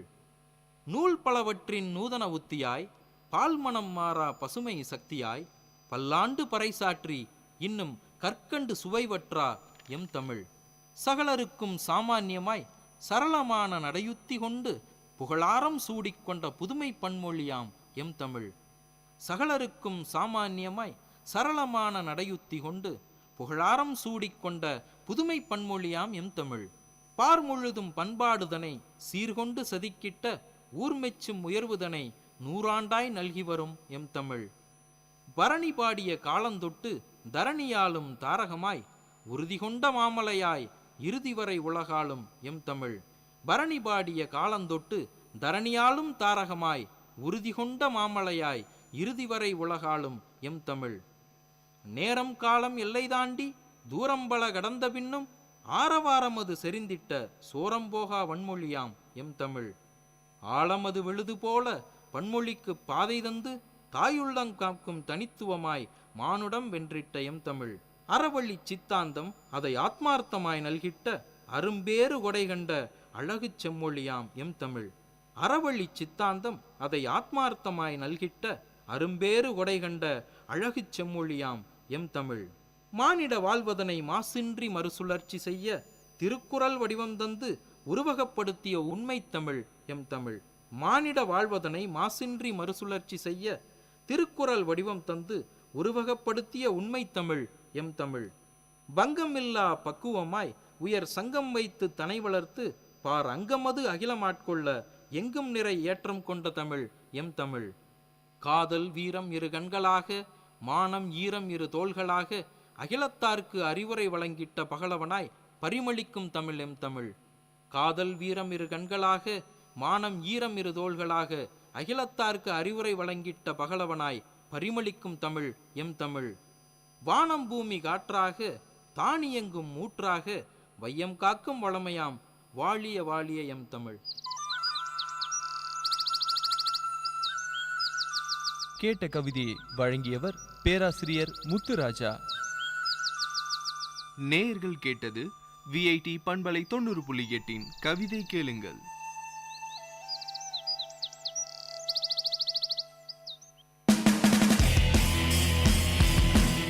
உங்கள் விஐடி பண்பலை 90.8 வழங்கும் கருத்துக்களம். மக்கள் கருத்துக்கள் அரங்கேறும் ஒளித்தளம். உங்கள் குரல்களில் ஒருங்கிணையும் கருத்துக்களம். விஐடி பல்கலைக்கழகத்தின் சமுதாய வானொலியில். வணக்கம், இது விஐடி பண்பலை 90.8. இந்த நிகழ்ச்சி கருத்துக்களம். இன்றைய கருத்துக்களம் நிகழ்ச்சியில் நம்ம மக்கள் கிட்ட பேச போகிறது உணவை பற்றி. மனிதனுடைய அத்தியாவசிய தேவைகளில் உணவு, உடை, இருப்பிடம்னு சொல்லுவாங்க. அதில் முதலிடம் வகிக்கிறது உணவு. ஆனால் இன்றைய காலகட்டத்தில் 3 வேளையும் நம்மால் உணவு நேரத்துக்கு சாப்பிட முடியுதா? சுகாதாரமான உணவை சாப்பிட முடியுதா? அப்படிப்பட்ட சில கேள்விகளை தான் இன்னைக்கு மக்கள் கிட்ட தொடுக்க போகிறோம். வாங்க நிகழ்ச்சிக்கு போகலாம். அவங்க பேர் சார்? ஸ்ரீனிவாசன். என்ன ஊர்லேருந்து வரீங்க? குடியாத்தம். இன்றைக்கி நம்ம பேசிகிட்டு இருக்கிற டாபிக் என்னென்னா உணவு முறையில் மாறுபட்ட உணவு முறைகளை பற்றி உங்களுடைய கருத்துக்கள் என்ன? இப்போ இருக்கிற நிலவரப்படி நம்ம தின்பண்டங்கள் வந்து அதிகமாக சாப்பிட்ருக்கோம். இதை பார்த்தீங்கன்னாக்கா பழைய காலத்தை விட இப்போது பொறுத்த வரைக்கும் பழைய தின்பண்டங்கள் எல்லாம் மறைஞ்சு போயிடுச்சுன்னே சொல்லலாம். இப்போதைக்கு நியூ ட்ரெடிஷனை நோக்கி போயிட்டுருக்கிற காலத்தினால ஃபுட்ஸ் எல்லாம் கூட அதே ஹைஜீனிக்காக இருக்கணும் அப்படின்னு நினைக்கிறாங்க. பட்டு இப்போ இருக்கிற ஃபுட்ஸ் எல்லாம் ஹைஜீனிக் கிடையாது. அண்டு பார்த்தீங்கன்னாக்கா ஃபுட்ஸோட குவாலிட்டியும் கம்மியாகிடுச்சு. நம்ம இயற்கை இது மாதிரி இல்லை, இப்போ செயற்கையாக இருக்கிறதுனால எல்லாமே ரெடிமேடாக கிடைக்கிது. டோட்டலாக ஃபுல் அண்ட் ஃபுல் எல்லாமே பேக்கிங்லேயே வந்துடுது. ஸோ அதனால் நொறுக்கு தீனிகளில் உங்களுக்கு மிகவும் பிடிச்சது அந்த காலம் தொட்டு இந்த காலம் வரைக்கும் எதுன்னு சொல்லுவீங்க? அந்த காலத்துலன்னா அம்மா சுடுவாங்க, முறுக்கு சுடுவாங்க. இப்போ சிப்ஸு அதெல்லாம் போயிட்டுருக்கு. உங்களுக்கு ரொம்பவும் பிடிச்ச உணவுன்னு எதை சொல்லுவீங்க? உணவுன்னு சொன்னால் பருப்பு சாம்பார் தான் எனக்கு ரொம்ப பிடிக்கும். பாரம்பரியமான உணவு ஒன்று மறைஞ்சிக்கிட்டு இருக்கு அப்படின்னு உங்களுடைய மைண்டில் தோன்றது எது? பாரம்பரியனாக்கா நம்மளுக்கு அவ்வளோ அந்த காலத்தில் கூழ், கேழ்வரகு, களின்னு சொல்லுவோம் இல்லைங்களா, அந்த மாதிரி. களி சில இடத்துல கிடைக்குது. பட் இருந்தாலும் களியை வந்து இப்போ யாரும் விரும்பி சாப்பிட்றது கிடையாது. அது ஹெல்த்துக்கு வந்து ரொம்ப நல்லது. பட் அது வந்து யாரும் விரும்பி சாப்பிட்றது கிடையாது இப்போ இருக்கிற சுச்சுவேஷனுக்கு. சில கடைங்களெல்லாம் கிடைக்கிது. அது வந்து நம்ம சாப்பிட்டாக்கா இன்னும் நம்ம ஹெல்த்தியாக இருக்கலாம். ஹெல்த்திக்காக நம்ம டெய்லி ரெகுலராக யூஸ் பண்ணால் கூட நல்ல ஹெல்த்து நல்லா இருக்கும். தினம் தினம் வித்தியாசமான நோய்கள் வரதுக்கான காரணம் என்னன்னு நினைக்கிறீங்க? அதுதான் ஃபுட்டு தான், மெயின் ஃபுட்டு தான்.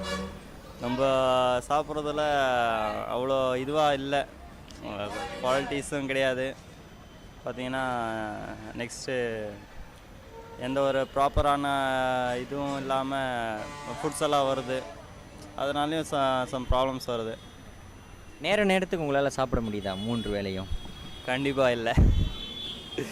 காலையில் சாப்பிடுவேன், மதியம் கிடையாது, மறுபடியும் இரவு அதுவும் வித்தவுட் டைமிங்கில் தான் சாப்பிடுவேன். வணக்கம், உங்கள் பேர் என்ன, ஊர், என்ன பண்ணுறீங்கன்றதை சொல்லுங்கள். என் பேர் தமிழரசன். நான் லத்தேரி பக்கத்தில் கம்பத்தம். நான் வந்து NDTFல second year tool and die making பண்ணுறேன். உணவு முறையில் இந்த காலத்தில் என்னென்ன மாற்றம் வந்திருக்குன்னு நீங்கள் நினைக்கிறீங்க? பீஸா, பர்கர், அந்த மாதிரி நம்மளுக்கு அன்ஹெல்தி ஃபுட்ஸ் தான் நிறைய வந்திருக்கு. நான் எல்லாம் விரும்பி சாப்பிட்றாங்கன்னு நினைக்கிறேன். நான் பாரம்பரிய உணவுகள் அப்படின்னு சொல்லுவோம் பார்த்தீங்களா, அந்த காலத்தில் களி, கேழ்வரகு, கூழ் இந்த மாதிரிலாம் சொல்லுவாங்கள்ல, அந்த உணவுகளை பற்றியும் இப்போ இருக்கிற உணவுகள் பற்றி என்ன நினைக்கிறீங்க? அதெல்லாம் முன்னாடி இருந்ததெல்லாம் அவங்களுக்கெல்லாம் நோய் வரல, 90 வருஷம் வரைக்கும் வாழ்ந்துருக்காங்க. ஆனால் இப்போ இருக்கிற ஃபுட்டில் 60 வயசு வரைக்கும் இருக்குது. நம்ம இருக்க முடியுமான்னு தெரியல. நொறுக்கு தீனிகள் அப்படின்னு சொல்லுவோம் இல்லைங்களா, இந்த காலத்தில் நொறுக்கு தீனிகள்னு என்னென்ன நம்மளை ஆக்கிரமிச்சிருக்கு? சாண்ட்விச், ஏதோ பிளாஸ்டிக்கில் செய்கிறதானே சொல்கிறாங்க, அதெல்லாம் அன்ஹெல்தி தான். அந்த காலத்தில் நான் சின்ன பையனாக இருக்கும்போது இந்த ஸ்நாக்ஸ் விரும்பி சாப்பிட்டேன். உதாரணத்துக்கு கல்கோனா, கடலை மிட்டாய், இதெல்லாம் எனக்கு ரொம்ப பிடிக்கும். இந்த காலத்தில் அதெல்லாம் கிடைக்கிறதில்ல அப்படின்னு சொல்லிட்டு நீங்கள் எதை நினைக்கிறீங்க?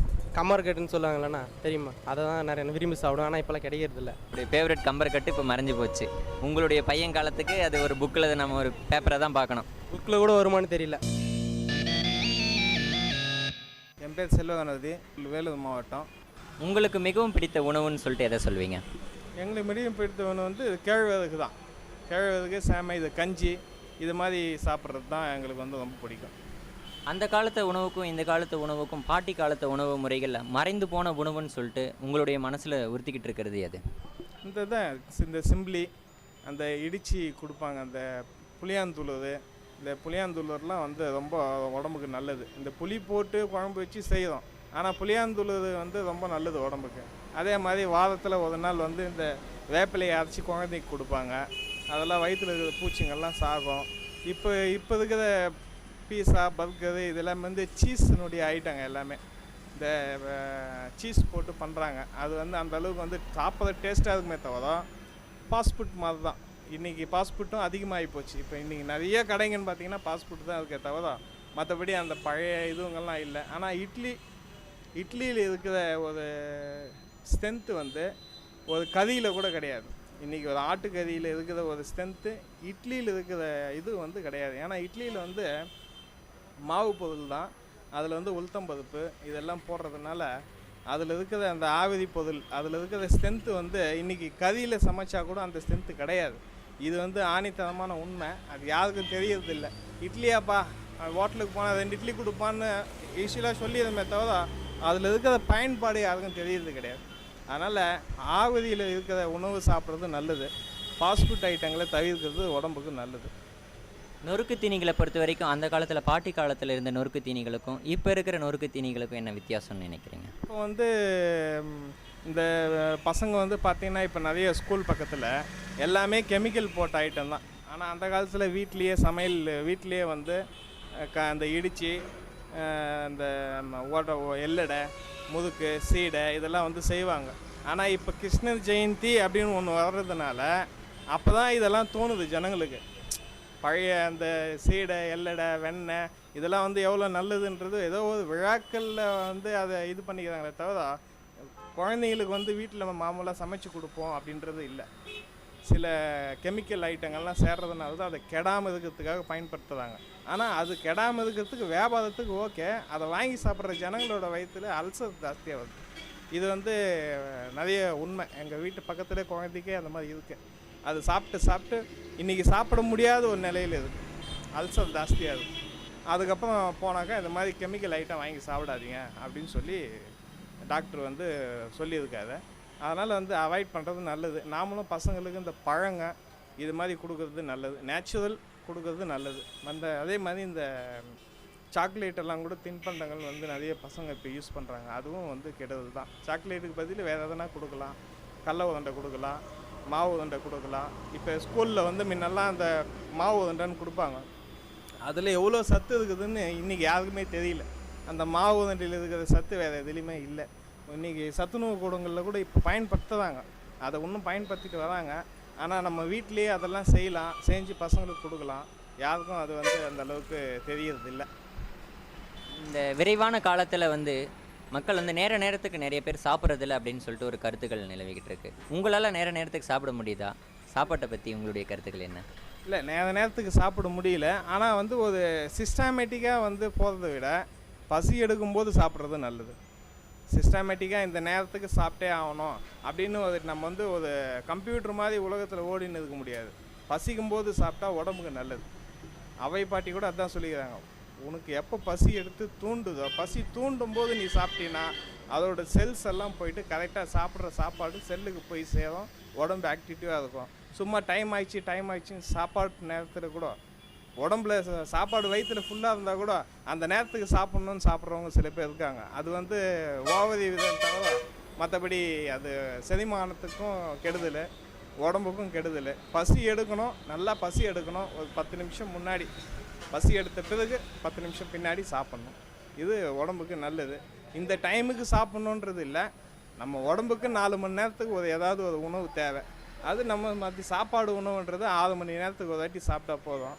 இந்த நொறுக்கு தீனிங்க இந்த மாதிரி சின்ன சின்ன இதுவங்கெல்லாம் வந்து ஒரு 2 மணி நேரத்துக்கு ஒரு வாட்டி சும்மா அந்த பசி நேரத்துக்கு ஏதோ ஒன்று சாப்பிட்லாம். அது கூட இந்த பழங்க, வாழைப்பழம், இந்த மாதிரி ஃப்ரூட்ஸுங்க சாப்பிட்டா நல்லது. கெமிக்கல் ஐட்டம் இல்லாமல் சாப்பிட்றது ரொம்ப நல்லது. நன்றி சார், மிக்க நன்றி. சங்கருங்க, நான் ஆட்டோ ஓட்டுறேன். அதாவது பழைய உணவுன்னு பார்த்தீங்கன்னா அந்த கேழு, கம்பு, களி இதெல்லாம் இருந்தது. அந்த காலத்தில் அதை சாப்பிட்டு நல்லா இன்றைக்கும் உயிர் வாழ்கிறாங்க. இப்போ இருக்கிற ஸ்நாக்ஸ் எல்லாம் பார்த்தீங்கன்னா வச்சுங்க, சாதம்னு பார்த்தீங்கன்னாவே சாதத்தில் நிறைய சுகர் வருது. அந்த காலத்தில் வந்து நல்லா ஹெல்த்தியாக இருந்தது. இந்த காலத்தில் யாருமே 60 இயர்ஸ்க்கு மேலே உயிரோடு இருக்கிறது கிடையாது. இப்போ பெரும்பாலும் பார்த்திங்கன்னா இந்த பீஸா, பர்கரு விதவிதமாக வந்துடுச்சு. ஆனால் அப்போ அதெல்லாம் கிடையாது. இதனால் அந்த காலத்து உணவு தான் ஹெல்த்துன்னு நாங்கள் சொல்ல வரோம். உங்களுக்கு ரொம்பவும் பிடிச்ச உணவு எதுங்க? எனக்கு ரொம்ப பிடிச்ச உணவுனா சப்பாத்தி சாப்பிடுவோம், சேமியா. வேறு சாதம்னு பார்த்திங்கன்னா இந்த புழுங்கல் அரிசி சாதம், பச்சை அரிசி சாதம்லாம் சுகருன்றாங்க. இது தாங்க இப்போ வந்து வேறு. மற்றபடி என்னுடைய பிள்ளைங்களுக்குன்னு பார்த்தீங்கன்னா இந்த பீஸா கேட்குறாங்க, புது புது ஐட்டம்ஸை கேட்குறாங்க, அவங்களுக்கு பிடிச்ச ஐட்டம்ஸை கேட்குறாங்க. நூடுல்ஸு, ஃப்ரைட் ரைஸுன்றாங்க. அப்போல்லாம் ஃப்ரைட் ரைஸ் கிடையாது, இப்போ தான் ஃப்ரைட் ரைஸு என்னென்னவோ விதமாக வந்திருக்கு. அந்த காலத்தில் உணவில் வந்து பாரம்பரிய உணவுகள்னு சொல்லுவோம் இல்லைங்களா? இப்போ மறைந்து போயிடுச்சு அந்த உணவு அப்படின்னு சொல்லிட்டு உங்களுடைய மனசில் உறுத்திக்கிட்டு இருக்கிற உணவு எதை சொல்லுவீங்க? இந்த கம்பு, கேழ்வரகு, சோளம், சம்பா, கிழங்கு வகைகள், ஒரு சில கிழங்குகள்லாம் மறைஞ்சே போச்சுங்க. ஸ்நாக்ஸ் ஐட்டம், தின்பண்டங்கள்னு சொல்லுவீங்களா, நொறுக்கு தீனிகள், அதை பொறுத்த வரைக்கும் உங்களுக்கு எது ரொம்ப பிடிக்கும்? முறுக்கில் எல்லாமே வந்து இப்போ கொலஸ்ட்ரால் தாங்க.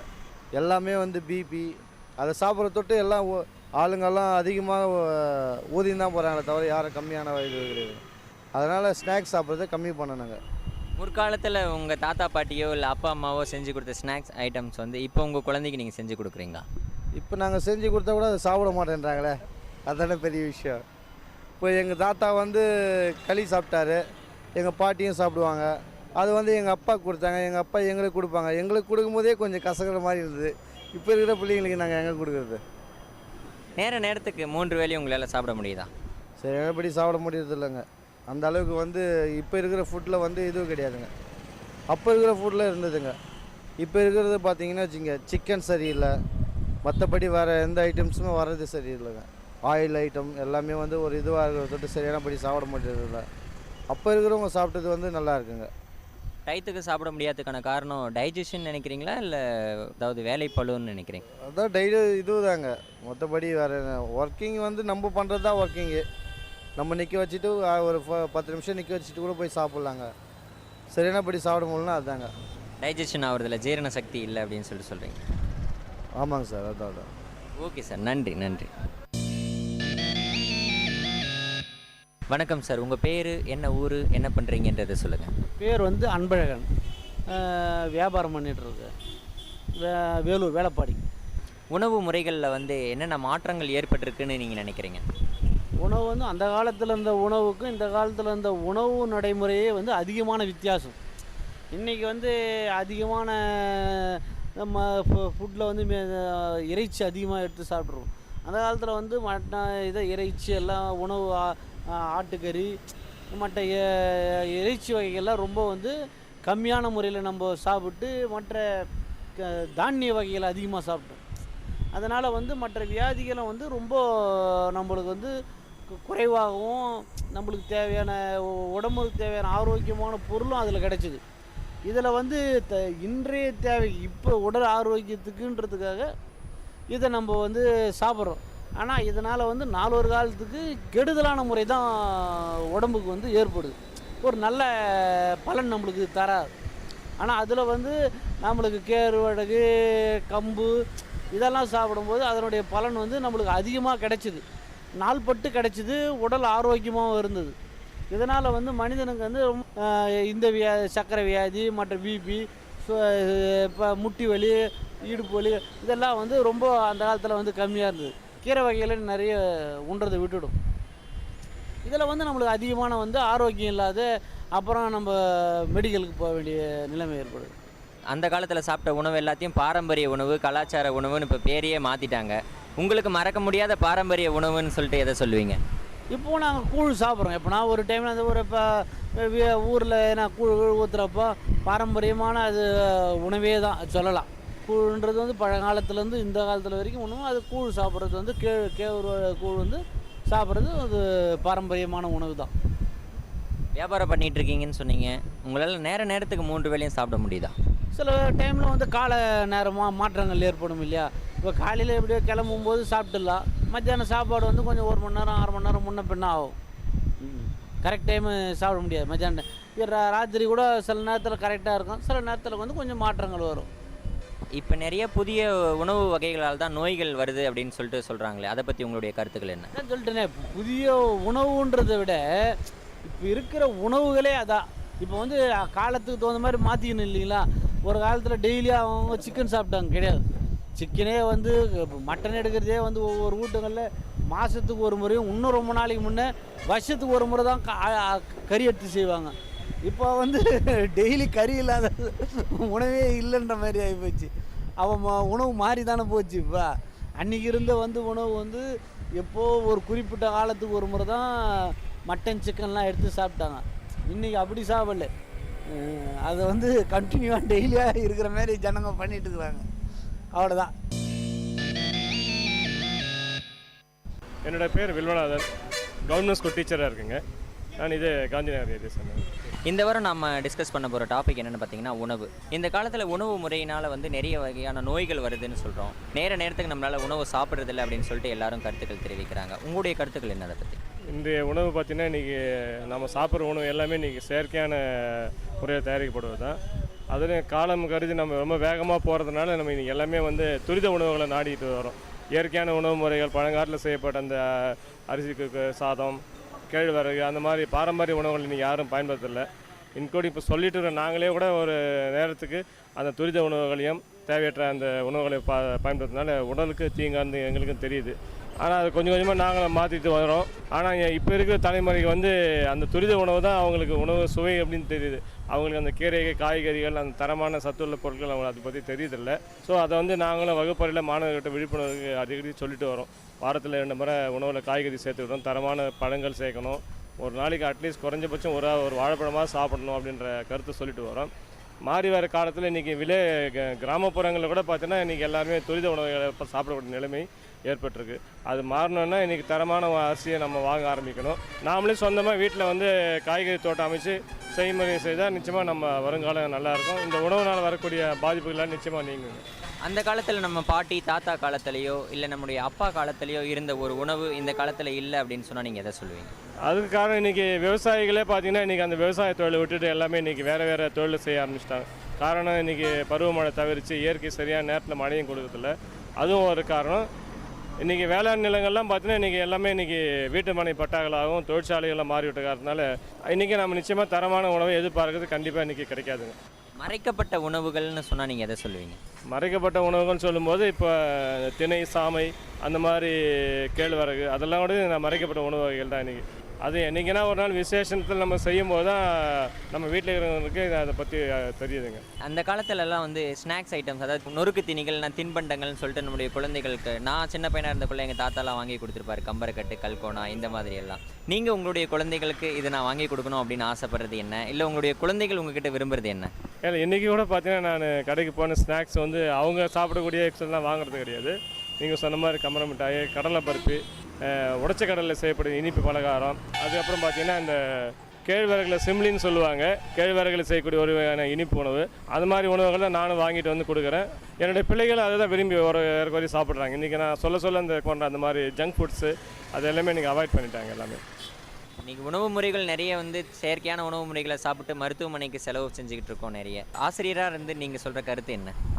கூடுமான வரையில் நாம் இயற்கையாக விளையக்கூடிய காய்கறிகள், கீரைகளை சாப்பிட்லாம்.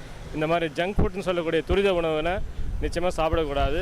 அது இன்றைக்கி நமக்கு வேணால் சுவையை சேர்க்கலாம் தவிர, ஆனால் வருங்காலத்தில் நமக்கு மட்டும் இல்லாமல் நம்முடைய பின் சந்ததிக்கு அது பெரிய ஒரு பாதிப்பு ஏற்படுறதுனால கூடுமான வரைக்கும் எல்லாருமே நம்ம இன்றைக்கி இயற்கை வேளாண் செய்யப்பட்ட கடைகள் நிறையவே இன்றைக்கி இருக்குது. அந்த மாதிரி கடைகளை நாடி சென்று கொஞ்சம் சிரமம் பார்க்காம தரமுள்ள உணவுகளையும் காய்கறிகளையும், சாமை, கேழ்வரகு, திணை, குதிரைவாளி போன்ற நல்ல ஒரு சத்துள்ள உணவு சாப்பிட்டா நிச்சயமாக வருங்காலத்தில் எந்த ஒரு நோய் நொடி இல்லாமல் நிச்சயமாக இருப்பாங்கன்ற என்னோட சிறிய ஒரு ஆலோசனை.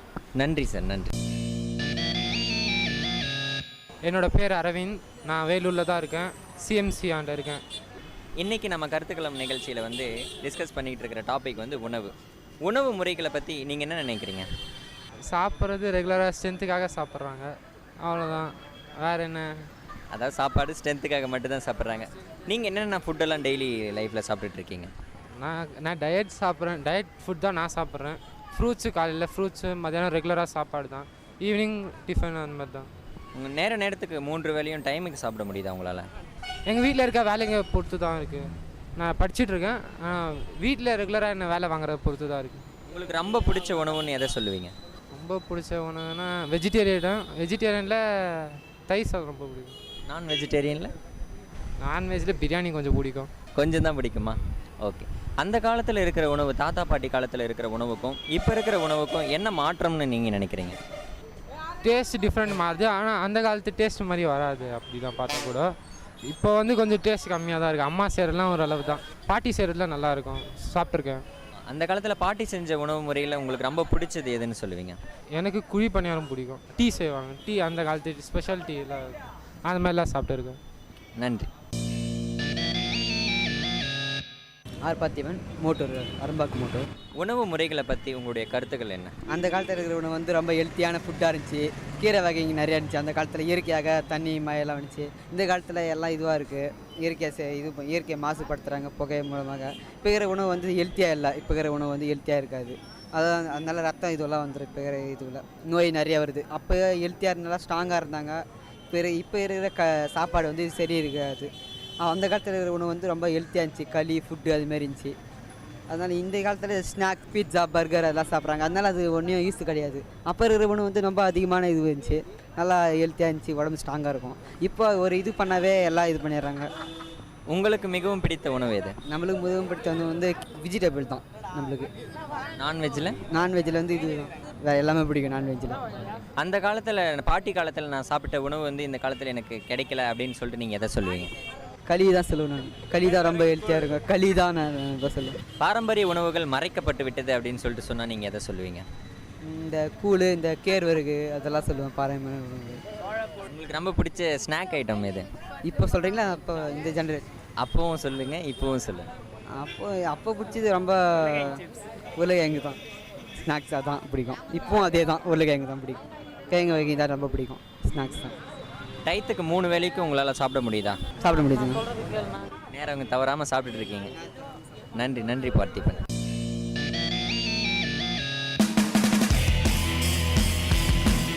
நேயர்கள் இதுவரை கேட்டது மக்கள் கருத்துக்கள் அரங்கேறிய கருத்துக்களம் உங்கள் VIT பண்பலை 90.8. நன்றி, வணக்கம்.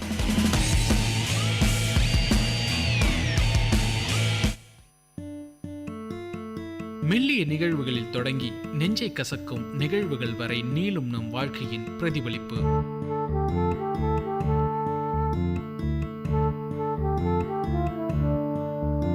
உங்கள் VIT பண்பலை 90.8 உணர்வுகள். உணர்வுகள் இது எதை குறிக்குது? நம்மோட அன்றாட வாழ்க்கையில நடக்கிற சின்ன சின்ன நிகழ்வுகளால நம்மோட மனசுல ஏற்படுற அழுத்தம், அந்த அழுத்தத்தால நகர்த்தப்படக்கூடிய நம்மளோட வாழ்க்கை, உணர்வுகளும் நிகழ்வுகளுமா மாறி மாறி நம்மளோட வாழ்க்கையை உந்தி தள்ளிக்கிட்டே இருக்கிற ஒரு நிலை. இந்த நிலைய நம்ம மனசு திரும்ப திரும்ப அலசி பார்த்துக்கிட்டே இருக்கிறது தான் உணர்வுகள். உங்க மனசு என்ன உணர்தோ அதுதான் உங்களோட நடவடிக்கையா பிரதிபலிக்குது. அப்படி பிரதிபலிக்கிற விஷயங்களை தான் விஐடி பண்பலையில இப்ப கேட்க போறீங்க.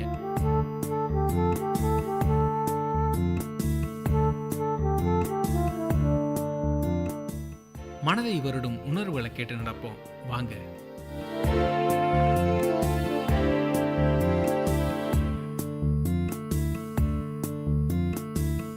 உணர்வுகள் நம்ம வாழ்க்கையில ஒவ்வொரு நிமிஷமும் ஏதோ ஒன்றத்தை தேடி தான் அலைஞ்சிட்டு இருக்கோம். இப்போ ஒரு இடத்துலேருந்து இன்னொரு இடத்துக்கு போறோம்னா எதுக்காக போறோம்? ஏதோ ஒரு தேடல், அதுதான் நம்மளை உந்தி தள்ளிக்கிட்டு இருக்கு. உதாரணத்துக்கு இப்போ நிறைய பேர் கோயில்களுக்கு போவாங்க. நாங்களும் ஒரு நாள் கோயிலுக்கு போனோம். கூட என்னோட நண்பர் வந்திருந்தாரு. எங்க போகலாம் அப்படின்னு யோசிச்சப்போ திருப்பதிக்கு போகலாம் அப்படின்னு சொன்னாங்க. சரி திருப்பதிக்கு போறோம், ஆனா பஸ்ஸில் போறதுல என்ன சுவாரஸ்யம் இருக்கு? எதுவுமே இல்லையே. சரி நடந்து மலை ஏறி போகலாம் அப்படின்னு ஒரு முடிவு எடுத்தோம். அந்த மலையேற்றத்தில் நிறைய பேர் வரதா இருந்து கடைசியில் 2 பேர் தான் மிஞ்சினோம். என்னோட நண்பர் ஒருத்தர் என் கூட பயணப்பட்டார். மொத்தம் 3550 படிகள். இந்த 3550 படிகளை ஏறி கடக்கணும் அப்படின்றது கிட்டத்தட்ட 3லேருந்து 4 மணி நேரம் பிடிக்கக்கூடிய ஒரு காரியம். இந்த காரியத்தில் ஒரு 1000 படிகளை மெதுவாகவே கடந்தோம். என்னோட நண்பர்கிட்ட அடிக்கடி சொல்லிக்கிட்டே வந்தேன், வேகமாக நடந்தோம்னா கால் வலிக்கும், அதனால நம்ம பொறுமையாக தான் நடக்கணும் அப்படின்னு. யாருன்னே தெரியாத பல பேர் எங்க கூட பயணப்பட்டாங்க. வாழ்க்கையில் நம்ம ஒவ்வொருத்தவங்களையும் சந்திக்கும் போது அவங்க கூட நட்பு ஏற்படுத்திக்கணுன்றது நம்மளையே அறியாமல் நம்ம மனசு சொல்கிற ஒரு உண்மை. நானும் பல பேர் கூட பேசினேன், என்னுடைய நண்பரும் சில பேர்கிட்ட பேசினார். அப்படி பேசும்போது ஒரு சிலர் எங்கள் கூடவே நடந்து வந்துட்டு இருந்தாங்க. ஒரு சிலர் எங்களை விட்டு வேகமாக மேலே போகணும் அப்படின்ற ஒரு ஆசையில் எங்களை விட்டு முன்னாடி போயிட்டு இருந்தாங்க. ஒரு சிலரால் அவ்வளோ தூரம் எங்கள் கூட நடந்து வர முடியலை, ரொம்ப பொறுமையாகவே வந்தாங்க. இதில் ஒரு இடத்துல உட்காந்து அமைதியாக தியானம் பண்ண ஆட்களும் உண்டு. இந்த மாதிரியான ஒரு சூழ்நிலையில் நாங்கள் 4 மணி நேரத்தில் மேலே போயிடலாம் அப்படின்ற ஒரு எண்ணத்தோடு நட போட்டுக்கிட்டு இருந்தோம். மேலே போக போக கீழே இருந்த ஊர் ரொம்ப சின்னதாக, அதே நேரத்தில் ஒளி வெள்ளமாக மாறினுச்சு. ஏன்னா அந்த ராத்திரி நேரத்தில் முழுக்க ஒளி மட்டுமே வெளியில் தெரிஞ்சிட்டு இருந்தது. எந்த தெருவும் தெரியல, எந்த வீடும் தெரியல, எந்த கட்டடமும் தெரியலை. வெறும் ஒளி மட்டும்தான் எங்களுக்கு அது ஊர் அப்படின்ற ஒரு அடையாளத்தை காட்டிகிட்டு இருந்தது. இந்த மாதிரியான ஒரு பயணத்தில் 1000 படிகள் கடந்தாச்சு. சரி மனுஷங்களோட அப்படியே உரையாடிட்டு இருந்தது போதுமே அப்படின்ட்டு கொஞ்சம் இயற்கையோட உரையாட ஆரம்பித்தோம். நல்ல ஜில்லுன்னு ஒரு காற்று அப்பப்போ வந்து எங்களை ரொம்ப மகிழ்ச்சிக்குள்ளாக்கிட்டு இருந்தது. சரி காற்று மட்டும்தான் இயற்கையா அப்படின்னு பார்த்தா கொஞ்சம் மான் கூட்டம் அங்கங்கே உட்காந்துட்டு இருந்தது. பக்கத்திலே சின்ன சின்ன கடைகள் போட்டு மான்களுக்கு காய்கறி வாங்கி கொடுக்கலாம் அப்படின்னுட்டு நிறைய பேர் கடை விரிச்சிருந்தாங்க. போகிற வரவங்க எல்லாம் அந்த கடைகளில் அந்த காய்கறியில் வாங்கி அந்த மான்களுக்கு கொடுத்துட்டு இருந்தாங்க. இது ஒரு பழக்கமாகவே அங்கே இருந்திருக்கு போல. ஆனால் எங்களுக்கு அதை பார்வை பார்க்கறது மட்டும்தான் பழக்கமாக இருந்தது. 2000 படிகள் கடந்தாச்சு. அப்போ தான் ஒரு குடும்பம் அறிமுகமாச்சு. அவங்க மனசில் ஏதோ ஒரு சோகம். கொஞ்சம் பொறுமையாகவே நடந்து வந்துட்டு இருந்தாங்க. மேலேருந்து கீழே வந்துக்கிட்டு இருந்தவங்க எங்களை பார்த்த உடனே முதல்ல ஒரு கேள்வி கேட்டாங்க, நீங்கள் தமிழா இல்லை தெலுங்கா அப்படின்னு. எங்களுக்கு எதுக்காக கேட்குறாங்கன்னு தெரியலை. ஏன்னா அதுதான் எங்களோட முதல் பயணம் அந்த மலையில். அவங்க தமிழா தெலுங்கான்னு கேட்டவுடனே நான் தமிழ் அப்படின்னு சொன்னேன். அதை கேட்டுட்டு சரி பரவாயில்ல அப்படின்னு அவங்க தெலுங்குலேயே பேச ஆரம்பித்தாங்க. அவங்க மேலே போயிட்டு கீழே வரும்போது அவங்க கையில் இருந்த பணம் எல்லாம் காணாமல் போயிடுச்சான். அதனால் ட்ரெயினில் போகிறதுக்கு கூட காசு இல்லாமல் இப்போ அங்கே நின்றுக்கிட்டு இருக்காங்க. எங்ககிட்ட காசு ஏதாவது கிடைக்குமா அப்படின்னு கேட்டாங்க. எனக்கு மனசு கேட்கவே இல்லை. என் நண்பன் என்ன சொன்னான், நீ உன் மனசில் என்ன தோணுதோ அதை செய்யி, தேவையில்லாமல் மனசை போட்டு குழப்பிக்காத. மேலே போகிற வரைக்கும் அவங்களுக்கு உதவி செய்யலையேன்ட்டு உன் மனசு வருத்தப்பட்டுக்கிட்டே இருந்துச்சுன்னா அதில் எந்த பயனும் கிடையாது. உனக்கு கொடுக்கணும்னு தோணுச்சுன்னா கொடுத்துரு அப்படின்னு சொன்னான். சரி நம்மளும் என்ன பண்ணுறது, கையில் இருக்குது கொடுக்கலாம், மனசு இன்னும் முழுசாக வரல, அதே நேரத்தில் விட்டுட்டு போகவும் தோணலை. ஒரு வழியாக நான் ஒரு முடிவு எடுத்தேன். சரி அவங்களுக்கு உதவலாம் அப்படின்ட்டு அவங்களுக்கு கொஞ்சம் காசு கொடுத்து அனுப்பி வச்சேன். அதுக்கப்புறம் திரும்பவும் படிகள் ஏற ஆரம்பித்தோம். எனக்கு ஒரு சின்ன சந்தோஷம், நம்ம ஒருத்தவங்களுக்கு உதவி இருக்கோம் அப்படின்னு. அப்போ என்னோட நண்பர் கேட்டார், அவங்க உன்னை ஏமாத்திருந்தா என்ன பண்ணியிருப்ப அப்படின்னு. என் மனசுக்குள்ளே ஒன்று தான் பட்டுச்சு, அவங்க ஏமாத்தினா ஏமாத்திட்டு போட்டோம், நான் அவங்களுக்கு உதவணும்னு நினச்சேன், உதவிட்டேன். அப்படி உதவாமல் போயிருந்தா இந்த படிகளை எப்படி என்னால் சந்தோஷமாக ஏற முடியும்? அப்படின்ற ஒரே ஒரு எண்ணம் தான் என்ன அவங்களுக்கு உதவ வச்சுச்சு. அதை சொல்லிட்டு என் நண்பர் கூட திரும்பவும் நட போட்டேன். 3000 படிகள் கடந்தாச்சு. 3000 படிகள் கடந்த பிறகு இன்னொரு குடும்பம் எதிர்பட்டுச்சு. அந்த குடும்பத்திலேருந்து ஒருத்தர் எங்ககிட்ட வந்து மொதல் கேள்வி ஒன்று கேட்டார். அந்த கேள்வியும் நான் முன்ன கேட்ட அதே கேள்வி தான், நீங்கள் தமிழா இல்லை தெலுங்கான்ட்டு. இந்த கேள்வியை கேட்ட உடனே என்னோட நண்பருக்கு கொஞ்சம் கோபம் வந்தது தான் உண்மை. ஏன்னா என்னை பரபரன்னு இழுத்துக்கிட்டு மேலே நடக்க ஆரம்பிச்சிட்டாரு. இவங்களுக்கு எப்போவுமே இதான் வேலை, எல்லாருமே ஏமாத்து பேர் வழின்னு என்கிட்ட சொல்லிக்கிட்டே இருந்தார். சரின்னு நானும் வந்துட்டேன். எனக்கு அந்த கேள்வியை கேட்டதுலேருந்து ஒரு சின்ன குழப்பம். உண்மையிலேயே நம்ம ஏமாந்துட்டோமா, இல்லை இவங்களுக்கு நம்ம உதவாமல் அதை தவிர்த்துட்டு நண்பரோட பேச்சு கேட்டு வந்துட்டோமா? இந்த ஒரே ஒரு கேள்வி 500 படிகளை கடக்கிற வரைக்கும் என் மனசுக்குள்ளே உறுத்திக்கிட்டே இருந்தது. இந்த மாதிரியான ஒரு குழப்பமான நிலையில் அந்த 500 படிகளை கடந்தாச்சு. இப்போது மலைக்கு மேலே ஏறி வந்தாச்சு. ஆனால் அந்த நிகழ்வு என்னை உறுத்திக்கிட்டே இருந்தது. என்னோட மனசை உறுத்திக்கிட்டே இருந்த அந்த நிகழ்வு ஒரு உணர்வாக மாறி எனக்குள்ளேயே தேங்கி நின்றுச்சு. உணர்வுகள் உங்கள் மனதை வருடும் நிகழ்வுகளின் பிரதிபலிப்பு. உங்கள் விஐடி பண்பலை 90.8.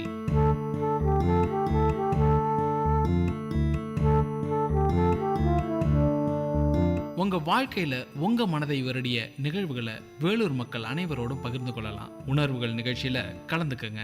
எங்களுக்கு எழுதி அனுப்புங்க. உங்க உணர்வுகளை எழுதி அனுப்ப வேண்டிய முகவரி: இயக்குனர், விஐடி பண்பலை 90.8, விஐடி பல்கலைக்கழகம், வேலூர் 14. உணர்வுகள், மனதை வருடும் நிகழ்வுகளின் பிரதிபலிப்பு. உங்கள் விஐடி பண்பலை 90.8.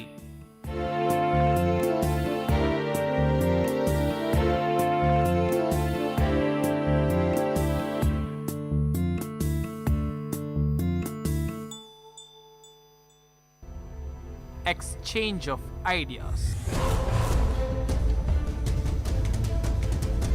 Caste system was created to bring people with the same ideology and trade together. Do you think government is making enough efforts to ensure peace in the country?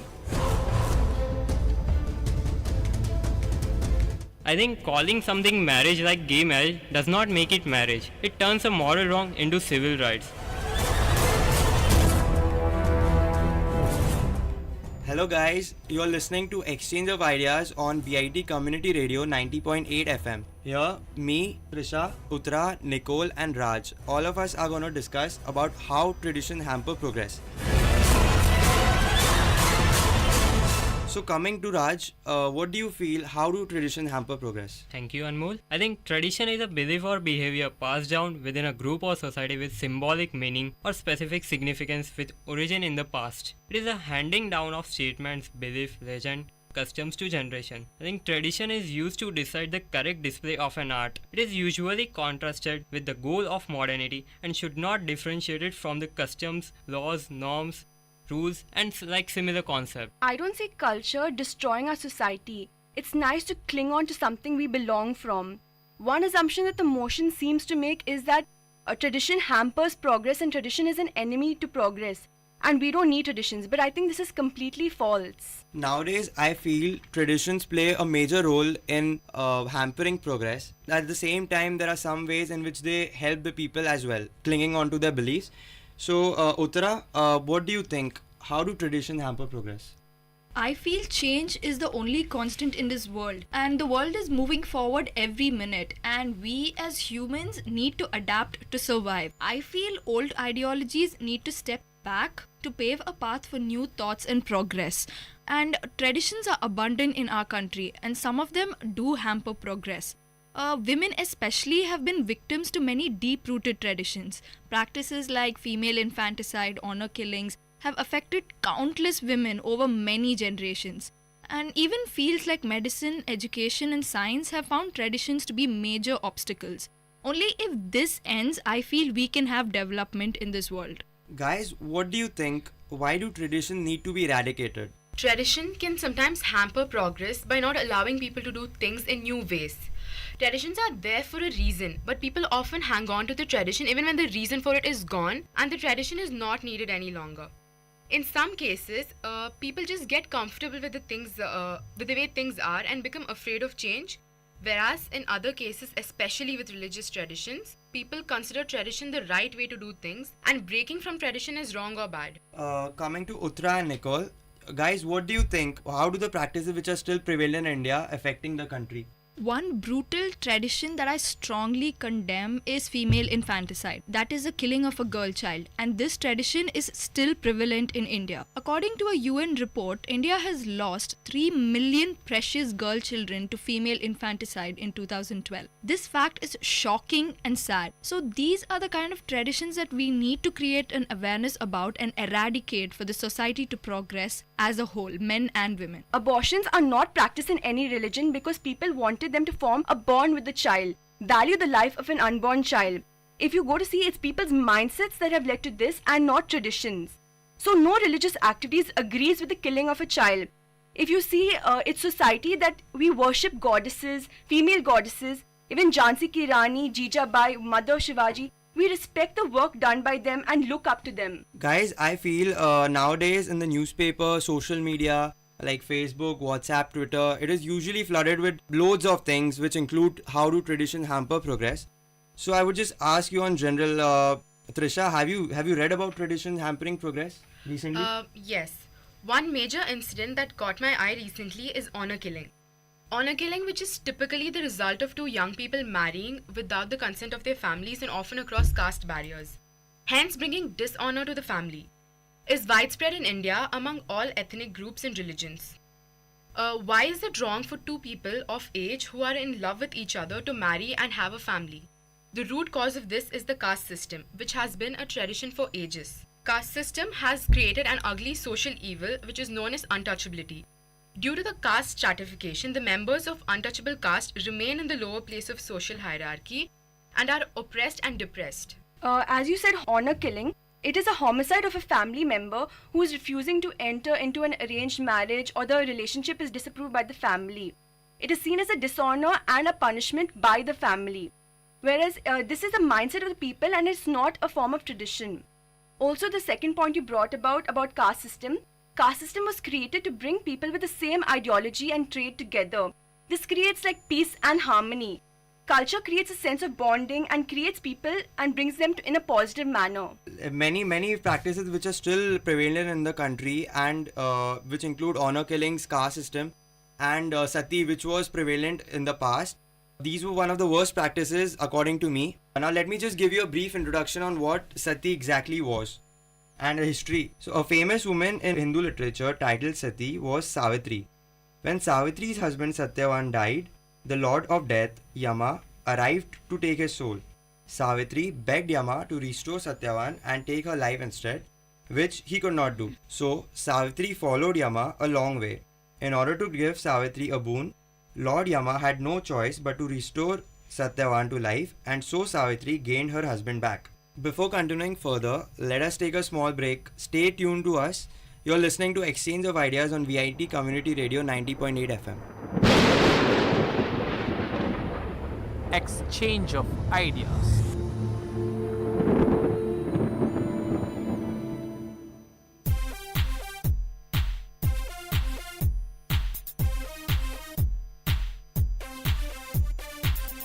Hey Mintu, do you know anything about waste sorting? Now, is that any of your new eco-conservation ideas? Exactly, you know me so well. Yeah. Tell me, what is it? Actually, this is very simple. Just sort waste into biodegradable and non-biodegradable waste bins, and this way you can do some waste management. That sounds cool. Go green!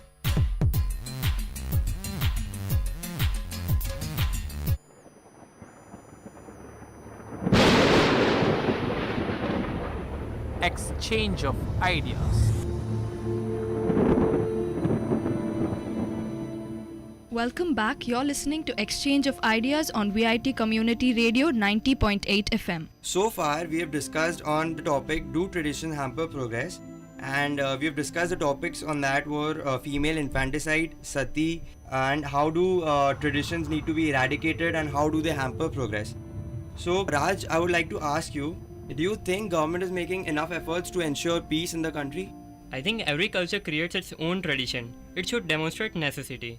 It gives us a sense of belonging, bring people together in a positive manner. Also, it's written that in holy books, by reading the books, it creates a peace and harmony in surrounding area and spreads a positive era. This is our Indian tradition. As you asked about the government are also giving opportunity to the girl child, which helps them to study in a city. They are giving free passes to the girl child, which helps them to come out of the village area and showcase themselves in a city. Also, many Indian political leaders represent the Indian culture by wearing the Indian traditional dress in their foreign visit. One news that's taking over the world is gay marriage, which has been recently legalized in US. Raj, what do you think? I think calling something marriage like gay marriage does not make it marriage. Marriage has its own convent between a man and a woman, which is by its nature's order. It violates natural law. It turns a moral wrong into civil rights. You might have heard that a forefather also rejected the concept of gay marriage because they know that two men can't continue the further generation. It always denies a child either a father or a mother. We are who we are. Sexuality is not something you choose, nor is it something that anyone should be made to feel ashamed of. Gay couples have the right to get married because they are who they are and there is nothing wrong with that at all. I firmly believe that we are all equal and that everyone should be treated the same. Gay marriage is an acknowledgement of equality. Two people should be able to formalize their relationship regardless of whether they are both men, both women, or one of each. Gay marriage should not be considered as a taboo because they actually contribute to the society. For example, most gay couples end up adopting underprivileged and orphaned children. This should be considered as a great service to the society, so instead of shunning from the institution of gay marriage, we must embrace it.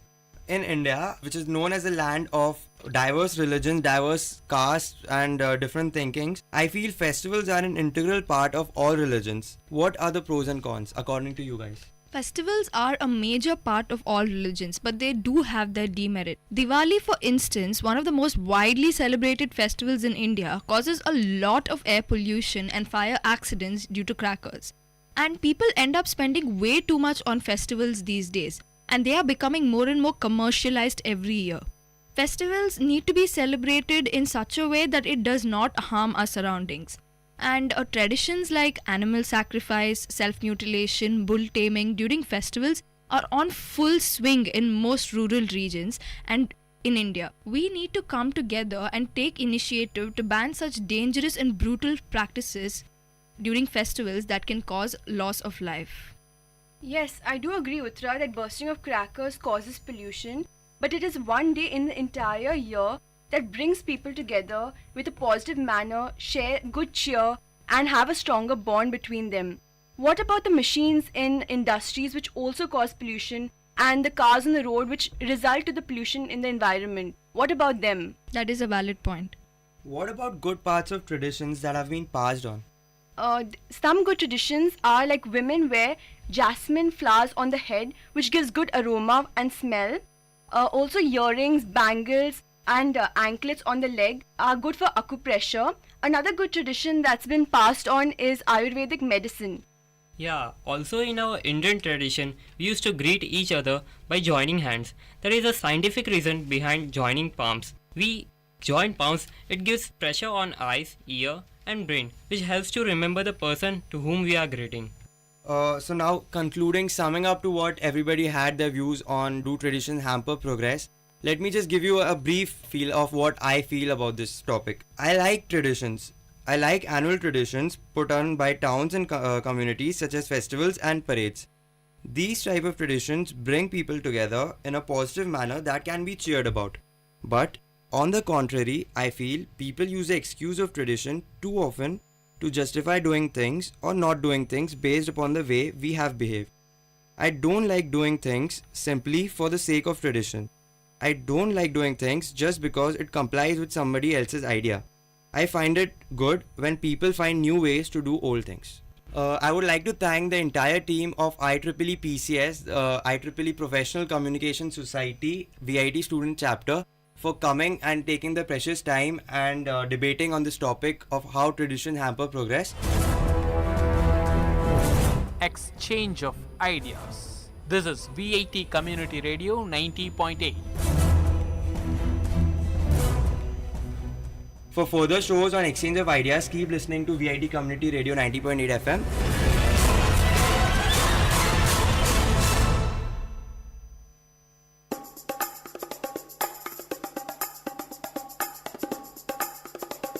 காரசாரம் VIT பண்பலையின் விவாத மேடை. ஆரோக்கியமான வாதங்களுடன், அன்றாட நிகழ்வுகளின் தரவுகளுடன் மக்களின் குரல்கள் ஒன்றிணையும் கருத்துக்களம்.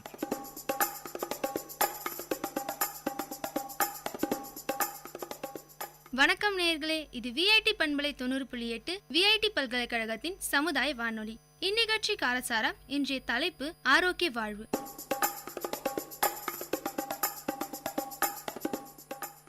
ஆரோக்கிய வாழ்வை பத்தி பேசுறதுக்கு நாங்க 4 பேர் வந்திருக்கோம். என்னுடைய பெயர் கவிஸ்ரீ. என்னோட பெயர் சுஷ்மிதா. என்னோட பேர் மோனிகா. என்னுடைய பேர் ஜனனி. இன்றைய காரசார நிகழ்ச்சியில நாங்க பேச போறது மக்களை அச்சுறுத்தி அவங்களுடைய அத்தியாவசிய தேவைகளை சீர்குலைக்கும் ஒரு கொடிய அசுரனை பத்தி தாங்க. அதுதான் நோய். மக்களுடைய உணவு முறைகள், பல வகையான போதை மற்றும் புகையிலை பழக்கத்தினால நிறைய புது நோய்களுக்கு அவங்களே வழிவிடுறாங்க. நம்ம ஊர்ல ஒரு பழமொழி இருக்கு. அது என்னன்னா, சொந்த காசுல சூனியம் வச்சுக்கிறது. இது மாதிரி தாங்க மக்கள் தங்களுடைய செயல்கள்னாலேயே அவங்களுக்கு புது புது வியாதிகளை வர வச்சுக்கிறாங்க. 20ஆம் நூற்றாண்டுல 10 கொடிய நோய்கள் இருந்துச்சுன்னு சொல்லிட்டு நான் ஒரு ஆர்டிக்கலை படிச்ச மாதிரி ஞாபகம். நீங்க சொல்றீங்க 20th செஞ்சுரியில பர்டிகுலரா 10 நோயின்னு சொல்லிட்டு, அந்த நோயெல்லாம் என்ன, அதோட பேர் சொல்ல முடியுமா? அது என்னன்னா, polio, typhoid, tetanus, pneumococcal, whooping cough, measles, malaria, flu, diphtheria, chickenpox தாங்க. ஆனா இந்த 21ஆம் நூற்றாண்டுல இந்த 10 நோய்கள் சொல்றது மட்டும் இல்லாம நிறைய புது நோய்கள் வருது. எவ்வளவுதான் மக்கள் அவங்கள ரொம்ப ப்ரிசர்வ்டாவும் கிளீனாவும் வச்சுக்கிட்டா கூட நிறைய நோய்கள் அவங்கள தாக்குது. உதாரணமா சொல்ல போனா டயபெட்டிஸ், ஒபிசிட்டி, பிபின்றதுலாம் இந்தியாவிலும் சரி தமிழ்நாட்டிலும் சரி பரவலா நிறைய பேருக்கு இருந்துட்டு வருது. இது வயது வித்தியாசம் இல்லாம குழந்தைங்களுக்கும் சரி பெரியவங்களுக்கும் சரி எல்லாருக்குமே ஒரு அச்சுறுத்தக்கூடிய நோயா இருக்கு. இதனுடைய காசஸ் சொல்யூஷன்ஸ் தான் என்ன? இப்போ பார்த்தீங்கன்னா எல்லாரும் கம்பெனியில் வேலை செய்கிறாங்க. அவங்களுக்கு டே ஷிஃப்ட், நைட் ஷிஃப்ட்னு 2 ஷிஃப்ட் இருக்குது. நைட் ஷிஃப்ட்டில் இருக்கவங்களுக்கு தூக்கம் எல்லாமே பாதிக்கப்படுது. அவங்களோட சாப்பாட்டு முறை எல்லாமே மாறுது. அவங்களால சரியான நேரத்துக்கு சாப்பிட முடியாது. அதனால அல்சர் வருது. கொஞ்ச நாளைக்கு பிறகு அதுவே ஸ்டொமக் கேன்சராக கூட மாறத்துக்கு வாய்ப்பு இருக்குது. நம்ம ஜாப்னு சொல்கிறதுனால நிறைய ப்ரெஷர் இருக்கும். ப்ரெஷர்னால பிபி வருது. அது மட்டும் இல்லாமல் எல்லாரும் இப்போல்லாம் ஏசியில் இருக்கணும் அப்படின்னு தான் நினைக்கிறாங்க. இன்சுலின் சுரக்கிறது ரொம்ப கம்மியாயிடுது. அதனால இப்போ இருக்க சூழ்நிலை டயபெட்டிக்ஸ் அப்படின்ற சர்க்கரை நோய் நிறைய பேருக்கு இருக்கு. அது மட்டும் இல்லாம எல்லாரும் எலக்ட்ரானிக் டிவைஸே நம்புறாங்க. அந்த காலத்துல வேலையே எக்ஸசைஸா இருந்துச்சு, பெருக்கிறது, துணி துவைக்கிறது. ஆனா இப்போ அப்படி கிடையாது. எல்லாரும் வாஷிங் மிஷின், வேக்யூம் கிளீனர் அந்த மாதிரி தான் இருக்காங்க. யாரும் வேர்வை சிந்தி உழைக்கணும் அப்படின்னு சொல்லிட்டு யாரும் நினைக்க மாட்டாங்க. மிக்சி, கிரைண்டர் அப்படின்ற தான் இப்போ இருக்கு. அம்மி, உரல் அப்படின்ற ஒரு விஷயமே இப்போ இல்லாமல் போயிடுச்சு. இதுக்கான சொல்யூஷன் இருக்குங்க. ஆனால் முற்றிலுமா குணப்படுத்துற அளவுக்கு எதுவும் இல்லை. கட்டுப்பாட்டில் வைக்கிற மாதிரி தான் இப்போ இருக்க மெடிசன் இருக்கு. எலக்ட்ரானிக் டிவைஸ் யூஸ் பண்ணால் ஃபிசிக்கல் எக்ஸசைஸ் கம்மியாகுதுன்னு சொல்கிறாங்க. ஆனால் அந்த ஃபிசிக்கல் எக்ஸசைஸ் பண்ணி தான் நம்ம உடலை நலமா வச்சுக்கணும்னு இல்லைங்க. இப்போ யோகா, மெடிடேஷன் அந்த மாதிரிலாம் கூட பண்ணலாங்க. சின்ன பசங்களை யாராவது யோகா பண்ணுங்கன்னு அப்படி சொன்னோன்னா ஏதோ ஒரு பெரிய பாறாங்கலை தூக்குன்னு சொன்ன மாதிரி பார்க்குறாங்கங்க. அவ்வளோ பெரிய ஒரு கஷ்டமான வேலையாக நினைக்கிறாங்க அதை. இப்போ யோகாக்குன்னு சொல்லிட்டு தனியாக டைம் ஒதுக்கவும் முடியறது இல்லை. அவ்வளோ டைம் டென்ஷனில் யோகா பண்ணுறதுக்கு சரியான டைம் கிடைக்கிறது இல்லை. டைம் இல்லைன்னுலாம் சொல்லவே முடியாதுங்க. யோகா டெய்லி பண்ணணும் அப்படின்னு ஒன்று கிடையாது. இதுக்காக நிறைய ஜிம்மு, யோகா சென்டர்ஸ்ன்னு எவ்வளவோ இருக்குது. வாரத்தில் ஒரு நாள் கூட நம்ம போய் பண்ணலாம். ஏன் யோகா பண்ணுறதுனால மட்டும்தான் உடல் ஆரோக்கியம் பாதுகாக்க முடியுமா? ஃபாஸ்ட் ஃபுட் சாப்பிட்றத கம்மி பண்ணாலே உடல் ஆரோக்கியம் பாதிப்படையாமல் பார்த்துக்கலாம். ஃபாஸ்ட் ஃபுட் என்னன்னா எல்லாருக்குமே வெறும் டிஸ்அட்வான்டேஜ் தாங்க ஞாபகம் வருது. ஆனால் ஃபாஸ்ட் ஃபுட்னால எவ்வளோ அட்வான்டேஜஸ் இருக்குது தெரியுமா? இப்போ சின்ன பசங்க கிட்ட போய் ஒரு பச்சையான காய்கறி கொடுத்து பாருங்க, அவங்க சாப்பிடவே மாட்டாங்க. ஆனால் இந்த ஃபாஸ்ட் ஃபுட் ஐட்டம்ஸான நூடுல்ஸோ இல்லை ஃப்ரைட் ரைஸ்லையோ அந்த மாதிரி காய்கறி இருக்கிறதுனால அந்த சாப்பாடை அவங்க விரும்பி சாப்பிட்றாங்க. இதனால காய்கறிகளோட சத்தம் அவங்க கிட்ட போகுது. இன்னொன்று என்னன்னா, ஃபாஸ்ட் ஃபுட் யாருக்கு அதிகமாக உபயோகப்படுதுன்னா, ஊரை விட்டு ஒருத்தவங்க ஒரு சிட்டிக்கு வராங்க வேலை செய்யறதுக்குன்னா அவங்க ஒரு ரூம் எடுத்து தங்குறாங்க. அங்கே அவங்க தனியாக சமையலறை போட்டு அதுக்கான சாமான்களெல்லாம் வாங்கி வைக்க முடியாது. இது மாதிரி சூழ்நிலையில் அவங்களுக்கு என்ன கிடைக்குதோ அதை சாப்பிட்டு அவங்க பாட்டு அவங்க வேலையை பார்க்க போகணும். அதனால இந்த ஃபாஸ்ட் ஃபுட் ஐட்டம்ஸ் நிறைய அவங்களுக்கு தான் உபயோகப்படுது. அப்போ சாப்பிட்றத பற்றி யோசிக்கிறாங்களே தவிர பின்விளைவுகளை பற்றி யாரும் நினச்சி கூட பார்க்கறது இல்லைங்க. இப்போ ஃபாஸ்ட் ஃபுட்னா என்ன, காய்ச்சின எண்ணெயை திருப்பி காய்ச்சி அவங்க உணவை தயாரிக்கிறாங்க. அது மட்டும் இல்லாமல் உணவில் டேஸ்ட் சேர்க்கணுன்றதுக்காக அஜினோமோட்டோ அப்படின்னு நிறைய மசாலா பொருட்களை சேர்க்குறாங்க. அவங்க எந்த தண்ணியில் செய்கிறாங்க அப்படின்னே தெரியாது. நல்ல சுத்தமான தண்ணியில் செய்கிறாங்களான்னு கூட தெரியாதுங்க நம்மளுக்கு.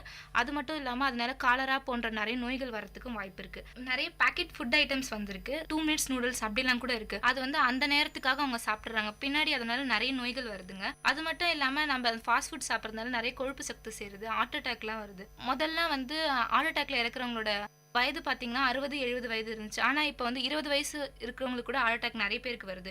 ஏங்க இந்த மாதிரி ஒரு நிலைமையை தர ஃபாஸ்ட் ஃபுட்டை சாப்பிடணும்? நம்மளோட பாரம்பரிய உணவே நிறைய இருக்குது, அதுவே நம்மளுக்கு மருந்தாகவும் இருக்குது. நீங்கள் சொல்கிற மாதிரி நம்ம பாரம்பரிய உணவில் வந்து நிறைய சத்துக்கள் இருக்குது, கால்சியம், விட்டமின் அப்படின்னு சொல்லிட்டு. நம்ம பாரம்பரிய உணவு சாப்பிட்றதுனால வந்து நமக்கு வந்து உடல் வந்து ஆரோக்கியமாக இருக்கும், அதுவும் இல்லாமல் வலுவாகவும் இருக்கும்.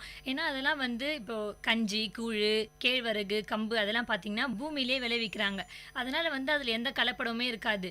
மர வகைகள், கீரை வகைகள், இந்த அத்திப்பழம் இதெல்லாம் பார்த்திங்கன்னா நிறைய மருத்துவ குணங்கள் கூட இருக்குது. ஆனால் இதெல்லாம் வந்து நம்ம யாருமே புரிஞ்சுக்கதே கிடையாது. எப்பவுமே அந்த ஃபாஸ்ட் ஃபுட் தான் சாப்பிடணும், பீஸா, பர்கர், 2 மினிட்ஸ் நூடுல்ஸ் இப்படின்னு தான் உடம்பை கெடுக்கிற சாப்பாடை தான் விரும்புகிறாங்களே தவிர யாரும் வந்து அந்த காலத்து உணவு வந்து ஒரு பெரிய விஷயமாவே எடுத்துக்க மாட்டுறாங்க. குழந்தைங்க கூட நிறைய அதை தான் விரும்பி சாப்பிட்றதுனால அவங்களுக்கு நிறைய நோய்கள் ஏற்படுது. இதனால அவங்களுக்கு வந்து எதிர்ப்பு சக்தியே இல்லாமல் போயிடுது பிற்காலத்தில். இப்போ இருக்கிற காலத்தில் வந்து விளைச்சல் அதிகமாக்கிறதுக்காக கெமிக்கல்ஸ், பெஸ்டிசைட்ஸ் அதெல்லாம் நிறைய போட்டு விளைய வைக்கிறாங்க. அந்த காலத்து உணவு வந்து மொத்தமாக மறந்துட்டோம்னு சொல்ல முடியாதுங்க. இப்போ பேக்கட் ஐட்டம்ஸ், ஃபைபர் பிஸ்கெட்டு, வீட் பன்னு அதெல்லாம் கூட சாப்பிட்டா வந்து நம்ம சுகர் கம்மியாகும். அந்த காலத்தில் இந்த உணவு வந்து இப்போ செய்கிறதுக்கும் டைம் இல்லை, அது எப்படி செய்யணும்னு கூட சிலருக்குலாம் தெரிய மாட்டேங்குது. இப்போ வந்து நம்ம ஃபாஸ்ட் ஃபுட் வந்து சாப்பிட்டா இது மாதிரி டிஸ்அட்வான்டேஜ் இருக்குது அப்படின்னு சொன்னோம். நோய்கள் பற்றி பேசிகிட்டு இருந்தோம். நோய்கள் பற்றி பேசும்போது ஒரு முக்கியமான விஷயத்தை நம்ம பேச மறந்துட்டோம்னு நினைக்கிறேன். அது என்னென்னா முதல் உதவி. ஃபர்ஸ்ட் எய்டுன்றது வந்து அந்த காலத்தில் இருந்ததா இல்லையான்றது எனக்கு சந்தேகமாக தான் இருக்குது. எனக்கு தெரிஞ்சிருக்கும், இல்லாமல் தான் இருந்திருக்கும். ஏன்னா நிறைய நோய்கள் வந்து அப்போல்லாம் வந்ததுன்னு சொன்னாங்க. இது மாதிரி பிளேக்கோ, காலராவோ, சிக்கன் பாக்ஸோ இருந்ததுனால நிறைய பேர் இறக்க நேரிட்டுச்சான். அப்போல்லாம் ஃபர்ஸ்ட் எய்டுன்னு ஒன்று இருந்ததுன்னா வேக்சினேஷன் இருந்திருக்கும். வேக்சினேஷன் கொடுத்துருந்தாங்கன்னா இவ்வளோ டெத் ரேட்ஸ் இருந்திருக்காது. ஒருவேளை அப்போ இருந்ததா? இப்போ நிறைய பேர்கிட்ட அந்த ஃபர்ஸ்ட் எய்ட் பற்றி எல்லாருக்கும் இப்போலாம் தெரியும்னு நினைக்கிறேன். ஆமாங்க, இப்போ நிறைய பேருக்கு ஃபர்ஸ்ட் எய்ட் பற்றி நிறைய தெரிஞ்சிருக்கு. அது மட்டும் இல்லாமல் கிராமத்துக்கு ஆரம்ப சுகாதார நிலையம்னு ஒரு நிலையம் இருக்குது. அதில் நிறைய மருத்துவர்களும் இருக்காங்க. அவங்க என்ன பண்ணுறாங்க, யாருக்காவது சின்ன ஜுரம், சளி ஏதாவது இருந்துச்சுன்னா அவங்களே மருந்து கொடுத்துட்றாங்க. பெரிய ஹாஸ்பிட்டலுக்கு போகணும் அப்படின்ற ஒரு நிலைமெல்லாம் வரதில்லை. அது மட்டும் இல்லாமல் வந்து பெரிய நோயாக இருந்தாலும் அதுக்கான ஆரம்ப சிகிச்சை வந்து அந்த ஆரம்ப சுகாதார நிலையத்திலே தராங்க. நீங்கள் சொல்கிற மாதிரி கண்டிப்பாக இந்த காலத்தில் ஃபஸ்ட் எய்ட் அவேர்னஸ் இருக்குங்க. சின்ன குழந்தைங்கள்லேருந்து பெரியவங்க வரைக்கும் எல்லாருக்குமே ஃபஸ்ட் எய்ட்னா என்னன்னு அப்படின்னு தெரியுது. இதை ஸ்கூல் மூலயமா கூட வெளிப்படுத்துகிறாங்க. நான் படிக்கும்போதே என் ஸ்கூலில் வந்து தீயணைப்பு வீரர்கள் ஒருத்தர் ஆபத்தில் இருந்தாங்கன்னா அவங்களை எப்படி காப்பாற்றணும் அப்படின்லாம் சொல்லி கொடுத்துருக்காங்க. ஒருத்தருக்கு ஷாக் அடிச்சிச்சு திடீர்னா அவங்க நம்ம வந்து தொடக்கூடாது, அவங்கள வந்து கட்டையில் தான் அடிக்கணும். அதே மாதிரி ஃபஸ்ட் ஸ்டாண்டர்ட் படிக்கிற பையனுக்கு கூட தெரியுது இப்போ எல்லா வாகனத்துலேயும் வந்து ஃபஸ்ட் எய்ட் பாக்ஸ் இருக்குது அப்படின்னு சொல்லிட்டு. திடீர்னு எங்கேயாச்சும் தீ பிடிச்சிச்சு அப்படின்னா நம்ம ஃபயர் என்ஜினுக்கு ஃபோன் பண்ணி அது வர வரைக்கும் வெயிட் பண்ணாமல் ஃபயர் எக்ஸ்டிங்விஷனை வச்சு நம்மளால முடிஞ்ச அளவுக்கு தீயை கட்டுப்படுத்த முடியும். அந்த காலத்தில் வந்து யாராவது ஒருத்தர் இருந்தால் தான் அது என்ன டிசீஸ்ன்னு சொல்லிட்டு புதுசாக வந்திருக்கா, என்ன டிசீஸ் சொல்லிட்டு கண்டுபிடிப்பாங்க. ஆனால் இந்த காலத்தில் வந்து நம்ம உடலில் ஏதாவது தினம் ஏதாவது வந்து மாற்றம் ஏதாவது இருந்துச்சுன்னா நம்மளே டாக்டர் கிட்ட போனோம்னா அதை டயக்னைஸ் பண்ணி ஏதாவது புது டிசீஸாக இருந்தாலும் அது ஸ்டார்டிங்கில் தடுக்கிற அளவுக்கு இப்போது டெக்னாலஜிலாம் வளர்ந்துருக்குங்க. காலம் மாறுற அளவுக்கு டிசீஸும் வந்து மாறிக்கிட்டே இருக்குது. ஒரு காலத்துக்கு இந்த டிசீஸ் கண்டிப்பாக வந்துடும்ன்ற அளவுக்கு கூட இருக்குது. அது என்னென்னா dengue, swine flu, chikungunya, malaria, viral fevers தாங்க.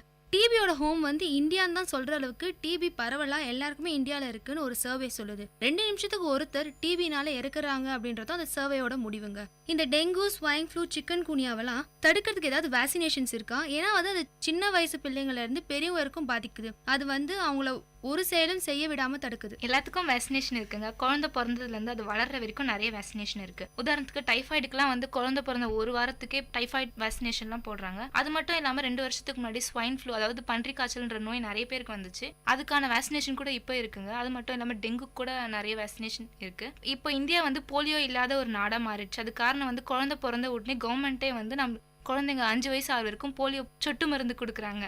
நிறைய கவர்மெண்ட் வந்து இதுக்காக நிறைய ஸ்டெப்ஸ் எடுத்திருக்கு. இப்போ எல்லா கவர்மெண்ட் ஹாஸ்பிட்டல்ஸ்லேயுமே வந்து வேக்சினேஷன் இருக்குது. அதே மாதிரியே இன்ஸ்ட்ருமெண்ட்ஸும் இருக்குது. பார்த்தீங்கன்னா எல்லா ஸ்கூல்ஸுமே 3 மந்த்ஸ்க்கு 1 டைம் செக்அப் பண்ணுறாங்க. அவங்களுக்கு வேக்சினேஷன் போட்டாங்களா இல்லையா அப்படின்னு கேட்டுட்டு அவங்களுக்கு வேக்சினேஷன் போடுறாங்க. வேக்சினேஷன்றது வந்து கவர்மெண்ட் ஹாஸ்பிட்டல்ஸ்லையோ இல்லை கவர்மெண்ட் ஸ்கூல்ஸ்லையோ இல்லை ஸ்கூல்ஸ்லேயே போடுறது மட்டும் இல்லாமல் அங்கன்வாடி மையம்னு ஒன்று இருக்குது. அங்கே வந்து குழந்தைங்களுக்கு 1 மாதத்தில் 3 மாதம் 3 வயசு 1 வயசுலலாம் வந்து என்னென்ன வேக்சினேஷன்ஸ் போடணுன்றதை கேட்டு வேக்சினேஷன்ஸ் ஃப்ரீயாக போடுவாங்க. இன்னொன்று என்னென்னா கர்ப்பிணி பெண்களுக்கு வந்து என்னென்ன சத்துணவான பொருட்கள் கொடுக்கணும், என்னென்ன டேப்லெட்ஸ் கொடுக்கணும், எப்படி இருக்கணுன்ற எல்லா அறிவுரைகளும் வந்து அந்த அங்கன்வாடி மையத்தில் சொல்கிறாங்க. அதே மாதிரி சத்து மாவுன்ற ஒன்றும் அவங்களுக்கு அங்கே இலவசமாக கிடைக்குது. வருமுன் காப்புன்னு சொல்லிட்டு ஒரு பழமொழியாக இருக்குங்க. அதுக்கு எடுத்துக்காட்ட வேக்சினேஷன் போடுறத வந்து நம்ம சொல்லலாம். அதே மாதிரி வீக்லி ஹெல்த் செக்அப் போகலாம், டெய்லி ஃப்ரூட்ஸ் சாப்பிட்லாம். இப்போ வெஜிடபிள்ஸ் எவ்வளோ சாப்பிட்றோமோ அதே அளவுக்கு தாங்க நம்ம சாதமும் சாப்பிட்ணும். அதுக்கு பழமொழி ஒன்று இருக்குங்க, அளவுக்கு மிஞ்சினா அமிர்தமும் விஷயங்க. அதேமாதிரி சிலர்லாம் வந்து டாக்டர் கிட்ட போனால் நம்ம உடலில் ஏதாவது தப்பு இருக்குன்னு சொல்லுவாங்களோன்னு சொல்லிட்டு பயந்துன்னு சிலர்லாம் போகிறதுக்கே பயப்படுவாங்க. அதே மாதிரி வந்து நம்ம ட்ரீட்மெண்ட் யாராவது நிறைய ட்ரீட்மெண்ட் எடுத்துகிட்டு இருந்தாங்கன்னா பாதிலே நிறுத்திடுவாங்க. சரியாயிடுச்சு அப்படின்னு சொல்லிட்டு பாதிலே நின்றுறதெல்லாம் தப்புங்க. இவ்வளோ நேரம் வந்து நம்ம இந்த dengue, swine flu, first aid, food, diabetes, obesity, TB இதை பற்றிலாம் பேசிகிட்டு இருக்கோமே. இதெல்லாம் வந்து அந்த காலத்தில் இந்த நோய்களும் அப்புறம் இந்த 21st செஞ்சுரியில் இருந்த 21st செஞ்சுரியில் இருக்கிற நோய்களும். ஆனால் 16th 17th செஞ்சுரியில் இருந்து இந்த 21st செஞ்சுரி வரைக்கும் 2 கொடிய நோய்கள் இருக்குது. அதை கேட்டாலே மக்கள் வந்து அவ்வளோ பயப்படுவாங்க தெரியுமா? அவ்வளோ கொடிய நோயா அது? அப்படி என்னதான் நோய் அது 2 நோயும்? கேன்சரும் எய்ட்ஸ் வந்தாங்க. ஒரு மனுஷனுக்கு இந்த கேன்சரோ இல்லை எய்ட்ஸோ இருக்கிறத கேள்விப்பட்டாலே அவங்கள ஒதுக்கி வச்சிருவாங்க. அவங்க வந்து அதை தீர்க்க முடியாத நோயின்னு நினைக்கிறாங்க. எய்ட்ஸ் இருக்கிறவங்களும் இன்னும் மோசம். அவங்கள வந்து தனிமைப்படுத்திட்டு அவங்க கிட்ட யாரும் போக மாட்டாங்க. எல்லாமே அவங்களுக்கு தனிமையாகவே இருக்கும். அவ்வளோ நேரம் அவங்க வந்து ஒரு பெரிய குடும்பத்தில் இருந்திருப்பாங்க, கூட்டாக இருந்திருப்பாங்க. இந்த நோய் வந்தோடனே அவங்கள ஒரு மனுஷங்களை பார்க்குற மாதிரி கூட பார்க்க மாட்டாங்க. இதை சரி செய்யறதுக்கு மருந்துகளும் இல்லை. ஆனால் கேன்சரை தீர்க்கறதுக்கு மட்டும் மருந்து இப்போ புதுசாக கண்டுபிடிச்சிருக்காங்கன்னு நினைக்கிறேன். ஆமாங்க, கேன்சரை குணப்படுத்துறதுக்கு நிறைய முறைகள் இருக்கு. வயிற்று புற்றுநோய், தொண்டை புற்றுநோய், நுரையீரல் புற்றுநோய், தோல் புற்றுநோய், ரத்த புற்றுநோய் நிறைய வகைகள் இருக்கு. இன்னமும் நிறைய இருக்கு. Chemotherapy, radiation therapy, targeted cancer therapy, transplantation, phone மேரோ transplantation, stem cell transplantation நிறைய முறை கையாளுறாங்க. பயாலஜிக்கல் தெரப்பி அப்படின்ற முறையில் நோய் எதிர்ப்பு சக்தியை அதிகரித்து புற்றுநோய் செல்களுக்கு எதிராக போராடுது. அது முற்றிலுமாக தடுக்கலனாலும் உயிரிழப்பை தள்ளி போடுது. அது மட்டும் இல்லாமல் ஹைப்பர்தெர்மியா அப்படின்னு இன்னொரு முறையும் இருக்குது. வெப்பத்தினால டியூமர் செல்லை அழிக்கிறதாங்க இந்த முறை. இந்தியாவில் எய்ம்ஸ் அப்படின்ற கேன்சர் இன்ஸ்டியூட் இருக்குங்க டெல்லியில். தமிழ்நாட்டில் பொறுத்த வரைக்கும் சென்னை, காஞ்சிபுரம், கன்னியாகுமரி ஆகிய 3 இடத்துலையும் இருக்கு. இப்போ நீங்க சொன்ன ட்ரீட்மெண்ட்ஸ்லாம் வந்து கேன்சருக்கு இருக்கு. அதனால கேன்சரும் இப்போ குணமடைஞ்சு தான் வருது. ஆனால் எய்ட்ஸை மட்டும் நம்ம நாட்டில் ஏன் குணப்படுத்தவே முடியல? அதுக்கு ஏதாவது மருந்து இருக்கா? இப்போ த்ரோட் கேன்சர்னா த்ரோட்டில் வரும்ன்றீங்க, இல்லை லங் கேன்சர்னா லங்ஸில் பாதிப்படையும்ன்றீங்க. ஆனால் எய்ட்ஸ் வந்து நம்ம உடம்புல எந்த உறுப்பை வந்து பாதிப்படையுதுங்க? எய்ட்ஸ்ன்றது வந்து எந்த உறுப்பையும் வந்து அது பாதிக்காது. ஹெச்ஐவி வைரஸ்ன்றது நம்ம உடம்புல இருக்கிற ஒயிட் பிளட் செல்ஸ், அதாவது நம்ம பிளட் வந்து நம்ம ரத்தம் வந்து ஆர்பிசி, டபிள்யூபிசின்னு 2 வகை இருக்கு. ஆர்பிசின்றது நம்ம ரெட் கலர்ல இருக்கிற பிளட். டபிள்யூபிசின்றது வந்து நம்மளுக்கு இம்யூனிட்டி பவர், அதாவது நோய் எதிர்ப்பு சக்தியை கொடுக்கறது. அந்த நோய் எதிர்ப்பு சக்தியை கொடுக்குற டபிள்யூபிசியை இந்த ஹெச்ஐவி வைரஸ் போய் அட்டாக் பண்ணும். அதை அட்டாக் பண்றதுனால டபிள்யூபிசியோட உற்பத்தி கம்மியாகும். நம்மளுக்கு நோய் எதிர்ப்பு சக்தி கம்மியானா மற்ற நோய்கள் சீக்கிரமாவே நம்மளை வந்து தொற்றிக்கொள்ளும். ஸோ இந்த ஹெச்ஐவி வைரஸ் வந்து நம்மளுடைய டபிள்யூபிசியை கம்மி பண்றதுனால மற்ற நோய்களுக்கு வழி விடுதுங்க. மற்ற நோய்கள் தான் நம்ம உடம்புல வந்து இறக்க நேரிடுது. ஆமா, இந்த கேன்சர், எய்ட்ஸ்னு எல்லாமே நான் கேள்விப்பட்டிருக்கேன். இப்பெல்லாம் நிறைய பேப்பர்ல கூட நான் படிக்கிறேன், மூளை சாவுல இறந்துடுறாங்க, இதனால உடல் தானம் பண்றாங்க. மூளை சாவு அப்படின்னா என்னது? மூளை சாவுனா வந்து இப்போ லைட்டாக தாங்க ஏதாவது அடிபட்டிருக்கோம், ஆனால் வந்து நம்ம பிரெயினில் இருக்க பார்ட்ஸ் எதுவுமே ஒர்க் ஆகாது. இப்போ யாராவது நம்ம அந்த நேரத்தில் நம்ம கை யாராவது தொட்டா கூட அந்த உணர்ச்சி கூட நம்மளுக்கு தெரியாதுங்க. மூளை சாவுனா வந்து ஒரு ஸ்ட்ரோக் இல்லைனா வந்து கார்டியாக் அரெஸ்ட் இல்லை பிளட் கிளாட் அந்த மாதிரி ஆனால் கூட மூளை சாவு வரலாங்க. பிரெயின் டியூமர் ஆனால் கூட மூளை சாவு வரலாங்க. சமீபத்தில் ஒரு நியூஸ் பேப்பரில் படித்தேன், ஒரு பையன் வந்து மூளை சாவில் கோமா ஸ்டேஜில் இருந்தான். அவனோட உடல் உறுப்புகளை தானமாக கொடுத்துட்டாங்க. அதனால இன்னொரு குழந்தை உயிர் வாழற நிலைமை இருக்குது. அது மட்டும் இல்லாமல் இன்றைய மருத்துவத்தில் நிறைய முறைகள் இருக்குது. உதாரணத்துக்கு நம்ம ஏதாவது ஒரு ஆக்சிடெண்ட்டில் நம்மளோட சதையை ஏதாவது இழந்துட்டோன்னா மற்ற இடத்துல இருக்கிற சதையை எடுத்து அந்த இடத்துல வைக்கிற முறை இருக்குது. மிருகத்துல இருந்து கூட மாற்றி அறுவை சிகிச்சை செய்கிற முறை வந்து இப்போ இருக்குங்க. இப்போ இவ்வளோ நேரம் நம்ம வந்து உயிர்கொல்லி நோயான diabetes, BP, AIDS, cancer, chikungunya இது மாதிரி பல வகையான நோய்களை பார்த்தோம். இதெல்லாம் வந்து ஒரு மனுஷனுக்கு வந்துருச்சுன்னா கொஞ்ச நாள் உயிர் வாழ்வாங்க, அதுக்கப்புறம் அதை தீர்க்க முடியலன்னா இறந்துருவாங்க. ஆனால் சில குறைபாடுகள் வந்துச்சுன்னா ஒரு மனுஷனுக்கு அவங்க பிறப்புல இருந்து அவங்க இறக்குற வரைக்கும் அதை தூக்கிட்டு தாங்க சுமக்கணும். உதாரணத்துக்கு சொல்ல போனால் கண் தெரியாமல் போகிறது, காது கேட்காம போகிறது, பேச முடியாமல் போகிறதுலாம் தாங்க நான் சொல்கிறேன். இதுக்கான காரணங்கள் தான் என்ன? கண் தெரியாமல் போகிறது வந்து முழுமையாக கண் தெரியாமல் சில பேருக்கு பிறப்பிலேயே போகலாம். சில பேருக்கு வயசாகிறதுனால அவங்களுடைய கண் பார்வை மக்கி போகலாம். சில பேருக்கு வந்து சின்ன வயசுலேயே வந்து அவங்களுக்கு சரியான ஊட்டச்சத்து இல்லாததுனால கண் பார்வை மங்கி போகலாம். இன்னும் ஒரு காசு என்னன்னா டயபெட்டிக் பேஷண்ட்ஸ், நீரிழிவு நோய் இருக்கிறவங்களுக்கும் கண் பார்வை சீக்கிரமா மக்கி போகலாம். அதே மாதிரி பேச்சு வந்து சில பேருக்கு பிறப்பிலே போலனாலும் அவங்களுக்கு எப்படி போகுதுன்னா வளர வளர அவங்கள சுற்றி வந்து எந்த மனுஷங்களும் இருக்க மாட்டாங்க. அதாவது வீட்டில் 2 பேர் இருக்கலாம் பேரண்ட்ஸ், அவங்க 2 பேருமே வந்து வேலைக்கு போகிற மாதிரி இருக்கலாம். இந்த குழந்தை வந்து அப்புறம் யாரை பார்த்து பேச கற்றுக்கும்? அது வந்து சின்ன வயசுல என்னென்ன யார் பெரியவங்க பண்ணுறாங்களோ அதை பார்த்து தான் என்ன செய்யணும்னு கற்றுக்கும். ஸோ அவங்க சுற்றி அவங்க கூட யாருமே இல்லைன்னா அந்த குழந்தைக்கு எப்படி பேசுகிற திறன் வரும்? அதனாலையும் சில குழந்தைங்களுக்கு வந்து பேச்சு திறமை இல்லாமல் போகும். கண் பார்வை மக்கி போதில் வந்து கட்டுப்படுத்துறதுக்கு வந்து நிறைய லேசர் ட்ரீட்மெண்ட்ஸ் இருக்குது, நிறைய ஆப்ரேஷன்ஸ்லாம் பண்ணிக்கிறாங்க. இப்போ கண் பார்வை மக்கி போதில், அதாவது சின்ன வயசில் வந்து குழந்தைங்களுக்கு கண் பார்வை சரியாக தெரியல அப்படின்னா வந்து ஊட்டச்சத்தான உணவை கொடுக்கலாம். இன்னொன்று வந்து கிளாஸஸ் யூஸ் பண்ணலாம், லென்சஸ் யூஸ் பண்ணலாம். சில பேருக்கு வந்து கண் எரிச்சல் உருவாகுது, ரொம்ப நேரம் சிஸ்டம்ஸ் பார்த்துட்டு உட்காந்துட்டு இருப்பாங்க, இல்லை டிவி பார்த்துட்டு இருப்பாங்க. அது மாதிரி பார்க்கும்போது கண்ணெரிச்சல் அதிகமாக உண்டாகுது. இதனாலையும் சில பேருக்கு கண் பார்வை மங்கி போகுது. இதை தடுக்கிறதுக்கு என்ன ஒரு வழினா, நம்மளுக்கு வந்து கண்டிப்பாக நம்மளோட வேலை சிஸ்டம் பார்த்து பண்ண வேண்டியதாக இருந்தாலும் கண்டிப்பாக அதை பண்ணி தான் ஆகணும். பண்ண முடியாதுன்னு சொல்ல முடியாதுல்ல. அந்த மாதிரி டைம்ல ஒரு மணி நேரம் தொடர்ந்து நம்ம வந்து சிஸ்டம் பார்த்துட்டு இருக்கோம்னா ஒரு 2 நிமிஷம் கண்ணை மூடி ரிலாக்ஸ் பண்ணணும். அப்படி இல்லைன்னா பசுமையா ஏதாவது பார்த்தோம்னா கண்ணுக்கு வந்து குளிர்ச்சி தரும் அப்படின்ற நம்பிக்கை இருக்கு. அதனால நம்ம ஏதாவது பசுமையா பார்த்து நம்மளுடைய கண்ணுக்கு குளிர்ச்சி ஏற்படுத்திக்கலாம். ஸ்பீச் தெரப்பி டாக்டர்ஸ் கிட்ட போயிட்டு நம்ம வீட்டில் இருக்கிற குழந்தைங்க சரியா பேச வரலன்னா அவங்களுக்கு பேச்சு கற்றுக் கொடுக்கலாம். காது கேட்காதவங்களுக்கு நிறைய மிஷின்ஸ் வந்திருக்கு. இது மாதிரி நிறைய ரெமிடியல் சொல்யூஷன்ஸ் வந்து குறைபாடு இருக்கிறவங்களுக்கு இருக்குங்க. பெண்களுக்கு கூட அவங்களோட உணவு கலாச்சாரத்தினால நிறைய பாதிப்புகள் இருக்கு. அதுல ஒரு முக்கியமான பாதிப்பு என்னன்னா குழந்தையின்மைங்க. நிறைய பேருக்கு இப்ப குழந்தையின்மைன்ற ஒரு பிரச்சனை அதிக அளவுல இருக்கு. அவங்களுக்குலாம் ஒரு வரப்பிரசாதம் தான் டெஸ்ட் டியூப் பேபின்றது. குழந்தை பெத்துக்க முடியாதவங்க கூட இது மூலமா குழந்தைய வந்து பெத்துக்கிறாங்க. அது வந்து அவங்களுக்கு ஒரு பெரிய கிஃப்டாவே இருக்குங்க. நோயற்ற வாழ்வே குறைவற்ற செல்வம்னு ஒரு பெரிய தத்துவமே நம்ம தமிழ்நாட்டுல இருக்கு. அந்த தத்துவத்துக்கு ஏற்ற மாதிரி எல்லாரும் நோய் இல்லாம முடிஞ்ச அளவு குறைஞ்சபட்சமாக உடல் பயிற்சியாவது செஞ்சு நல்ல உணவை சாப்பிட்டு நோய் இல்லாம வாழ்வோம்.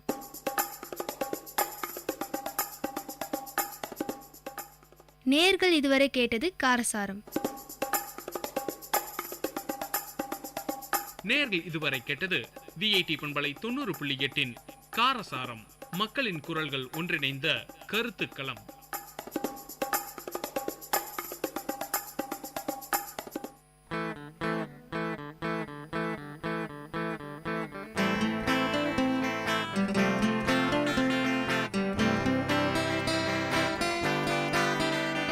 உங்கள் இல்லம் நுழைந்திடும், உங்கள் செவிகளை தீண்டிடும், உங்கள் மனதினை வருடவே பண்பலையாய் மலருதே. உங்கள் இல்லம் நுழைந்திடும், உங்கள் செவிகளை தீண்டிடும், உங்கள் மனதினை வருடவே பண்பலையாய் மலருதே.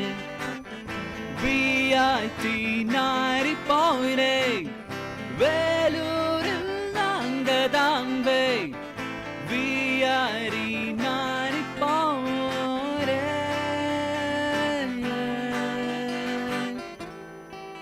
நீங்கள் கேட்டுக்கொண்டிருப்பது விஐடி பண்பலை 90.8 விஐடி பல்கலைக்கழகத்தின் சமுதாய வானொலி.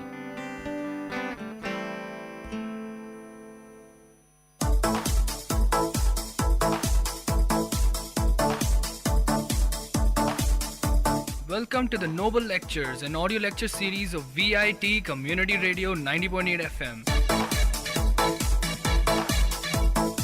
Interesting innovations, technological inventions, technical presentations, inspiring impressions, philosophical thoughts, lingual leaps, artistic amusements, and lecture formats delivered by eminent professors, researchers, and innovators from various fields. Let the talks touch your thoughts with our noble notions. In today's Noble Lectures, we are going to listen to the short lecture on rainwater conservation delivered by Professor Arun Kumar, VIT University. Today I am going to speak on the topic rainwater harvesting. What is rainwater harvesting? Rainwater harvesting is a technique used for collecting, storing, and using for landscape irrigation and other uses. The rainwater is collected from various hard surfaces such as rooftops and other types of man-made above-ground hard surfaces. This is an ancient practice which is currently growing in popularity throughout our communities due to interest in reducing the consumption of potable water. Why do we harvest rainwater?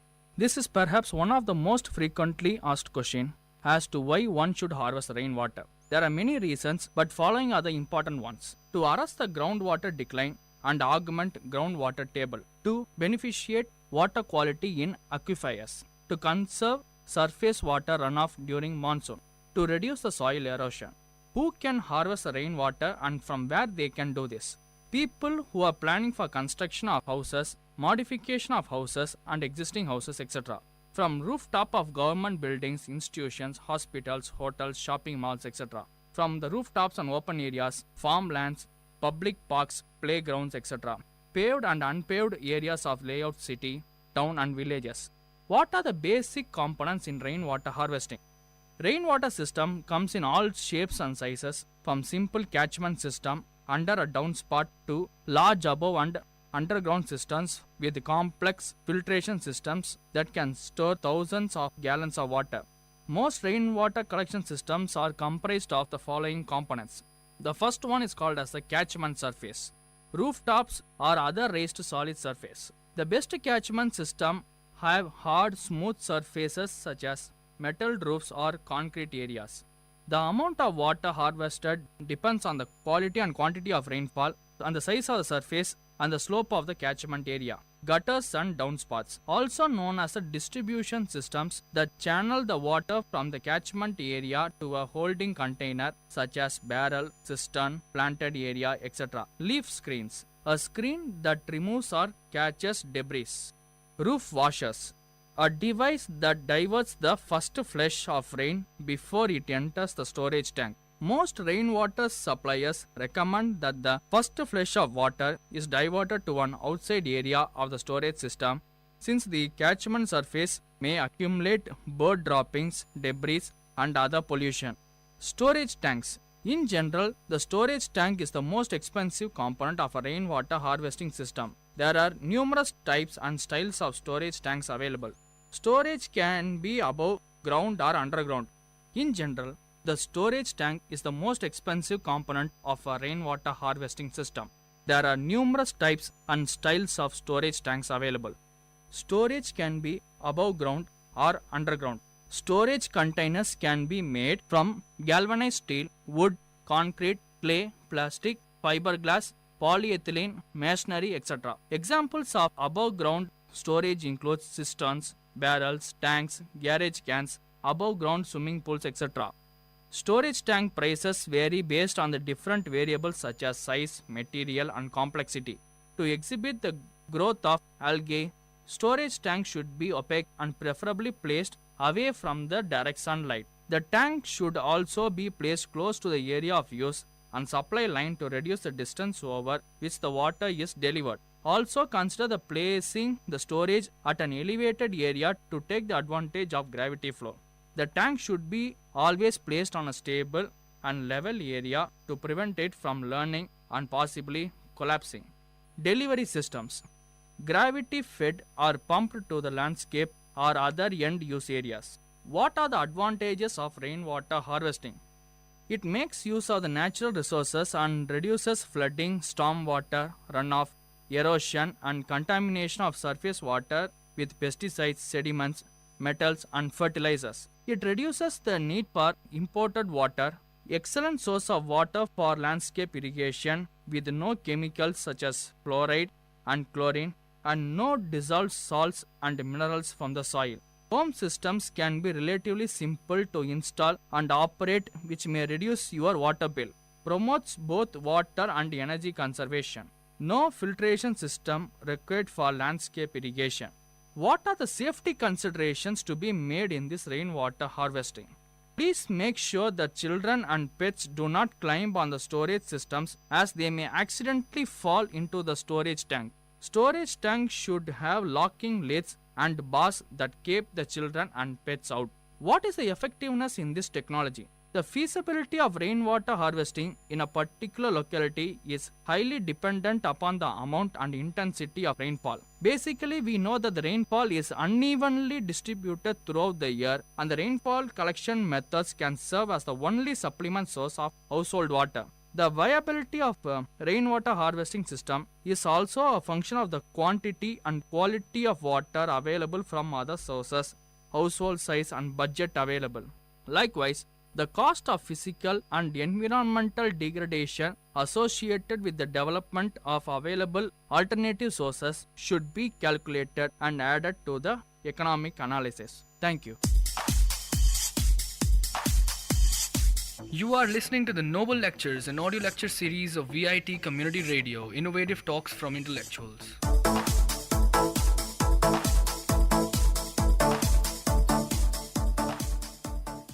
Next, we are going to listen to the short lecture on traffic accident delivered by Professor Jagdish, VIT University. Road accidents in Tamil Nadu and steps to mitigate it. Road accidents are very common all over the world, but the quantum of jump in the road accidents in India nowadays is very high. Therefore, every citizen should know how much the road accidents was increased for the past 15 years and what are the reasons how to mitigate it. If you see the National Crime Records Bureau in 2003, the number of persons lost their life is 1,39,091 persons in 4,40,042 accidents. Out of that total number of accidents, it is unfortunate to say Tamil Nadu has ranked first. It is not only ranked 2013, for the past 10 years, the number of accidents and also the deaths in Tamil Nadu is highest. If you see in 2013, Tamil Nadu, the total number of accidents 67,757 and number of deaths 16,175. Its share with the national data is 15.4%. Uttar Pradesh ranked second with 24,478 deaths with 15,109. And Andhra Pradesh ranked third with 39,344 accidents with 14,966 deaths. And fourth, Maharashtra with 45,247 accidents with 13,936 deaths. In the total number of accidents, the maximum vehicles, the type of vehicle contributed for the accident is two-wheelers, followed by heavy vehicle lorries. This is regarding the national statistics in 2013. Coming to Tamil Nadu, if you see for the past 20 years, the total number of fatal accidents increased by 122%. That is, it is in 1993 6,528. Now it was increased to 14,504. The number of people killed in the fatal accident was increased by 112%. That is 7,349 in 1993 to 15,563 in 2013. Similarly, grievous injuries has increased by 33% and number of persons injured is increased by 28% and minor injuries are increased by 146% and number of persons involved is increased by 154%. If you see overall total number of accidents Tamil Nadu, it was increased by 90% and the total number of persons involved in the accident increased by 130%. This is the statistical scenario of accidents. If you see in Chennai city, especially the fatal accidents rate was increased by 116% for the past 16 years and the number of persons killed by 72% and total number of accidents also increased by 87% and total number of persons involved increased by 77%. The number of accidents are based on vehicles, type of vehicles. If you see the total various types of vehicles, two-wheelers caused major number of accidents, followed by light vehicles, car, jeep, taxi, and truck and lorry, then finally buses.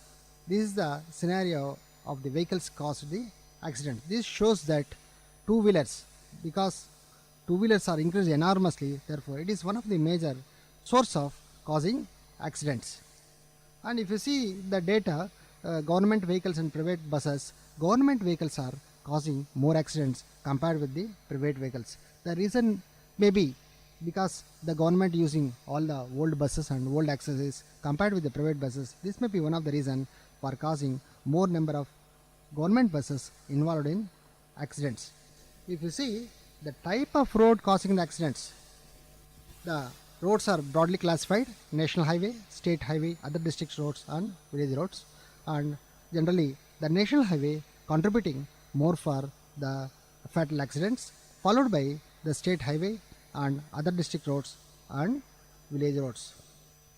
Then number of accidents according to the causes. If you see the various reasons for causing these accidents: fault of driver, fault of passenger, fault of pedestrian, fault of mechanical defects, bad roads and bad weather, etc.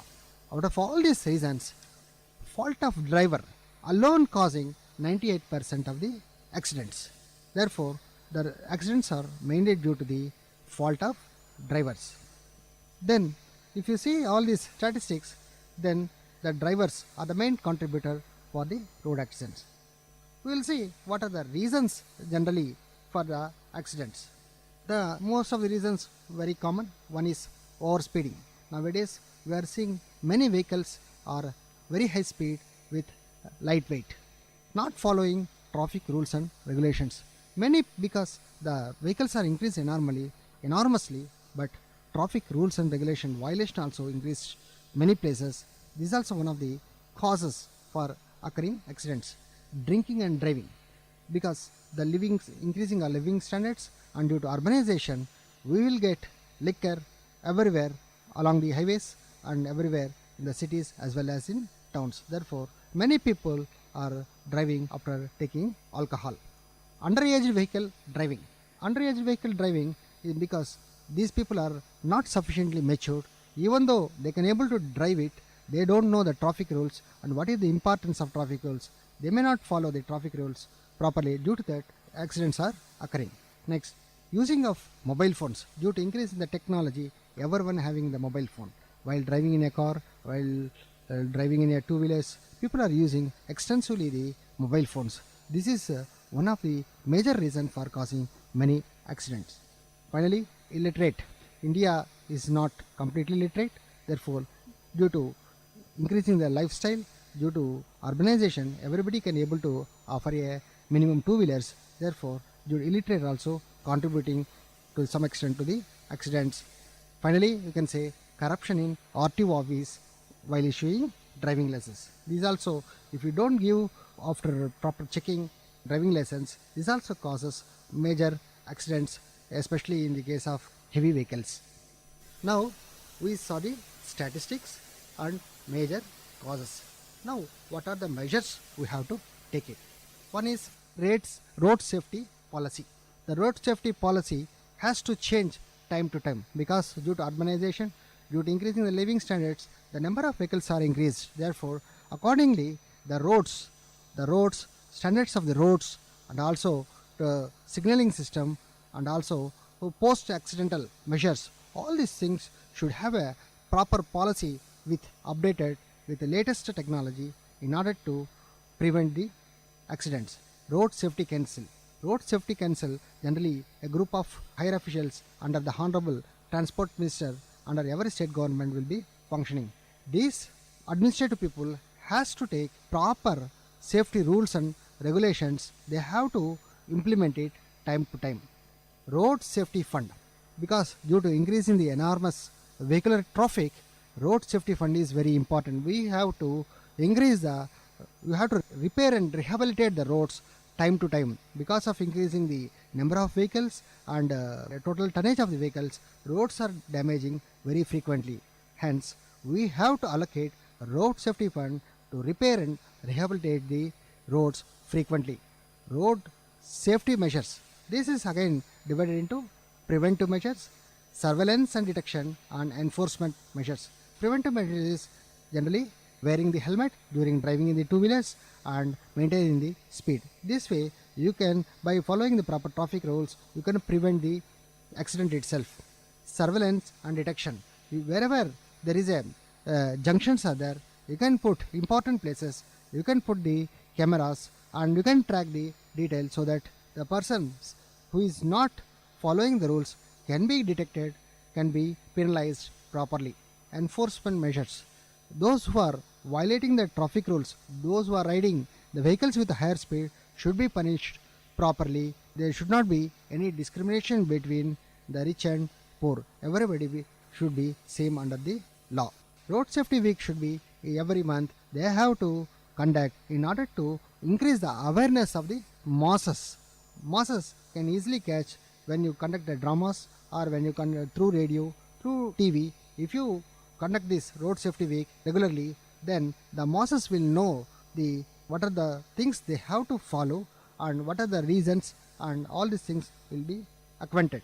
Interdepartmental team to study the fatal accidents. This problem is very common in India.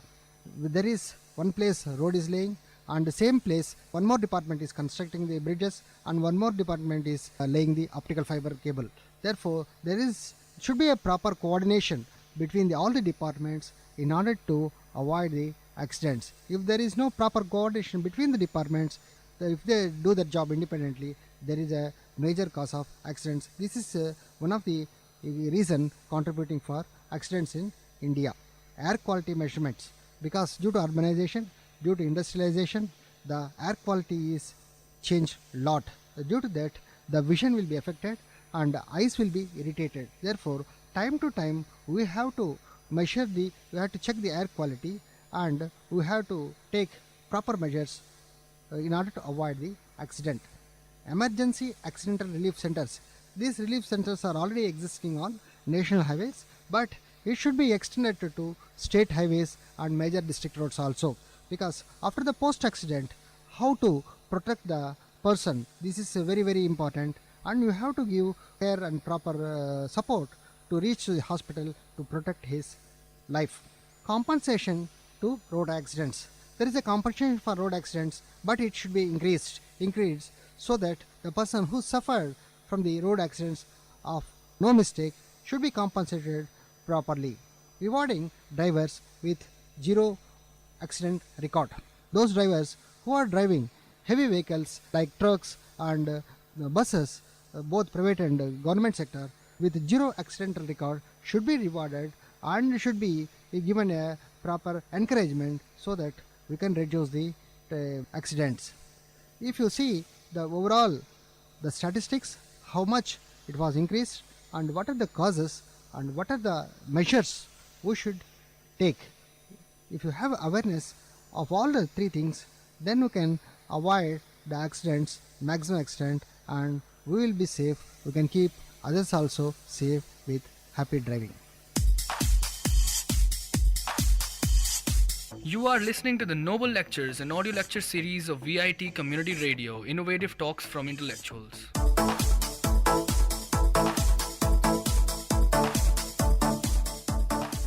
Next, we are going to listen to the short lecture on Global Climate Change, delivered by Professor Srinivasan, VIT University. Today you are going to listen some of important facts on global climate change. One of the biggest problem facing the world today is global warming. Many scientists believe that our production of carbon dioxide and other greenhouse gases is having heating effect on atmosphere, and this could be very dangerous for human life as well as other plants and animals in this globe. This short speech will examine the problem global warming and suggest some ways of solving this problem.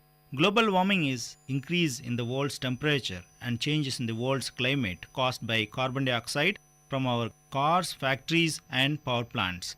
Many scientists believe that world is getting warmer and this will affect our oceans, weather and agriculture. Some even believe that countries and cities near the coast will disappear as sea level rise. This could result in the flooding of low-lying coastal areas and cities such as Egypt, Netherlands and Bangladesh in Southeast Asia.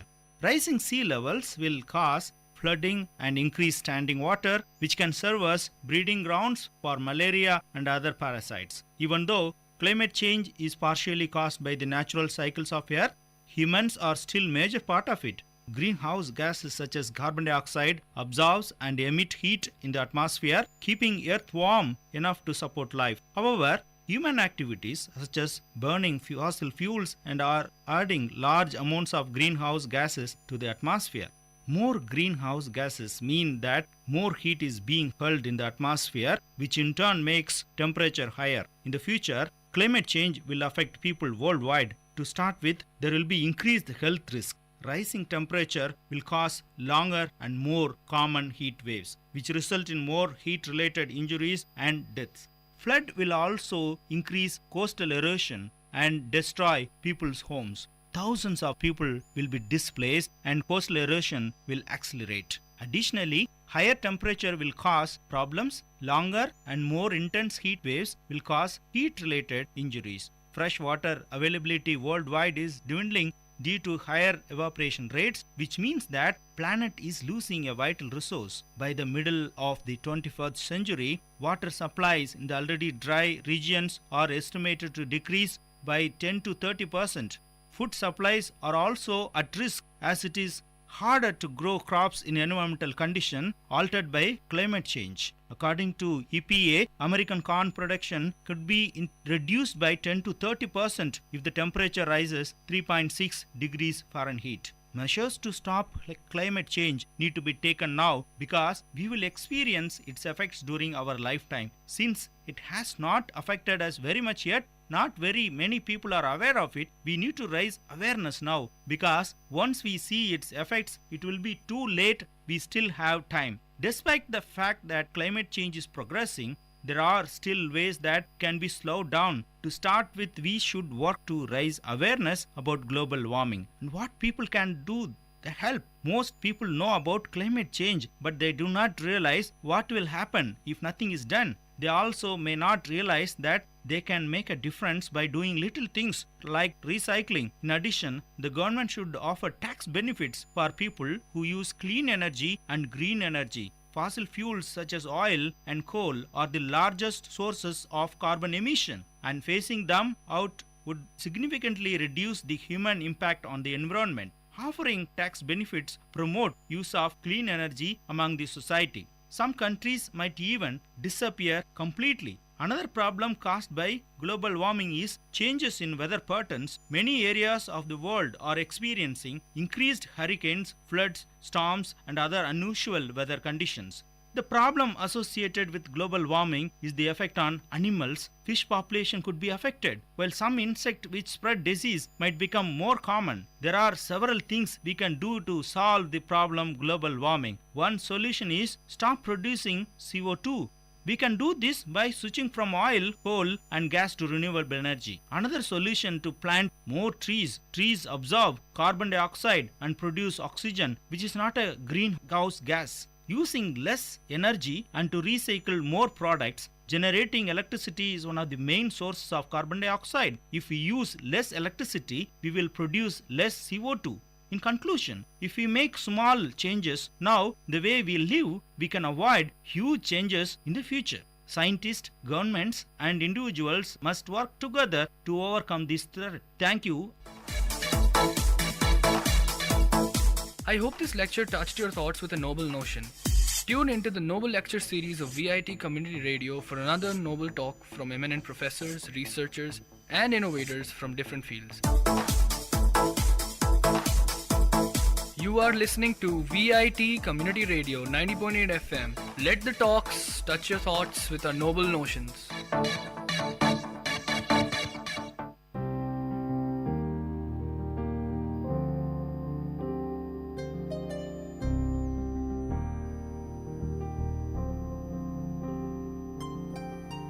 करवट बदल के दिखाए अधूरी राह पे सवार है डूबी कश्ती उठाए दफन तेरा खुमार है तेज है ये हवाएं ना कोई साथ यहाँ रे तेरी वजह से जो पल गवाए उनका हिसाब लिखा कहाँ रे अब साथ ही है सदा रे जज्बात अब है कफारे अपना कोई मुझे पुकारे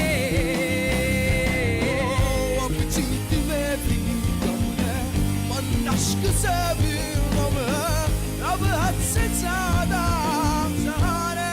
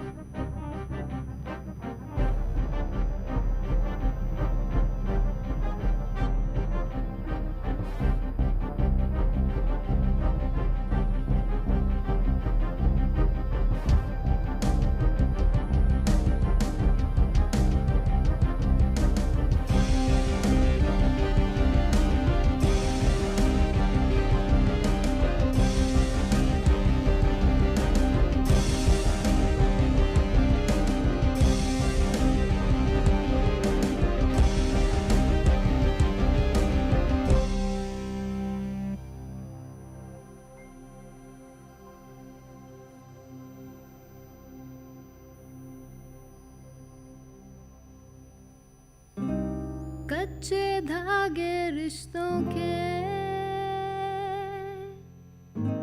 टूटे हाथों से तेरे भीड़ फिर न आएगी मिटे लकीरें हाथों की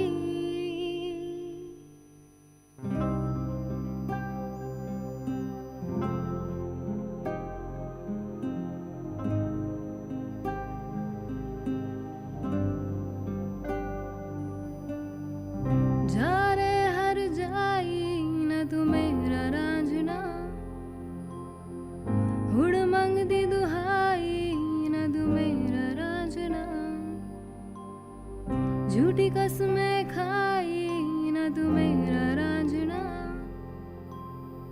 मांग दी तेरे हाई न तू मेरा रांझना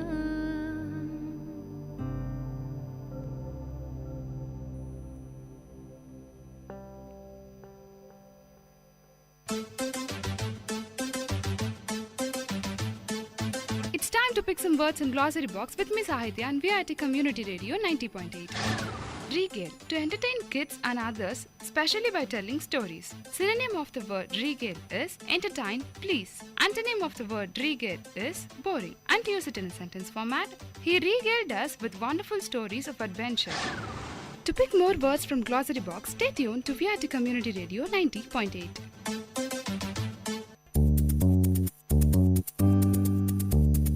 மழலைகளின் மொழிகளோடும் மாணவர்களின் திறன்களோடும் வாராவாரம் ஆர்ப்பாட்டம் பள்ளி பிள்ளைகளின் கொண்டாட்டம் உங்கள் விஐடி பண்பலை 90.8 பள்ளிக்கூடம் வேலூர் நகரின் பள்ளிகளில் இருந்து மாணவர்களின் பல்சுவை நிகழ்ச்சி.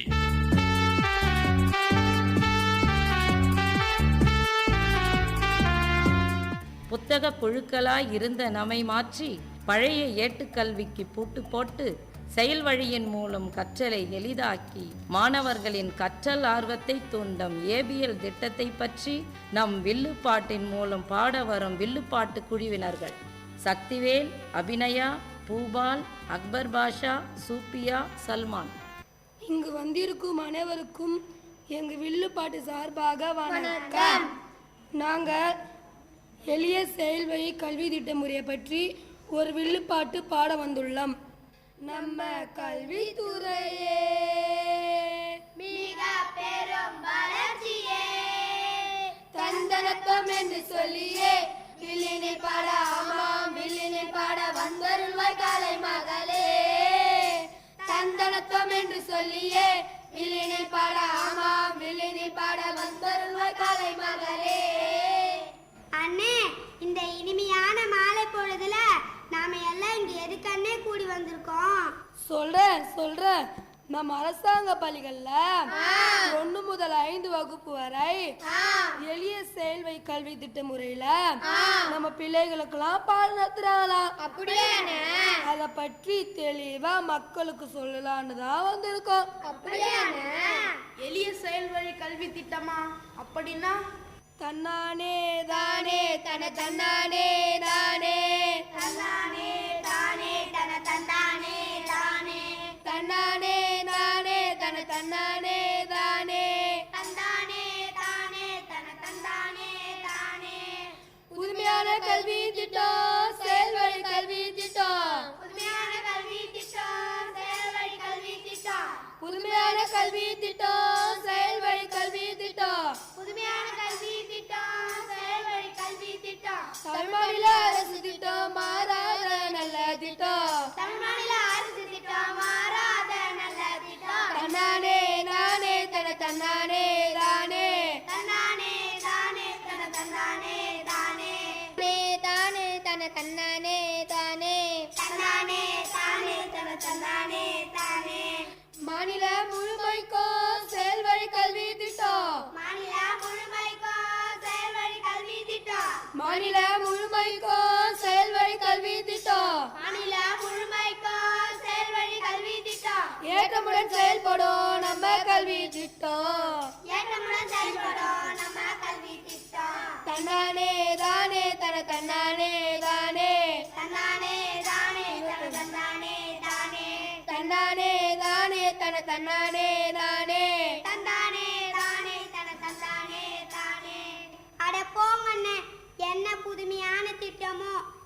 பையன் ஸ்கூலுக்கே போக மாட்டேன்னு அடம் பிடிக்கிறான்.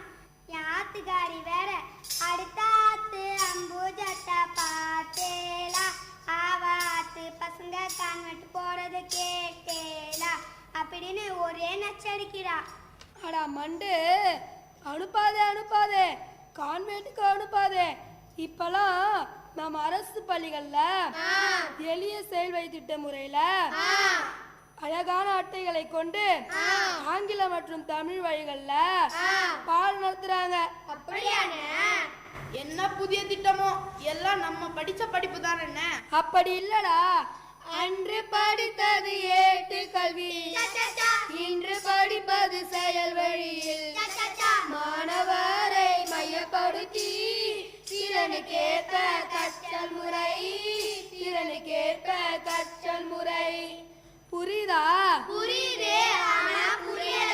அத விவரமா சொல்றேன், கேளுங்க. கேளுங்க தம்பி கேளுங்க, செயல் வழி திட்டத்தை சொல்ல போற.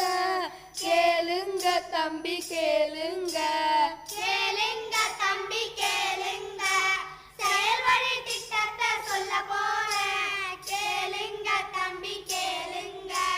அண்ணே, அதை யார் அண்ணே கண்டுபிடிச்சா? நல்ல கேள்வி, பதில் சொல்றேன் கேளுங்க.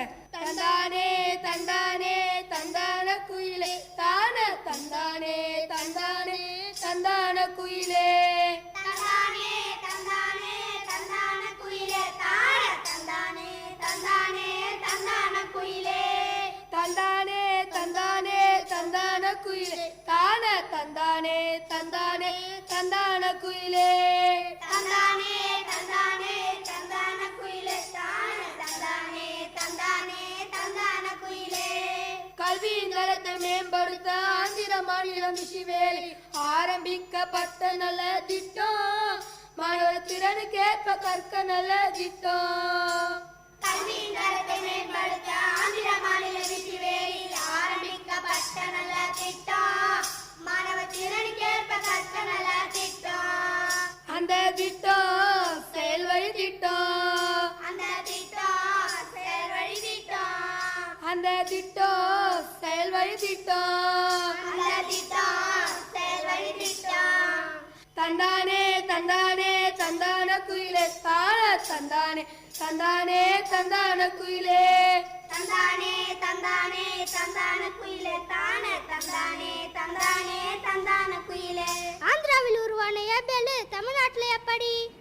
அனைவருக்கும் கல்வி மூலமாக இந்த திட்டத்தை இந்திய முழுமைக்கும் எடுத்து வந்தாங்க. அது நன்மையை பார்த்து நம்ம முதலமைச்சர் தமிழ்நாட்டிலே உள்ள அனைத்து பள்ளிகளிலும் சிறப்பா நடைபெற வழிவகை செய்தாங்க.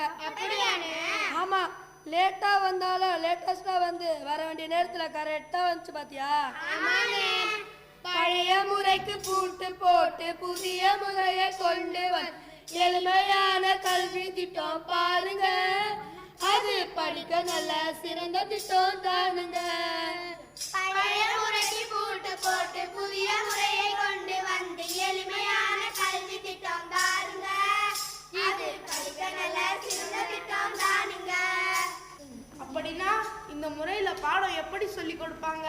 சொல்றேன், பிள்ளைகளே ஏணிப்படியில் படிப்படியா கல்வி கற்பாங்க, பிள்ளைகளே ஏணிப்படியில் படிப்படியா கல்வி கற்பாங்க, பிள்ளைகளே ஏணிப்படியில் படிப்படியா கல்வி கற்பாங்க, பிள்ளைகளே ஏணிப்படியில் படிப்படியா கல்வி கற்பாங்க. திறனுக்கேற்ப முன் சென்று குழுவில் அமர்ந்து படிப்பாங்க, திறனுக்கேற்ப முன் சென்று குழுவில் அமர்ந்து படிப்பாங்க. ஆசிரியர் வழிகாட்டியா இருப்பாருங்கோ, ஏணி ஏறி சின்னபடி படிப்பாருங்கோ, திறனுக்கேற்ப அடைவு நிலை அறிவாருங்கோ. அப்படியாங்கோ? ஆமாங்கோ, அப்படியாங்கோ? ஆமாங்கோ. ஏணி படியா? அப்பனா பசங்க ஏணி மேல ஏறி படிப்பாங்களா? அட அபிஷ்டு, ஏணி படினா அது இல்லடா. பாட வாரிய சின்னங்கள் வரையப்பட்டு படிப்படியாக பாம்பு போல் வரைந்திருக்கும். பாட வாரிய சின்னங்கள் வரையப்பட்டு படிப்படியாக பாம்பு போல் வரைந்திருக்கும்.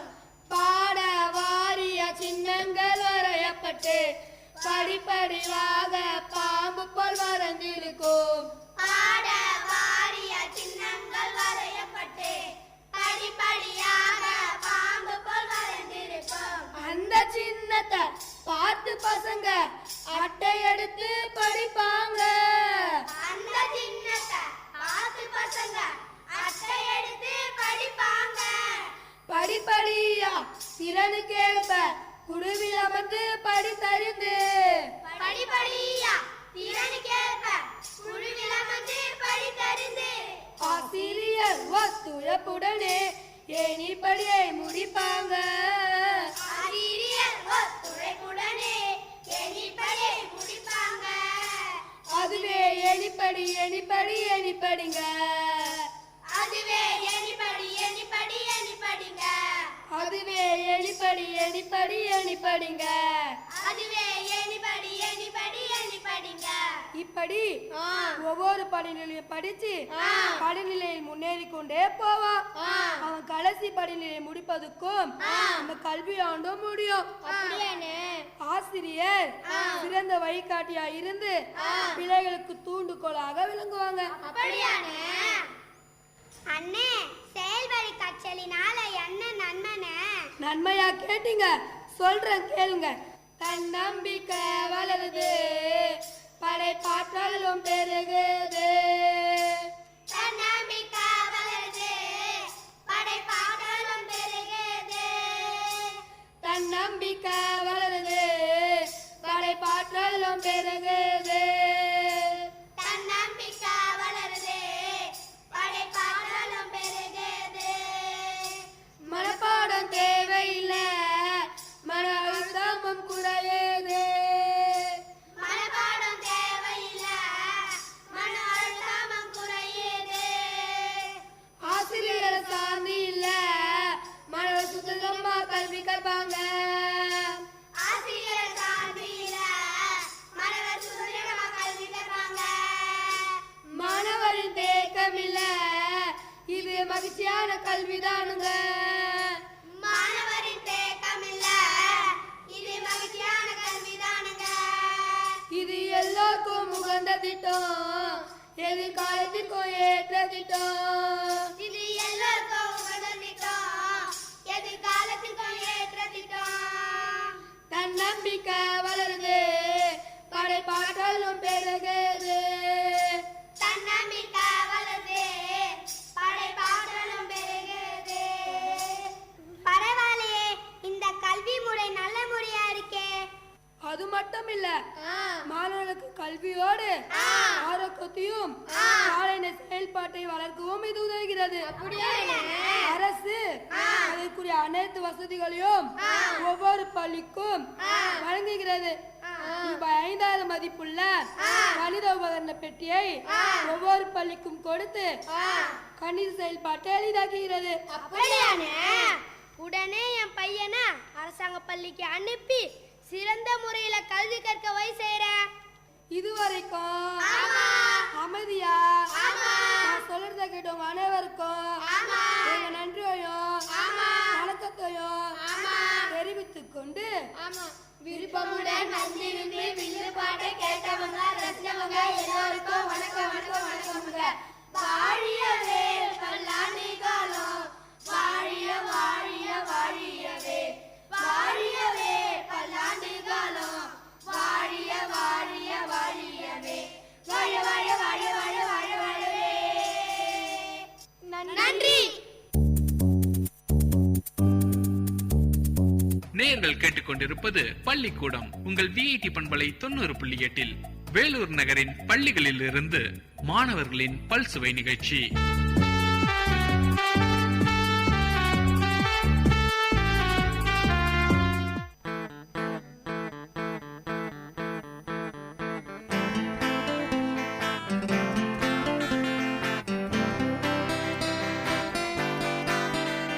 உங்கள் இல்லம் நுழைந்திடும், உங்கள் செவிகளை தீண்டிடும், உங்கள் மனதினை வருடவே பண்பலையாய் மலருதே. உங்கள் இல்லம் நுழைந்திடும், உங்கள் செவிகளை தீண்டிடும், உங்கள் மனதினை வருடவே பண்பலையாய் மலருதே.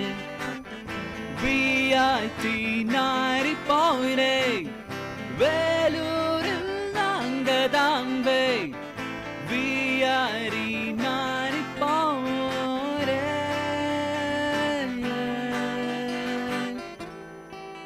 நீங்கள் கேட்டுக்கொண்டிருப்பது விஐடி பண்பலை 90.8 விஐடி பல்கலைக்கழகத்தின் சமுதாய வானொலி.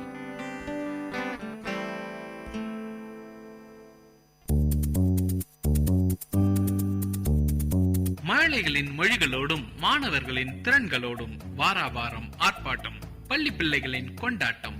உங்கள் விஐடி பண்பலை 90.8 பள்ளிக்கூடம், வேலூர் நகரின் பள்ளிகளில் இருந்து மாணவர்களின் பல்சுவை நிகழ்ச்சி.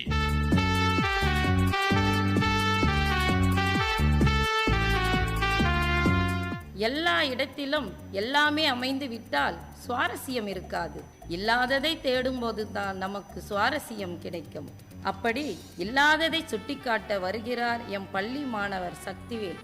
இல்லை இல்லை என்றும் இல்லை. சவுதி அரேபியாவில் நதிகள் இல்லை, ஆப்கானிஸ்தானில் ரயில்கள் இல்லை, ஆப்பிரிக்காவில் புலிகள் இல்லை, அல்பனியாவில் மதங்கள் இல்லை, வட துருவத்தில் நிலப்பரப்பு இல்லை, சந்திரனில் வாயு இல்லை, பாலில் இரும்பு சத்து இல்லை, யானையும் துதிக்கையில் எலும்பு இல்லை, சுண்டெலிக்கு வேர்ப்பதில்லை, மலைப்பாம்புக்கு விஷமில்லை, பாம்பின் கண்களின் இமை இல்லை, ஈக்களுக்கு பற்கள் இல்லை, வண்ணத்து பூச்சிக்கு வாய் இல்லை, முதலைக்கு நாக்கு இல்லை, ஈசலுக்கு வயிறு இல்லை, இல்லை இல்லை என்றும் இல்லை.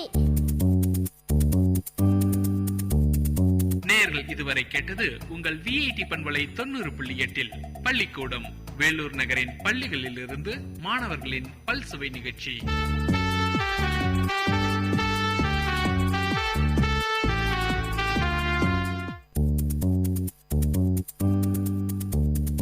மழலைகளின் மொழிகளோடும் மாணவர்களின் திறன்களோடும் வாராவாரம் ஆர்ப்பாட்டம், பள்ளி பிள்ளைகளின் கொண்டாட்டம். உங்கள் விஐடி பண்பலை 90.8 பள்ளிக்கூடம், வேலூர் நகரின் பள்ளிகளில் இருந்து மாணவர்களின் பல்சுவை நிகழ்ச்சி.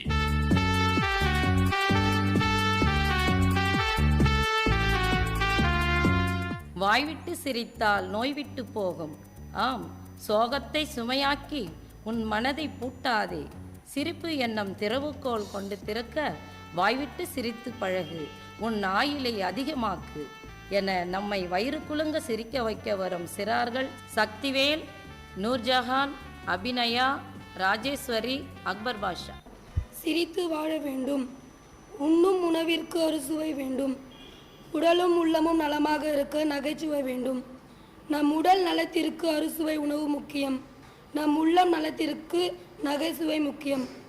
வாய்விட்டு சிரித்தால் நோய் விட்டு போகும் என்பது பழைய மொழி, வாய்விட்டு சிரித்தால் நோயற்று வாழலாம் என்பது புதிய மொழி. பஸ் சார்ஜ் எவ்வளோ ஏறினாலும் எனக்கு கவலையே இல்லை. நிஜமாவா? ஆமாம், செக்கிங் ஏறினாதான் கவலை. Don't worry, don't worry, be happy. Don't worry, don't worry, be happy. ஆஸ்பத்திரிக்கு என் மனைவியை கூட்டிட்டு போறதுக்குள்ள வாசப்படியிலே பிரசவம் ஆயிடுச்சு. அப்ப டோர் டெலிவரின்னு சொல்லு. Don't worry, don't worry, be happy. Don't worry, don't worry, be happy. டேய், எவன்டா தமிழ் டீச்சர் காலை பிடிச்சு வாரி விட்டது? சார், நேற்று ஸ்கூல் விட்டதும் நாளை காலை வாருங்கள் என்று சொன்னார். Don't worry, don't worry, be happy. Don't worry, don't worry, be happy. டே மச்சான், உங்கள் வீட்டுக்கு போய் உன்னை எங்கன்னு கேட்டேன். அதுக்கு உங்கள் அப்பா அந்த மாடு எங்கேயாச்சும் மேய போயிருக்கோன்னு சொன்னார். எனக்கு ரொம்ப கஷ்டமாக போச்சுடா. அது கூட பரவாயில்ல மாப்பிள்ள, நான் திரும்பி போனதும் உன்னை தேடி ஒரு எருமை வந்துச்சுன்னு என்று சொன்னார்டா. Don't worry, don't worry, be happy. Don't worry, don't worry, be happy. என் மனைவி திருவள்ளுவரோட வசந்தவ. எப்படிடா சொல்ற? திருவள்ளுவர் எதுவாக இருந்தாலும் 2 அடியில் புரிய வைப்பாரு. ஆனால் என் மனைவி ஒரே அடியில் புரிய வைப்பா. Don't worry, don't worry, be happy. Don't worry, don't worry, be happy. என்னங்க, செருப்பு காலை கடிக்குது, அப்போ சாயங்காலமா போட்டுக்கோ. Don't worry, don't worry, be happy. Don't worry, don't worry, be happy. 10 விரலையும் நீட்டிட்டியா? இப்போ இதுல 8 போச்சுன்னா என்ன வரும்? ரத்தம் வரும் sir. Don't worry, don't worry, be happy. Don't worry, don't worry, be happy. என்ன தைரியம் இருந்தா பிச்சை கேட்க ஆபீஸுக்கே வருவேன். வீட்டில் போய் கேட்டேன், அம்மா தான் ஐயா ஆஃபீஸ்க்கு போயிட்டாருன்னு சொன்னாங்க. Don't worry be happy, don't worry be happy. என்னப்பா எலக்ட்ரிக்கல் இன்ஜினியரிங் படிச்சேங்கிற, கேட்டா ஒண்ணுமே தெரியல. என்ன பண்றது சார், நான் படிச்ச வருஷம் ஃபுல்லா current cut. Don't worry be happy, don't worry be happy. நகைச்சுவை உடலுக்கும் மனதிற்கும் உள்ளத்திற்கும் கிடைத்த அருமையான டானிக். குழந்தைகள் ஒரு நாளைக்கு 400 முறை சிரிக்கின்றன. வளர்ந்த மனிதன் 10 தடவை கூட நாளொன்றுக்கு சிரிப்பதில்லை. வாய்விட்டு சிரிக்கும் பொழுது நுரையீரல் அதிக ஆக்சிஜனை உள்ளித்து இரத்தத்தில் கலந்து மனதிற்கும் உடலுக்கும் புத்துணர்ச்சி கொடுக்கிறது. எனவே சிரிப்பு, இதன் சிறப்பை சீர்தூக்கி பார்ப்பது நமது பொறுப்பு. நன்றி. நேயர்கள் இதுவரை கேட்டது உங்கள் விஐடி பண்பலை 90.8 பள்ளிக்கூடம் வேலூர் நகரின் பள்ளிகளில் இருந்து மாணவர்களின் பல்சுவை நிகழ்ச்சி.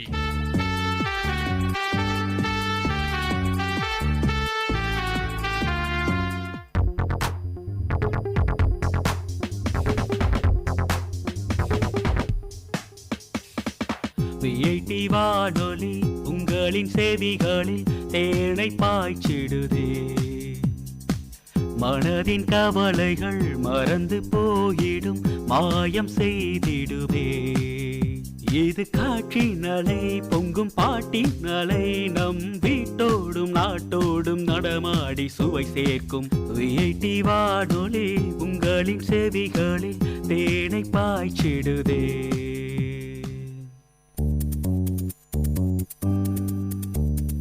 மழலைகளின் மொழிகளோடும் மாணவர்களின் திறன்களோடும் வாராவாரம் ஆர்ப்பாட்டம், பள்ளி பிள்ளைகளின் கொண்டாட்டம். உங்கள் விஐடி பண்பலை 90.8 பள்ளிக்கூடம் வேலூர் நகரின் பள்ளிகளில் இருந்து மாணவர்களின் பல்சுவை நிகழ்ச்சி.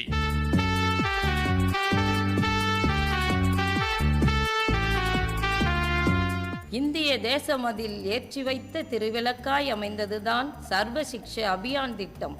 இது இந்திய கல்வி முறையின் ஓர் மணிமகுடம். இம்மகுடத்தை அணிந்துள்ள நம் தேசம் கல்வித்துறையில் சாதித்து காட்டியுள்ளதை தன் குயிலோசையால் பாடல்களால் பாட வருகிறார்கள் அபிநயா, சாருலதா, மொய்சன், சல்மான், நந்தினி. SSA தந்த திட்டம் எளிதான கற்றல் திட்டம். ABLS எல்லாமே நல்ல திட்டம். SSA தந்த திட்டம் எளிதான கற்றல் திட்டம். ABLS எல்லாமே நல்ல திட்டம். நல்லவங்க வாழ்த்தினாம் கையில் தந்த திட்டம். நல்லவங்க வாழ்த்தினாம் கையில் தந்த திட்டம். நாளெல்லாம் நன்மை பிறக்கும், நாளெல்லாம் நன்மை பிறக்கும். SSA தந்த திட்டம் எளிதான கற்றல் திட்டம். ABLS எல்லாமே நல்ல திட்டம்.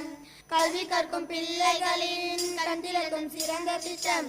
கல்வி கற்கும் பிள்ளைகளின் கண் திறக்கும் சிறந்த திட்டம். எதிர்வரும் தடைகளையே நீக்கும், எல்லையில மகிழ்ச்சி தன்னை சேர்க்கும். எதிர்வரும் தடைகளையே நீக்கும், எல்லையில மகிழ்ச்சி தன்னை சேர்க்கும். எப்போதும் தயங்காமல் என்னாலும் கற்றிடவே கையில் வரும் நல்ல நல்ல வாய்ப்பு. எப்போதும் தயங்காமல் என்னாலும் கற்றிடவே கையில் வரும் நல்ல நல்ல வாய்ப்பு. பொன்னான எதிர்காலம் பின்னாலே உருவாகும், எத்தனையோ உள்ள முன்னை வாழ்த்தும். பொன்னான எதிர்காலம் பின்னாலே உருவாகும், எத்தனையோ உள்ள முன்னை வாழ்த்தும். வழிமுதலும் வனப்பு இதற் களைப்பு, வழிமுதலும் வனப்பு இதற் களைப்பு. இதை விரும்பு உனக்குள் வரும் சிறப்பு, இதை விரும்பு உனக்குள் வரும் சிறப்பு. SSA தந்த திட்டம் எளிதான கற்றல் திட்டம். ABLS எல்லாமே நல்ல திட்டம். தேசமதில் ஏற்றி வைத்த திருவிளக்காய், இந்திய தேசமதில் ஏற்றி வைத்த திருவிளக்காய். எல்லோரும் கற்று பயன் பெறுவோம், எல்லோரும் கற்று பயன் பெறுவோம். தேசத்திற்கு பெருமை தானே சேர்ப்போம், தேசத்திற்கு பெருமை தானே சேர்ப்போம். SSA தந்த திட்டம் எளிதான கற்றல் திட்டம், ABLS எல்லாமே நல்ல திட்டம். நல்லவங்க வாழ்த்தி நாம் கையில் தந்த திட்டம், நல்லவங்க வாழ்த்தி நாம் கையில் தந்த திட்டம். நாளெல்லாம் நன்மை பிறக்கும், நாளெல்லாம் நன்மை பிறக்கும். நன்றி. நேர்கள் இதுவரை கேட்டது உங்கள் விஐடி பண்பலை 90.8 பள்ளிக்கூடம் வேலூர் நகரின் பள்ளிகளில் இருந்து மாணவர்களின் பல்சுவை நிகழ்ச்சி.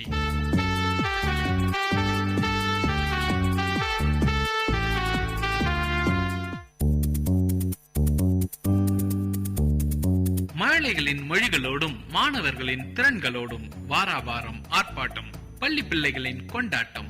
உங்கள் விஐடி பண்பலை 90.8 பள்ளிக்கூடம் வேலூர் நகரின் பள்ளிகளில் இருந்து மாணவர்களின் பல்சுவை நிகழ்ச்சி.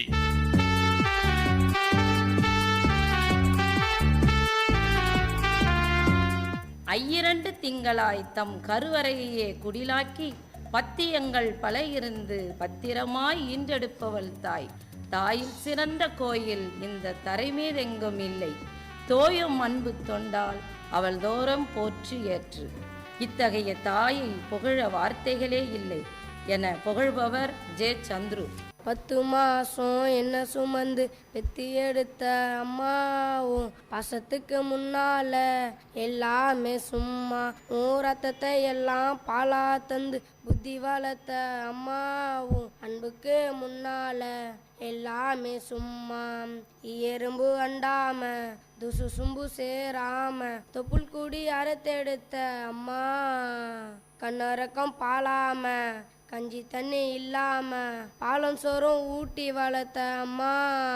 உன் அன்புக்கு முன்னால எல்லாமே சும்மா, உன் அன்புக்கு முன்னால எல்லாமே சும்மா. அல் காட்டி விரலை பிடிச்சி அக்கங்கா சொல்லி கொடுத்த, அண்டால கூலை குடிச்சு நெல்லு சோறு பொங்கி கொடுத்த, கடை வெட்டி நட உனக்கு கால் சட்டை சட்டி கொடுத்த, சிலுவாறு சேர்த்து வச்சு சிலைட்டொன்று வாங்கி கொடுத்தேன். கொஞ்ச நேரம் காணலன்னா அங்கமே பதறி நிற்பேன். காய்ச்சல் வந்து நாம் படுத்தா காசாயத்தை குடிக்க வச்ச, என் புள்ள கலெக்டருன்னு 8 ஊர் சொல்லி வச்ச, தாலியை விற்று கூட தாயே என்ன படிக்க வச்ச. உன்னை பாட வார்த்தை இல்லை அம்மாவும் காலடி மண்ணுக்கு முன்னால திருநீர் சும்மா, உன் காலடி மண்ணுக்கு முன்னால திருநீர் சும்மா. ஆராரி ராரிரோ ஆராரி ராரோ ஆராரி ராரிரோ.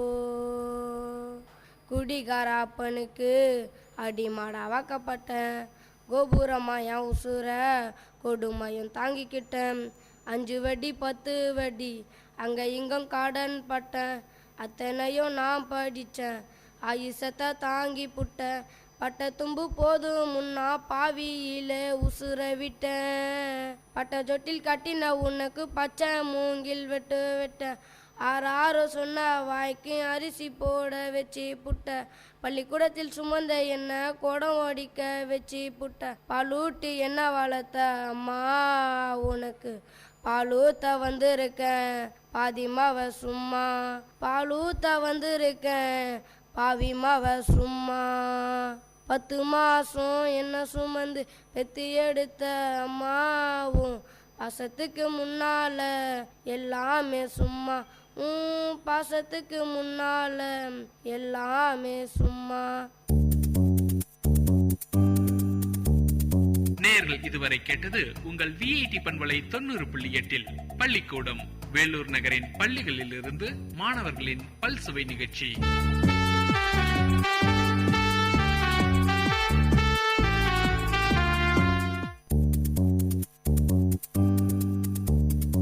மாலைகளின் மொழிகளோடும் மாணவர்களின் திறன்களோடும் வாராவாரம் ஆர்ப்பாட்டம், பள்ளி பிள்ளைகளின் கொண்டாட்டம். உங்கள் விஐடி பண்பலை 90.8 பள்ளிக்கூடம் வேலூர் நகரின் பள்ளிகளில் இருந்து மாணவர்களின் பல்சுவை நிகழ்ச்சி.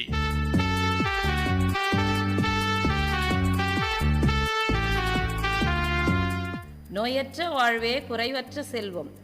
ஆரோக்கியமுள்ள ஒருவனால் மட்டுமே இன்ப வாழ்வை எய்த முடியும்.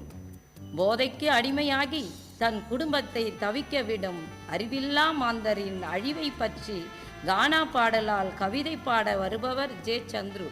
பிரிச்சு பிரிச்சு கொட்டிக்கிறான்டா வாயில மாவாவன் வாயில, அதை போட்டு போட்டு காமிக்கிறான்டா டிவியில்.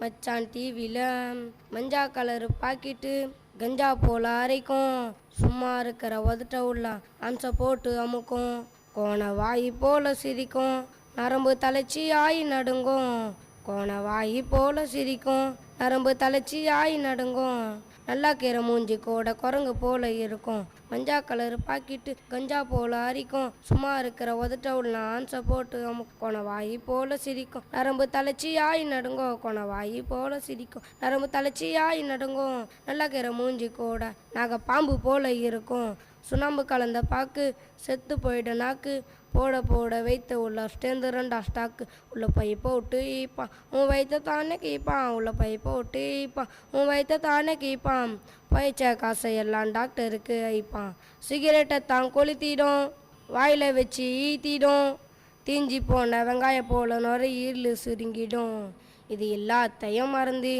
இனிமேலாவது திருந்து, இது எல்லாத்தையும் மறந்து இனிமேலாவது திருந்து, கேன்சர் நோய்க்கு தான் இல்லை மச்சா மருந்து, சிகரெட்டை தான் கொளுத்திடும் வாயில் வச்சு ஈத்திடும், தீஞ்சி போன வெங்காய போல நுரையீரல் சுருங்கிடும், இது எல்லாத்தையும் மறந்து இனிமேலாவது திருந்து, இது எல்லாத்தையும் மறந்து இனிமேலாவது திருந்து, கேன்சர் நோய்க்கு தான் இல்லை மச்சா மருந்து, கேன்சர் நோய்க்கு தான் இல்லை மச்சா மருந்து. நேயர்கள் இதுவரை கேட்டது உங்கள் விஐடி பண்பலை 90.8 பள்ளிக்கூடம் வேலூர் நகரின் பள்ளிகளில் இருந்து மாணவர்களின் பல்சுவை நிகழ்ச்சி.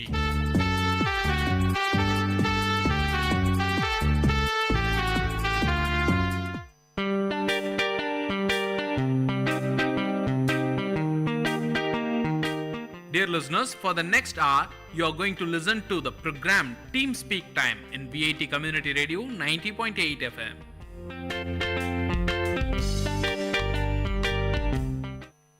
வணக்கம் நேயர்களே, இது விஐடி பண்பலை 90.8 விஐடி பல்கலைக்கழகத்தின் சமுதாய வானொலி. இந்த நிகழ்ச்சி அறுசுவை நேரம் வழங்கிக் கொண்டிருப்பது நான் உங்க பிரியங்கா. நான் உங்க நிவேதா. இந்த நிகழ்ச்சியில நீங்க முழுக்க முழுக்க உணவு பத்தி தாங்க கேட்க இருக்கீங்க. உணவோட நற்குணங்கள், உணவுல இருக்கிற பல வகைகள், அதை பத்தி தான் நம்ம பேச இருக்கோம். உணவு அப்படின்னு எடுத்துக்கிட்டோம்னாவே அது மனித வாழ்க்கையில ஒரு அத்தியாவசியமான விஷயம் பிரியங்கா. இப்ப இருக்க காலத்துல அது ஆடம்பரமான விஷயமா மாறிட்டு இருக்கு. ஆமா நிவேதா, இதுதான் எனக்கும் தோணுது. என்னன்னு பார்த்தோம்னா அந்த காலகட்டத்தில இருந்து இந்த காலகட்டம் வரையும் பார்த்தோம்னாவே உணவு பல வகையா மாறிக்கிட்டே வருது. நம்ம உணவு முறையும் ரொம்பவே மாறிட்டு வருது. அதுக்கப்புறம் நிவேதா, உணவுன்னு எடுத்துக்கிட்டாலே அது சுவைதான். ஒரு உணவு முழுமை அடையுது அப்படின்னு நம்ம நினைக்கிறோம்னாவே அதுல இருக்கிற அறுசுவைன்னு தான் நான் சொல்லுவேன். நம்ம டைட்டிலே பார்க்கலாம், அறுசுவைன்ற ஒரு வார்த்தை இருக்கு. அறுசுவைனா நீ என்ன நினைக்கிற நிவேதா?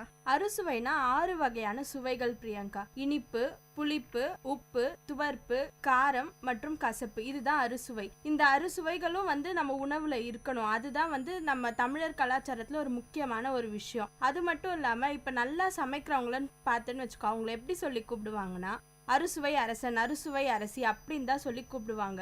ஸோ இந்த 6 சுவையுமே நம்ம உணவுல ரொம்பவே முக்கியமான ஒரு விஷயம். கண்டிப்பா நிவேதா, நீங்க தமிழர் கலாச்சாரம்னு பேசுறப்பதான் எனக்கு ஒரு விஷயம் ஞாபகம் வந்துச்சு. அது என்னன்னு பார்த்தோம்னா விருந்தோம்பல்.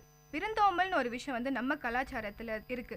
அது என்னன்னு பார்த்தோம்னா, உறவினர்கள், நண்பர்கள் யாரா இருந்தாலும் நம்ம வீட்டுக்கு வரப்ப அவங்களுக்கு விருந்தளித்து அவங்கள சந்தோஷப்படுத்துறது நம்ம வழக்கமாவே இருக்கு. நிவேதா, விருந்துன்னா உனக்கு என்ன தோணுது? எனக்கு விருந்துனாலே வாழை இலை தான் பிரியங்கா ரொம்பவே ஞாபகம் வருது. அந்த காலத்துல எல்லாம் வாழை மரம் எல்லார் வீட்லயுமே வளர்த்துட்டு வருவாங்க. வாழை இலை எளிதாக கிடைக்கக்கூடிய ஒரு விஷயம். அதுல உணவு பரிமாறுறது நம்ம விருந்தோம்பல்ல ஒரு முக்கியமான ஒரு விஷயம். அது மட்டும் இல்லாம நிவேதா, வாழை இலையில சாப்பிடும் போது அது ருசியே தனிதான். சுட சுட சாப்பாட்டை ஒரு பெரிய வாழை இலையில வச்சு அதுல வர ஒரு மனமும் ருசியும் தனிதான் நிவேதா. இதுல எனக்கு பிடிச்ச விஷயம் என்னன்னு பாத்தீங்கன்னா, சூடா இருக்கிற பாயசத்தை வாழை இலையில ஊத்தி அதை வழிச்சு சாப்பிடுறப்ப வர ருசி இருக்கே, என்ன ருசி! சரிங்க நிவேதா, வாழை இலைய பத்தி பேசணும். வாழை இலையில எப்படி பரிமாறணும்னு உங்களுக்கு தெரியுமா? கண்டிப்பா தெரியும் எனக்கு. வாழை இலையில வந்து உணவு பரிமாறுற முறை அப்படின்னு வந்து நம்ம தமிழர்கள் கலாச்சாரத்துல வந்து ஒரு முறை இருக்கு.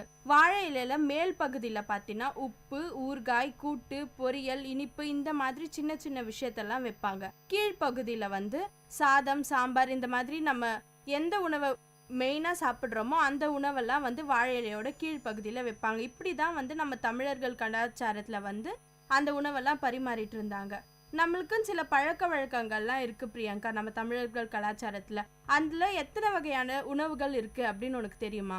கண்டிப்பா நிவேதா, இப்ப நான் சொல்றேன். தமிழரோட உணவு வகைகள் பத்தி வந்து நான் இப்ப சொல்ல இருக்கேன். என்னன்னு பார்த்தோம்னா 4 வகைகள் இருக்கு.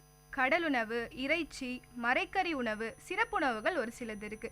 கடல் உணவுன்னு எடுத்துக்கிட்டோம்னா அதுல மீன், இறால், நண்டு இந்த மாதிரி வகைகள் இருக்கு. இறைச்சின்னு எடுத்துக்கிட்டோம்னா நம்ம வந்து சண்டேனா சாப்பிட்ற ஒரு சில விஷயம் தான் நிவேதா இது. அதுதான் கோழி, ஆடு இந்த மாதிரி விஷயங்கள்.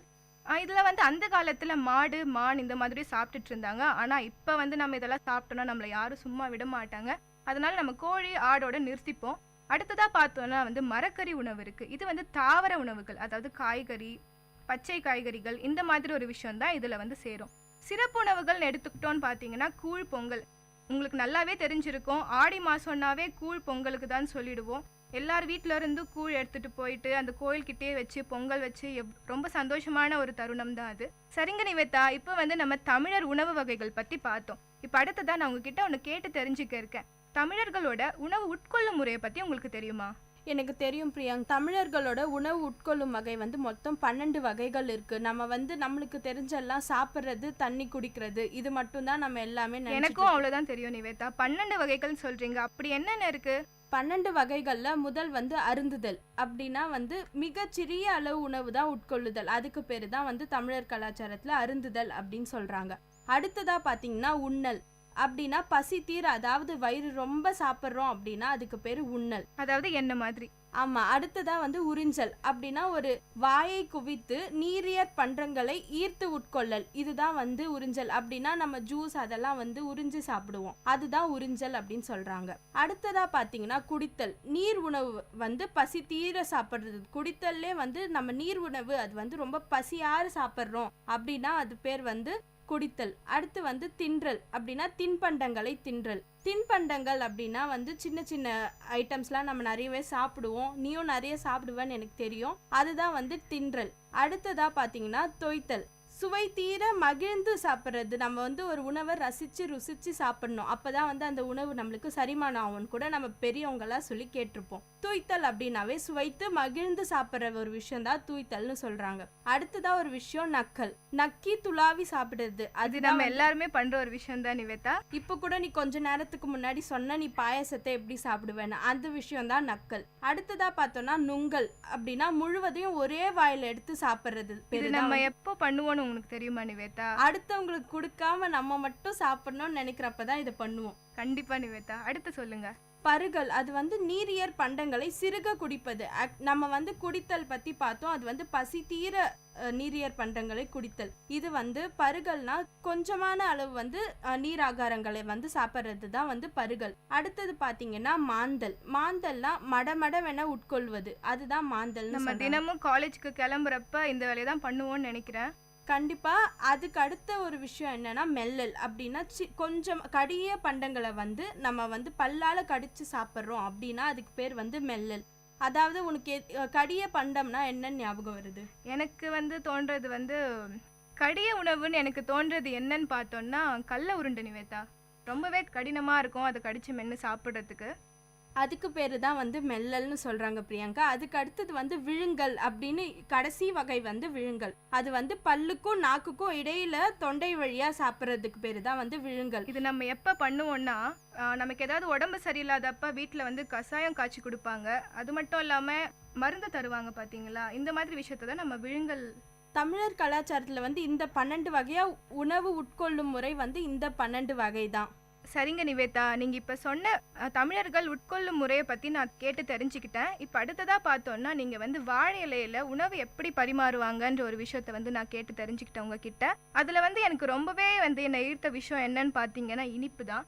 எதனால அப்படின்னு பாத்தீங்கன்னா எனக்கு மட்டும் இல்ல, எல்லாருக்குமே இனிப்புன்றது வந்து ஒரு எந்த ஒரு புது காரியம் தொடங்கினாலோ இனிப்பை பரிமாறி தான் தொடங்குவோம் இல்லையா? கண்டிப்பா பிரியங்கா, ஏதாவது ஒரு நல்ல விஷயம் நடந்தாலோ இல்ல நம்மளுக்கெல்லாம் நம்ம வந்து மாணவர்கள் நம்ம வாழ்க்கையில நம்ம ஏதாவது ஒரு பரீட்சையில வந்து பாஸ் பண்ணாலோ எல்லாருக்கும் முதல்ல நம்ம தர விஷயம் வந்து இனிப்பு தான்.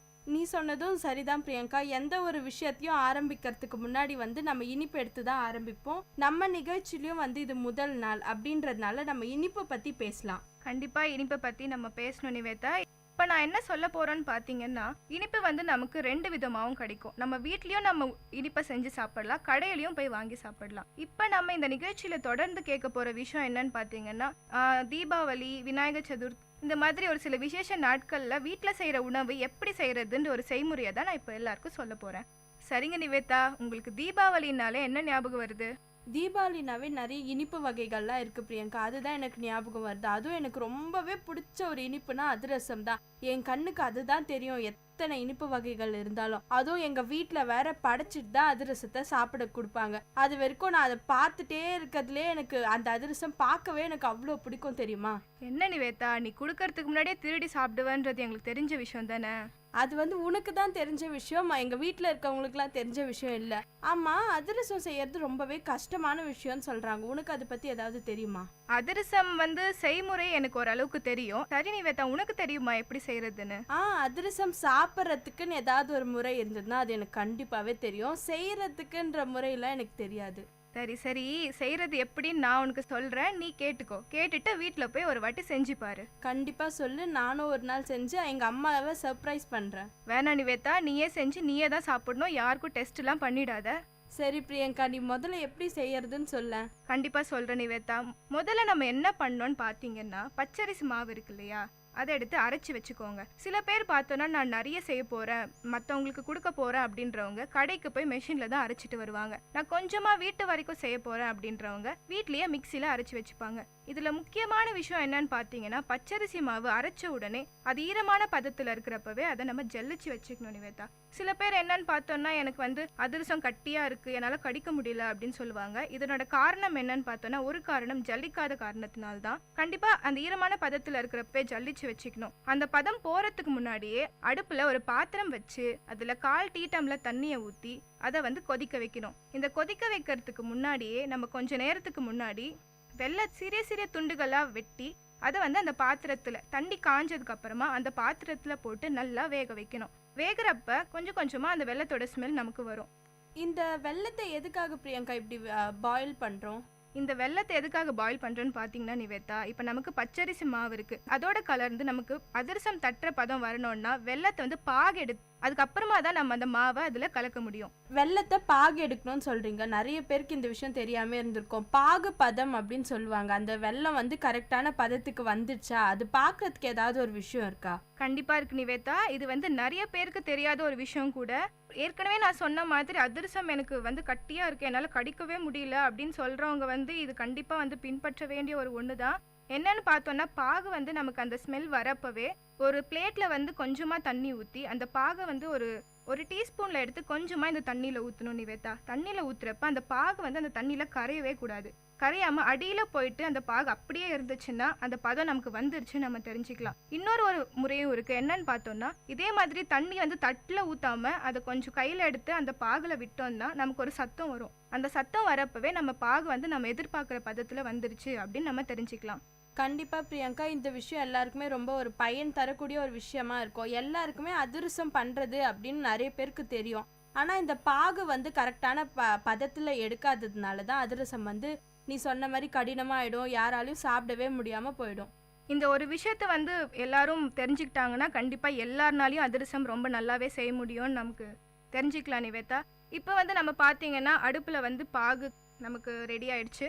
இப்போ இன்னொரு பக்கம் பார்த்தோன்னா நமக்கு வந்து ஜல்லிச்சு வச்ச பச்சரிசி மாவு வந்து ரெடியா இருக்கு. இப்போ நம்ம அடுத்ததா நம்ம அதிரசம் செய்யற ஒரு முறையை வந்து தொடங்கலாம். இப்போ அந்த பாகுல வந்து கருப்பு எள்ளை போடணும்னு நான் கேட்டுக்கிறேன். எதுக்குன்னு கேட்டிங்கன்னா, வெள்ளை எள்ளும் போடலாம், கருப்பு எள்ளும் போடலாம். ஆனால் அதிகமாக சுவை ஊட்டக்கூடியது வந்து கருப்பு எள்ளு தான். இப்போ பாகு ரெடியா இருக்கு, பச்சரிசி மாவு ரெடியா இருக்கு. பச்சரிசி மாவு சில பேர் என்ன பண்ணுவாங்கன்னா, மொத்தமாகவே இந்த பாகுல கொட்டிட்டு கிண்ட ட்ரை பண்ணுவாங்க. அப்போ என்ன ஆகும், மொத்தமாக கட்டிடும். அப்போ நமக்கு உருண்டை பிடிச்சி அதை தட்டுறப்ப நமக்கு அந்த பதமே வராது.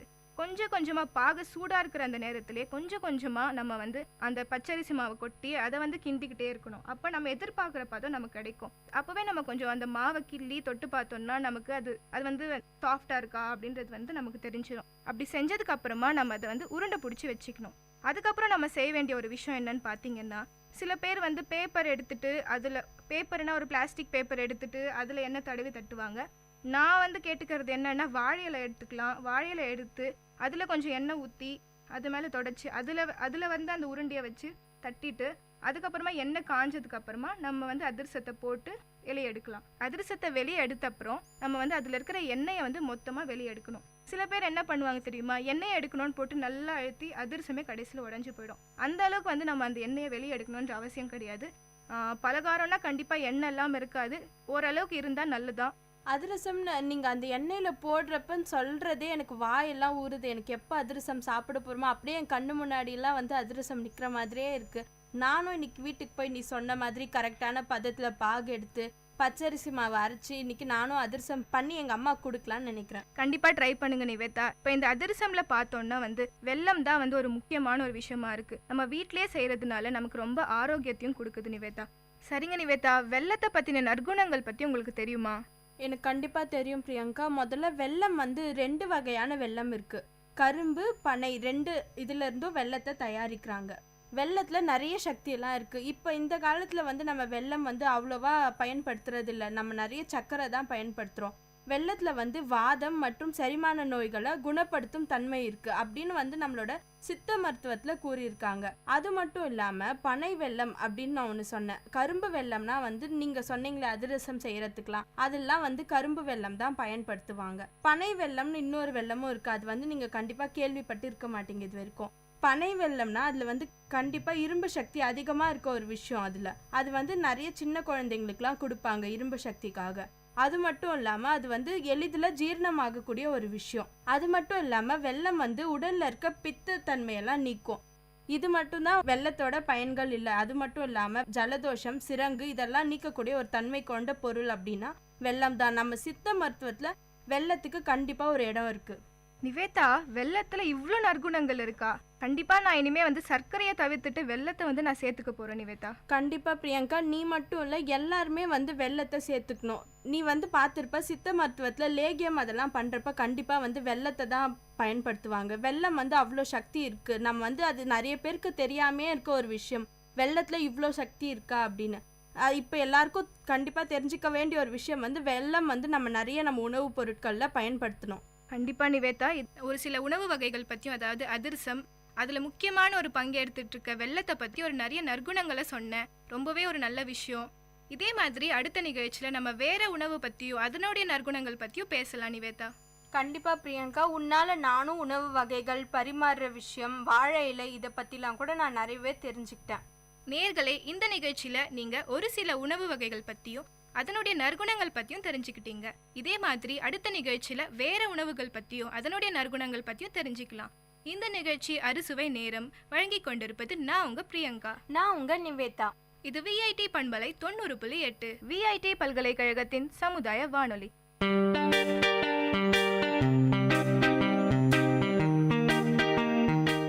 Dear listeners, you're listening to Vit Community Radio 90.8 and this program is Team Speak Time.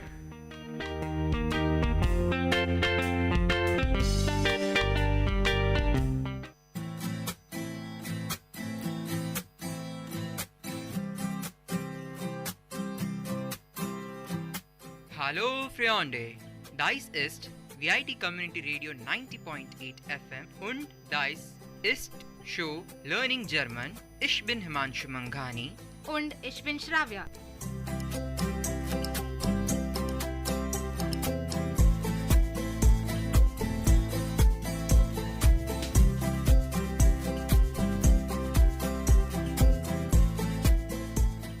अगर जिन लोगों को समझ में नहीं आया कि अब तक हिमांशु क्या बात कर रहा था, हम वापस से उसी को हिंदी में बोल देते हैं। जी हाँ। हेलो दोस्तों, ये है आपका VIT कम्युनिटी रेडियो 90.8 FM और ये है आपका शो लर्निंग जर्मन और मैं हूँ आपका होस्ट हिमांशु मंघानी और मैं हूँ आपकी होस्ट श्राव्या। तो आज हम क्या करने वाले हिमांशु? पहले हमारा उसूल है कि पहले वाली चीजों को पहले खुद एक बार रिवाइज करवाएंगे उनको। तो पिछली क्लास में हमने क्या पढ़ा? पिछली क्लास में हमने पढ़े थे आर्टिकल्स और मॉडल वर्ब। मॉडल वर्ब्स जैसे कि विल, शैल, मे, माइट और 2 सीखे थे, मूसन, डुरफन। मस्ट। यस, मस्ट भूल गई मैं। तो चलिए, तो उसको एक जगह कहीं रूल एप्लीकेबल नहीं था जो अपन स्टार्टिंग से पढ़ते आ रहे हैं, वो कौन से केसेस थे? एप्लीकेबल नहीं था मतलब थोड़ा सा चेंज था, जैसे कि अगर बोलें तो वोलन का विल था, हाँ, सोलन का सॉल था, मूसन का मूस था, मूसे नहीं था। वो सब आएगा फर्स्ट पर्सन्स में, यानी कि इश और एस में। वॉलन के लिए बनेगा विल, सोलन के लिए बनेगा सॉल, म्यूसन के लिए बनेगा मूस, ड्यूरफन के लिए बनेगा डार्फ और मॉकिन के लिए बनेगा मॉक्टे और क्या बचा था हिमांशु? और एक मार्कटन हमने बोला था, तो उसके लिए मागिन अलग बात है। मागिन हम अभी से नहीं लाएंगे क्योंकि कंफ्यूज हो जाएंगे लोग, तो हम मागिन बाद में लाएंगे। ठीक है, वो नए 6 शब्द थे। तो आज हम क्या करने वाले हैं? आज हम बेसिक सेंटेंसेस बोलने वाले हैं। जैसे कि अभी मुझे किसी को अपना नाम बताना है जर्मन में। मैं अभी सपोज अगर मेरा सब कुछ, मेरा इंजीनियरिंग मैंने अच्छे से कर लिया और मुझे जर्मनी में MS करने का मौका मिल गया, तो मैं वहाँ पे जाऊँगी तो मैं लोगों से कैसे बात करूँगी? तो हम आज उस सेंटेंस पे फोकस करेंगे। तो सबसे पहले मैं आपको ये बता देना चाहती हूँ कि हम एड्रेस करते हैं जर्मन में लोगों को ना बहुत इज्जत देना पड़ता है। तो हर कहीं देना पड़ता है। हाँ, मतलब अभी मैं सब लैंग्वेजेस में रिस्पेक्ट जरूरी है। जी हाँ, बट ठीक है, वहाँ पे थोड़े और ज्यादा जरूरी है। तो ठीक है, सबसे पहले अगर हम किसी को एड्रेस करना चाहें तो हम इंग्लिश में मिस्टर और मिस बोलते हैं। तो यहाँ पे जर्मन में हम मिस्टर को बोलते हैं हेर और मिस को बोलते हैं फ्राउ। ठीक है, तो चलिए ठीक है। अब श्राव्या, ऐसा करते हैं कि इस लेसन में तुम मेरी टीचर बन जाओ और मैं और मेरे जो अपन के जो भी लिसनर्स हैं वो स्टूडेंट बन जाएंगे।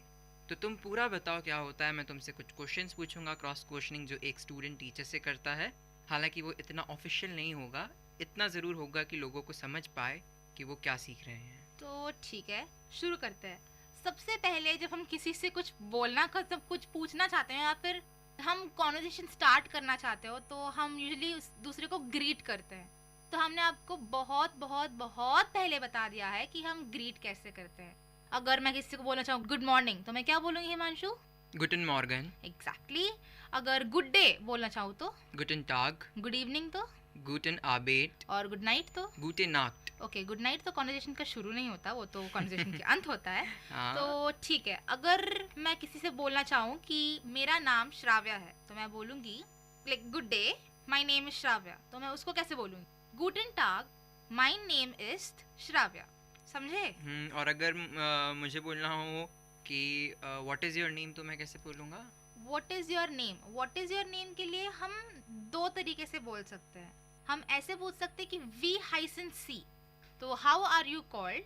सो V-C मतलब व्हाट इज योर नेम, या फिर वास इज योर नेम, ऐसे भी बोल सकते हैं कि व्हाट इज योर नेम सीधा जर्मन में।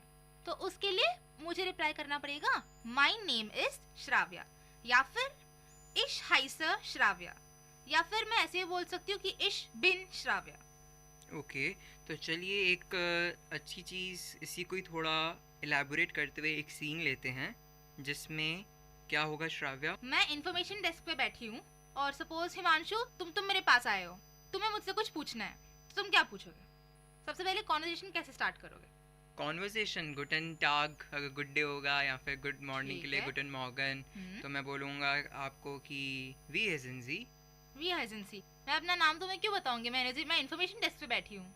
इन्फॉर्मेशन डेस्क पे बैठे तो तुम क्या चाहती हो कि तुमसे क्या पूछा जाए? मुझे क्या पता, तुम्हें जो पूछना पूछो। कुछ बोल दो, मुझे कुछ समझ नहीं आ रहा क्या पूछूं अभी तुमसे। चलो ठीक है, तो मैं ही एक एग्जांपल दे देती हूँ।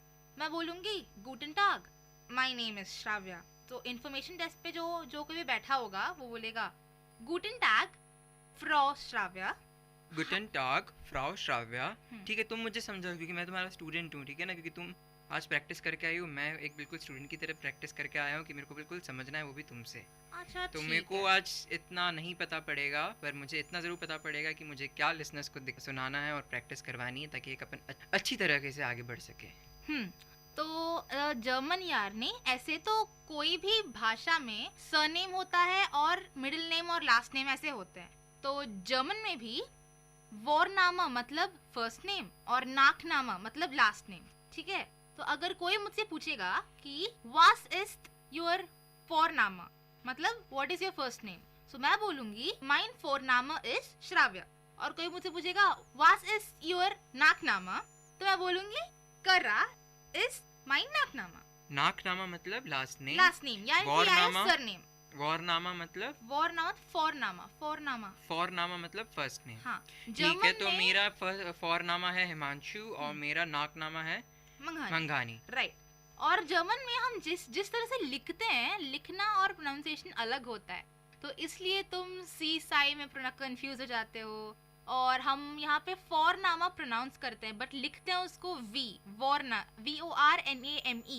ओके, तो वो हम इंग्लिश के अनुसार प्रोनाउंस करेंगे तो बनेगा वॉरनेम, बट नो, इट्स फोरनामा। अगर मान लो तुमने मुझे बोला कि मेरा जो लास्ट नेम है वो है फोरनामा, क्या बोले तुम?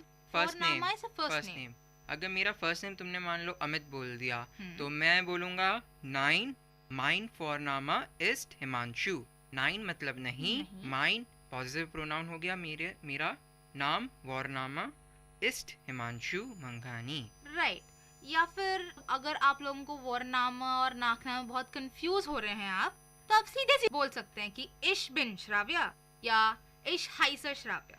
ठीक है, चलिए, पर अगर क्वेश्चन टैग की बात करें, अगर मैं बोलूँ what is your first name, तो इसको मैं बोल दूंगा वास इस्ट दू वॉरनामा।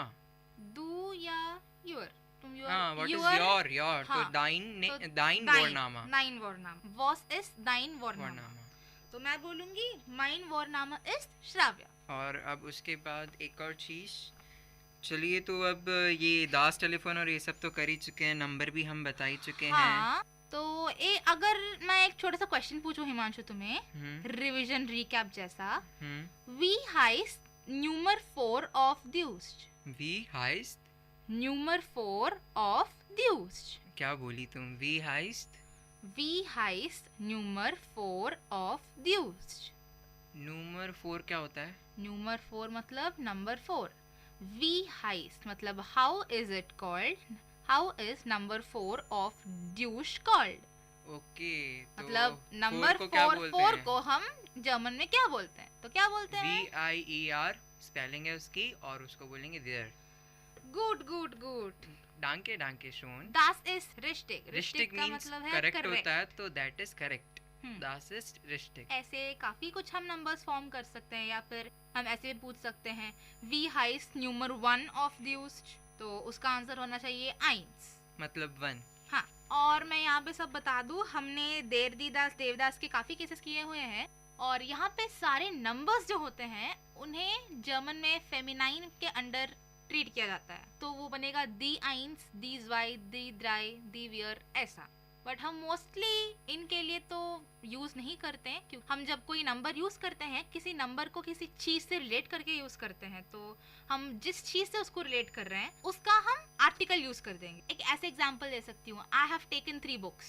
मैं बस नहीं बोलूंगी आई हैव टेकन 3 तो क्या, तो ऐसा कुछ नहीं होने वाला। तो आई हैव टेकन 3 बुक्स, तो यहाँ पे बुक होगा तुम्हारा दास ब्यूक, तो मैं दास के रिलेटेड आर्टिकल यूज कर लूंगी। बट रेगुलरली जनरल इन्फॉर्मेशन के लिए सारे नंबर्स दी के अंडर आते हैं, फेमिनिन के अंडर आते हैं। चलो, काफ़ी बढ़िया है ये तो।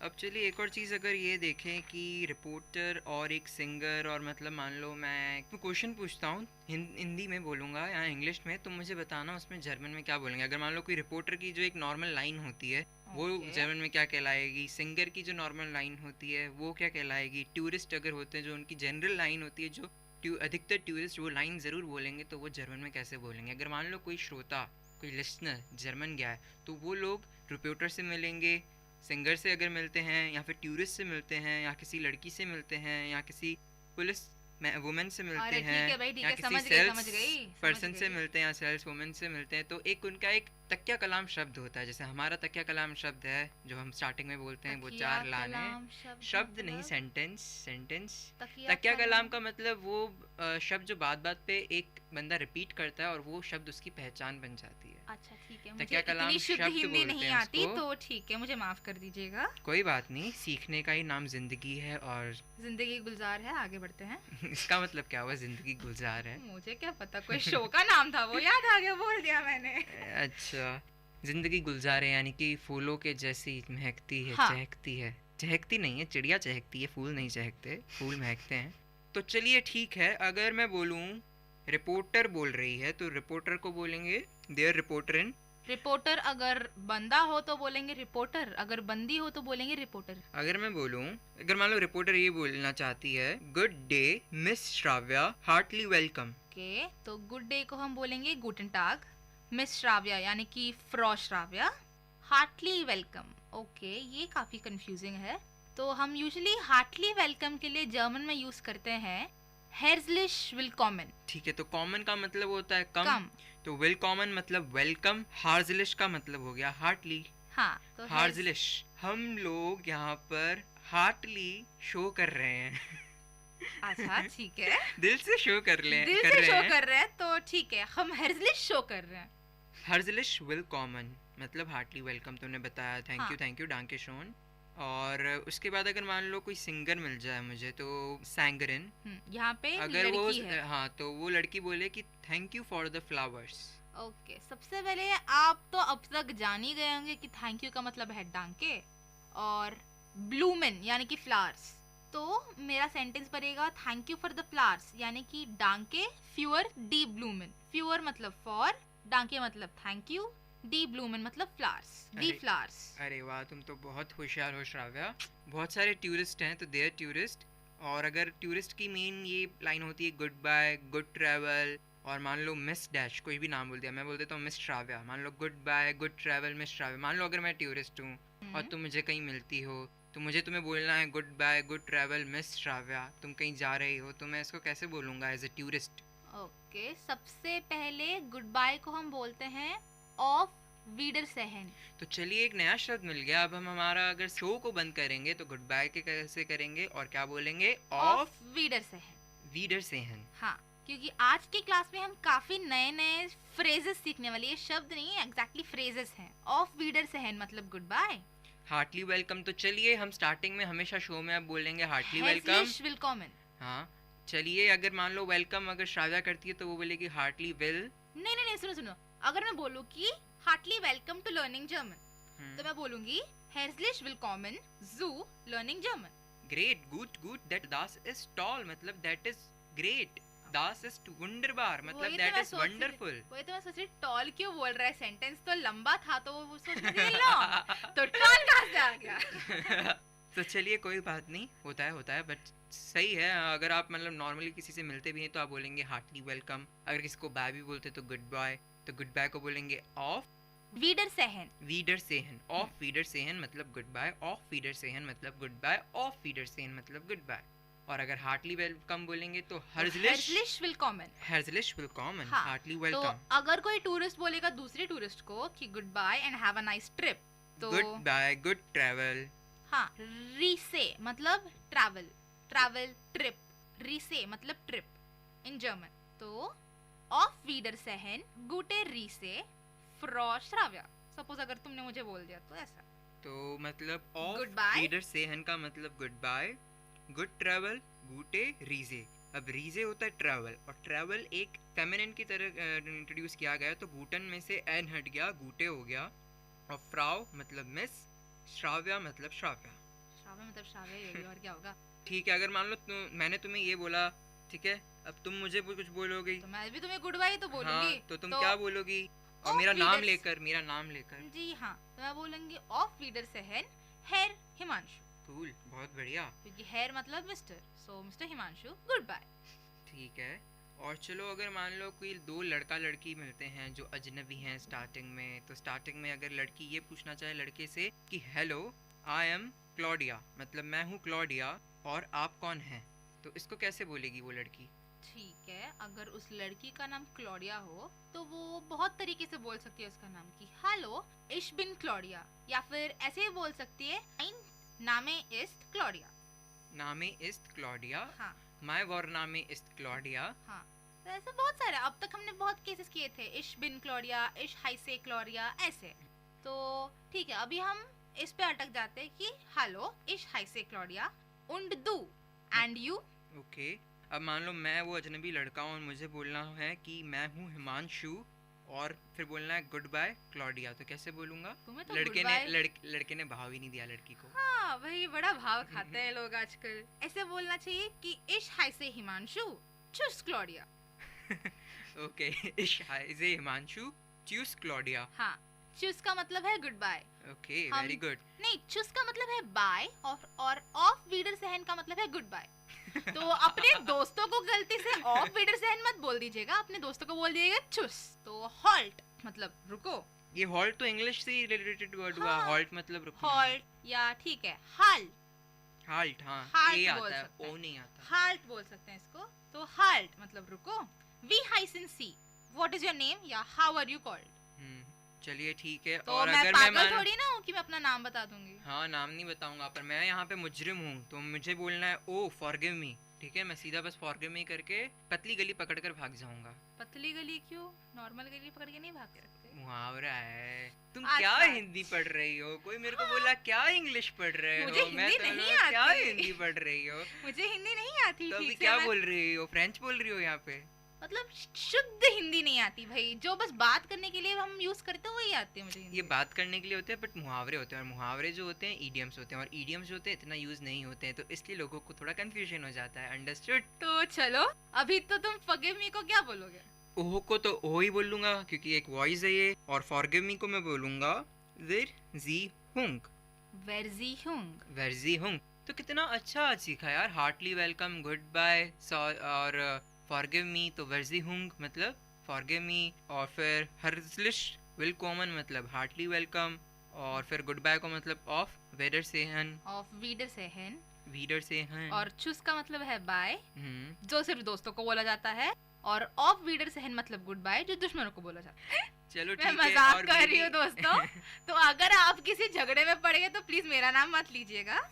अच्छा, तो चलिए ठीक है। और अगर इसकी बात करें कि बच्चा है, बच्चे अगर मम्मी को बोलना है उसको मम्मी, तो कैसे बोलेगा? मम्मा। और क्या बोलेगा बच्चा? यहाँ जैसे बोलते हैं वैसे ही है, मामा ही बोलेगा उसको, मामा। और बेबी को बताओ, अगर द बेबी है तो क्या बोलेंगे?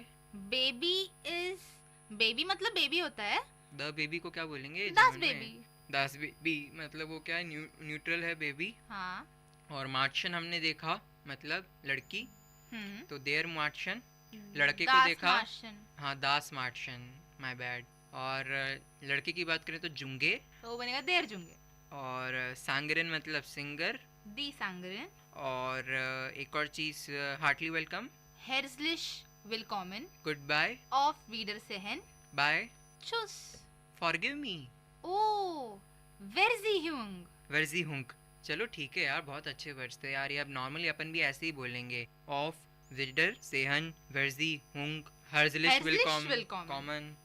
चलो अब आगे नेक्स्ट हम क्या करेंगे? क्योंकि हम अगला क्लास करने वाले हैं थोड़ा और इन्फॉर्मेटिव, यानी कि जैसे कि हमने पिछले क्लास में बोला था कि ऑटोमैट्स के बारे में। ऑटोमैट्स मतलब मशीन्स, यानी कि अगर मैं किसी से कॉन्वर्स कर रही हूँ, मुझे वहाँ पे जाना है और मशीन से कुछ पैसे लेने हैं, तो पैसों की मशीन को हम क्या बोलते हैं हिमांशु? गेल्ड ऑटोमाट मतलब Right. एटीएम। हाँ, और वो होता है देर गेल्ड ऑटोमाट। तो अभी सबसे पहले छोटे छोटे सिंगुलर और प्लूरल हो जाए। जैसे कि अभी मेरे पास टेलीफोन है, सो दास टेलीफोन होता है, तो उसका अगर मैं प्लूरल लूँ तो यहाँ पे मैं एक चीज़ बता दूँ आपको, चाहे हमारा सब्जेक्ट देर हो या दी हो या दास हो, जब हम उसका प्लूरल फॉर्म लेते हैं उसका हमेशा पहले उसका आर्टिकल दी बन जाता है। ठीक है, जैसे कि अभी मेरे पास है देर साफ्ट, साफ्ट मतलब जूस, सो उसका प्लूरल बनेगा दी साफ्टे। मतलब सो अगर मेरे पास है दास टैक्सी मतलब अ टैक्सी, उसका प्लूरल दी टैक्सीज। अगर मेरे पास है दास होटल तो उसका प्लूरल होगा दी होटल्स। रेलवे स्टेशन पे ये सब चीजें होती होंगी, दो लड़के मिलते होंगे, एक लड़का मिलता actually होगा, ये perfect. बात बोलते होंगे, चोर सिंगर भागता चोर होता है। भागता होगा, और कोई मान लो शॉपकीपर बोले और कोई कुछ मांगे, शॉपकीपर बोले कि फॉरगिव मी मेरे पास वो चीज नहीं है, तो वो और बोलेगा शॉपकीपर को हम क्या बोलेंगे? हाँ, शॉपकीपर को हम वर्कऑफिन। वर्कऑफिन, ओके हाँ। कॉफरिन मतलब सेल्सवुमन। सेल्सवुमन, अगर सेल्समैन हो तो वर्कऑफिन होगा। हाँ, वर्कऑफिन। तो चलिए अगर अब इसको उस कॉन्टेक्स्ट में ले जाते हैं, और यही हमारा रिवीजन भी होगा आज के शो का, तो रेलवे स्टेशन पे तुम क्या सीन देखती हो सबसे पहले? सबसे पहले रेलवे स्टेशन को तो क्या बोलते हो? मुझे नहीं पता। ओके, स्टेशन को हम बोलते हैं बैनहॉफ। और मेरे को ये पता है कि अगर मेन स्टेशन हो तो स्टेशन तो तुमने बोल दिया बानहॉफ मतलब रेलवे स्टेशन, और हॉफ होता है मतलब मेन, तो मेन रेलवे स्टेशन यानी कि सेंट्रल रेलवे स्टेशन, तो बनेगा हॉफ्ट बैनहॉफ। हॉफ्ट बैनहॉफ, ठीक है। तो तुम न्यूज़पेपर की स्टॉल देखोगी तो तुम उसको बोलोगी ज़्यूटुंगन मतलब न्यूज़पेपर्स, और अगर फ्लावर्स के लिए देखोगी तो ब्लूमिन। ज़ाइटुंग होता है, वापस से जी जाए, हे भगवान। अरे यार वो SIE होता है जी, तो ये ZEI जाए कैसे हो जाता है? हिमांशु, मैंने जर्मन नहीं लिखा है, प्रोनाउंसिएशन जैसा है वैसे तुम्हें प्रोनाउंस करना पड़ेगा। चलो ठीक है दोस्तों, आप ये मत समझिएगा कि हमको आती नहीं है इतनी, पर हम थोड़ी थोड़ी क्या मिस्टेक करते हैं ताकि थोड़ा फनी हो सके और आप अपने आप को इससे भी रिलेट कर सकें। हाँ, तुमने अगर एक मिस्टेक कमिट किया हो तो तुम क्या बोलोगे? Pardon me. हाँ। तो उसमें जर्मन में क्या बोलोगे? I don't know. यूज कर सकते हैं उसको, वेरजी हंग।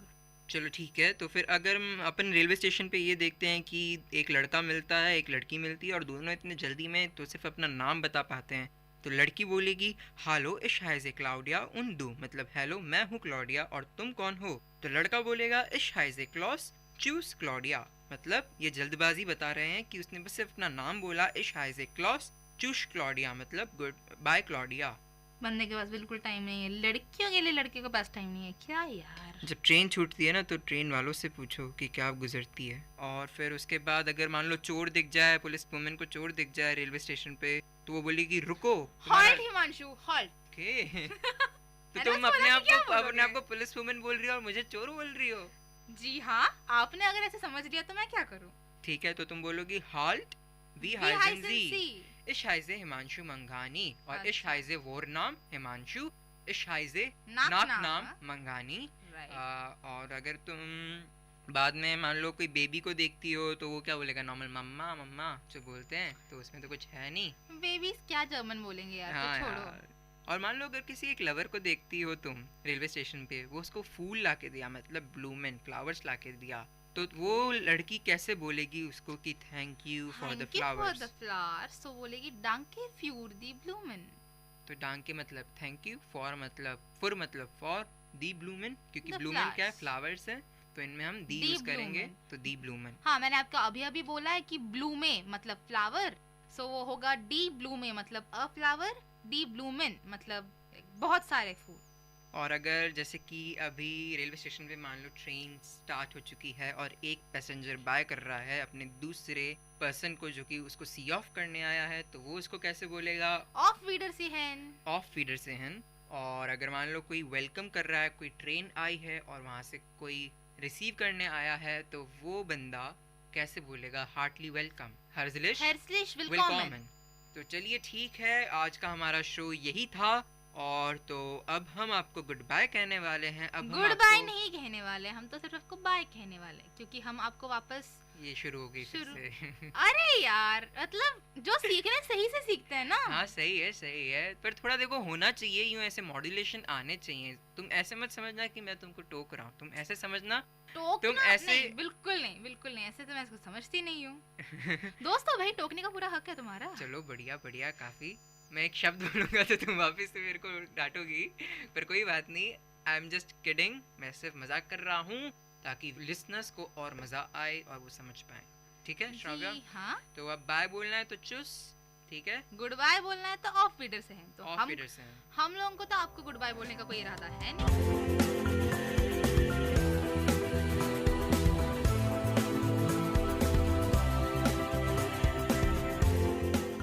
जी हाँ, हम जल्दी वापस आएंगे एक और एपिसोड के साथ। Ich bin Shravya, Ich bin Himanshu मंघानी, Ihre Zuhörte Learning German, मतलब आप सुन रहे थे learning German, und dies ist VIT Community Radio 90.8 FM, मतलब ये है VIT Community Radio 90.8 FM।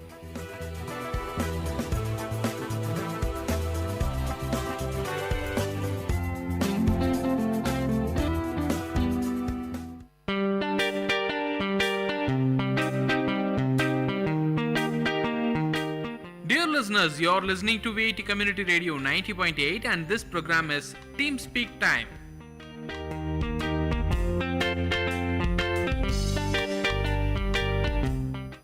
வணக்கம் நேயர்களே, இது விஐடி பண்பலை 90.8 விஐடி பல்கலைக்கழகத்தின் சமுதாய வானொலி. இது சிந்தனை சிதறல் நிகழ்ச்சியுடன் உங்கள் மணிகண்டன். நான் உங்க சுஷ்மிதா.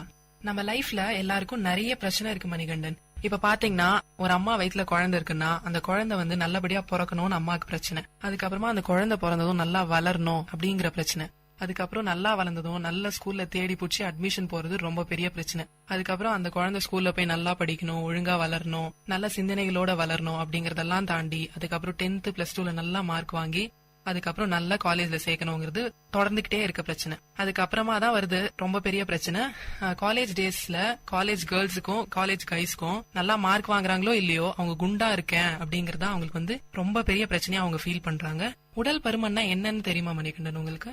உடல் பருமன்னா பாத்தீங்கன்னா ஒருத்தனுடைய உடலுக்கு தேவையான கலோரிகளை விட அதிகமான கலோரிகள் இருக்க பொருளை சாப்பிட்டாங்கன்னா அந்த கலோரிகள் பாத்தீங்கன்னா அவங்களோட உடல்ல வந்து அதிகமா தங்கிருது. அந்த கலோரிகள் வந்து கொழுப்பா மாறி அவங்களோட உடல் எடை அதிகரித்துக்கான ஒரு காரணியா அமைஞ்சிருது. இதை பாத்தீங்கன்னா மருத்துவ ரீதியா ஓவர் வெயிட், ஒபிசிட்டி அப்படின்னு சொல்றாங்க. இந்த மாதிரியான உடல் எடை அதிகரிக்கிறது காரணமாக அவங்களுக்கு வந்து 2ஆம் வகை சர்க்கரை நோய், ரத்த அழுத்தம், மன அழுத்தம் இது போன்ற நோய்களும் வருது அப்படின்னு வந்து சொல்றாங்க. உடல் பருமனால என்னென்ன பிரச்சனைகள் வரும் அப்படின்னு உங்களுக்கு எதனா தெரியுங்களா? முதல்ல வந்து பருமனா இருக்கிறது வந்து அவங்க தோற்றத்துக்கு வந்து அழகு கொடுக்குது அப்படின்னு வந்து சில பேர் நினைச்சிட்டு இருக்காங்க. அது கண்டிப்பா இல்லவே இல்ல. அவங்களோட உடலுக்கு வந்து அது ரொம்ப பெரிய தீங்கு தான் கொடுக்க போகுது. நம்ம குண்டா இருக்கோம் அப்படின்னாலே வந்து நம்மளுக்கு எல்லா பிரச்சனையும் கூடிய சீக்கிரம் வந்துட போகுது அப்படிங்கறதுக்கான ஒரு சைன் தான் வந்து உடல் பருமன் அப்படிங்கிற ஒரு விஷயம். உடல் பருமன் இருந்தா வந்து நீங்க சொன்ன மாதிரி நிறைய நோய் வரும். அதுல முக்கியமா சர்க்கரை நோய், அப்புறம் கால் மூட்டு, மூச்சு பிரச்சனை, அதுக்கப்புறமா தூக்கம் வரல, மன அழுத்தம் அப்படிங்கறதுலாம் சொல்றாங்க. அப்புறம் ரொம்பவே வீக் ஆயிடுவாங்க. அவங்க மத்தவங்க எல்லாம் 2 மணி நேரத்துல செய்யக்கூடிய வேலையை வந்து இவங்க வந்து ஒரு 4 மணி நேரம் 5 மணி நேரம் முடிஞ்சா ஒரு நாள் கூட எடுத்துக்கிட்டு பண்ணுவாங்க. அவங்களுக்கு சுத்தமா வந்து ஸ்ட்ரென்த்தே இருக்காது அப்படின்னு வந்து சொல்றாங்க. அதுக்கப்புறமா சரியா சொன்னீங்க. உடல் பருமன் பாத்தீங்கன்னா வந்து இந்த மாதிரியான விஷயங்களால மட்டும் இல்லாம பாத்தீங்கன்னா அவங்களோட வம்சாவளி, அதாவது அவங்களோட அப்பா அம்மா, அவங்களோட அப்பா அம்மா அவங்களா குண்டா இருக்காங்க அப்படின்ற காரணத்தால இவங்களும் வந்து குண்டா இருக்காங்க. இந்த மாதிரி வம்சாவளியிலயும் வந்து உடல் பருமன் வந்து தொடருது. அதுக்கப்புறமா வந்து உடல் பருமன் வந்து மெயினா எதனால வருது அப்படின்னா ஆரோக்கியமற்ற உணவுகள். நிறைய எல்லாரும் வந்து அந்த காலத்துல கம்பு, கொள்ளு, திணை, சாமை அப்படின்னு சாப்பிட்டு இருந்தாங்க. நம்ம இப்ப என்ன சாப்பிடுறோம்? பீட்சா சாப்பிடுறோம், பர்கர் சாப்பிடுறோம், அதுக்கப்புறமா சாண்ட்விச் சாப்பிடுறோம். சாண்ட்விச் இல்லைன்னா காலை பிரேக்ஃபாஸ்டே நமக்கு ஓடுறது கிடையாது. பிரெட் ஜாம்ல எல்லாம் ஒரு ஸ்ட்ரென்த்துமே கிடையாது அப்படின்னு வந்து ரொம்ப பேர் வந்து சொல்லிக்கிட்டு இருக்காங்க. அதுக்கப்புறமா வந்து நொறுக்கு தீனியை வந்து கம்ப்ளீட்டா நம்ம வந்து கட்டுப்படுத்தணும். நொறுக்கு தீனி சாப்பிட்டோம் அப்படின்னாலே வந்து உடல் பருமன் வந்து ஒரு 5 நாள்ல ஏறாங்க அப்படின்னா நொறுக்கு தீனி சாப்பிடுறதுனால கண்டிப்பா 2 நாள்லயே அவங்களோட உடல் எடை வந்து அதிகரிக்கும் அப்படிங்கறத வந்து எந்த மறுப்புமே கிடையாது. அதுக்கப்புறமா இதுல வந்து உடல் எடை அதிகரிக்கிறதுனால சோகம், அப்புறம் கோபம், அப்புறம் மன அழுத்தம், சலிப்பா இருக்கு அப்படிங்கறதெல்லாம் வந்து இருந்தாங்கன்னா அப்பெல்லாம் வந்து அவங்க நிறைய ஃபுட் சாப்பிடுறாங்க. நிறைய சாப்பிட்டு அவங்க வந்து உடல் பருமன் ஆகுறாங்க அப்படின்னு வந்து ரொம்ப பேர் சொல்லிட்டு இருக்காங்க. அதுக்கப்புறமா உடல் பருமன் இருக்கிறதுனால என்னென்ன நோய்கள் வரும் அப்படின்னு நீங்க நினைக்கிறீங்க? உடல் எடை அதிகமா இருக்கிறதுனால பாத்தீங்கன்னா அவங்களோட பாடி வெயிட், அதாவது அவங்களோட உடல் எடை மொத்தமா வந்து அவங்களோட கால் அழுத்ததுனால அவங்க நடக்கும் போதோ அவங்க எதனா வேலை செய்யும் போதோ அவங்களுடைய மூட்டு வந்து அதிகமா வலி எடுக்க ஆரம்பிக்குது. அதனால அவங்களோட மூட்டு தேய்மானம் அடைஞ்சு மூட்டு வந்து சீக்கிரமா பாதிப்படைகிறது. இந்த மூட்டு பாதிப்பு பாத்தீங்கன்னா இளம் வயதினரோட ரொம்ப ஈஸியா இப்பெல்லாம் தாக்கிட்டு வருது உடல் எடை காரணமாக. கூடவே வந்து இப்ப ரொம்ப பெருசான பிரச்சனை வந்து ஆஸ்துமா, மூச்சிரைப்பு. நம்ம முன்னவே சொன்னோம் இல்லையா, அது வந்து ஆஸ்துமாவா மாறிடுது. மூச்சிரைப்பு இருக்கு அப்படின்னா வந்து இந்த உடல் பருமன் இருக்கவங்களுக்கு அது ரொம்பவே ஜாஸ்தியா தெரியும். அதுக்கப்புறமா வந்து அவங்க நார்மலா வந்து நம்ம வீட்ல இருந்து கடை தெருவுக்கு வரைக்கும் நடந்து போலாம் அப்படிங்கிற மைண்ட் செட் கூட அவங்களுக்கு வராது. எப்பவுமே வண்டி எடுத்துக்கலாம், சைக்கிள் எடுத்துக்கலாம் அப்படின்னு தான் யோசிப்பாங்க. அதுக்கப்புறமா வந்து நம்ம காலேஜ்லயோ ஸ்கூல்லயோ எங்க பார்த்தாலுமே வந்து ஒரு ஃப்ளோர் ஏறது கூட மாடிப்படி ஏற மாட்டேன், நான் வந்து லிஃப்ட் யூஸ் பண்ணிக்கிறேன் அப்படின்னு சொல்லிட்டு என் ஃப்ரெண்ட்ஸே நிறைய பேர் நான் லிஃப்ட்ல போறேன், நீ நடந்து போ அப்படின்னு சொல்லிட்டு சொல்லுவாங்க. உடல் எடை அதிகரித்துக்கான முக்கியமான காரணம் வந்து அவங்களோட கலோரிகள் சொன்னால அந்த கலோரிகள் வந்து அவங்க உடம்புல அதிகமா தங்கி அது வந்து கொழுப்பா மாறுது. அந்த கொழுப்புலாம் வந்து அவங்களுடைய ரத்த குழாய்கள், இதயத்துல இருக்க ரத்த குழாய் எல்லாம் அடைக்கிறதுனால அவங்களுக்கு வந்து இதய பாதிப்பு வருது. இது மட்டும் இல்லாத பாத்தீங்கன்னா அவங்களுக்கு கல்லீரல் பாதிப்பும் இதனால வருது. சுஷ்மிதா, அதுக்கப்புறமா வந்து இன்சுலின் அளவு குறையுது அப்படின்னு சொல்றாங்க. இன்சுலின் அளவு குறைஞ்சதுன்னா வந்து கண்டிப்பா அவங்களுக்கு வந்து டைப் 2 டயபெட்டிக்ஸ், அதாவது சர்க்கரை நோய் வந்து கண்டிப்பா தாக்கும் அப்படிங்கறதுல வந்து எந்த ஒரு மறுப்பும் கிடையாது. சர்க்கரை நோய் தாக்குது அப்படின்னா வந்து மனுஷனோட வாழ்க்கையே மொத்தமா மாறிடுதுன்னு தான் அர்த்தம். ஏன்னா வந்து அவங்க அப்பப்ப சாப்பிடணும்னு சொல்லுவாங்க, டேப்லெட் போட்டுக்கணும்னு சொல்லுவாங்க. இன்சுலின் வந்து நம்ம உடம்புல செக்ரேட் ஆகாத இன்சுலினை வந்து அவங்களா வந்து இன்ஜெக்ட் பண்ணிக்குவாங்க. அது வந்து ஒரு நல்ல வாழ்க்கை, ஒரு ஹெல்தியான லைஃபே நம்மளால வந்து வாழவே முடியாது. சோ வந்து நம்ம வந்து அது மட்டும் இல்லாத இந்த மாதிரியான அவங்களோட உடல் எடையில வர பிரச்சனைகள் காரணமாக அவங்க வந்து ரொம்ப மன ரீதியா பாதிக்கப்படுறாங்க. அது மட்டும் இல்லாத புற்றுநோய் வரதுக்கான காரணமும் இருக்குது அப்படின்னு வந்து சொல்லியிருக்காங்க மன அழுத்தத்தினால. கூடவே தைராய்டு வந்துரும் அப்படின்னு சொல்லிட்டு சொல்றாங்க. இப்ப வந்து எல்லா பெண்களுக்குமே வந்து ரொம்ப பெரிய பிரச்சனை அப்படின்னா கூடவே தைராய்டு வரதுதான். தைராய்டு வருது, ஒரு காலேஜ் படிக்கிற பொண்ணுக்கு தைராய்டு வருது அப்படின்னா அவங்களால ஃபியூச்சர்ல எந்த ஒரு விஷயமே செய்ய முடியாது அப்படின்னு தான் சொல்றாங்க. தைராய்டு வந்ததுன்னா கண்டிப்பா வந்து உடனே சால்வ் பண்ணணும் அப்படின்னு சொல்றாங்க. சால்வ் பண்றதுக்கெல்லாம் முன்னாடி நம்ம வெயிட்ட குறைச்சோம் அப்படின்னாலே வந்து நம்மளுக்கு எந்த நோயுமே வராது. உடல் பருமனை குறைக்கிறதுக்கு ஏதாவது வழி இருக்கா? நிச்சயமா இருக்கு. அதுக்கான சில வழிமுறைகள் இருக்கு. அந்த வழிமுறைகளை நம்ம வந்து சரியா பின்பற்றணும் அப்படின்னு பாத்தீங்கன்னா கண்டிப்பா உடல் எடையை நம்மளால குறைக்க முடியும். சுஷ்மிதா, அதற்கான உடற்பயிற்சி எல்லாம் நம்ம ஃபாலோ பண்ணணும் அப்படின்னு வந்து நீங்க சொல்லிருக்கீங்க. உடற்பயிற்சியை ஃபாலோ பண்ணணும். அதுக்கப்புறமா வந்து நம்ம எக்ஸசைஸ் அப்படியெல்லாம் நம்ம காலையில எழுந்து சைக்கிளிங்கோ வாக்கிங்கோ அப்புறமா நீச்சல் அந்த மாதிரிலாம் பண்ணிட்டு இருந்தோம் அப்படின்னா நம்மளோட உடம்புல தேவையில்லாத கலோரிகள் அதெல்லாம் வந்து குறைஞ்சு, கொழுப்பு சத்துக்கள் எல்லாமே குறைஞ்சு, உடம்புல வந்து தேவையில்லாத கலோரிகள் இல்லாம நம்ம பார்க்கவே நல்ல ஹெல்தியான ஒரு லைஃப் ஸ்டைல்ல வாடுறோம் அப்படிங்கறது தெரியற மாதிரியே நம்ம உடம்பு இருக்கும். முன்னெல்லாம் வந்து நம்ம ஸ்கூல்ல இருந்து வந்ததும் என்ன பண்ணுவோம், வெளியே போய் விளையாடுவோம். ஆனா இப்ப என்ன பண்றாங்க, ஸ்கூல் பசங்க வந்ததும் வீடியோ கேம்ஸ், அதுக்கப்புறமா சிஸ்டம்ல உட்காந்துக்கிறது, Facebookல இருக்கிறது, இந்த மாதிரி எல்லாம் பண்ணிட்டு இருக்காங்க. இது கண்டிப்பா வந்து நம்ம வாழ்க்கை முறை இது கிடையாது. சோ இதை நம்ம கண்டிப்பா மாத்தணும். மாத்திட்டு அதுக்கப்புறம் பெரியவங்களோட போய் உட்காந்து பேசுறது, அப்புறம் கொஞ்ச நேரம் போய் விளையாடுறது, ஓடி ஆடி விளையாடினா வந்து நம்ம உடம்புல இருக்க தேவையில்லாத நீர்கள்லாம் வந்து வேர்வையா வெளியே வந்துரும். வேர்வையா வெளியே வந்துருச்சு அப்படின்னாலே வந்து உடல் பருமன் வந்து பாதி பேருக்கு இருக்கவே இருக்காது. நீங்க சொன்ன மாதிரி தொழில்நுட்பம் வந்து நம்மளுடைய வாழ்க்கை வந்து ரொம்பவே குறைச்சிருச்சு. அதனால வந்து நம்ம வெளியே போறது இல்ல, விளையாடுறது இல்ல. அந்த காரணத்தால பாத்தீங்கன்னா உடல் எடை அதிகரிக்கிறது. அது மட்டும் இல்லாத உடற்பயிற்சி மட்டும் ஒருத்தருடைய உடல் எடையை குறைச்சிடாது. அவங்களுடைய உணவு பழக்க வழக்கமும் அவங்களுடைய உடல் எடையை குறைக்கும். அது மாதிரி பாத்தீங்கன்னா அவங்க வந்து அவங்களோட உணவுல பச்சை காய்கறிகள், பழங்கள், இந்த மாதிரியான விஷயங்கள்லாம் கண்டிப்பா சேர்த்துக்கணும். அந்த மாதிரியான விஷயத்துல வெள்ளரிக்காய் வந்து உண்மையிலே ஒரு அருமையான விஷயம். வெள்ளரிக்காயில பாத்தீங்கன்னா ரொம்ப குறைவான கலோரிகள் தான் இருக்கு. அது மட்டும் இல்லாத வெள்ளரிக்காய் வந்து ஒரு நீர் சத்துள்ள உணவு. கூடவே வெள்ளரிக்காய் வந்து ஜீரணத்துக்கும் சிறந்ததுன்னு சொல்லுவாங்க. அதுக்கப்புறமா வந்து நீங்க எல்லாமே சைவத்திலேயே சொல்றீங்க. அசைவம் வந்து அப்ப நம்ம சாப்பிடவே கூடாதா? உடல் பருமன் இருக்கவங்க அசைவம் சாப்பிடணுமா கூடாதா? அசைவத்தை முழுமையா விட்டுறணும்னு அவசியம் இல்ல. அவங்க வந்து மீன் சாப்பிடலாம். மீன் வந்து ஒரு புரதச்சத்துள்ள உணவு. அதுல வந்து கலோரிகள் வந்து அதிகமாகவும் இருக்காது. அதே மாதிரி பாத்தீங்கன்னா தோல் நீக்கப்பட்ட கோழியில அதிகமான கலோரிகள் இருக்காது. அதை அவங்க உட்கொள்ளலாம். இந்த உடல் எடையை குறைக்கிறதுக்கு வந்து காலையில வெறும் வயிற்றுல ஒரு டம்ளர் சுடு தண்ணீர்ல வந்து ஒரு டீஸ்பூன் தேன், அப்புறம் வேப்பம்பூ, கூடவே எலுமிச்சை சாறு, இது மூணுத்தையும் கலந்து தினமும் காலையில வெறும் வயிற்றுல குடிச்சிட்டு வராங்க அப்படின்னா அவங்களோட உடல் எடை குறையறத வந்து நம்ம கண்கூடா பாக்கலாம். அதுக்கப்புறமா வந்து அந்த காலத்துல ஒரு பழமொழியே இருந்துச்சுங்க, கொழுத்தவனுக்கு கொல்லு, இளைச்சவனுக்கு எள்ளுன்னு சொல்லுவாங்க. சோ குண்டா இருக்கேன் அப்படின்னு ஃபீல் பண்றவங்க எல்லாம் வந்து இன்னைக்கே போயிட்டு ஒரு கப் கொல்லு நல்லா வேக வச்சு அதை சாப்பிட்டீங்கன்னா உங்க உடல் எடை வந்து கண்டிப்பா குறையும். சரியா சொன்னீங்க. ஆனா பாத்தீங்கன்னா வேப்பம்பூ கலந்து சாப்பிட சொன்னீங்க. வேப்பம்பூ வந்து நிறைய பேர் வந்து எடுத்துக்கவே மாட்டாங்க. வேப்பம்பூல வந்து நிறைய மருத்துவ குணாதிசயங்கள்லாம் இருக்கு. கண்டிப்பா வேப்பம்பூ வந்து அவங்க உணவுல சேர்த்துக்கிட்டாங்கன்னா உடல் எடையை குறையத்துக்கான வாய்ப்புகள் இருக்கு. அது மட்டும் இல்லாத பாத்தீங்கன்னா அன்னாச்சி பழத்துல வந்து ஒரு துண்டை எடுத்து நைட்ல தண்ணியில போட்டு ஊற வச்சுட்டு அந்த தண்ணியை காலையில எழுந்து குடிச்சிட்டு வந்தாங்கன்னா அவனோட உடல் எடை குறையும்னு சொல்றாங்க. நீங்க சொன்ன மாதிரி அன்னாசி பழம் பார்க்கதான் முரடா இருக்கும். கரடு முரடா இருக்க அந்த அன்னாசி பழம் வந்து நம்மளுக்கு ரொம்பவே நல்லது தரும். நீங்க சொல்லிதான் எனக்கு தெரிஞ்சது. அதுக்கப்புறமா வந்து தனியா இருக்கு இல்லையா வீட்டுல, அந்த தனியா வந்து பனை வெல்லம் அப்படின்னு சொல்லிட்டு இப்ப எல்லா நாட்டு மருந்து கடையிலுமே அது கிடைக்கும். அந்த தனியாவையும் பனை வெல்லத்தையும் எடுத்து தண்ணியில போட்டு நல்லா வேக வச்சு அது குடிச்சோம்னா கூட நம்ம உடல் எடை வந்து குறையும் அப்படின்னு சொல்லிட்டு சொல்றாங்க. தனியா மட்டும் இல்ல, சோம்பு, நம்ம வீட்டுல சோம்பும் இருக்கும். அந்த சோம்பையும் பனை வெல்லத்தையும் சேர்த்து கூட கொதிக்க வச்சு குடிச்சோம்னா உடல் எடை வந்து குறையும். ஒரு நாளைக்கு 3 வேளைக்கு மொத்தமா சாப்பிடாம அப்பப்ப கொஞ்சம் கொஞ்சமா சாப்பிட்டுட்டே வரோம் அப்படின்னா வந்து நம்ம உடல் எடை ஏறவே ஏறாது.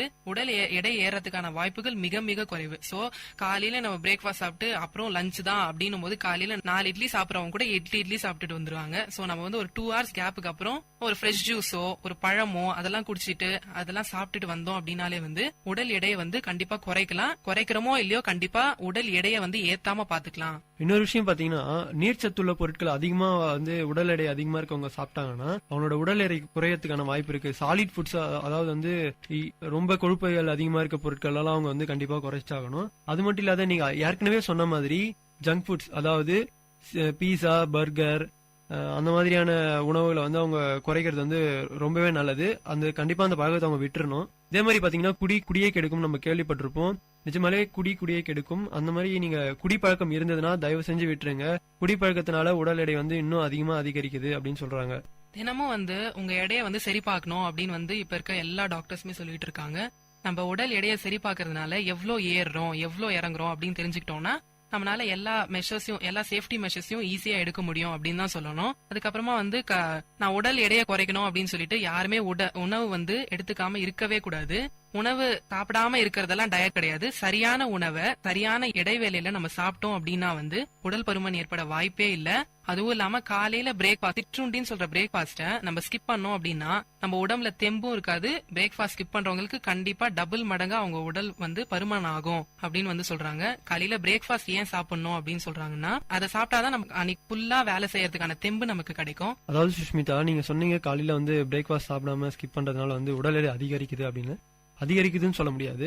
காலையில உணவு சாப்பிடாம இருக்காங்க அப்படின்னா வயிறு வந்து காலியா இருக்கும். அவங்க வயிற்ற வந்து புண்ணாக்கிறோம். அதனால வந்து அல்சர் வரும். அது மட்டும் இல்லாத வந்து சர்க்கரை நோய் வரதுக்கான வாய்ப்புகளும் இருக்கு. இது வந்து காலையில சாப்பிடாம இருந்தாதான் இல்ல, நைட்ல சாப்பிடாம இருந்தாதான் பெரும்பாலும் சர்க்கரை நோய் அது மட்டும் இல்லாத அல்சர் வரதுக்கான வாய்ப்புகள் அதிகமா இருக்கு.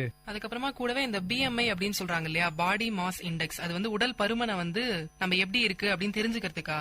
அதாவது இந்த உடல் எடை குறியீடு பாத்தீங்கன்னா நம்மளோட உயரத்திற்கு தகுந்த எடை நம்மளுக்கு இருக்குதா அப்படின்றது வந்து நம்மளே வந்து சோதித்து பார்க்கறதுக்கான ஒரு விஷயம் தான். அவங்களுடைய உடல் எடை குறியீடு அவங்க கணக்கிட அவங்க முதல்ல வந்து அவங்களுடைய உடல் எடையை வந்து கணக்கிட்டு வச்சுக்கணும். அதுக்கப்புறமா அவங்களோட உயரத்தை மீட்டர்களில் கணக்கிட்டு வச்சு அவங்களோட உயரம் வந்து 1.5 மீட்டர் அப்படின்னு எடுத்துக்காட்டா எடுத்துக்கிட்டீங்கன்னா 1.5 பெருக்கல் 1.5 பெருக்கிட்டு அந்த விடைய நம்மளுடைய உடல் எடை இருக்கு பாத்தீங்களா, அந்த உடல் எடையோட வகுத்தா ஒரு விடை கிடைக்கும். அந்த விடைய வச்சுக்கிட்டு அதை வச்சு ஒரு அட்டவணை இருக்கு. அந்த அட்டவணையில இருந்து கிடைத்த விடையை வச்சு அவங்களோட உடல் எடை வந்து எந்த நிலைமையில இருக்கு அப்படின்னு அவங்க வந்து தெரிஞ்சுக்கலாம். ரொம்ப சரியா சொன்னீங்க. கூடவே வந்து இன்னும் சிம்பிளா சொல்லணும் அப்படின்னா வந்து அவங்க ஹைட் இருக்கு அப்படின்னா இப்போ 164 சென்டிமீட்டர் நான் இருக்கேன் அப்படின்னா என்னோட உயரத்துல 100 சென்டிமீட்டரை நான் மைனஸ் பண்ணணும். சோ நான் 64 kg தான் இருக்கணும். அவங்கவுங்க உடல் எடையை அதே மாதிரி பரிசோதிக்கணும் அப்படின்னு நான் நினைக்கிறேன். சரியா சொன்னீங்க. எல்லாருமே அவங்களுடைய உடல் எடையை அடிக்கடி சோதிச்சு பாருங்க. அப்பதான் நீங்க எவ்வளவு எடை இருக்கீங்க, உங்களுடைய உயரத்துக்கு தகுந்த எடையில நீங்க இருக்கீங்களா அப்படின்ற எல்லா விஷயமும் உங்களுக்கு தெரியும். உங்களுடைய உடல் எடையை நீங்க வந்து கட்டுக்கோப்பா வச்சுக்க முடியும். நான் ஏற்கனவே சொன்ன மாதிரி உடல் எடை குறியீடு அதனுடைய அட்டவணையில பாத்தீங்கன்னா உங்களுக்கு கிடைத்த விடையில வந்து 18.6 இருந்து 24.9 இருந்தாதான் நீங்க வந்து ஆரோக்கியமான எடையில இருக்கீங்க அப்படின்னு அர்த்தம். அது மாறாக நீங்க 25க்கு மேல இருந்தா நீங்க வந்து அதிக எடையில இருக்கீங்க. அதுவே 30க்கு மேல இருந்தா நீங்க வந்து ரொம்ப ஆபத்தான நிலைமையில இருக்கீங்க. நீங்க கண்டிப்பா உங்களோட உடல் எடையை குறைச்சாகணும். அது மட்டும் இல்லாத உடல் எடையை குறைக்கிறதுக்குன்னு புரோட்டீன்ஸ் பவுடர்லாம் நிறைய விற்கிறாங்க. அந்த மாதிரியான பவுடர்லாம் நீங்க வாங்கி சாப்பிடாம இயற்கையான முறையில உங்களுடைய உடல் எடையை குறைக்கிறதுக்கு என்னெல்லாம் பண்ணலாமோ அதெல்லாம் பண்ணுங்க. நாங்க சொன்ன டிப்ஸையும் நீங்க ஃபாலோ பண்ணுங்க. இது மட்டும் இல்லாத நிறைய டிப்ஸ் நீங்க உங்களுக்கே நிறைய தெரிஞ்சிருக்கும். அதெல்லாம் ரெகுலரா ஃபாலோ பண்ணுங்க. இன்னைக்கு நாங்க சொல்லணும் அப்படின்னு இன்னைக்கு ஒரு நாள் நீங்க செஞ்சுட்டு அதுக்கப்புறமா மறுநாள்ல இருந்து செய்யாம விட்டீங்கன்னா உங்களுக்கு எந்த பலனும் கிடைக்காது. ரொம்ப அழகா BMI பத்தியும் எல்லாரையும் உடல் பருமன் குறைக்கிறதுக்கான வழி பத்தியும் சொன்னீங்க. சோ மணிகண்டன் சொன்ன மாதிரி நாங்க சொன்ன அத்தனை குறிப்பையும் நீங்க தினமும் ஃபாலோ பண்ணணும் நான் கேட்டுக்கிறேன். தினமும் ஃபாலோ பண்ணீங்கன்னா கண்டிப்பா உடல் பருமன் அப்படிங்கிற ஒரு பிரச்சனை நம்மளுக்கு இருக்கவே இருக்காது. சொன்ன அத்தனை குறிப்புகளுமே வந்து உங்களுக்கு யூஸ்ஃபுல்லா இருக்கும் அப்படின்னு நான் கண்டிப்பா நம்புறேன். நாங்க சொன்ன டிப்ஸ்லாம் ரொம்ப உபயோகமா இருந்திருக்கும் நாங்க நம்புறோம். மீண்டும் ஒரு சிந்தனையுடன் அடுத்த நிகழ்ச்சியில் சந்திக்கிறோம். இது சிந்தனை சிதறல். நான் உங்கள் மணிகண்டன். நான் உங்க சுஷ்மிதா. இது VIT பண்பலை 90.8 VIT பல்கலைக்கழகத்தின் சமுதாய வானொலி.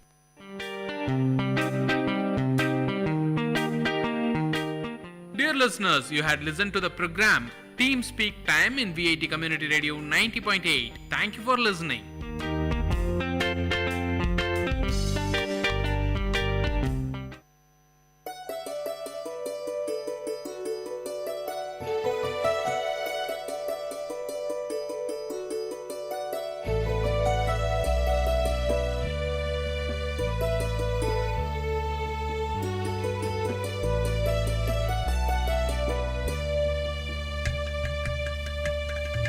வண்ணமய குதூகலம் வானதிரும் கொண்டாட்டம் கலைகளின் சங்கமம் கவிஞர்களின் கைவண்ணம். வண்ணமய குதூகலம் வானதிரும் கொண்டாட்டம் கலைகளின் சங்கமம் கவிஞர்களின் கைவண்ணம்.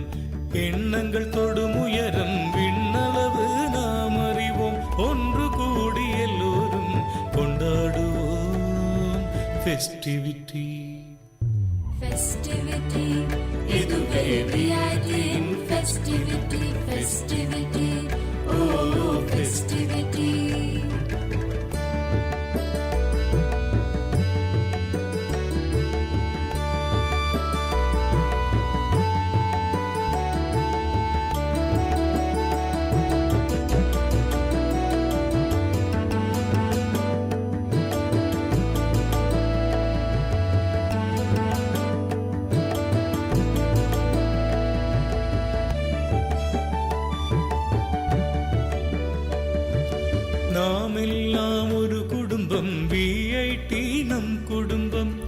உலகெங்கும் பரவி நிற்கும் விஐடி நம் குடும்பம்.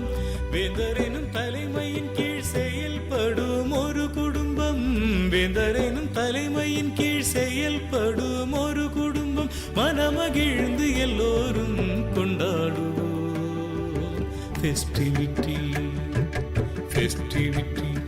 இதுவே விஐடியின் ஃபெஸ்டிவிட்டி. வண்ணமய குதூகலம் வானதிரும் கொண்டாட்டம்.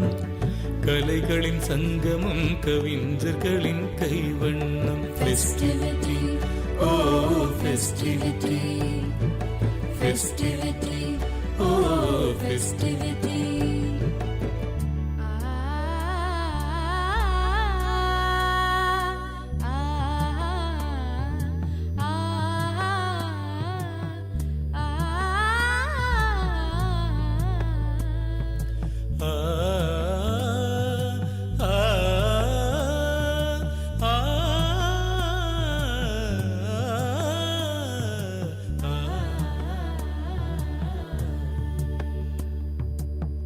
பல வண்ண பாடல்கள் மயிலாடும் மாட்டங்கள். பளிச்சிடும் திறமைகள் ஒளிர்விடும் சிகரங்கள்.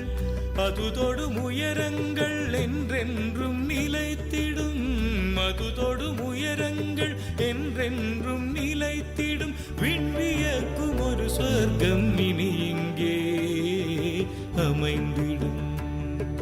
ஃபெஸ்டிவிட்டி இதுவே விஐடியின் ஃபெஸ்டிவிட்டி. வண்ணமய குதூகலம் வானதிரும் கொண்டாட்டம். கலைகளின் சங்கமம் கவிஞர்களின் கைவண்ணம். வண்ணமய குதூகலம் வானதிரும் கொண்டாட்டம். கலைகளின் சங்கமம் கவிஞர்களின் கைவண்ணம். எண்ணங்கள் தொடும் உயரம் விண்ணளவு நாம் அறிவோம். ஒன்று கூடி எல்லோரும் கொண்டாடுவோம் ஃபெஸ்டிவிட்டி ஃபெஸ்டிவிட்டி. இதுவே விஐடியின் ஃபெஸ்டிவிட்டி ஃபெஸ்டிவிட்டி ஓ ஃபெஸ்டிவிட்டி.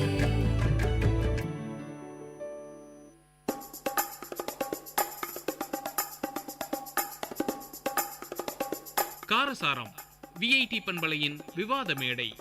ஆரோக்கியமான வாதங்களுடன், அன்றாட நிகழ்வுகளின் தரவுகளுடன், மக்களின் குரல்கள் ஒன்றிணையும் கருத்துக்களம்.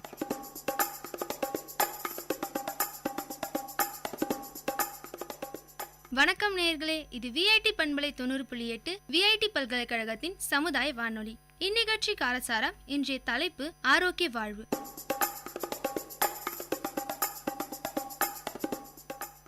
ஆரோக்கிய வாழ்வை பத்தி பேசுறதுக்கு நாங்க 4 பேர் வந்திருக்கோம். என்னுடைய பெயர் கவிஸ்ரீ. என்னோட பெயர் சுஷ்மிதா. என்னோட பேர் மோனிகா. என்னுடைய பேர் ஜனனி. இன்றைய காரசார நிகழ்ச்சியில நாங்க பேச போறது மக்களை அச்சுறுத்தி அவங்களுடைய அத்தியாவசிய தேவைகளை சீர்குலைக்கும் ஒரு கொடிய அசுரனை பத்தி தாங்க. அதுதான் நோய். மக்களுடைய உணவு முறைகள், பல வகையான போதை மற்றும் புகையிலை பழக்கத்தினால நிறைய புது நோய்களுக்கு அவங்களே வழிவிடுறாங்க. நம்ம ஊர்ல ஒரு பழமொழி இருக்கு. அது என்னன்னா, சொந்த காசுல சூனியம் வச்சுக்கிறது. இது மாதிரி தாங்க மக்கள் தங்களுடைய செயல்கள்னாலேயே அவங்களுக்கு புது புது வியாதிகளை வர வச்சுக்கிறாங்க. 20ஆம் நூற்றாண்டுல 10 கொடிய நோய்கள் இருந்துச்சுன்னு சொல்லிட்டு நான் ஒரு ஆர்டிக்கலை படிச்ச மாதிரி ஞாபகம். நீங்க சொல்றீங்க 20th செஞ்சுரியில பர்டிகுலரா 10 நோயின்னு சொல்லிட்டு. அந்த நோயெல்லாம் என்ன, அதோட பேர் சொல்ல முடியுமா? அது என்னன்னா, polio, typhoid, tetanus, pneumococcal, whooping cough, measles, malaria, flu, diphtheria, chickenpox தாங்க. ஆனா இந்த 21ஆம் நூற்றாண்டுல இந்த 10 நோய்கள் சொல்றது மட்டும் இல்லாம நிறைய புது நோய்கள் வருது. எவ்வளவுதான் மக்கள் அவங்கள ரொம்ப ப்ரிசர்வ்டாவும் கிளீனாவும் வச்சுக்கிட்டா கூட நிறைய நோய்கள் அவங்கள தாக்குது. உதாரணமா சொல்ல போனா டயபெட்டிஸ், ஒபிசிட்டி, பிபின்றதுலாம் இந்தியாவிலும் சரி தமிழ்நாட்டிலும் சரி பரவலா நிறைய பேருக்கு இருந்துட்டு வருது. இது வயது வித்தியாசம் இல்லாம குழந்தைங்களுக்கும் சரி பெரியவங்களுக்கும் சரி எல்லாருக்குமே ஒரு அச்சுறுத்தக்கூடிய நோயா இருக்கு. இதனுடைய காசஸ் சொல்யூஷன்ஸ் தான் என்ன? இப்போ பார்த்தீங்கன்னா எல்லாரும் கம்பெனியில் வேலை செய்கிறாங்க. அவங்களுக்கு டே ஷிஃப்ட், நைட் ஷிஃப்ட்னு 2 ஷிஃப்ட் இருக்குது.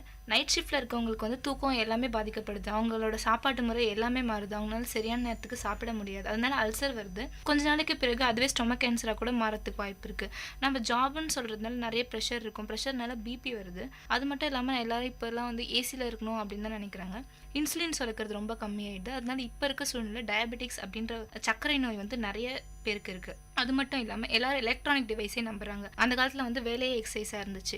பெருக்கிறது, துணி துவைக்கிறது, ஆனா வந்து இப்போ வந்து அப்படி கிடையாது. எல்லாரும் வந்து வாஷிங் மிஷின், வேக்யூம் கிளீனர் அந்த மாதிரி தான் இருக்காங்க. யாரும் வேர்வை சிந்தி உழைக்கணும் அப்படின்னு சொல்லிட்டு யாரும் நினைக்க மாட்டாங்க. மிக்ஸி, கிரைண்டர் அப்படின்ற தான் இப்போ இருக்கு. அம்மி, உரல் அப்படின்ற ஒரு விஷயமே இப்போ இல்லாமல் போயிடுச்சு. இதுக்கான சொல்யூஷன் இருக்குங்க, ஆனால் வந்து முற்றிலுமா குணப்படுத்துற அளவுக்கு எதுவும் இல்லை. கட்டுப்பாட்டில் வைக்கிற மாதிரி தான் இப்போ இருக்க மெடிசன் இருக்கு. எலக்ட்ரானிக் டிவைஸ் யூஸ் பண்ணால் ஃபிசிக்கல் எக்ஸசைஸ் வந்து கம்மியாகுதுன்னு சொல்கிறாங்க. ஆனால் அந்த ஃபிசிக்கல் எக்ஸசைஸ் பண்ணி தான் நம்ம வந்து உடலை நலமாக வச்சுக்கணும்னு இல்லைங்க. இப்போ யோகா, மெடிடேஷன் அந்த மாதிரிலாம் கூட பண்ணலாங்க. சின்ன பசங்களை யாராவது யோகா பண்ணுங்கன்னு அப்படி சொன்னோன்னா வந்து ஏதோ ஒரு பெரிய பாறாங்கலை தூக்குன்னு சொன்ன மாதிரி பார்க்குறாங்கங்க. அவ்வளோ பெரிய ஒரு கஷ்டமான வேலையாக நினைக்கிறாங்க அதை. இப்போ யோகாக்குன்னு சொல்லிட்டு தனியாக டைம் ஒதுக்கவும் முடியறது இல்லை. அவ்வளோ டைம் டென்ஷனில் யோகா பண்ணுறதுக்கு வந்து சரியான டைம் கிடைக்கிறது இல்லை. டைம் இல்லைன்னுலாம் சொல்லவே முடியாதுங்க. யோகா வந்து டெய்லி பண்ணணும் அப்படின்னு ஒன்று கிடையாது. இதுக்காக நிறைய ஜிம்மு, யோகா சென்டர்ஸ்ன்னு எவ்வளவோ இருக்குது. வாரத்தில் ஒரு நாள் கூட நம்ம போய் பண்ணலாம். ஏன் யோகா பண்ணுறதுனால மட்டும்தான் உடல் ஆரோக்கியம் பாதுகாக்க முடியுமா? ஃபாஸ்ட் ஃபுட் சாப்பிட்றத கம்மி பண்ணாலே உடல் ஆரோக்கியம் பாதிப்படையாமல் பார்த்துக்கலாம். ஃபாஸ்ட் ஃபுட் என்னன்னா எல்லாருக்குமே வெறும் டிஸ்அட்வான்டேஜ் தாங்க ஞாபகம் வருது. ஆனால் ஃபாஸ்ட் ஃபுட்னால எவ்வளோ அட்வான்டேஜஸ் இருக்குது தெரியுமா? இப்போ சின்ன பசங்க கிட்ட போய் ஒரு பச்சையான காய்கறி கொடுத்து பாருங்க, அவங்க சாப்பிடவே மாட்டாங்க. ஆனால் இந்த ஃபாஸ்ட் ஃபுட் ஐட்டம்ஸான நூடுல்ஸோ இல்லை ஃப்ரைட் ரைஸ்லையோ அந்த மாதிரி காய்கறி இருக்கிறதுனால அந்த சாப்பாடை வந்து அவங்க விரும்பி சாப்பிட்றாங்க. இதனால காய்கறிகளோட சத்தம் அவங்க கிட்ட போகுது. இன்னொன்று என்னன்னா, ஃபாஸ்ட் ஃபுட் யாருக்கு அதிகமாக உபயோகப்படுதுன்னா, ஊரை விட்டு ஒருத்தவங்க ஒரு சிட்டிக்கு வராங்க வேலை செய்யறதுக்குன்னா அவங்க ஒரு ரூம் எடுத்து தங்குறாங்க. அங்கே வந்து அவங்க தனியாக சமையல் அறை போட்டு அதுக்கான சாமான்களெல்லாம் வாங்கி வைக்க முடியாது. இது மாதிரி சூழ்நிலையில் அவங்களுக்கு என்ன கிடைக்குதோ அதை சாப்பிட்டு அவங்க பாட்டு அவங்க வேலையை பார்க்க போகணும். அதனால இந்த ஃபாஸ்ட் ஃபுட் ஐட்டம்ஸ் வந்து நிறைய அவங்களுக்கு தான் வந்து உபயோகப்படுது. அப்போ சாப்பிட்றத பற்றி யோசிக்கிறாங்களே தவிர பின்விளைவுகளை பற்றி யாரும் நினச்சி கூட பார்க்கறது இல்லைங்க. இப்போ ஃபாஸ்ட் ஃபுட்னா என்ன, காய்ச்சின எண்ணெயை திருப்பி காய்ச்சி அவங்க உணவை தயாரிக்கிறாங்க. அது மட்டும் இல்லாமல் உணவில் டேஸ்ட் சேர்க்கணுன்றதுக்காக அஜினோமோட்டோ அப்படின்னு நிறைய மசாலா பொருட்களை சேர்க்குறாங்க. அவங்க எந்த தண்ணியில் செய்கிறாங்க அப்படின்னே தெரியாது. நல்ல சுத்தமான தண்ணியில் செய்கிறாங்களான்னு கூட தெரியாதுங்க நம்மளுக்கு. அது மட்டும் இல்லாமல் அதனால காலரா போன்ற நிறைய நோய்கள் வரத்துக்கும் வாய்ப்பு இருக்குது. நிறைய பேக்கெட் ஃபுட் ஐட்டம்ஸ் வந்திருக்கு. 2 மினிட்ஸ் நூடுல்ஸ் அப்படிலாம் கூட இருக்குது. அது வந்து அந்த நேரத்துக்காக அவங்க சாப்பிட்றாங்க. பின்னாடி அதனால நிறைய நோய்கள் வருதுங்க. அது மட்டும் இல்லாம நம்ம ஃபாஸ்ட் ஃபுட் சாப்பிட்றதுனால நிறைய கொழுப்பு சக்தி சேருது. ஹார்ட் அட்டாக்லாம் வருது. முதல்ல வந்து ஹார்ட் அட்டாக்ல இறக்குறவங்களோட வயது பார்த்தீங்கன்னா 60-70 வயது இருந்துச்சு. ஆனால் இப்போ வந்து 20 வயசு இருக்கிறவங்களுக்கு கூட ஹார்ட் அட்டாக் நிறைய பேருக்கு வருது. ஏங்க இந்த மாதிரி ஒரு நிலைமையை தர ஃபாஸ்ட் ஃபுட்டை சாப்பிடணும்? நம்மளோட பாரம்பரிய உணவே நிறைய இருக்குது. அதுவே நம்மளுக்கு மருந்தாகவும் இருக்குது. நீங்கள் சொல்கிற மாதிரி நம்ம பாரம்பரிய உணவில் வந்து நிறைய சத்துக்கள் இருக்குது, கால்சியம், விட்டமின் அப்படின்னு சொல்லிட்டு. நம்ம பாரம்பரிய உணவு சாப்பிட்றதுனால வந்து நமக்கு வந்து உடல் வந்து ஆரோக்கியமாக இருக்கும். அதுவும் இல்லாமல் வலுவாகவும் இருக்கும். ஏன்னா அதெல்லாம் வந்து இப்போது கஞ்சி, கூழ், கேழ்வரகு, கம்பு அதெல்லாம் பார்த்தீங்கன்னா பூமியிலே விளைவிக்கிறாங்க. அதனால் வந்து அதில் எந்த கலப்படமுமே இருக்காது. மர வகைகள், கீரை வகைகள், இந்த அத்திப்பழம் இதெல்லாம் பார்த்தீங்கன்னா நிறைய மருத்துவ குணங்கள் கூட இருக்குது. ஆனால் இதெல்லாம் வந்து நம்ம யாருமே புரிஞ்சுக்கதே கிடையாது. எப்பவுமே அந்த ஃபாஸ்ட் ஃபுட் தான் சாப்பிடணும். பீஸா, பர்கர், 2 மினிட்ஸ் நூடுல்ஸ் இப்படின்னு தான் உடம்பை கெடுக்கிற சாப்பாடை தான் விரும்புகிறாங்களே தவிர யாரும் வந்து அந்த காலத்து உணவு வந்து ஒரு பெரிய விஷயமாவே எடுத்துக்க மாட்டுறாங்க. குழந்தைங்க கூட நிறைய அதை தான் விரும்பி சாப்பிட்றதுனால அவங்களுக்கு நிறைய நோய்கள் ஏற்படுது. இதனால அவங்களுக்கு வந்து எதிர்ப்பு சக்தியே இல்லாமல் போயிடுது பிற்காலத்தில். இப்போ இருக்கிற காலத்தில் வந்து விளைச்சல் அதிகமாக்கிறதுக்காக கெமிக்கல்ஸ், பெஸ்டிசைட்ஸ் அதெல்லாம் நிறைய போட்டு விளைய வைக்கிறாங்க. அந்த காலத்து உணவு வந்து மொத்தமாக மறந்துட்டோம்னு சொல்ல முடியாதுங்க. இப்போ பேக்கட் ஐட்டம்ஸ், ஃபைபர் பிஸ்கெட்டு, வீட் பன்னு அதெல்லாம் கூட சாப்பிட்டா வந்து நம்ம சுகர் கம்மியாகும். அந்த காலத்தில் இந்த உணவு வந்து இப்போ செய்கிறதுக்கும் டைம் இல்லை. அது எப்படி செய்யணும்னு கூட சிலருக்குலாம் தெரிய மாட்டேங்குது. இப்போ வந்து நம்ம ஃபாஸ்ட் ஃபுட் வந்து சாப்பிட்டா இது மாதிரி டிஸ்அட்வான்டேஜ் இருக்குது அப்படின்னு சொன்னோம். நோய்கள் பற்றி பேசிகிட்டு இருந்தோம். நோய்கள் பற்றி பேசும்போது ஒரு முக்கியமான விஷயத்த நம்ம பேச மறந்துட்டோம்னு நினைக்கிறேன். அது என்னன்னா முதல் உதவி. ஃபர்ஸ்ட் எய்டுன்றது வந்து அந்த காலத்தில் இருந்ததா இல்லையான்றது எனக்கு சந்தேகமாக தான் இருக்குது. எனக்கு தெரிஞ்சிருக்கும், இல்லாமல் தான் இருந்திருக்கும். ஏன்னா நிறைய நோய்கள் வந்து அப்போல்லாம் வந்ததுன்னு சொன்னாங்க. இது மாதிரி பிளேக்கோ, காலராவோ, சிக்கன் பாக்ஸோ இருந்ததுனால நிறைய பேர் இறக்க நேரிட்டுச்சான். அப்போல்லாம் ஃபர்ஸ்ட் எய்டுன்னு ஒன்று இருந்ததுன்னா வேக்சினேஷன் இருந்திருக்கும். வேக்சினேஷன் கொடுத்துருந்தாங்கன்னா இவ்வளோ டெத் ரேட்ஸ் இருந்திருக்காது. ஒருவேளை அப்போ இருந்ததா? இப்போ நிறைய பேர்கிட்ட அந்த ஃபர்ஸ்ட் எய்ட் பற்றி எல்லாருக்கும் இப்போலாம் தெரியும்னு நினைக்கிறேன். ஆமாங்க, இப்போ நிறைய பேருக்கு ஃபர்ஸ்ட் எய்ட் பற்றி நிறைய தெரிஞ்சிருக்கு. அது மட்டும் இல்லாமல் கிராமத்துக்கு ஆரம்ப சுகாதார நிலையம்னு ஒரு நிலையம் இருக்குது. அதில் நிறைய மருத்துவர்களும் இருக்காங்க. அவங்க என்ன பண்ணுறாங்க, யாருக்காவது சின்ன ஜுரம், சளி ஏதாவது இருந்துச்சுன்னா அவங்களே மருந்து கொடுத்துட்றாங்க. பெரிய ஹாஸ்பிட்டலுக்கு போகணும் அப்படின்ற ஒரு நிலைமெல்லாம் வரதில்லை. அது மட்டும் இல்லாமல் வந்து பெரிய நோயாக இருந்தாலும் அதுக்கான ஆரம்ப சிகிச்சை வந்து அந்த ஆரம்ப சுகாதார நிலையத்திலே தராங்க. நீங்கள் சொல்கிற மாதிரி கண்டிப்பாக இந்த காலத்தில் ஃபஸ்ட் எய்ட் அவேர்னஸ் இருக்குங்க. சின்ன குழந்தைங்கள்லேருந்து பெரியவங்க வரைக்கும் எல்லாருக்குமே ஃபஸ்ட் எய்ட்னா என்னன்னு அப்படின்னு தெரியுது. இதை ஸ்கூல் மூலயமா கூட வெளிப்படுத்துகிறாங்க. நான் படிக்கும்போதே என் ஸ்கூலில் வந்து தீயணைப்பு வீரர்கள் ஒருத்தர் ஆபத்தில் இருந்தாங்கன்னா அவங்களை எப்படி காப்பாற்றணும் அப்படின்லாம் சொல்லி கொடுத்துருக்காங்க. ஒருத்தருக்கு ஷாக் அடிச்சிச்சு திடீர்னா அவங்க நம்ம வந்து தொடக்கூடாது, அவங்கள வந்து கட்டையில் தான் அடிக்கணும். அதே மாதிரி ஃபஸ்ட் ஸ்டாண்டர்ட் படிக்கிற பையனுக்கு கூட தெரியுது இப்போ எல்லா வாகனத்துலேயும் வந்து ஃபஸ்ட் எய்ட் பாக்ஸ் இருக்குது அப்படின்னு சொல்லிட்டு. திடீர்னு எங்கேயாச்சும் தீ பிடிச்சிச்சு அப்படின்னா நம்ம ஃபயர் என்ஜினுக்கு ஃபோன் பண்ணி அது வர வரைக்கும் வெயிட் பண்ணாம ஃபயர் எக்ஸ்டிங்விஷனை வச்சு நம்மளால முடிஞ்ச அளவுக்கு தீயை கட்டுப்படுத்த முடியும். அந்த காலத்துல வந்து யாராவது ஒருத்தர் இறந்தாதான் அது என்ன டிசீஸ்ன்னு சொல்லிட்டு புதுசா வந்திருக்கா என்ன டிசீஸ் சொல்லிட்டு கண்டுபிடிப்பாங்க. ஆனா இந்த காலத்துல வந்து நம்ம உடல்ல ஏதாவது தினம் ஏதாவது வந்து மாற்றம் ஏதாவது இருந்துச்சுன்னா நம்மளே டாக்டர் கிட்ட போனோம்னா அதை டயக்னைஸ் பண்ணி ஏதாவது புது டிசீஸா இருந்தாலும் அது ஸ்டார்டிங்ல தடுக்கிற அளவுக்கு இப்போ டெக்னாலஜிலாம் வளர்ந்துருக்குங்க. காலம் மாறுற அளவுக்கு டிசீஸும் வந்து மாறிக்கிட்டே இருக்கு. ஒரு காலத்துக்கு இந்த டிசீஸ் கண்டிப்பாக வந்துடும்ன்ற அளவுக்கு கூட இருக்குது. அது என்னென்னா dengue, swine flu, chikungunya, malaria, viral fevers தாங்க. டிபியோட ஹோம் வந்து இந்தியான்னு தான் சொல்கிற அளவுக்கு டிபி பரவலாக எல்லாருக்குமே இந்தியாவில் இருக்குன்னு ஒரு சர்வே சொல்லுது. 2 நிமிஷத்துக்கு ஒருத்தர் டிபினால இறக்குறாங்க அப்படின்றதும் அந்த சர்வேயோட முடிவுங்க. இந்த டெங்கு, ஸ்வைன் ஃப்ளூ, சிக்கன் குனியாவெல்லாம் தடுக்கிறதுக்கு ஏதாவது வேக்சினேஷன்ஸ் இருக்கா? ஏன்னா அது சின்ன வயசு பிள்ளைங்கள்ல இருந்து பெரியவங்க வரைக்கும் பாதிக்குது. அது வந்து அவங்கள ஒரு செயலும் செய்ய விடாம தடுக்குது. எல்லாத்துக்கும் வேக்சினேஷன் இருக்குங்க. குழந்தை பிறந்ததுல இருந்து அது வளர்ற வரைக்கும் நிறைய வேக்சினேஷன் இருக்கு. உதாரணத்துக்கு டைஃபாய்டுக்குலாம் வந்து குழந்தை பிறந்த 1 வாரத்துக்கே டைஃபாய்டு வேக்சினேஷன்லாம் போடுறாங்க. அது மட்டும் இல்லாம 2 வருஷத்துக்கு முன்னாடி ஸ்வைன் ஃப்ளூ, அதாவது பன்றி காய்ச்சல்ன்ற நோய் நிறைய பேருக்கு வந்துச்சு. அதுக்கான வேக்சினேஷன் கூட இப்போ இருக்குங்க. அது மட்டும் இல்லாம டெங்கு கூட நிறைய வேக்சினேஷன் இருக்கு. இப்போ இந்தியா வந்து போலியோ இல்லாத ஒரு நாடா மாறிடுச்சு. அது காரணம் வந்து குழந்தை பிறந்த உடனே கவர்மெண்ட்டே வந்து நம்ம குழந்தைங்க 5 வயசு ஆறு வரைக்கும் போலியோ சொட்டு மருந்து கொடுக்குறாங்க. நிறைய கவர்மெண்ட் வந்து இதுக்காக நிறைய ஸ்டெப்ஸ் எடுத்திருக்கு. இப்போ எல்லா கவர்மெண்ட் ஹாஸ்பிட்டல்ஸ்லயுமே வந்து வேக்சினேஷன் இருக்கு. அதே மாதிரியே இன்ஸ்ட்ருமெண்ட்ஸும் இருக்கு. பாத்தீங்கன்னா எல்லா ஸ்கூல்ஸுமே 3 மந்த்ஸ்க்கு 1 டைம் செக்அப் பண்றாங்க. அவங்களுக்கு வேக்சினேஷன் போட்டாங்களா இல்லையா அப்படின்னு கேட்டுட்டு அவங்களுக்கு வேக்சினேஷன் போடுறாங்க. வேக்சினேஷன்றது வந்து கவர்மெண்ட் ஹாஸ்பிட்டல்ஸ்லயோ இல்ல கவர்மெண்ட் ஸ்கூல்ஸ்லயோ இல்ல ஸ்கூல்ஸ்லயே போடுறது மட்டும் இல்லாம அங்கன்வாடி மையம்னு ஒன்று இருக்கு. அங்க வந்து குழந்தைங்களுக்கு 1 மாசத்துல 3 மாசம் 3 வயசு 1 வயசுலலாம் வந்து என்னென்ன வேக்சினேஷன்ஸ் போடணுன்றதை கேட்டு வேக்சினேஷன்ஸ் ஃப்ரீயா போடுவாங்க. இன்னொன்று என்னன்னா கர்ப்பிணி பெண்களுக்கு வந்து என்னென்ன சத்துணவான பொருட்கள் கொடுக்கணும், என்னென்ன டேப்லெட்ஸ் கொடுக்கணும், எப்படி இருக்கணுன்ற எல்லா அறிவுரைகளும் வந்து அந்த அங்கன்வாடி மையத்தில் சொல்கிறாங்க. அதே மாதிரி சத்து மாவுன்ற ஒன்றும் அவங்களுக்கு அங்கே இலவசமாக கிடைக்குது. வருமுன் காப்புன்னு சொல்லிட்டு ஒரு பழமொழியாக இருக்குங்க. அதுக்கு எடுத்துக்காட்ட வேக்சினேஷன் போடுறத வந்து நம்ம சொல்லலாம். அதே மாதிரி வீக்லி ஹெல்த் செக்அப் போகலாம், டெய்லி ஃப்ரூட்ஸ் சாப்பிட்லாம். இப்போ வெஜிடபிள்ஸ் எவ்வளோ சாப்பிட்றோமோ அதே அளவுக்கு தாங்க நம்ம சாதமும் சாப்பிட்ணும். அதுக்கு பழமொழி ஒன்று இருக்குங்க, அளவுக்கு மிஞ்சினா அமிர்தமும் விஷயங்க. அதேமாதிரி சிலர்லாம் வந்து டாக்டர் கிட்ட போனால் நம்ம உடலில் ஏதாவது தப்பு இருக்குன்னு சொல்லுவாங்களோன்னு சொல்லிட்டு பயந்துன்னு சிலர்லாம் போகிறதுக்கே பயப்படுவாங்க. அதே மாதிரி வந்து நம்ம ட்ரீட்மெண்ட் யாராவது நிறைய ட்ரீட்மெண்ட் எடுத்துகிட்டு இருந்தாங்கன்னா பாதிலே நிறுத்திடுவாங்க. சரியாயிடுச்சு அப்படின்னு சொல்லிட்டு பாதிலே நின்றுறதெல்லாம் தப்புங்க. இவ்வளோ நேரம் வந்து நம்ம இந்த dengue, swine flu, first aid, food, diabetes, obesity, TB இதை பற்றிலாம் பேசிகிட்டு இருக்கோமே. இதெல்லாம் வந்து அந்த காலத்தில் இருந்த நோய்களும் அப்புறம் இந்த 21st செஞ்சுரியில் இருந்த 21st செஞ்சுரியில் இருக்கிற நோய்களும். ஆனால் 16th 17th செஞ்சுரியில் இருந்து இந்த 21st செஞ்சுரி வரைக்கும் 2 கொடிய நோய்கள் இருக்குது. அதை கேட்டாலே மக்கள் வந்து அவ்வளோ பயப்படுவாங்க தெரியுமா? அவ்வளோ கொடிய நோயா அது? அப்படி என்னதான் நோய் அது 2 நோயும்? கேன்சரும் எய்ட்ஸும் தாங்க. ஒரு மனுஷனுக்கு இந்த கேன்சரோ இல்லை எய்ட்ஸோ இருக்கிறத கேள்விப்பட்டாலே அவங்கள ஒதுக்கி வச்சிருவாங்க. அவங்க வந்து அதை தீர்க்க முடியாத நோயின்னு நினைக்கிறாங்க. எய்ட்ஸ் இருக்கிறவங்களும் இன்னும் மோசம். அவங்கள வந்து தனிமைப்படுத்திட்டு அவங்க கிட்ட யாரும் போக மாட்டாங்க. எல்லாமே அவங்களுக்கு தனிமையாகவே இருக்கும். அவ்வளோ நேரம் அவங்க வந்து ஒரு பெரிய குடும்பத்தில் இருந்திருப்பாங்க, கூட்டாக இருந்திருப்பாங்க.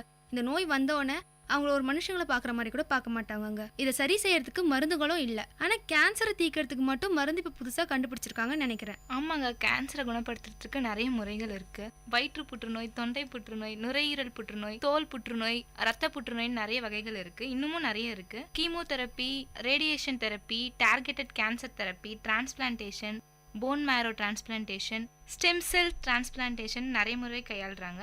பயாலஜிக்கல் தெரப்பி அப்படின்ற முறையில் நோய் எதிர்ப்பு சக்தியை அதிகரித்து புற்றுநோய் செல்களுக்கு எதிராக போராடுது. அது முற்றிலுமாக தடுக்கலனாலும் உயிரிழப்பை தள்ளி போடுது. அது மட்டும் இல்லாமல் ஹைப்பர்தெர்மியா அப்படின்னு இன்னொரு முறையும் இருக்குது. வெப்பத்தினால டியூமர் செல்லை அழிக்கிறதாங்க இந்த முறை. இந்தியாவில் எய்ம்ஸ் அப்படின்ற கேன்சர் இன்ஸ்டியூட் இருக்குங்க டெல்லியில். தமிழ்நாட்டில் பொறுத்த வரைக்கும் சென்னை, காஞ்சிபுரம், கன்னியாகுமரி ஆகிய 3 இடத்துலையும் இருக்கு. இப்போ நீங்க சொன்ன ட்ரீட்மெண்ட்ஸ்லாம் வந்து கேன்சருக்கு இருக்கு. அதனால கேன்சரும் இப்போ குணமடைஞ்சுதான் வருது. ஆனா எய்ட்ஸை மட்டும் நம்ம நாட்டில் ஏன் குணப்படுத்தவே முடியல? அதுக்கு ஏதாவது மருந்து இருக்கா?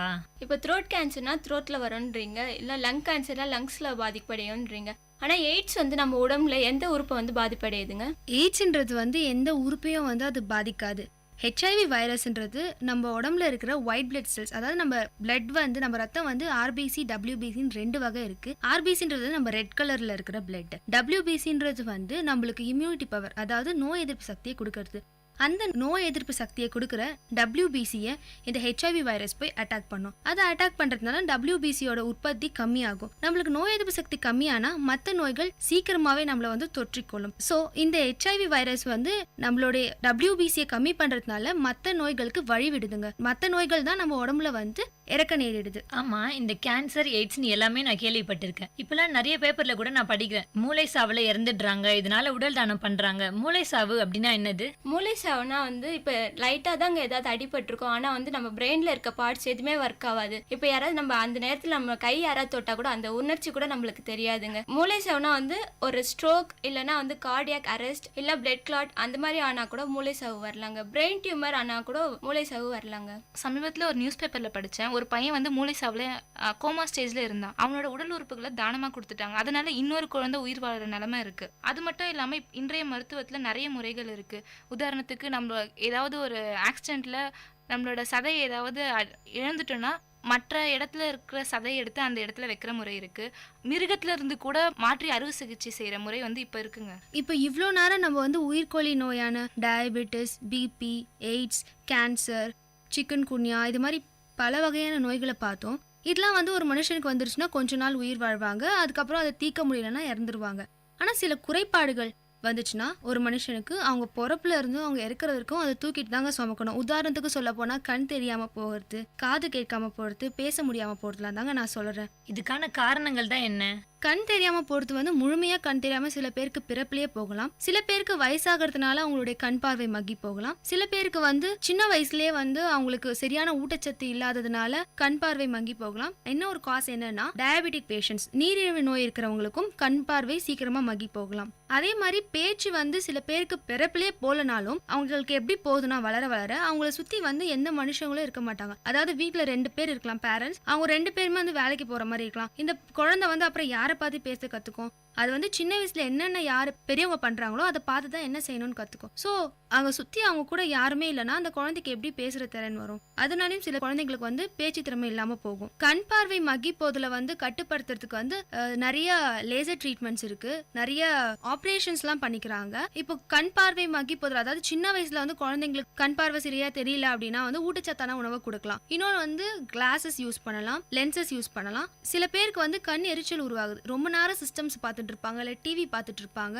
அது மாதிரி பார்க்கும் போது கண்ணெரிச்சல் அதிகமா உண்டாகுது. இதனாலையும் சில பேருக்கு கண் பார்வை மக்கி போகுது. இதை தடுக்கிறதுக்கு என்ன ஒரு வழினா, நம்மளுக்கு வந்து கண்டிப்பா நம்மளோட வேலை சிஸ்டம் பார்த்து பண்ண வேண்டியதா இருந்தாலும் கண்டிப்பா அதை பண்ணி தான் ஆகணும். பண்ண முடியாதுன்னு சொல்ல முடியாதுல்ல. அந்த மாதிரி டைம்ல ஒரு 1 மணி நேரம் தொடர்ந்து நம்ம வந்து சிஸ்டம் பார்த்துட்டு இருக்கோம்னா ஒரு 2 நிமிஷம் கண்ணை மூடி ரிலாக்ஸ் பண்ணணும். அப்படி இல்லைன்னா பசுமையா ஏதாவது பார்த்தோம்னா கண்ணுக்கு வந்து குளிர்ச்சி தரும் அப்படின்ற நம்பிக்கை இருக்கு. அதனால நம்ம ஏதாவது பசுமையா பார்த்து நம்மளுடைய கண்ணுக்கு குளிர்ச்சி ஏற்படுத்திக்கலாம். ஸ்பீச் தெரப்பி டாக்டர்ஸ் கிட்ட போயிட்டு நம்ம வீட்டுல இருக்கிற குழந்தைங்க சரியா பேச வரலன்னா அவங்களுக்கு பேச்சு கத்து கொடுக்கலாம். காது கேட்காதவங்களுக்கு நிறைய மிஷின்ஸ் வந்திருக்கு. இது மாதிரி நிறைய ரெமிடியல் சொல்யூஷன்ஸ் வந்து குறைபாடு இருக்கிறவங்களுக்கு இருக்குங்க. பெண்களுக்கு கூட அவங்களோட உணவு கலாச்சாரத்தினால நிறைய பாதிப்புகள் இருக்கு. அதுல ஒரு முக்கியமான பாதிப்பு என்னன்னா குழந்தையின்மைங்க. நிறைய பேருக்கு இப்ப குழந்தையின்மைன்ற ஒரு பிரச்சனை அதிக அளவுல இருக்கு. அவங்களுக்கு எல்லாம் ஒரு வரப்பிரசாதம் தான் டெஸ்ட் டியூப் பேபின்றது. குழந்தை பெத்துக்க முடியாதவங்க கூட இது மூலமா குழந்தைய வந்து பெத்துக்கிறாங்க.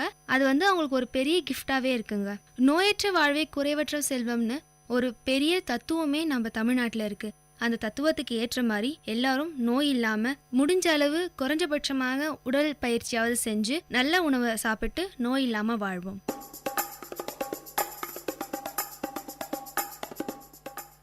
நேர்கள் இதுவரை கேட்டது காரசாரம். நேர்கள் இதுவரை கேட்டது விஐடி பண்பலை 90.8 காரசாரம், மக்களின் குரல்கள் ஒன்றிணைந்த கருத்துக்களம்.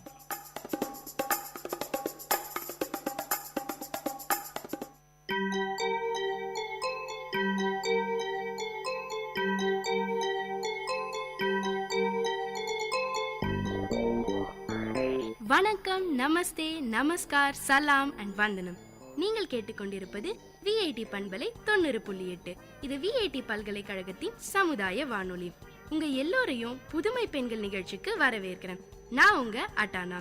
இந்த நிகழ்ச்சியில எவ்வளோ கடினமான சூழ்நிலையும் தனக்குன்னு ஒரு பாதையை அமைச்சுக்கிட்டு அதுல அவங்க பயணத்தை தொடர்ந்து அதுல வெற்றியும் அடைந்த பெண்களை பத்தி தான் நான் உங்களுக்கு சொல்ல போறேன். வாழ்க்கையில பல சந்தோஷங்களையும் துயரங்களையும் உணர வைக்கிறது வார்த்தைகளை கேட்கும் போதுதாங்க. ஒருத்தர் நம்ம கிட்ட பகிர்ந்துக்க வர விஷயங்களை உணர்வு பூர்வமா எடுத்துக்க வைக்கிறது முழுமையான காரணம் கேட்கும் திறன். இந்த உலகத்துல என்ன நடந்தாலும் அமைதிங்கிற ஒரே உலகத்துல இருக்கிறவங்க தாங்க நம்ம ஜெயஸ்ரீ. இன்னைக்கு நம்ம நிகழ்ச்சியில இவங்களை பத்தி தான் சொல்ல போறேன். நம்ம ஜெயஸ்ரீ பிறக்கும் போது சாதாரணமா நம்ம எல்லாரையும் போல பிறந்தவங்க தான். சாதாரண ஸ்கூல்ல படிச்சுக்கிட்டு இருந்தாங்க. ஒரு பிறந்த குழந்தையின் அழுகுரலையும் கேட்டு மகிழ்ந்திருக்காங்க. யாரோ ஒருவர் அழுவதையும் கேட்டிருக்காங்க. சாதாரண வாழ்க்கையில ஒரு சக குழந்தையா வாழ்ந்துகிட்டு வந்தாங்க நம்ம ஜெயஸ்ரீ. சின்ன வயசுல பிரைமரி காம்ப்ளெக்ஸ் வந்திருக்கு. அது குணமானும்னா பென்சில்னு ஒரு ஊசி போட்டாதான் நல்லதுன்னு டாக்டர் அந்த ஊசியை போட்டிருக்காரு. எல்லாருக்கும் எல்லா உடம்புக்கும் இந்த ஊசி ஒத்துக்காது. சில பேருக்கு தன்னோட கொடூர முகத்தையும் காட்டிடும். அந்த மாதிரி தன்னோட கொடூர முகத்தை பென்சிலின் ஊசி ஜெயஸ்ரீக்கும் காட்டிடுச்சு. பென்சிலின் ஊசி போட்டதுல 2 காதும் கேட்காம போச்சு. அதாவது 100% கேட்காம போச்சு நம்ம ஜெயஸ்ரீக்கு. டாக்டர் நல்லதுக்கு தானே அந்த ஊசியை போட்டாரு, வேணும்னேவா போட்டாருன்னு ஜெயஸ்ரீயோட அம்மாவும் அப்பாவும் அதை பெருசு படுத்தல. அப்படியே பெருசு பண்ணினாலும் தான் பொண்ணுக்கு காது கேட்கும் திறன் திருப்பி கிடைச்சிடவா போகுதுன்னு விட்டுட்டாங்க. தான் பொண்ணை நல்லா வளர்த்தே ஆகணும்னு தெளிவா இருந்தாங்க. ஜெயஸ்ரீயோட பெற்றோர் தொடர்ந்து படிக்க வச்சாங்க நம்ம ஜெயஸ்ரீய. ஆனா ஜெயஸ்ரீயோட அப்பாக்கும் அம்மாக்கும் கேட்கும் திறன் இல்லாதவங்களுக்காக சிறப்பு பள்ளி இருக்கிற விஷயமே தெரியல. ஜெயஸ்ரீயும் சிறு பிள்ளையா இருந்ததுனால அவங்களுக்கும் அத பத்தி ஒரு யோசனை இல்ல. அதனால 10வது வரைக்கும் ஜெயஸ்ரீ சாதாரண ஸ்கூல்லயே படிச்சாங்க. ஆனா முன்னைக்கும் இப்போதைக்கும் நிறைய மாற்றங்கள் அவங்க வாழ்க்கையில இருந்தது. ஜெயஸ்ரீயோட உலகுல அர்த்தமற்ற இரைச்சல்களுக்கு இடமில்லாம போச்சு. அனாவசிய கூக்குரல்கள் கிடையாது. தீயவற்றை கேட்க தேவையில்ல. இந்த மாதிரி பல நன்மைகள் இருந்தாலும் சாதாரண மனிதனை போல வாழ்க்கை இயல்பா இல்ல. மற்ற ஊனங்கள் எல்லாத்தையும் பார்த்த உடனே தெரிஞ்சுக்கலாம். ஆனா ஜெயஸ்ரீக்கு காது கேட்கலங்கிறத யாராலையும் புரிஞ்சுக்க முடியல. அதே ஸ்கூல்ல படிச்சதுனால மத்த சாதாரண குழந்தைங்களை போலவே இவங்களையும் நடத்தினாங்க. கிளாஸ் டீச்சர் பாடம் நடத்தும் போது ஒண்ணுமே புரியாதாம். காது கேட்காட்டி முன்னாடி வந்து உட்காருன்னு பாங்களாம். சாதாரண மனுஷங்க யாராலையுமே ஜெயஸ்ரீயோட உலகத்தை புரிஞ்சுக்க முடியல. ஸ்கூல்ல கூட பரவாயில்லையாம். ஆனா இந்த பயணம் பண்றது இருக்கே அவ்வளவு கடினம்ங்க. நமக்கு எல்லாம் நல்லா கேட்கும் திறன் இருக்கும் போதே மத்தவங்க என்ன பேசுறாங்கன்றது ஒண்ணுமே புரியாது அந்த சத்தத்துல. அப்போ காது கேட்காதவங்க நிலைமையை கொஞ்சம் யோசிச்சு பாருங்க. ரொம்ப கஷ்டமா இருக்குங்க.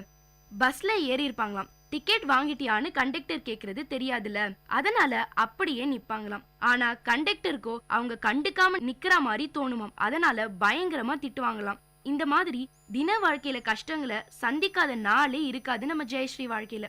இது கூட பரவாயில்லங்க. சில பேர் காது கேட்கலன்னா என்ன, மிஷின் வாங்கி வச்சுக்க வேண்டியதுதானே கடுப்புல இவங்க நிலைமையை புரிஞ்சுக்காம புண்படுத்துற மாதிரி கூட பேசுவாங்களாம். ஆனா இது மெஷின் வச்சா கூட கேட்க முடியாத தன்மைங்கிறத சொல்ல முடியாம பல இடங்கள்ல தவிச்சிருக்காங்களாம் ஜெயஸ்ரீ. நம்ம ஜெயஸ்ரீயோட இந்த பிரச்சனைக்கு காக்லியர் இம்ப்ளான்ட்னு ஒரு ஆபரேஷன் இருக்கிறது தெரிய வந்தது. மண்டை ஓட்டுல ஒரு துளை போட்டு கேட்கும் திறனுக்கு காரணமான ஒரு நரம்பை தூண்டிவிட பேட்டரி பொருத்துறது தான் இந்த காக்லியர் இம்ப்ளிமெண்ட் ஆபரேஷன். அந்த ஆபரேஷன் ரொம்ப ரிஸ்கானதுங்க. அதுல நிறைய பேர் இறந்து போயிருக்காங்கன்றதும் ஜெயஸ்ரீக்கு தெரிய வந்ததுனால அந்த ஆபரேஷன் வேண்டாம்ங்கிற முடிவுக்கு வந்தாங்களாம். இந்த காது கேட்காம போனது கூட கடவுள் தனக்கு கொடுத்த ஒரு தடைக்கல்லா தான் எடுத்துக்கிட்டாங்களே தவிர அதை ஒரு சுமையாவே எடுத்துக்கல.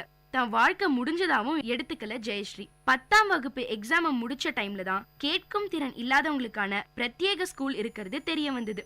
அத பத்தி கேள்விப்பட்ட உடனே அந்த ஸ்கூல்ல ஜெயஸ்ரீய சேர்த்தாங்க அவங்க அப்பா அம்மா. அந்த கேட்கும் திறன் இல்லாதவங்களுக்கான பிரத்யேக ஸ்கூல்ல சேர்ந்ததுக்கு அப்புறம் தான் ஜெயஸ்ரீயோட வாழ்க்கையில மறுமலர்ச்சி ஆரம்பமானதுன்னு சொல்லலாம். தன்ன மாதிரியே பல பேரை பார்த்தது, அவங்க கூடவே இருந்தது எல்லாமே ஜெயஸ்ரீக்குள்ள ஒரு புது தைரியத்தையே கொடுத்தது. தான் மட்டும் இப்படி இல்ல, பல பேர் இந்த உலகத்துல தன்னை போல இருக்காங்கன்னு ஒரு நம்பிக்கையும் வந்தது. ஜெயஸ்ரீக்கு ஏத்த பள்ளியில சேர்த்ததுனால பாடங்கள்ல ரொம்ப நல்லாவே புரிஞ்சுது. படிப்புலயும் நல்ல முன்னேற்றமும் கூடவே ஆர்வமும் அதிகமாச்சு. +2ல வணிகவியல்ல 198 மதிப்பெண் வாங்கி மாநிலத்துல முதல் மாணவியா வந்தாங்க ஜெயஸ்ரீ. ஜெயஸ்ரீயோட இந்த குறைபாடு அவங்க படிப்பார்வத்தை பாதிக்காதுன்னு நிரூபிச்சிருந்தாலும் தொடர்ந்து ஜெயஸ்ரீயை சார்ந்த பலரும் அவங்க ஊக்கத்தை சிதைக்கிற மாதிரியே நடந்துக்கிட்டாங்க. ஆனா அதையும் மீறி தமிழ், இங்கிலீஷ்ல டைப்பிங் முடிச்சாங்க. அதுக்கப்புறம் கம்ப்யூட்டர் படிக்க ஜெயஸ்ரீ விரும்பினதுனால உனக்கு எது கம்ப்யூட்டர்னு கிண்டலா பேசினவங்க கூட சில பேர் இருக்காங்க. ஆனா இதை எதையுமே கண்டுக்காம ஜெயஸ்ரீ அவங்க விருப்பப்படியே கம்ப்யூட்டர் படிச்சாங்க. ஜெயஸ்ரீ கிட்ட இருந்து நம்ம எல்லாரும் கத்துக்க வேண்டியது, மத்தவங்க என்னதான் நம்ம கனவுகளையும் ஆசைகளையும் கிண்டலாவோ இழிவாவோ பேசினா கூட நம்ம அதை பொருட்படுத்தாம நம்ம பாதையில பயணத்தை தொடரணும். அப்படி தொடர்ந்தோம்னா நம்மள கிண்டலா பேசினவங்க வியக்கிற அளவுக்கு நம்மளால வெற்றி அடைய முடியும். ஜெயஸ்ரீ கம்ப்யூட்டர் படிப்பை முடிச்சதும் அவங்களுக்கு ஒரு பிரைவேட் கம்பெனில வேலை கிடைச்சது.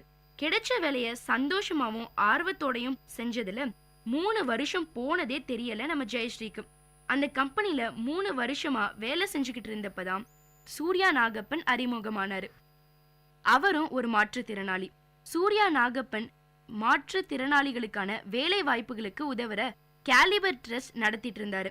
ஜெயஸ்ரீயை சந்திச்சதும் அவர் மனசுல நினைச்சுக்கிட்டு இருந்த மனைவிக்கான எல்லா அம்சங்களையும் ஜெயஸ்ரீ கிட்ட பார்த்தாரு. ஜெயஸ்ரீ தன் வாழ்க்கை துணையானா நல்லா இருக்கும்னு ஜெயஸ்ரீ வீட்டுல பேசினாரு. ஜெயஸ்ரீக்கும் சூர்யாவை பிடிச்சிருந்தது. பெரியவங்க சம்மதத்தோட ஜெயஸ்ரீக்கும் சூர்யாக்கும் கல்யாணம் நடந்தது. தன் கணவரோட இந்த நல்ல முயற்சிக்கு தானும் உதவணும்னு தோணுச்சு. அதனால கல்யாணம் முடிஞ்சதும் சூர்யா கூடவே ட்ரஸ்ட் நடவடிக்கைகள்ல தன்னை தீவிரமா ஈடுபடுத்திட்டாங்க ஜெயஸ்ரீ. கேட்கும் திறன் இல்லாத பெண்களுக்கு டைப்பிங், எம்ப்ராய்டரி மாதிரியான விஷயங்கள்ல பயிற்சி கொடுத்தாங்க. சில பேருக்கு பிறவில இருந்தே காது கேட்காது. சில பேருக்கு ஏதோ ஒரு விபத்தால காது கேட்காம போயிருக்கும். அதனால எல்லாருக்கும் சைகை மொழி புரிஞ்சிடும்னு சொல்ல முடியாது. புரியாதவங்களுக்கு நடிச்சு காட்ட வேண்டியிருக்கும். பொதுவா நாம மத்தவங்களோட பேச்ச கேட்கத்தான் மொழியை கத்துக்க முடியும். ஆனா பிறந்ததுல இருந்தே கேட்கும் திறன் இல்லாதவங்களுக்கு இதுவும் கஷ்டம். பல வார்த்தைகளுக்கு அர்த்தமே தெரியாது. இந்த எல்லா விஷயங்களும் சேர்ந்து அவங்களுக்குள்ள ஒரு மன அழுத்தத்தை ஏற்படுத்தும். அதனால அவங்களுக்கு கவுன்சிலிங்கும் கொடுக்க ஆரம்பிச்சாங்க நம்ம ஜெயஸ்ரீ. தான் எந்த ஒரு உதவியும் இல்லாம மன அழுத்தத்தை கடந்து வந்ததுனால அதோட கஷ்டங்களை நன்கு உணர்ந்திருந்தாங்க நம்ம ஜெயஸ்ரீ. தான் பட்ட கஷ்டத்தை மத்த யாரும் படக்கூடாதுன்னு அவங்களுக்கு தெரிஞ்ச எல்லா விதமான விஷயங்களையும் சொல்லுவாங்களாம். அப்படி அவங்க கிட்ட பேசும்போதே மாற்றுத்திறனாளிகளுக்கு அரசு வேலை வாய்ப்புகள்ல சிறப்பு சலுகைகள் இருக்கிற விஷயத்தையும் சொல்லுவாங்களாம். இந்த மாதிரி பல தடவை அரசு வேலைகளை பத்தி சொல்லியிருக்காங்க. திடீர்னு ஒரு நாள் நமக்கு ஏன் அரசாங்க வேலை கிடைக்கலங்கிற கேள்வி ஜெயஸ்ரீக்குள்ளேயே வந்துதான். அதனால கணவர்கிட்ட கேட்டாங்களாம். அதுக்கு சூர்யா, நீதான் அதுக்கு எந்த முயற்சியுமே எடுக்கலையேன்னு சொன்னாராம். சரி, எல்லாத்தையும் முயற்சி பண்ணிருக்கோம், இதையும் தான் முயற்சி பண்ணி பார்க்கலாம்னு முயற்சி செஞ்சாங்களாம். அப்படி முயற்சி எடுத்ததுல அஞ்சல் துறையில சார்ட்டிங் அசிஸ்டன்ட் வேலை கிடைச்சது நம்ம ஜெயஸ்ரீக்கு. அரசாங்க வேலை கிடைச்சிச்சேன்னு திருப்தியில அதோட அமைதியா விடல நம்ம ஜெயஸ்ரீ. முன்ன விட அதிக வேகத்தோட மாற்றுத்திறனாளிகளுக்கான சேவையை தொடர்ந்து கொண்டிருந்தாங்க நம்ம ஜெயஸ்ரீ.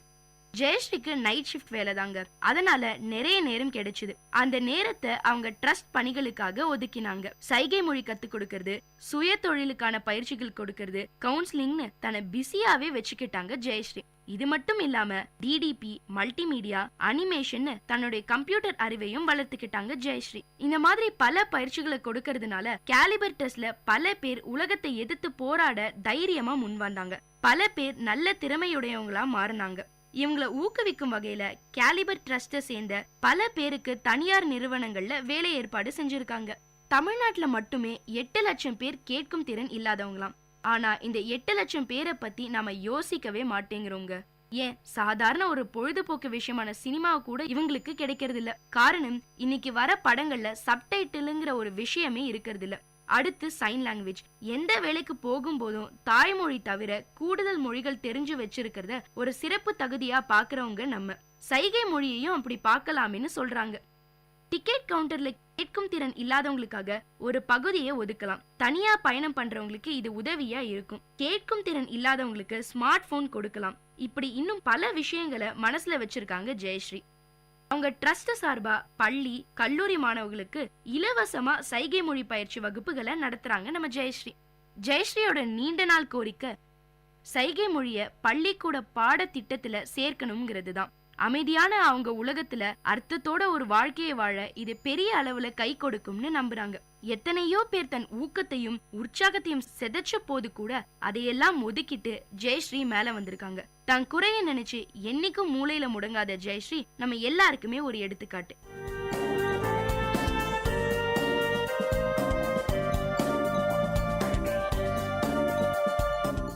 இந்த நிகழ்ச்சி உங்க எல்லாருக்கும் ஒரு பெரிய உற்சாகத்தை தந்திருக்கும்னு நம்புறேன்.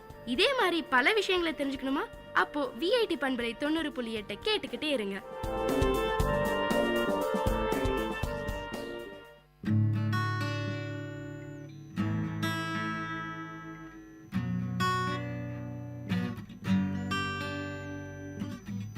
Little eyes and little feet, little eyes and little teeth, don't make you smile, don't they make you laugh?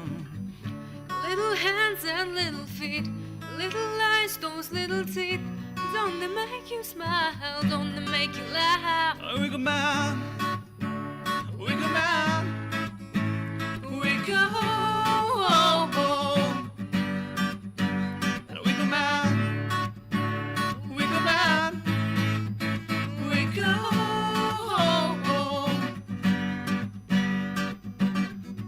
Every weekend that goes by, run to you, they climb on you. You know you love them so, and they can feel it too. When weekend that go, they run to you and they climb on you. Can't get enough of you. Wiggle man, wiggle man, wiggle home. Wiggle man, wiggle man, wiggle home.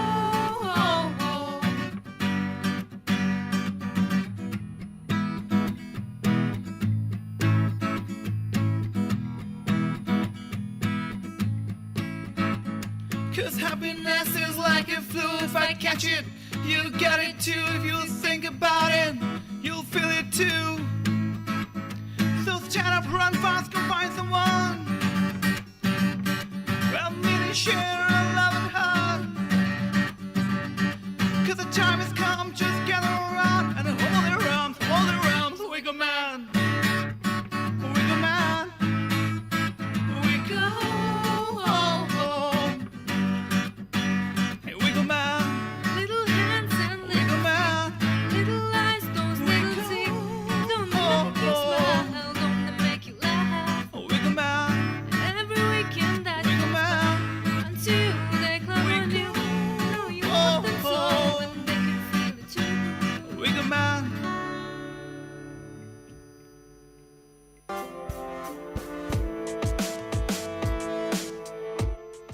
Hello, VIT.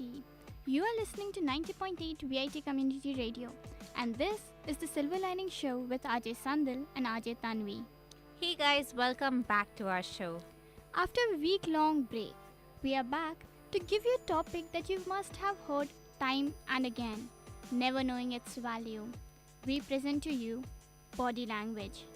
The way you move, the way you speak, the way you look, the way you stand, all of it reveals parts of your personality.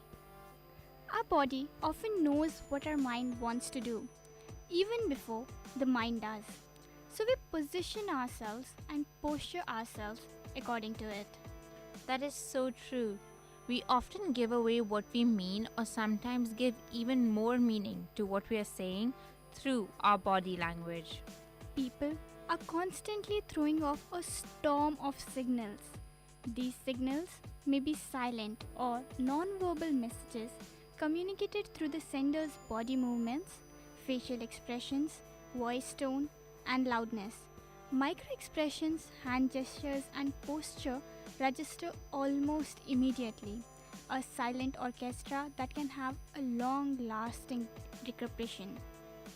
We have developed this innate sense of ability to convey words or feelings not by ourselves but instead through years of animal evolution. Oh God, not animals again. I know it feels like I'm continuously harping about how we have developed qualities from our animal ancestors and even more our recent ancestors. But these are things that we do naturally, and we have learned this without actually learning this. Like from birth, we do certain things like puff up when we are angry or when we try to look bolder. These mannerisms we have inherited from our animal world. If you look at any animal right before it gets into a fight, it shows the same mannerisms as we do. They do so knowing that they would look bigger and more alpha-like. Also, since a baby is unable to talk, we are able to identify what it's saying by its actions. And we haven't taught it anything yet, so it has to be gotten from its ancestral behavior. Like we know it's hungry because it places its hand on its tummy, or because it's wailing and pointing at something, or the way its hands and bodies point out towards something when it wants it. These all give us indications to its feelings and what its next action would be. These are not taught to the child. This the child does on its own. Okay, that is kind of true. But don't you think your examples kind of like are terrible? Wouldn't a better example be the sleeping position that we all choose, or something like the fetal position? True. Continue. I'm sure most of us, who are on Facebook at least, have come across this article and or maybe a write-up numerous times. You know, the one that says, judge your mental status or position by the way you sleep. Now, this is a very good example of what Tanvi's statement or what she said about how there are some things that we do naturally since birth, some things that were never taught to us. Do you know why we sleep in a position that we sleep in? Or why babies who are frightened sleep this way? It's actually very simple. The place we have felt the safest has always been when we were with our mother. And I don't mean in her arms or in her lap, though those are very nice and comfortable and safe places too. But here, right now, I'm talking before our birth, in her womb, at which point we existed in a curled up position, all safe and snug. Which is why as children or even as grown-up adults, when we are hurt, scared or sad, we take this position as we sleep, as an attempt to find closure and to find safety. Now, in addition to all of this, when we talk about body language, we have to talk about its psychological aspect as well. Okay, I feel sometimes all you want to talk about in our show is psychology and more psychology and then even more of it.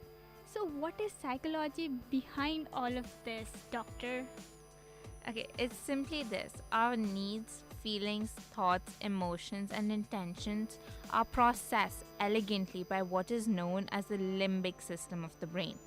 It doesn't have to think, it just reacts to the world in real time, and our bodies show how we feel. For instance, when someone gives us bad news, our lips compress. The bus leaves without us and we're clenching our jaws, rubbing our necks. We're asked to work another weekend and the orbits of our eyes narrow as our chin lowers. These are discomfort displays that our limbic brain has perfected over millions of years, whether we're in China or Chile. Conversely, when we see someone we really like, our eyebrows will arc, defying gravity. Our facial muscles will relax. Our arms will become more pliable so we can welcome this person. In the presence of someone we love, we will mirror their behavior, tilt our heads, and our blood will flow to our lips, making them full, even as our pupils dilate. Once again, our limbic brain communicates through our bodies precisely the true sentiments that we feel and orchestrate accurate corresponding non-verbal displays. It was a very nice speech and very true too. Like I was saying earlier, people are constantly throwing off a storm of signals. All you're supposed to do is get them. Whether in business, at home, or in relationships, we can always be assured that true sentiments will be reflected in our own body language through displays of comfort and discomfort.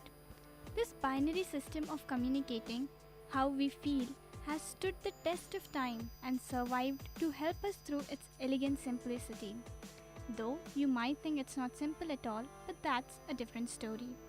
And so, while there are so many aspects of non-verbal communications and body language, focusing on comfort and discomfort can go a long way in helping us to see more clearly what others are truly thinking, feeling, fearing, or desiring.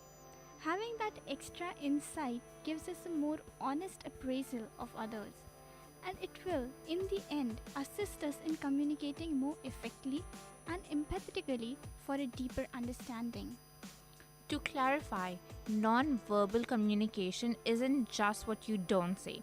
People can communicate verbally with their gestures, just like with American Sign Language or Sign Language as a whole. And while speaking, by accentuating their speech with certain intonations such as up talk, Bonaccio points out that verbal and non-verbal communication often interact, such as when you nod or you show that you agree. Inevitably, show of fear between your brows while talking to someone who intimidates you. You slap someone on the back following a joke, or that you say you're fine when you're actually wiping away tears. All of these are a sense of non-verbal communication. Some of the most common signs we see are the ones that we all have heard our teachers from APT or soft skills talk about. Learn in the right way, or lean in the right way.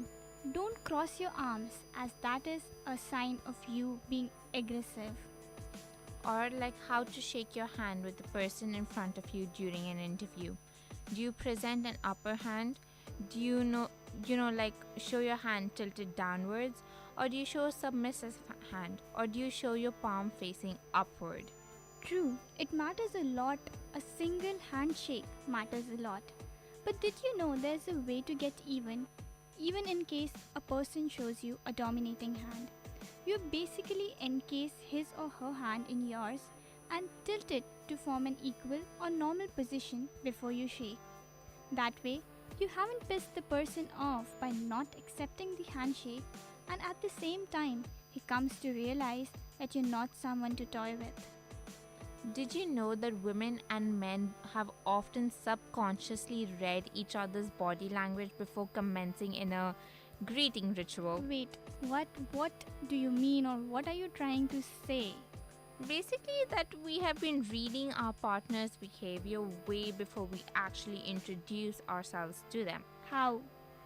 How else do you think we pick each other up, like when we go on dates or whatever? There are a few things women essentially look for in their man when they scan the crowd for a public event. Think about it this way. If you see someone walking with their hands in their pockets or their heads down, would you be more likely to approach this person, or would you be more likely to approach a person with their head up, shoulders thrown back, in a more dominating pose? So guys, you need dating advice, contact Tanvi. And Tanvi, I get your point of reference, but you can't be serious. No, I am being serious. Think about it. Confidence is a quality we all look for in people. So if you see a person who is fidgety, constantly tapping or bouncing his feet, it's soon going to annoy you. It also matters that their body language is more open than closed. Like when they're in a group of people, are they leaning inwards towards a conversation, or are they like seemingly okay with the conversation or bored? Or if they walk with their heads down with their hands in their pocket, that is a look that says, I do not want people to come towards me. Okay, yeah, I do often see men who do this, and they are either in a serious conversation with someone or simply don't want to be disturbed. And I'm pretty sure same can be said about women. No doubt, like obviously. But a lot of us have been trained subconsciously in the act of acting coy. Nope, no chance, not me, not at all. Okay, maybe not you. But a lot of us, when we're trying to greet new people, our mannerisms change. Our body language becomes more open. We don't cross our hands, we don't cross our legs. We start looking around to show that we may be a little bored and open to new company. We start, twirling our hair when we get talking. Also, there is this one shoulder, like you look over your shoulder thing that I've seen so many people do. What do you mean by look over shoulder? I have shoulder. You want me to look above the shoulder? God, no, not that way. You know when somebody looks at you discreetly, but not discreetly, like over the shoulder? Nope, I don't know. I am lost. I am over the shoulder, over the head, over everything. Okay, basically we glance around the room subtly, not like you do. But when we find someone we like, we pause. We look directly at them with a bit of a tilt to our head, and we smile. If you smile subtly without showing your teeth, while your eyes are slightly narrowed, you're telling a guy that you want to get to know him better. Not like a crazy smile, like I'm a Mad Hatter kind of smile, but like a pleasant one. And this happens like for maybe 2 seconds or 3 seconds, not more than that. First of all, I don't scan my classes looking for people. And secondly, I think you have scandalized our listeners enough. Okay, one last thing before we move off this point. Sometimes these signals or body language could be misleading. Like, you have to listen to the words coming out of the person's mouth as well. That should add on to your judgment with their body language. If they say no, then they mean no. They are not acting coy, they're not trying to be flirtatious. They mean no. So walk away. Okay, please stop with the talking and let's move on. But more than in the dating and mingling world, the art of body language is used in many other situations. Like, for example, identifying a lie. You would look for these traits. I maintain little or no eye contact.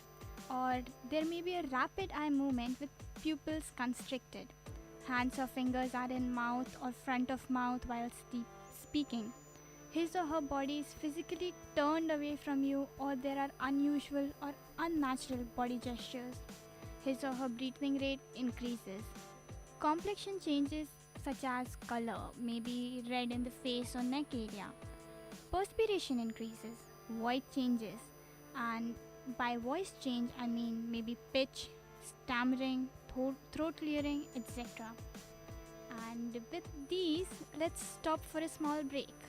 So guys, we'll be back very soon. You're listening to 90.8 VIT Community Radio, and this is the Silver Lining Show with RJ Sandal and RJ Tanvi. Stay tuned.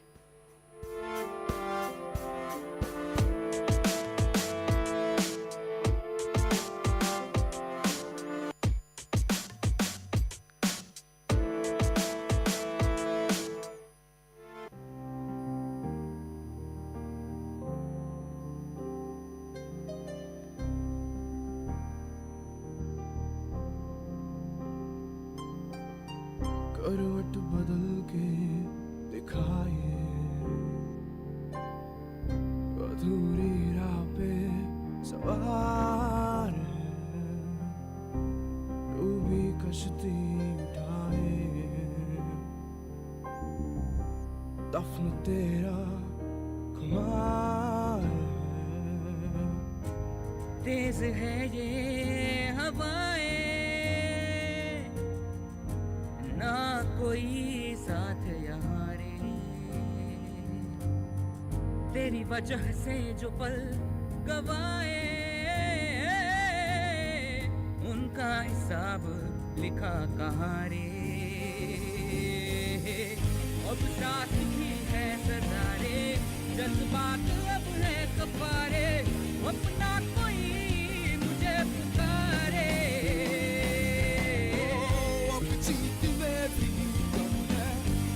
aşkı seviyorum ama bu hadsiz adam sahane.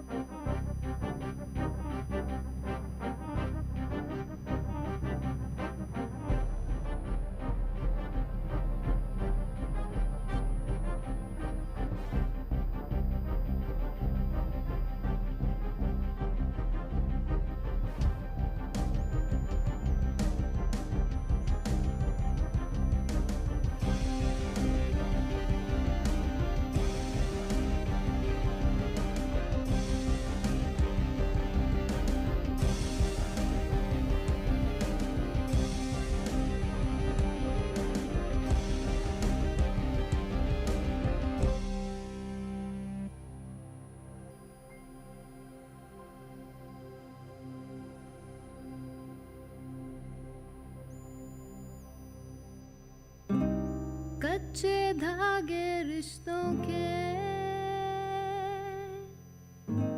टूटे हाथों से तेरे फिर न आएगी, मिटे लकीरें हाथों की।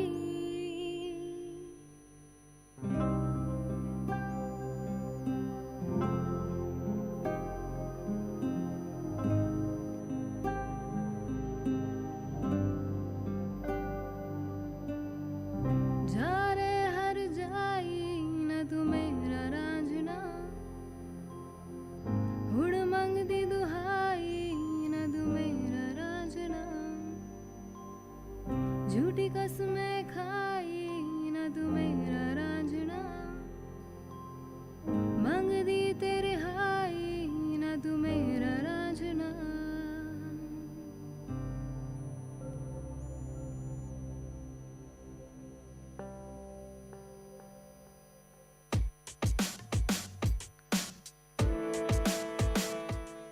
Hey guys, you're back. You're listening to VIT Community Radio 90.8 and this is the show Silver Linings. You're with me, RJ Tanvi, and with RJ Sandal.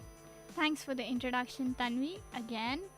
And guys, today we were discussing about body language. We started off with what body language is and how body language conveys a storm of signals to the other people and how we keep on doing it subconsciously. Then we moved on to how we do some things naturally without even ever learning them. And then as usual, Tanvi moved on to our animal instincts and psychology and everything that she always ever, like literally ever talks about. Hey, I know other stuff too. Plus, I'm sure a lot of people found what I said to be very, very informative. Plus, it's not like people want to be like lie detectors like you were talking about earlier. I mean, you have machines that do that. Maybe, but how about when you are talking? How do you know if the person is listening or not, or speaking the truth or not? Well, I look for signs such as, What? Okay, I don't know this one, but I know a lot of stuff, okay? So maybe you could tell me this one, oh knowledgeable one. Sure. No, it's not just knowledgeable, it's the great and knowledgeable one. But anyhow, continuing, there are certain identifiers that what you're saying is falling on deaf ears, or the person who's listening is actually defensive about what you're saying. Like hand and arm gestures, they're small and are close to his body or not. Facial expressions are minimum. Body is physically turned away from you. Arms are crossed in front of the body. Eyes maintain little contact or are downcast. By picking up these signs, you can change what you're saying or how you're saying to help the other person become more at ease and more receptive to what you're saying. And this is especially helpful when you're doing public speaking or, handling a very large crowd. Okay, so you discussed as to how one knows if one is lying or not. What about showing that you're a trustworthy person? I know this one as well, but I'll let you take it. Hey, anyhow, some of the things you can do to put another person at ease and see that you're someone who is really trustworthy are to have no barriers between you and them. Barriers include crossed arms or legs, but it could also include physical items you are holding or have placed between you, such as a table or when you hold a book up in front of your arms. That is like shutting yourself off from the other person. Exposing your body makes you more vulnerable to attack and shows them that you trust them. This encourages them to reciprocate and likewise trust you. Then there are open palms. Do not clench your hands like fists as they send signals of aggression or concealed tension. Leave your palms open and relaxed. A palm up is open, offering, but can be pleading too. Palms down is often calm down or perhaps to be avoided. Palm sideways, holding something, facing one another is a good neutral. Then you have steady gaze. Sustain a steady gaze rather than glaring at the person, looking away, or shifty eye movement. Look at them for a reasonable period of time that shows your interest, though with occasional looking away to avoid it seeming like you're glaring at them. A gaze holds an eye open at a natural level, not showing the whites around the top and the bottom, indicating a stare, nor narrowing eyes that shows intent to hide. Now the next is body tilt. Tilt your head or body forward to show interest in them. This can be done both when speaking and especially and mainly when listening. When it may seem that you are straining to hear every nuance of what they are saying, or in other words, you want and are interested in what they are saying.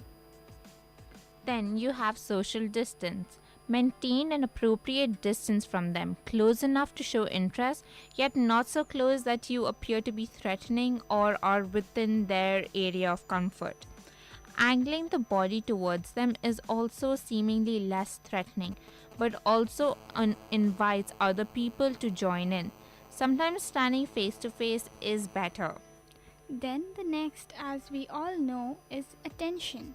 Be attentive, listening far more important than speaking, and asking questions that encourage them to keep talking. Although, do not ever press them if they do not want to speak more. Talk to help or entertain them, but keep the attention on their pleasure and comfort rather than satisfying your own personal needs. Okay, and then the last one we have is a simple nod. It's a simple technique which is where you simply nod while they're talking, in particular as explaining things, and more when they have completed. Nodding shows that you agree and are accepting them as well as what they say. With these clarifications, let's look at the 5 major functions of non-verbal communication and how they translate into what goes in the workplace. First up, we have displaying personal attributes in your non-verbal behavior. Your body language reveals information about your personality, intentions, and attitudes, according to Bonico. But you're somewhat damned if you do and damned if you don't. These are exhibited in your behavior, so there's no way of you hiding it. People who are impossible to read are perceived by co-workers as stiff or uninterested in their work, in other people, or maybe both. So-called thin slices of person's behavior can be a pretty good indicator of someone's actual social skills. Like it or not, people make inferences all the time about these and other characteristics, and do so with amazing speed.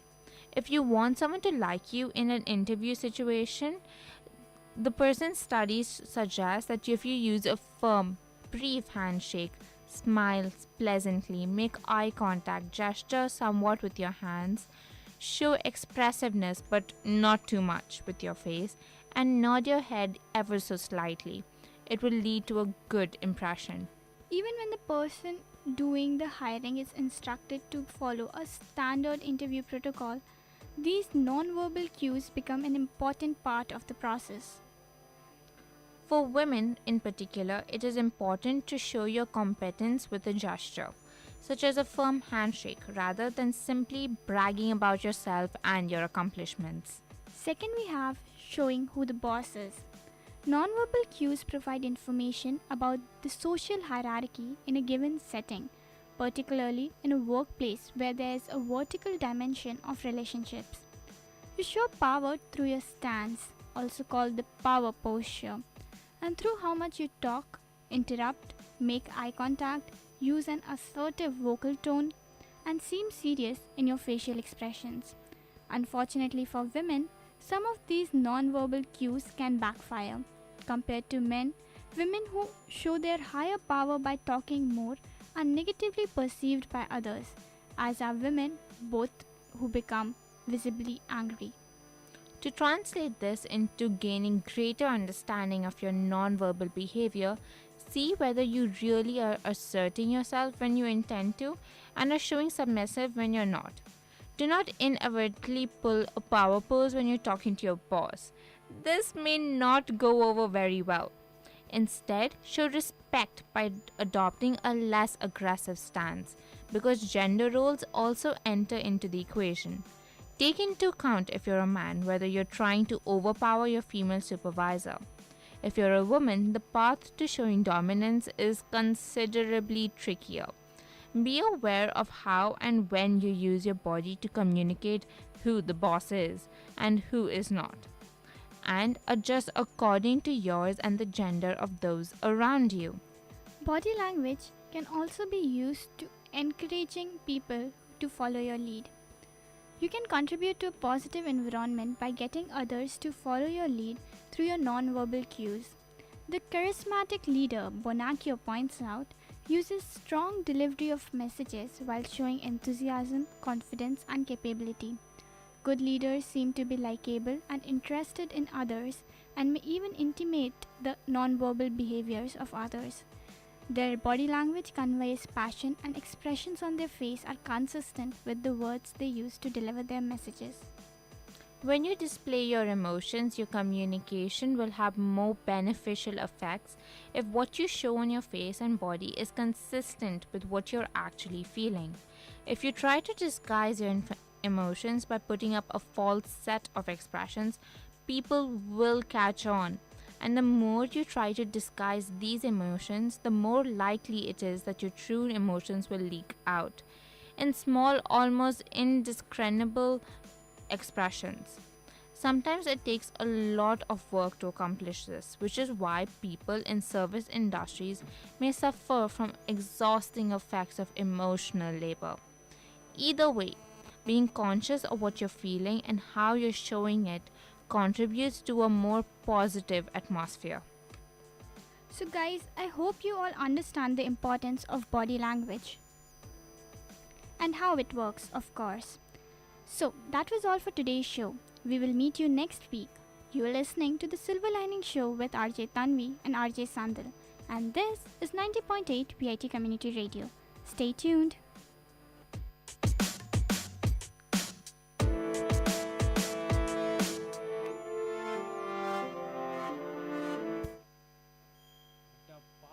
ஏண்டா உன் குடும்பம் இவ்வளவு நாள் சந்தோஷமா இருந்தது மட்டும் போதுமா உனக்கு?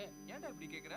ஆமா, உங்க அப்பா கேட்டாருன்னு சுருட்டு வாங்கிட்டு போற. அது அவரு வீட்ல தான் பிடிப்பாரு. அவரோட உடல் நல்லா பாதிக்கும். வீட்ல நல்ல காத்தே இருக்காது. பசங்களுக்கு சுவாசிக்கிறதுக்கு நல்ல காத்து இல்லைன்னா அவங்க எப்படி ஆரோக்கியமா வளருவாங்க? அது மட்டும் இல்லாம பாட்டிய கூட நீ விட்டு வைக்க மாட்டேன்ற. அவங்களுக்கும் கூட புயலைய வாங்கிட்டு போற. அது உயிரை கெடுக்கிறது இல்லையா? உங்க பாட்டி பசங்களை எடுத்து கொஞ்சும் போது அவங்க வாயில இருந்து தொற்று நோய் உண்டாக்கக்கூடிய கிருமிகள் பசங்களுக்கு போய் தோல் புற்றுநோய் ஏற்படுத்துறதுக்கான வாய்ப்பும் கூட இருக்கு. இப்ப சொல்லு, நீ செய்யறது சரிதானா? எப்பவோ ஒரு தடவை தான் வாங்கிட்டு போறேன். இதுக்கெல்லாமா நோய் வரும்?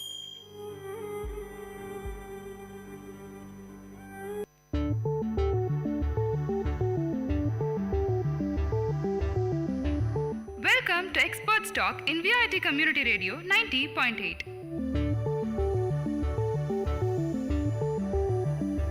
Clay pottery to galaxy, agriculture to astronaut, teaching to technology, a discussion on anything and everything. Hello VIT, this is RJ Surya from VIT Community Radio 90.8 in association with Youth for Sustainability, #Green Hustlers campaign. Welcome to Experts Talk.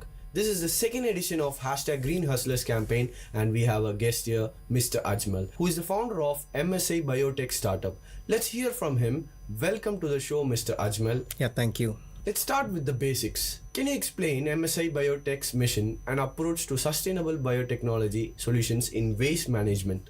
After completion of my post-graduation, I was worked with some of the industries. Over there, I felt that there is a need of some biotech solutions. Not only biotech solutions, it should be like eco-friendly solutions to treat wastewater. During our education, we found that bacteria plays an important role in producing enzymes which will be non-harmful to the environment. Based on that, we have taken some incubation over here at VIT TBA, and then we have developed our products for sustainable waste management with the help of bacteria, which are purely eco-friendly, environmental friendly, and non-harmful to aquatic animals. That is the major mission of us. Is whatever the product we develop, it should not harm. Even the water goes to a pond or river or groundwater also, it should not get contaminated, and the microbes which were used also not that much harmful to the soil as well as aquatic animal.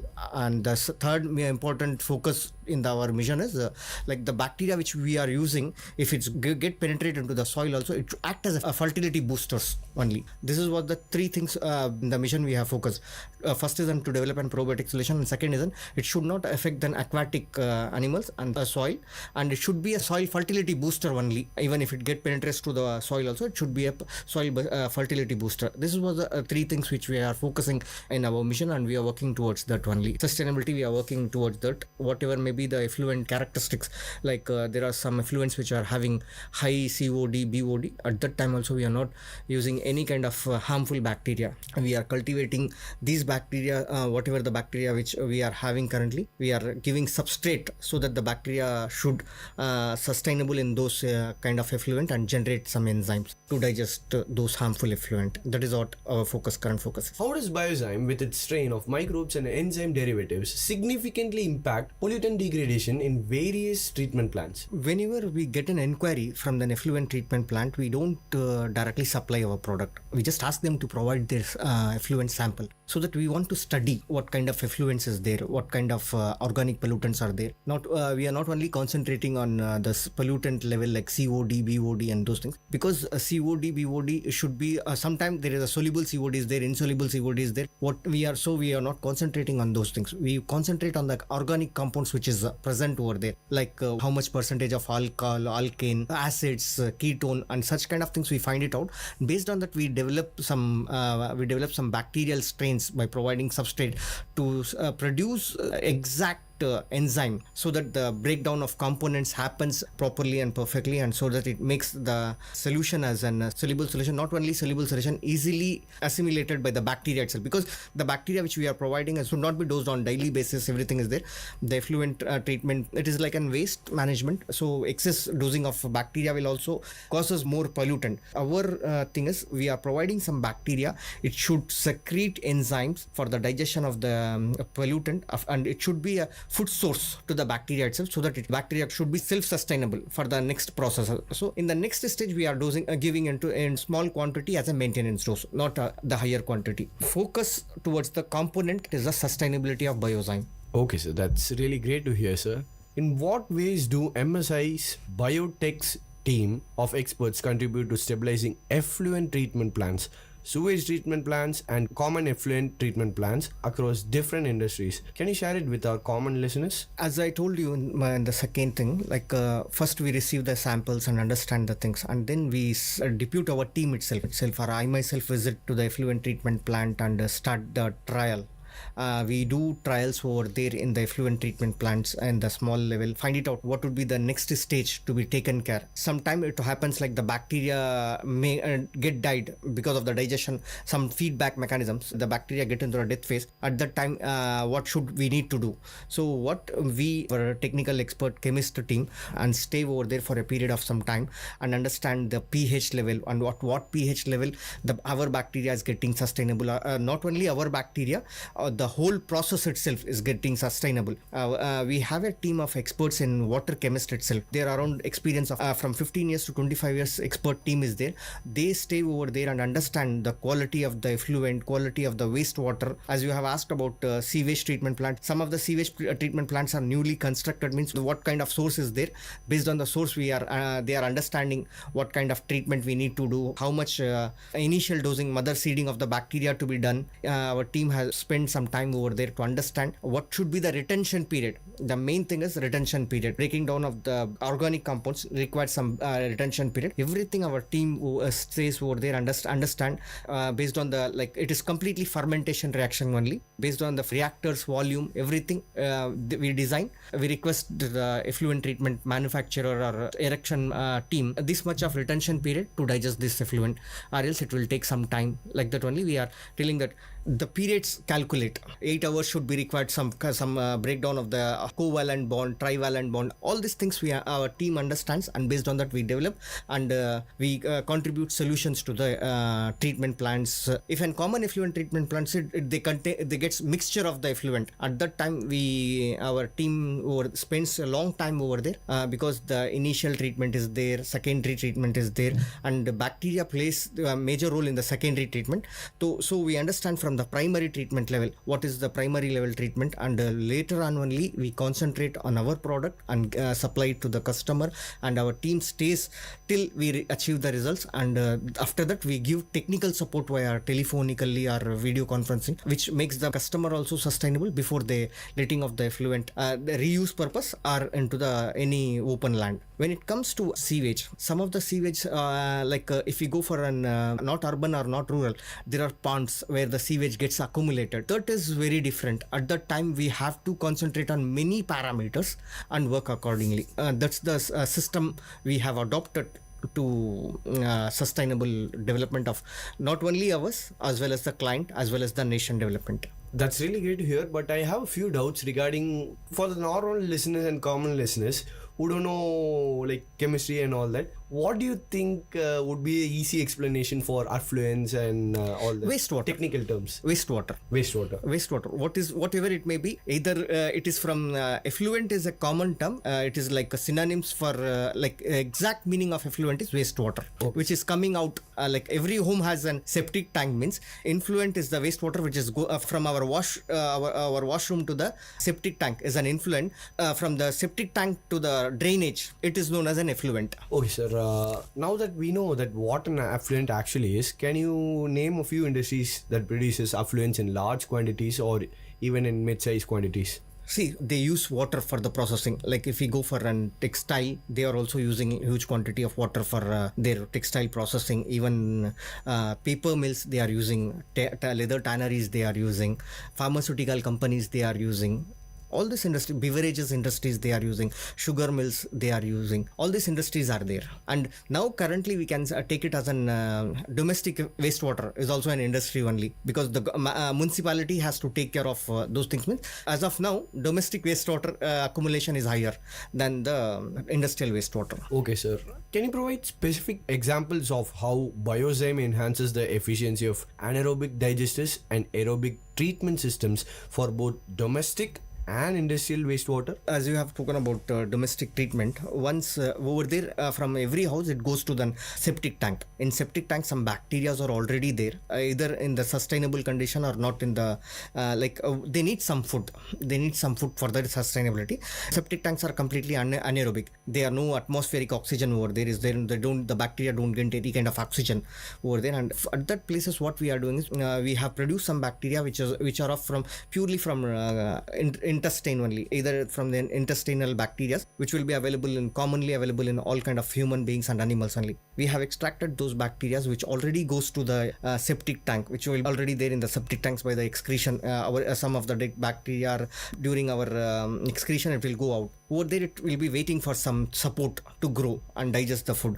At that time we are providing some enzymes. Over there it digests the food substances available in the septic tank and digest those things and consume that itself as a food and make the water odorless and pollutantless, where it can be goes to the other anything like that. And when it comes to an industry level, they have an anaerobic digester, means the effluent contains high quantity of organic compounds. These anaerobic digesters, by taking our bacteria, can produce biogas kind of thing. Our bacteria supports them to for the production of biogas, utilize it for their any purpose. And second purpose is like they can take the COD reduction, the COD BOD reduction, the common effluent reduction of chemical oxygen demand, biological oxygen demand in the anaerobic processes also around 50 to 55% is there, which will be also helpful for the industry level for the further treatment. In the aerobic system, the bacteria we use pure aerobic bacteria. It also utilizes whatever the bacteria we are developing. Our focus is like that the bacteria should use those organic compounds as a food source for their growth and development and sustainability. Nothing other is our focus at all. Okay, sir, that was a really good explanation. So for a common person like me who is not that much knowledgeable on the topic of chemistry, as I already said, what would be the easy explanation for STP, ATP and sludge and all those technical terms related to this? STP means sewage treatment plant, and sewage is totally refers to the domestic wastewater which comes out from households. This is, and ATP is an effluent treatment plant, which is an effluent means it comes out from industry only. Industrial wastewater is known as effluent, and for those that effluent gets getting treated means it should be get treated in the effluent treatment plant, and for that effluent treatment plant ATP refers to that effluent treatment plant, and STP is for a sewage treatment plant. And sludge means the solid particles, like as I told you, the human sludge means fecal particles are human sludge, and the same kind of things are there than the industrial sectors also. Whatever may be, they are using some compounds, and that time the sludges will be there, and that gets settles down. Sludge is the thing, solid particles are referred to as sludge. Alright, sir. That's a very understandable and easy to understand explanation for what I have asked.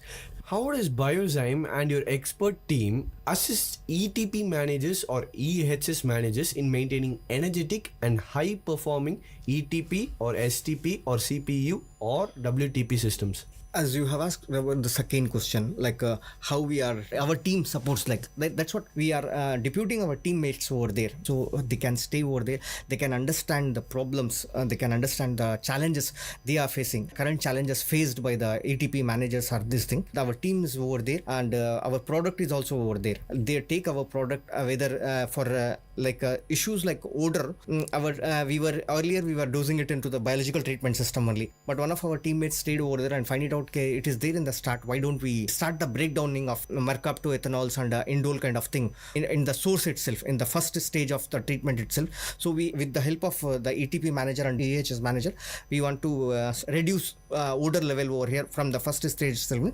They have supported us. You can go ahead like that. Odor is a major issue over there in the effluent treatment plant, waste management. Because of the odor only, no one wants to go over there and stay over there. So we have our team has started working for the odor control thing from the initial phase of the treatment system, and which supports the ETP managers and EHS managers very confidently to work towards in their effluent treatment plants and waste management processes. Alright, sir.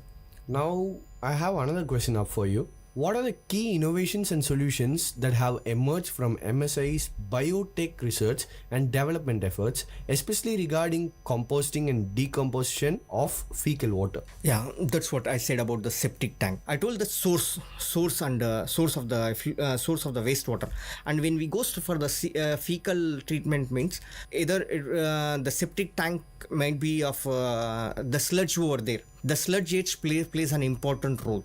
We don't know what kind of sludge will be there inside. If we are going to treat any septic tank means whether it is a new septic tank or a old septic tank of 20 years or 25 years old, and it is having the sludge accumulation from the day one, the house might be from 1980 or 1990 means around now it is a 25 years old. The septic tank contains a 25 years old sludge inside, not treated. It has not even treated or taken out. The sludge from there is not taken out means we are considering we are taking inputs from the clients first to understand, because the total fecal sludge digestion depends on retention period and the septic tank thing, what it consists of. The septic tank contains 3 layers. The bottom is on sludge, which is of purely human waste, and the human waste also contains like cellulose particles from our vegetables, and those undigested cellulose particles, undigested meat particles, whatever it may be.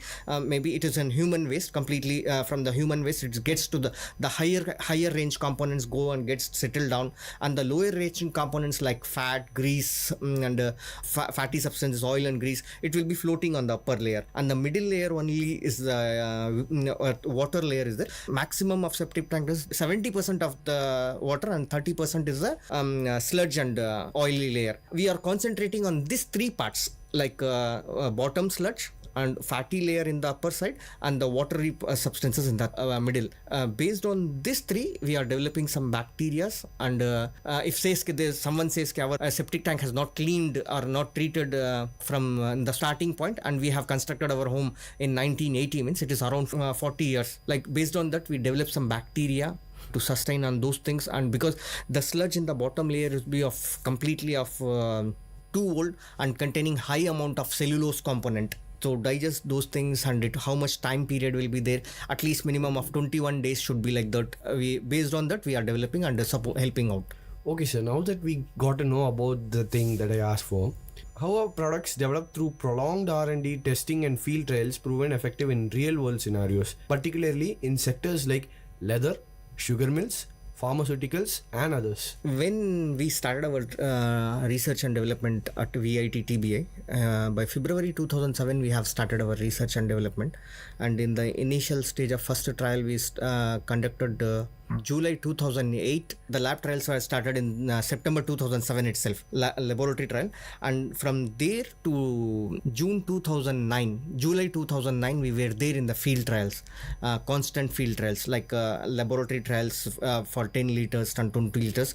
And then we have promoted ourselves to the bench trial of 100 to 500 liters. And then we have find it out the effluent treatment plants whose capacity is around 50,000 liter. And over there we have conducted a long trials and find it out what are the things we need to develop, what are the things we need to redesign. And from 50,000 and we went to 1 lakh liters. And then from 1 lakh, after that we have find it out after 1 lakh is there is some bigger plant is there was not there. So we have went to an CETP where approximate of 40 lakh liters water per day is getting treated. And over there we have conducted a long trial of 9 months. That from February 2007 to July 2010, that of 27 months gives us an amount of knowledge. The second parts are very easy for us because we have spent this much of time over there in the CETP and ETPs and CTPs. This 27 months period has given us much enough knowledge to us, to our team, that how we can redesign our product in an easier way. And then the same kind of thing we have replicated in the sugar mills, and because our past experience has given us some good knowledge, so we have easily come up with that. And same kind of thing with the pharmaceutical effluents also. And because our associated team played a supportive role for us in the second level, which made us an easy to have an consistency in R&D and outcome of the product, how we can develop the product in faster duration. Currently from 2007 to till this, it is around 18 years of journey, which are constantly still we are in there in the research and development, and we are every day we are our research and development team is getting some new query from our field team, and we are doing brainstorming sessions and developing once in 3 months some new products, some new kind of innovation to make our product work fastly. Your constant efforts from 2007, I personally would give a hats off to that, sir. Thank you. Most people actually burn out from all the work that they put in. What is something that you would like to say to a future entrepreneur or a social entrepreneur or even a sustainable development entrepreneur? What is something that you could share to them that would keep them going on just like you? See, every day we can find it out some growth in ourselves. Either it is like in the initial period when we have done, today we are concentrating on an effluent which is having an COD of 1 lakh, and the outlet of that effluent treatment plant is they are giving out this much. The outlet of aeration tank is 60,000, means if my product works out and gives 58,000 is also means, and another 2,000 achievement is there. Those kind of daily achievement are like 15 days once achievement. We have fixed some small goals only. That was the very backbone for us. We have not taken from 1 lakh, say 1 lakh, from 1 lakh it is the digestion is 60,000. We have to develop some enzyme. It has to from 60,000 it has to come down to 6,000. We have not come like that stage. We thought okay, from 60,000 let's try to digest it to 55,000. So when we trying for 55,000, if we get 58,000 means we said like half of the way we have achieved. That's the thing we made us to focus on our product development and consistency to run in our work. That is the major thing. Like we have made our goals are very big, but small goals helped us to stay sustainable till this. To all the young people, sir has given really great advice on what you should follow to just be like him. Just stay consistent and keep putting on the efforts and keep your goals and set and break them, and you shall achieve things just like sir. And back to the questions, what sets MSI Biotech apart in offering tailored solutions for the stabilization of treatment plants in various sectors, and could you share any success stories? Yeah, it is like some small sectors they can't able to offer, they don't have space also to do the treatment of the effluent. We have worked with a paneer factory in Navi Mumbai Panvel. From that outlet goes from a small drainage to the pond kind of thing. Over there he says we don't have any kind of support I don't have any place to install any STP or ETP or WTP also. Do you develop any kind of product to treat those things means it is a big challenge for us. We have developed some bacteria. The paneer effluent contains huge kind of fatty acids and thick layer of sludges was there. While floating, we can find it out this much of sludges were there and these things. We have developed some bacteria to work in the drain itself. It has to sustain, it has to eat up those fatty acids, oil and grease substances and sustainable over there. And that was the COD was also there and BOD is also there. Odor was very big issue over there because the flow is there in the drainage and the neighbors of that factory are not allowing them to work properly, those things. We have taken that as a challenge. We worked with them and around 3 months we make the drain itself as a clear water thing. Clear water, and it was very helpful for him also and for the neighbors also. That's of great help, I guess, sir. What is extensive testing at different levels, that is lab scale, bench scale, pilot scale, in plant scales? Why do you think those types of testings are important, and before commercializing products we have to go through that, and how does it ensure reliability and effectiveness? See, in the lab scale, whatever may be the effluent which we bring, whatever may be the wastewater which we bring, if I do lab scale means for a domestic water also means what I will do, I will bring my home wastewater and do the treatment. But in the once we comes to a lab scale, we will find it out what the difficulties are there. In each and every stages, some difficulty and some challenges are coming, which will make make us unhelpful, make each and every entrepreneur or R&D executive and helpful to find it out. Some new challenges. In this lab level, the challenges will be different. The challenges would be of 10 to 20%. From the lab level, it goes to the bench level, means the challenges might be of 30 to 40% only. This would be helpful in replicating your product very fastly. Like in the ETP, if you go for a plant level trial, it is a 100% challenge.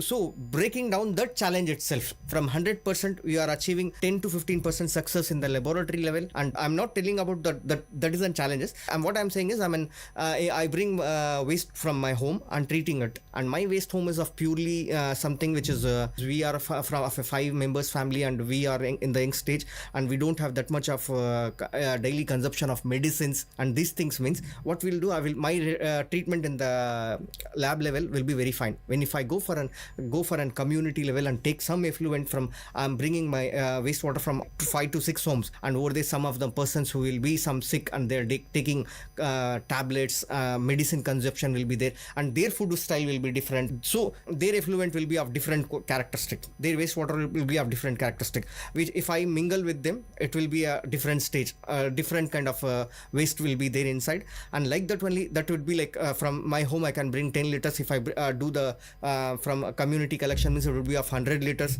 If I have to work for the municipality or rural area, in the rural area of 200 home will be like, that would be helpful for a pilot level study. If I have to go for a municipality, means it would be like a plant level trial in the 2 stages. That is the differences. We can't find it out. If I want to develop some product for sewage treatment, means what I will do in the initial, I will take my home wastewater and do the treatment. When I do these things, it will give me a lots of challenges. Those challenges will be helpful to come out and 100% sustainable product. That's what my suggestion is. Talking about sustainable products, what role do you see MSA Biotech will play in the future of sustainable waste management? And can you share any of your upcoming projects, research or developments? See, as I told you, currently most of the government sectors are concentrating to like pond treatment, pond water treatment and wastewater treatment. Governments are in the big cities, they have an STPs are there, but growing population, but they don't have the space to go for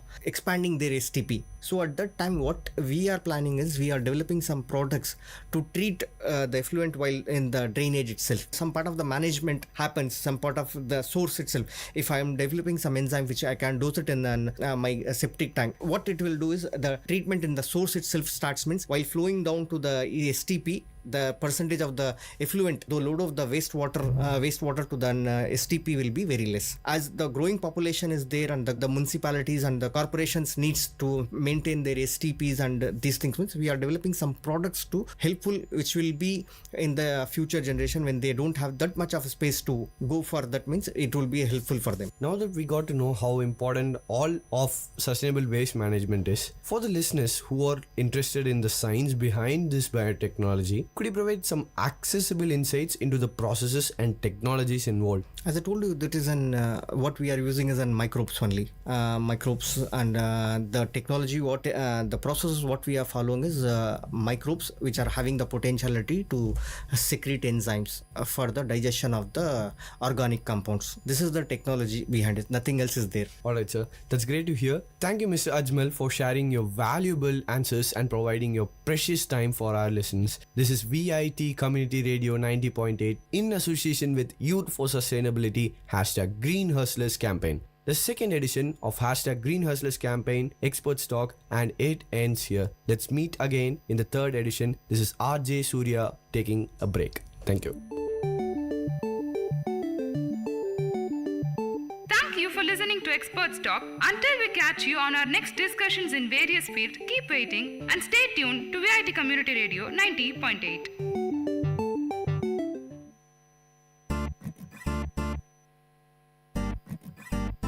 SAY. On the mic and the keys.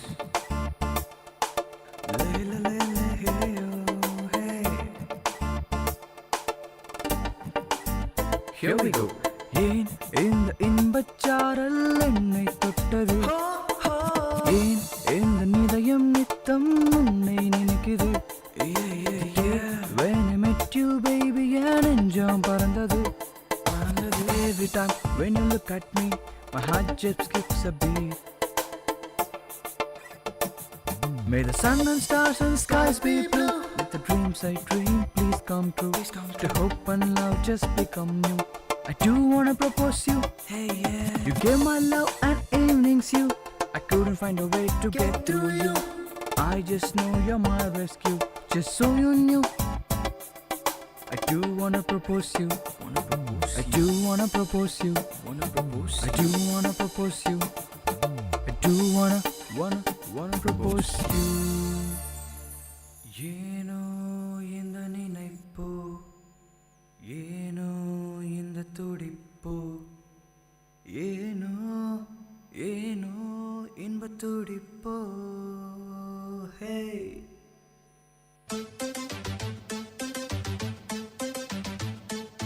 It's time to pick some words in glossary box with Miss Ahitya and VIT Community Radio 90.8. Kajol, C-A-J-O-L-E, to persuade someone to do something which they are reluctant to do. Synonym of the word kajol is tempt, influence. Antonym of the word kajol is force, repel. And to use it in a sentence format, teacher of my science cajoled me to attend the class although I don't want to. To pick more words from glossary box, stay tuned to VIT Community Radio 90.8. Buona. Present, miss. Priya. Absent, miss. Buona. Priya ஏன் ஸ்கூலுக்கு வர மாட்டேங்கறா? Miss, அவளுக்கு அவங்க வீட்ல கல்யாணம் பண்ண போறாங்களாம். அதான் ஸ்கூலுக்கு வரல மிஸ். நீங்க தானே பிரியோட அப்பா அம்மா? சொல்லுங்க டீச்சர். ஸ்கூலுக்கு போகிற குழந்தைய கல்யாணம் பண்ணி வைக்கிறது சட்டப்படி தப்புன்னு தெரியாதா உங்களுக்கு? ஒழுங்கா அவளை ஸ்கூலுக்கு படிக்க அனுப்புங்க. இல்லனா நீங்க எல்லாரும் ஜெயிலுக்கு போக வேண்டியிருக்கும். சொல்லிட்டேன். உங்க ஊர்ல 18 வயசு பூர்த்தி அடையாத பெண் குழந்தைகளுக்கு திருமணம் பண்ணி வைக்க யாராவது முயற்சி பண்ணா அத பத்தி 1098க்கு புகார் கொடுங்க. அது அல்லாது குழந்தை திருமணத்திற்கு துணை போகும் அனைவரும் தண்டனைக்குரியவர்கள் தான். Bhuvana. Present miss. Priya. Present miss. Super. அப்போ இன்னைக்கு ஃபுல் அட்டெண்டன்ஸ். அதனால ரொம்ப முக்கியமான பாடம் சொல்லி தர போறேன். VLCPC சொல்லப்படுற கிராமங்கள் அளவிலான குழந்தை பாதுகாப்பு கூட்டத்துல ஒரு ஆசிரியரா நானும் ஒரு மெம்பர். சோ உங்களுக்கு ஏதாவது ப்ராப்ளம் இல்ல அன்சேஃபா ஏதாவது நடந்தா யார்கிட்ட சொல்லணும்? உங்ககிட்ட சொல்லணும் டீச்சர். சரியா கேக்கல. உங்ககிட்ட சொல்லணும் டீச்சர். குழந்தைகள் நலன் கருதி வெளியிடுவோர் மாநில குழந்தைகள் பாதுகாப்பு சங்கம், சமூக பாதுகாப்பு துறை, தமிழ்நாடு அரசு.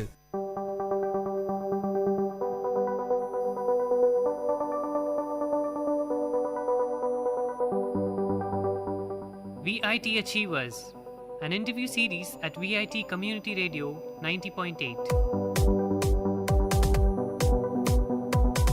An age is called dark not because light fails to shine, but because the people refuse to see it. Meet the people who have seen light wholeheartedly at VIT. Experience sharing, exploring achievements more and more with exciting personalities at VIT Achievers.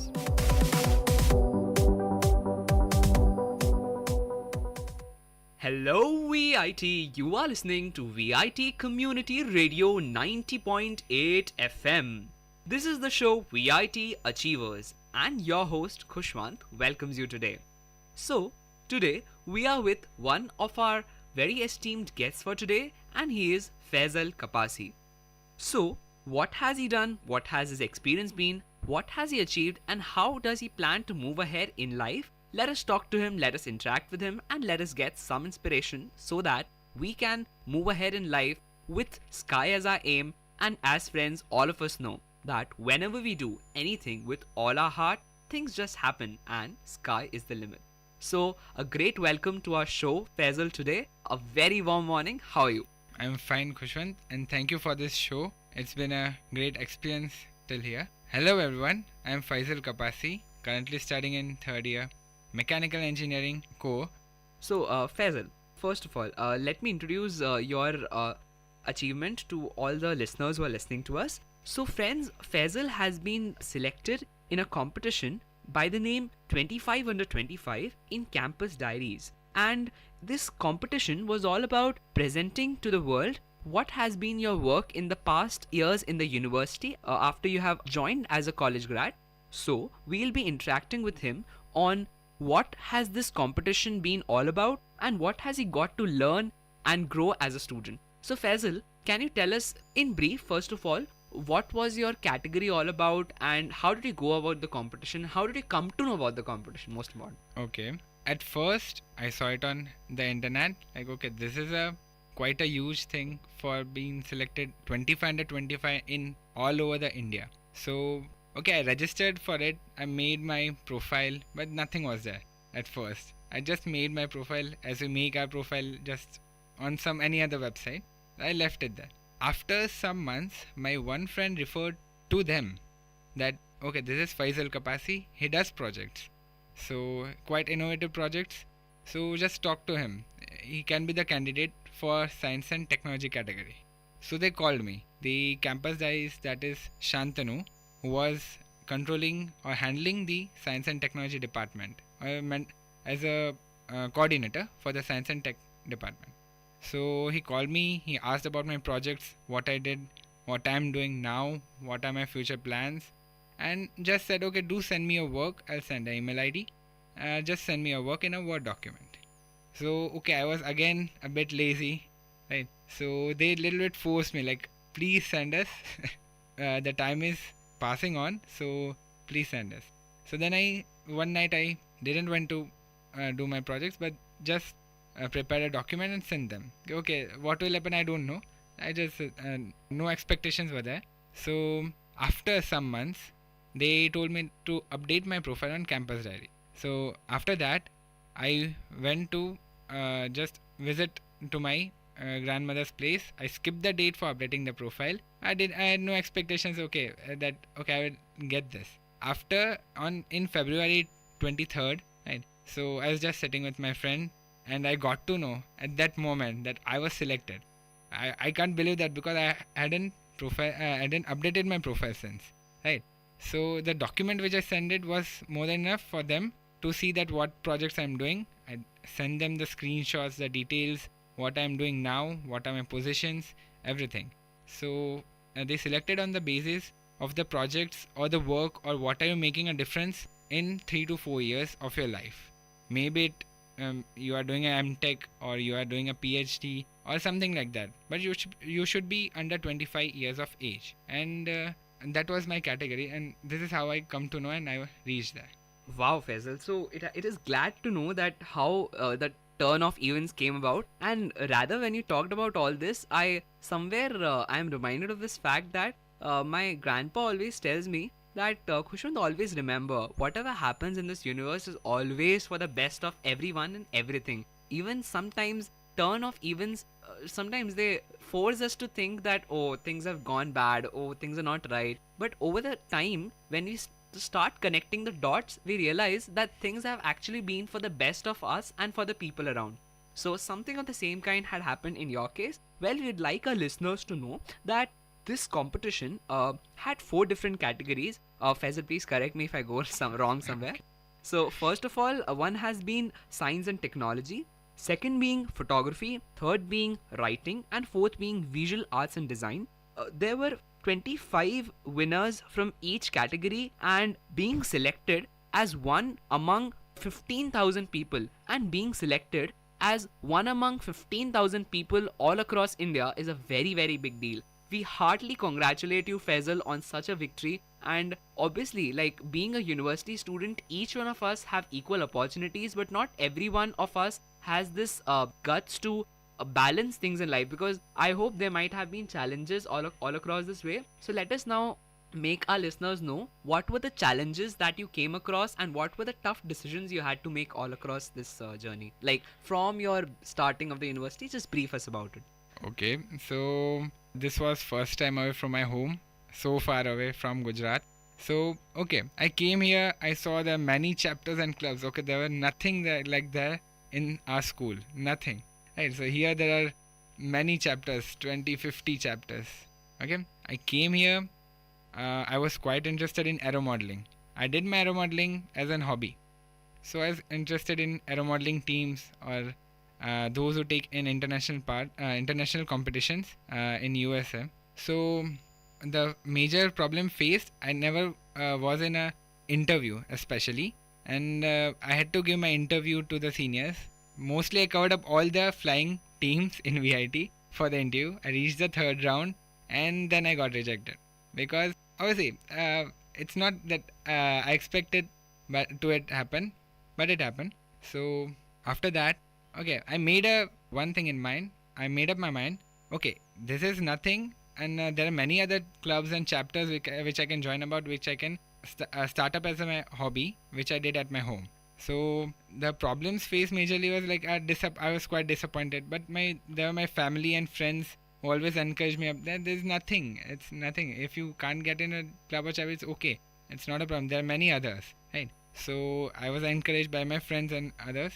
So after that, I joined into sales project team, and that was, I didn't expected anything like what it will be, but I joined it then, and it seemed good, and seniors are also good. After that, the major problems faced was to handle out the academics, families, my family, and along with my projects. And there are always deadlines to the projects. You have to keep it up. So I always have to sacrifice something about my academics or my social life, like my friends, which I go about. I have to say them, no, I can't come. And that's the bitter truth of it. But you have to face it. You can achieve, it's not only that you can achieve everything, you have to sacrifice something for achieving something. That's the truth of life. Basically, I had to sacrifice my social time. I had to talk less with my mommy. I had to give less time to my family, like my dad. I went at first year, for example, I went home thrice. That is because I was homesick a little bit. But after joining the chapter and I had the aim to complete my projects, and the only target was that. So okay, I didn't went home. I had to sacrifice that time also. I gave my time that. So okay, after that I didn't expected anything to, and this was the result which came out of it, and I was quite happy, and I was quite my friends were also happy, like okay, if you're doing that much work, you deserve it. So these were the basically challenges which I had to sacrifice my time, I had to give up my time for them.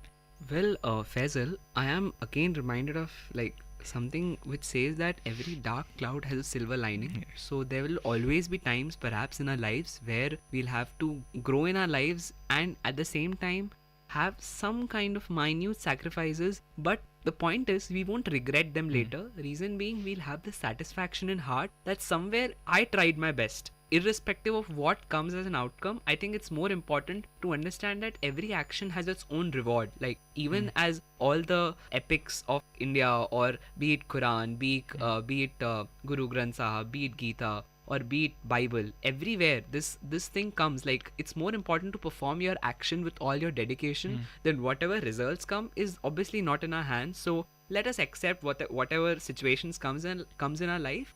So let us accept whatever situations comes in our life, and it is very important to realize the fact that more than result, what matters is our dedication towards the job. And because the whole journey is important, not just the one day of exam for which we work throughout very, very hard all across our years and years and years. So I congratulate you again, Faisal, for braving through all these situations and reaching a point where you have now again some set of jobs to move on in life. So, Faisal, yeah, as you just told about the 25 under 25 competition, we would like you to tell our listeners and let them know about what are the new pathways which have opened from you after going through this experience of Campus Diaries. Thank you very much, Khushwant, for this.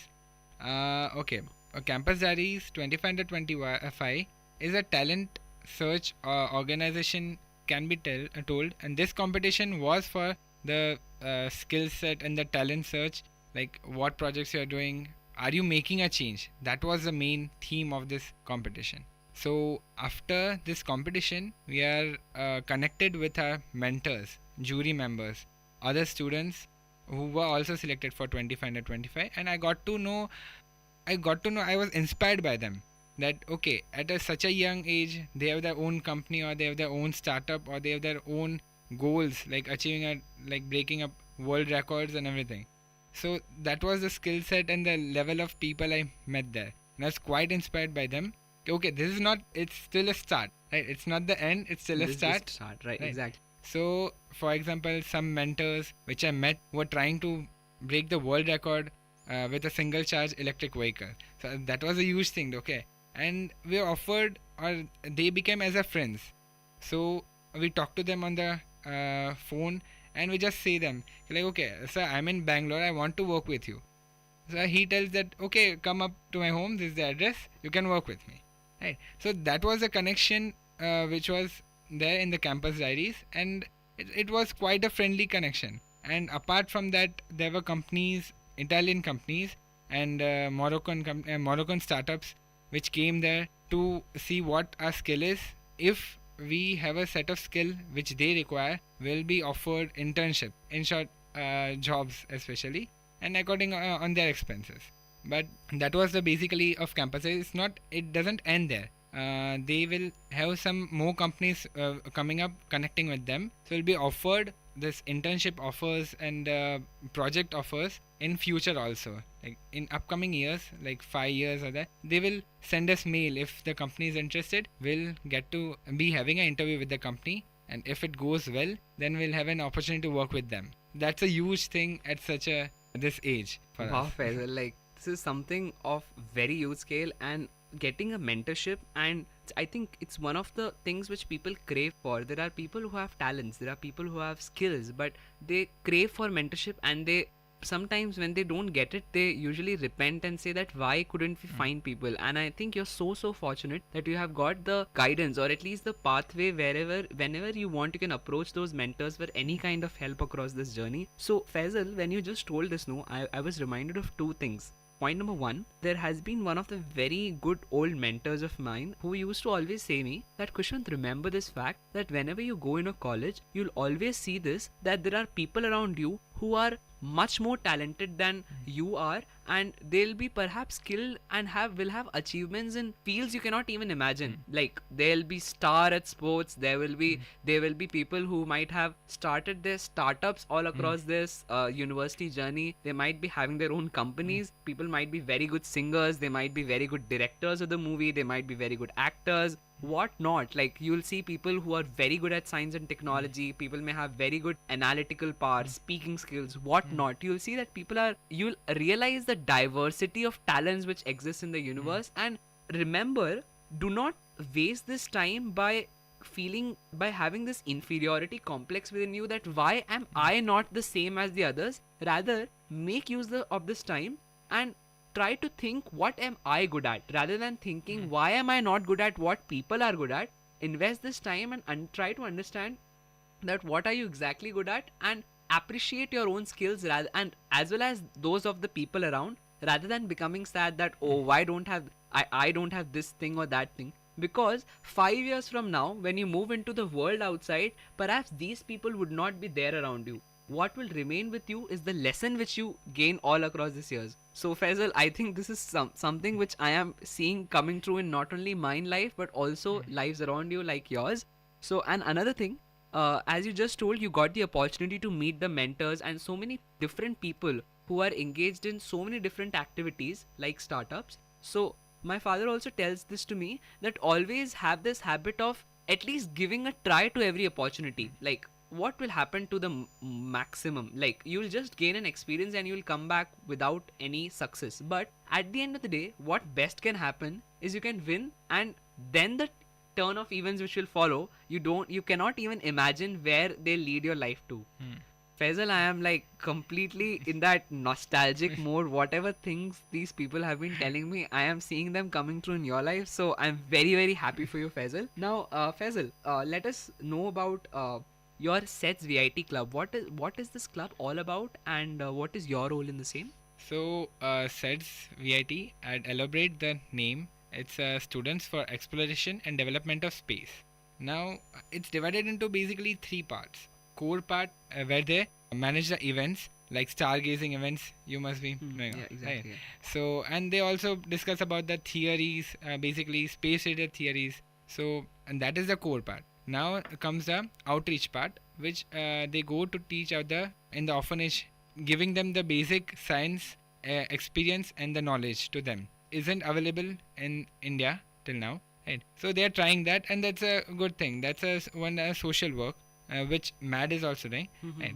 And comes the project part. Now the SETS project, in which I am there. Again, we are divided into we have co-heads and heads. Like, I'm the mechanical head in SETS project team, and we also do other projects, not only related to space, but healthcare products and home automation and everything else, like apps and everything. Because in VIT, we don't have the facility to do all the space-related projects, and still, obviously, it's not feasible for a university to spend that much into a space-related project unless it's a bigger one.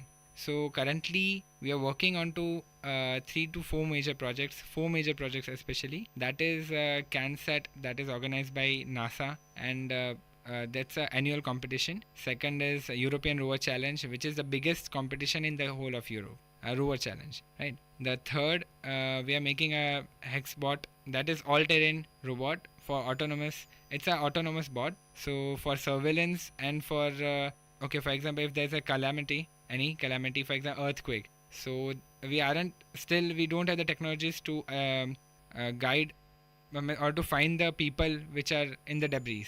So that bot will do that. And the fourth project we are working on is the VIT NanoSat program along with ISRO. So still it's in the introductory stage, and the funding is yet to be achieved. After that, we'll make the whole NanoSat, and it will be launched by ISRO.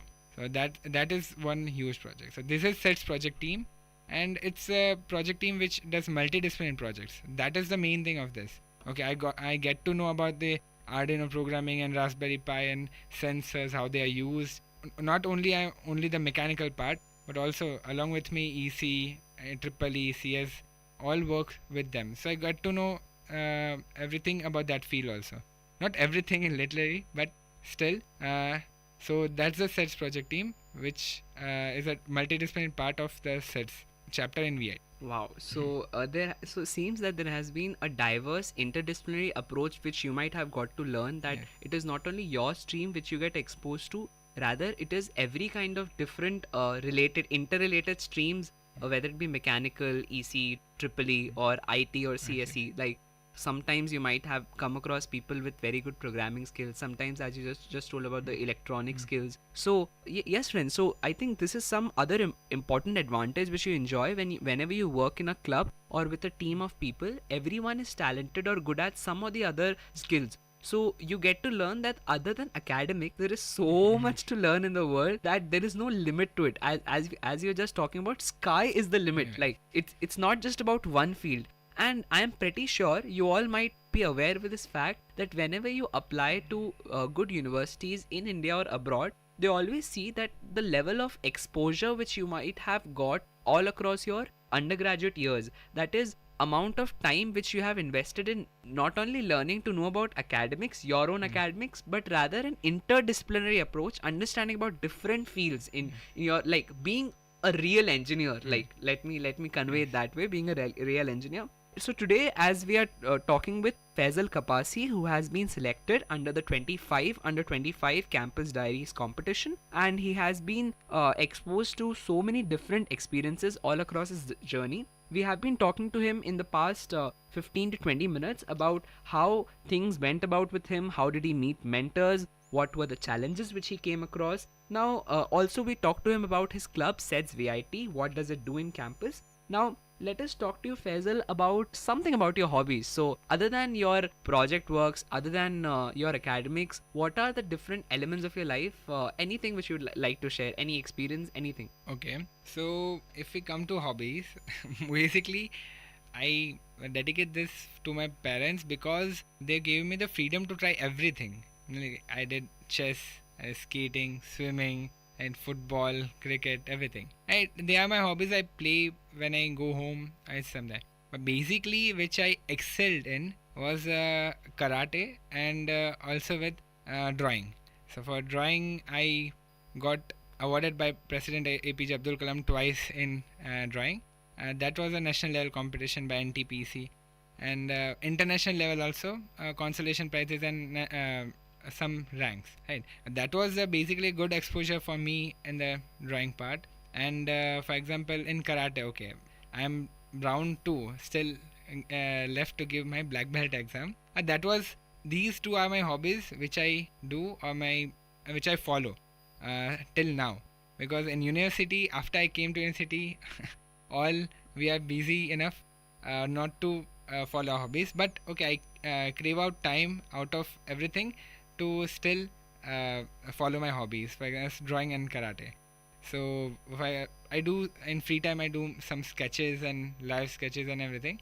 And okay, for project and the idea thinking, you need to have some skills of sketching so you can put it up on your paper. It's not only, you can't explain everything in your mind, it's how you put it, how you express it. So for me, it's a quite amazing thing because I can express my ideas on the paper easily with my drawing skills. So that is good. These are my basically hobbies. Oh, I'm so glad to know that, Faisal, it's not just about science and technology, but it is also about your own like hobbies, as you just told about drawing and karate. So it has been like very enriching experience to talk to Faisal, to know about how your experiences in the campus have been. Somewhere there have been times when you felt there are so many challenges, like whether it be sometimes sacrificing your social life or sometimes like sacrificing a little on your academics, but as a whole, I hope it has been a good journey for you. Faisal, some time back I had been to IIT Madras for a competition. Now I have this habit of speculating on different things, howsoever random they may be. So I saw the IIT Madras, this small in Sanskrit something was written. I asked the Anna over there, can you please read and tell me what is it written? So he told me it's written Jnanam Paramam Dhyayam. So he told me it's Jnanam Paramam Dhyayam, which means chief goal of life is to keep learning. The more you learn, the more you enjoy, the more enlightenment you get, and the more interesting your life becomes. Like, it is not just about one particular student life or college life which is meant to give you an experience of learning. Rather, it is this whole journey of life where you keep on learning different things from different people. So, for example, from when we can learn from the kids that it is so easy to forgive. Like, they'll fight for some time. Yes. In 1 hour, there's no fight at all. You are my friend, I am your friend, let's play. So, like, there are so many things which we can learn always from the people and situations around. So, Faisal, it has been a very enriching experience talking to you. I would like you to give your conclusive message or a final words of any motivation to your batchmates, to people around, all to our listeners or to your juniors about how should they tackle the confusion or the challenges which they have whenever you come to college, or especially to a new place, as you just told. What should they do? Like, whom should they approach? Should they introspect, or should they approach the people they love, whether it be their friends or family? Like, what do you think is the best way out to come out of challenging situations? Okay. For example, in my respect, from my point of view, so if you are away from homesickness, make friends. At first, make friends, because they are going to remain in your university life, in your whole life, right? So make friends and make them good bonding with them, and see to that they are good enough for you and they encourage you, not demotivate you or else, but they encourage you, they force you to do more. And that is what friends do mostly. Okay, so that is it. And decide your role model. That is the important thing. So for example, for me, it was APJ Abdul Kalam, Dr. APJ Abdul Kalam, and Elon Musk. So from Dr. APJ Abdul Kalam, I learned to be humble to people, not to have egoistic nature or anything. Okay, I achieved, but still I have to achieve more, right? And there are many other people in all over the world who have achieved more than me, and that are my inspiration. And always be humble and be respectful to all the people whom you work with. In that way, if you respect people, they'll respect you back. So that is the main motto. And give respect to anyone, maybe who is smaller than you or elder than you, right? So that is the main which I learned from Dr. APJ Abdul, and the work life, right? So when you work, just focus on your work, nothing else, right? So that is the main motto. And from, for example, Elon Musk, now he's one of the pioneers in electric vehicles and space technologies. It's not like if you think futuristic, above, and think unique, out of the box. Like no one has thought about it. And obviously there may be coincidences, like where you have your idea and someone has his idea, and you can share your ideas. Always share your ideas. Don't keep it to yourself, otherwise they'll vanish up. If you share it with your friends, they might help you. They might guide you also, or they might give comments, or they might give comments on your ideas which may improve them. So that is the thing. And for example, your college life, you may be homesick. Now friends are the closest support which you can have in university. So make friends and do what you love, and don't regret the decisions you make. That is the main thing. Without no expectations, like you're going to achieve, like I'm entering into some competition, I'm going to win this, but if you don't, it's been a good experience. So don't keep any expectations. If you keep any expectations, obviously you're gonna regret that. So without any expectation, without any regret, make decisions freely in your life. So that is the main. Wow, Faisal, like I wonder the amount of experiences and the amount of success mantras which you have in your life. I wish you all the best on behalf of not only VIT Community Radio, but on behalf of the entire VIT University, on behalf of entire universe. I wish you all the very best for all your ventures all across your life. The amount of knowledge which you just shared with all of us right now, whether it be making friends, whether it be being humble, whether it be keeping your role model in life, loving what you do, and always learning to not to regret over the decisions you make and making them freely. Most importantly, never keeping any expectations from people or from situations, rather trying to be as simple as possible in your approach towards life. So Faisal, thanks a lot for being with us in our show and sharing all your experiences, especially for your time when you have been so much busy all across your time. I have been eating on your time for the last half an hour. So thank you, Faisal, for being with us. So friends, this was VIT Achievers, and we were talking to Faisal Kapasi from third year mechanical engineering in VIT, and he has been talking to us a lot and sharing so many experiences of his. We are very grateful for his time, and so you all keep enjoying, keep listening to VIT Achievers, and always remember that every dark cloud has a silver lining. So always keep thumbs up, keep working hard, because life is beautiful and miracles keep happening. So friends, keep listening to VIT Community Radio 90.8 FM.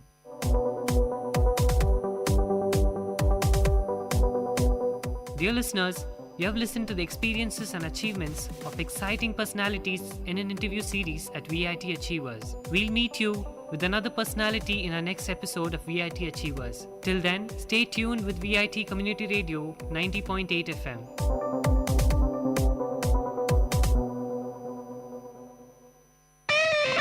My bookshop in second look of VIT Community Radio 90.8 FM.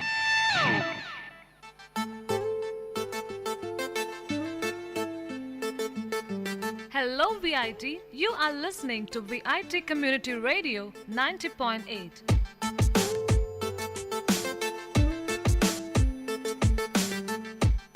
And welcome to the brand new episode of My Bookshop, which introduces you to a program where we review some best-selling must-readable books. And we would like to inculcate a reading habit to our listeners, and by reviewing these best-selling books on our show, we wish to open the world of books to you all.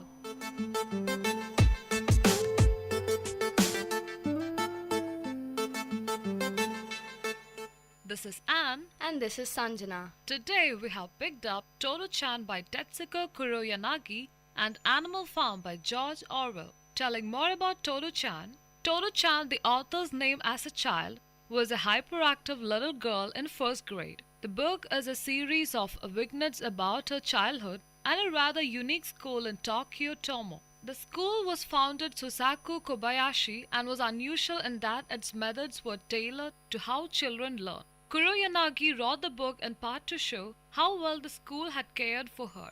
Toru-chan starts the book by being expelled from first grade shortly after the school year started. Toru-chan seems to have been perpetually full of excitement and enthusiasm. She was thrilled with the street musicians who came by the school and invited them to play for the class. The novelty of a desk that had a lid caused her to open and shut it as often as she could. She was more concerned about drawing a good flag than keeping it on the paper. And this list goes on. So she is re-enrolled at Tomo, a school made of one building and a number of railroad cars. The headmaster asks her to talk about anything she wants and listens attentively for 4 hours. Neither before nor since did any grown-up listen to Toru-chan for as long as that. Neither before nor since did any grown-up listen to Toru-chan as long as that. Afterwards, she is introduced to her class in one of the railroad cars. The class did not have formal lessons as such. The students had studies that they needed to do, but they could do them in any order during the day, asking the teacher when they had difficulties, although first grade was a little less independent. The headmaster was creative how he instilled values in the children. Students were to bring something from the land and something from the sea to get a balanced meal. The headmaster inspected the lunches, and if anything was missing, it was supplied by his wife. This way, the students got a balanced meal, and regardless of whether the lunch was fancy or impoverished, the children were only concerned about satisfying the two requirements. Likewise, to teach them about ghosts, he had some of the older children dress up as ghosts and hide in the graveyard of a nearby Buddhist temple.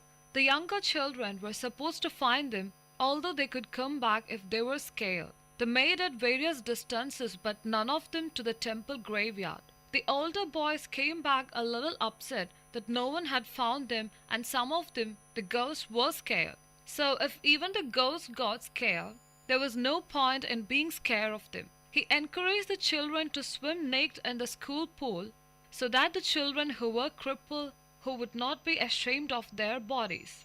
Likewise, he may have arranged the sporting events for Sports Day to favor the less athletic children, and he always made a point of saying, "You are really a good girl, you know," to Toru-chan, because he believed that everyone is really good at heart, and Toru-chan was not likely to hear this from most people. Toru-chan had a rather irrepressible spirit, illustrated one day when she dropped her favorite purse down the toilet after looking down into it.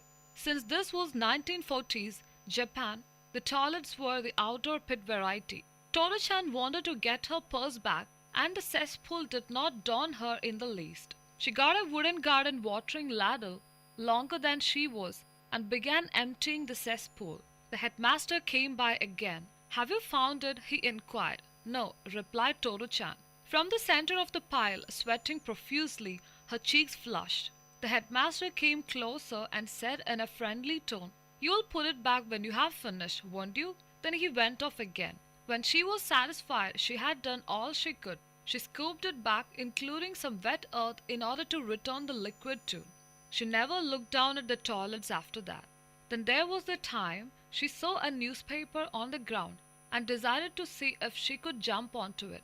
She did, but the newspaper was covering the cesspool hole that the janitor had been cleaning, and when he came back he had to pull her out. Sometime later she jumped into a pile of grey wall plaster and discovered that she could not move without slipping farther into the pile.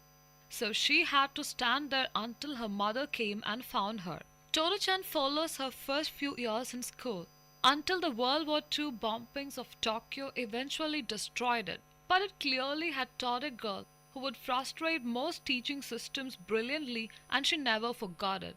The book is a set of entertaining and instructing views of Toru-chan's childhood illustrated with simple and expressive drawings by Chihiro Iwasaki. That book seems to be quite interesting. I was just recollecting my school days. Yeah, I can understand it, Sanjana. So, Anne, when did you read this book? Well, when I was in junior high school, my teacher lent me this novel. She said it's very interesting novel. After I read this novel, I just knew why it was interesting. The school which is in the story was similar to my school, and the headmaster, Mr. Kobayashi, was like my headmaster. Both of them gave freedom to their students to express the ideas, to learn what they want to learn. So if every child gets such good teachers in their childhood, then they will be the best citizens. So what's your personal opinion about this book? This novel actually tells about an ideal school in Tokyo during World War II that combined learning with fun, freedom and love. This unusual school had old railroad cars for classrooms, and it was run by an extraordinary man, its founder and headmaster Susaku Kobayashi, who was a firm believer in freedom of expression and activity. In real life, the Toru-chan of the book has become one of Japan's most popular television personalities, Tetsuko Kuroyanagi. She attributes her success in life to this wonderful school and its headmaster. The charm of this account has won the hearts of millions of people of all ages and made this book a runaway bestseller in Japan, with sales hitting the 4.5 million mark in its first year.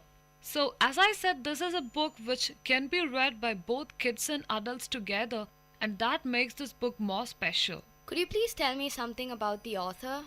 Tokyo-born Tetsuko Kuroyanagi voted Japan's most popular TV personality for 5 years running, studied opera singing at Tokyo College of Music, but became an actress, soon winning a prestigious award for her radio and TV work. She spent 1972 in New York studying acting and writing from New York with love. Since 1975, she has hosted Tetsuko's Room, Japan's first daily TV talk show, recently awarded the highest TV prize. This and her other regular TV shows all have top viewer ratings. Devoted to welfare, she twice brought America's National Theatre of the Deaf to Japan, acting with them in sign language. The Toru-chan Foundation, financed by her book royalties, professionally trains deaf actors with whom she often appears. Author of Panda and I, she is also a conservationist with a long-time interest in the giant panda and is a director of the World Wildlife Fund Japan. Now tell something about the translator of the book. Dorothy Britton, poet, writer and composer, was born in Japan and educated in the US and England. A pupil of Darius Milhaud, she is well known for her popular Capitol Records album, Japanese sketches in which Tetsuko Kuroyanagi's father is a violin soloist. She is the author of the English libretto of the Japanese opera Yuzuru and of A Haiku Journey, a distinguished translation of the poet Basho's Narrow Road to a Far Province. So Anne, you had mentioned about World War II earlier while describing the book. Does it actually affect the characters in the book? Course it does. In the school, the children lead happy lives, unaware of the things going on in the world. So World War II has started, yet in this school, no signs of it are seen. There are hints of something awry when Toru-chan cannot buy caramel candies from the vending machine on her way to school, and it becomes harder for her mother to meet the requirements for a balanced lunch. In another scene, there is a boy who is bawling his eyes out and beating its fist in frustration at being removed from the school by his parents, with Headmaster Kobayashi all but helplessly letting the student vent with tears forming in his own eyes. But one day the school is bombed and was never rebuilt, even though the headmaster claimed that he looked forward to building an ever better school the next time round. It was never done, and this ends Toru-chan's years as a pupil at Tomo Gakuen. According to you, what is the most impressive feature described in the book? That is, of course, the education system described in the book. When Toru-chan was expelled from her first school, she joins in a very special school which has railway train cars as its classrooms. Toru-chan is interviewed by the headmaster Susaku Kobayashi before starting school. She launches into a long conversation which the headmaster listens patiently to for 4 hours. The new school is a great place to study. The children can study anything they want, so that any time different children are studying different subjects in the same class. They go for daily nature walks and plant their own vegetables in the garden.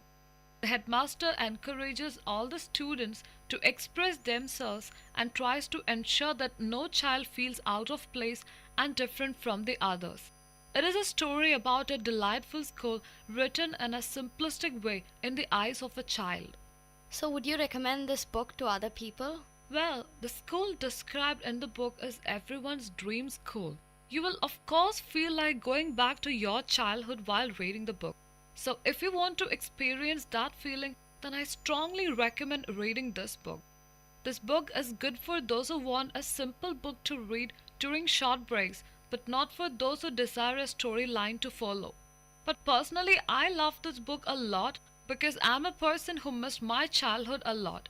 So this book takes me back to my childhood and makes me very happy. Alright, so I guess this will do for Toto-chan. Well, so now we can move to the next book of today's episode which Sanjana is gonna review. The book that I'll be reviewing is Animal Farm by George Orwell. Animal Farm has been popular and highly acclaimed since its publication in 1945. In 2005, the Time magazine chose it as one of the 100 best English language novels, and the book ranks at 31 on the Modern Library list of best 20th century novels. Its story and language are very simple, but Orwell is unnervingly precise in the way he depicts each step on the road from revolution to tyranny. Old Major, a prize-winning boar, gathers the animals of the manor farm for a meeting in the big barn. He tells them of a dream he has had in which all animals live together with no human beings to oppress or control them. He tells the animals that they must work towards such a paradise and teaches them a song called Beasts of England, in which his dream vision is lyrically described. The animals greet Major's vision with great enthusiasm. When he dies only 3 nights after the meeting, 3 younger pigs, Snowball, Napoleon, and Squealer, formulate his main principles into a philosophy called animalism. Late one night, the animals manage to defeat the former Mr. Jones in a battle, running him off the land. They rename the property Animal Farm and dedicate themselves to achieving Major's dream. The cart horse Boxer devotes himself to the cause with particular zeal, committing his great strength to the prosperity of the farm and adopting as a personal maxim the affirmation, "I will work harder." At first, Animal Farm prospers. Snowball works at teaching the animals to read, and Napoleon takes a group of young puppies to educate them in the principles of animalism. When Mr. Jones reappears to take back his farm, the animals defeat him again in what comes to be known as the Battle of the Cowshed, and take the farmer's abandoned gun as a token of their victory. As time passes, however, Napoleon and Snowball increasingly quibble over the future of the farm, and they begin to struggle with each other for power and influence among the other animals. Snowball concocts a scheme to build an electricity-generating windmill, but Napoleon solidly opposes the plan. At the meeting to vote on whether to take up the project, Snowball gives a passionate speech. Although Napoleon gives only a brief retort, he then makes a strange noise and 9 attack dogs, the puppies that Napoleon had confiscated in order to educate, burst into the barn and chase Snowball from the farm. Napoleon assumes leadership of Animal Farm and declares that there will be no more meetings. From that point on, he asserts the pigs alone will make all of the decisions for the good of every animal. Napoleon now quickly changes his mind about the windmill, and the animals, especially Boxer, devote their efforts to completing it. One day, after a storm, the animals find the windmill toppled. The human farmers in the area declare smugly that the animals made the walls too thin, but Napoleon claims that Snowball returned to the farm to sabotage the windmill. He stages a great purge, during which various animals who have allegedly participated in Snowball's great conspiracy meaning any animal who opposes Napoleon's uncontested leadership meet instant death at the teeth of the attack dogs. With his leadership unquestioned, Boxer has taken up a second maxim: Napoleon is always right. Napoleon begins expanding his powers, rewriting history to make Snowball a villain. Napoleon also begins to act more and more like a human being, sleeping in a bed, drinking whiskey, and engaging in trade with neighboring farmers. The original animalist principles strictly forbade such activities. But Squealer, Napoleon's propagandist, justifies every action to the other animals, convincing them that Napoleon is a great leader and is making things better for everyone, despite the fact that the common animals are cold, hungry, and overworked. Mr. Frederick, a neighboring farmer, cheats Napoleon in the purchase of some timber and then attacks the farm and dynamites the windmill, which had been rebuilt at great expense. After the demolition of the windmill, a pitched battle ensues, during which Boxer receives major wounds. The animals rout the farmers, but Boxer's injuries weaken him. When he later falls while working on the windmill, he senses that his time has nearly come. One day, Boxer is nowhere to be found. According to Squealer, Boxer has died in peace after having been taken to the hospital, praising the rebellion with his last breath. In actuality, Napoleon has sold his most loyal and long-suffering worker to a glue maker in order to get money for whiskey. Years pass on, and Animal Farm and the pigs become more and more like human beings, walking upright, carrying whips, and wearing clothes. Eventually, the 7 principles of animalism, known as the 7 commandments, and inscribed on the side of the barn, become reduced to a single principle reading, "All animals are equal, but some animals are more equal than others." Napoleon entertains a human farmer named Mr. Pilkington at a dinner and declares his intent to ally himself with the human farmers against the laboring classes of both the human and animal communities. He also changes the name of Animal Farm back to the Manor Farm, claiming that this title is the correct one. Looking in at the party of elites through the farmhouse window, the common animals can no longer tell which are the pigs and which are the human beings. The Animal Farm is short, just slightly over 100 pages, and the premise is simple. That's the genius of it. Animal Farm could be a parable about any uprising from the French Revolution to the Bolshevik Revolution or to the Egyptian Revolution in 2011, perhaps even the American Revolution. It was chilling yet totally convincing. That's not to say the book is all political talk. It's also about society and economics and technology. But more than that, it's a great story that makes you think, and the animal characters are surprisingly sympathetic. Right from the beginning, you feel for them, even though it's obvious their dream of a utopian society is not going to work. From the vain pony Molly to the cynical donkey Benjamin, the animals feel like characters you can identify with. So, can you tell us a little about the author, Sanjana? George Orwell was born in Bengal and educated at Aton. After service with the Indian Imperial Police in Burma, he returned to Europe to earn his living penning novels and essays. He was essentially a political writer who focused his attention on his own times, a man of intense feelings and fierce hates. An opponent of totalitarianism, he served in the loyalist forces in the Spanish Civil War. He was critical of communism but considered himself a socialist. His books majorly deal with political themes and is a satire on present-day society. So, what does the book try to convey? When I first started reading the book, I figured the moral would be that the animals' idealistic society was doomed to fail because animals were inherently selfish and out for themselves. But that wasn't the case at all. The majority of the animals were good, or at least good up to a certain point. They worked hard just on the basis of hope for a better life and that someday it would pay off. The reason Animal Farm failed was actually because it was modeled directly off of the human world and Manor Farm. The pigs got all their ideas from human books, even applying war maneuvers from ancient Rome.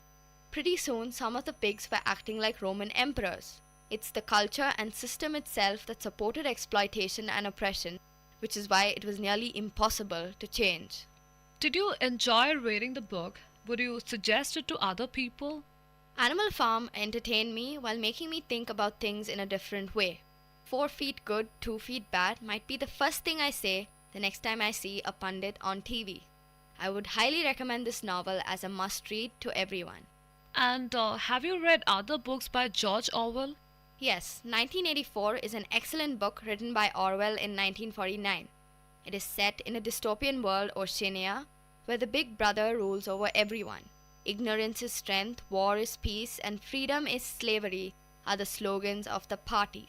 Individualism is considered a criminal deed, and the party takes the unimaginable measures to reform nonconformists. A chilling book that makes you rethink the world we currently live in, and if Orwell was indeed right about Oceania being a reflection of our world.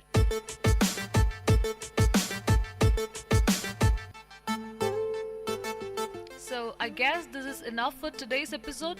Next week again we'll catch you up with another 2 interesting lovely books picked up from my bookshop. Meet you guys next week. Till then, bye and take care. From Vit Community Radio 90.8.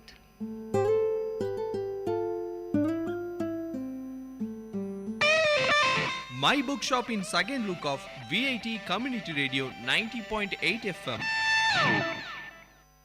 Hello everyone, this is Silena from VIT Community Radio 90.8 and it is story time, and I am up with a story all written by myself, Atonement. Here is the preface. Vinodini, a young school-going girl, stays back home, for it was a holiday. A strange man comes at Vinodini's doorsteps. Not a beggar, not an invitee either. What is that, then, that has brought him here? He has walked all the way, barefoot, up to her place. Strange, absolutely strange. The sole of his feet is sore with blisters. A person not striving by appearance, so much so that he couldn't afford himself a pair of slippers, was further perplexing. To have not worn his slippers. Read the full story, know what the man has to say about his not wearing slippers. So here is the story. He came and rang our doorbell. Ma had her hands busy with her kitchen work. So I ran out to tend to the supposed guest. A clean white kurta and a not so clean pajama draped his lean and droopy shroud.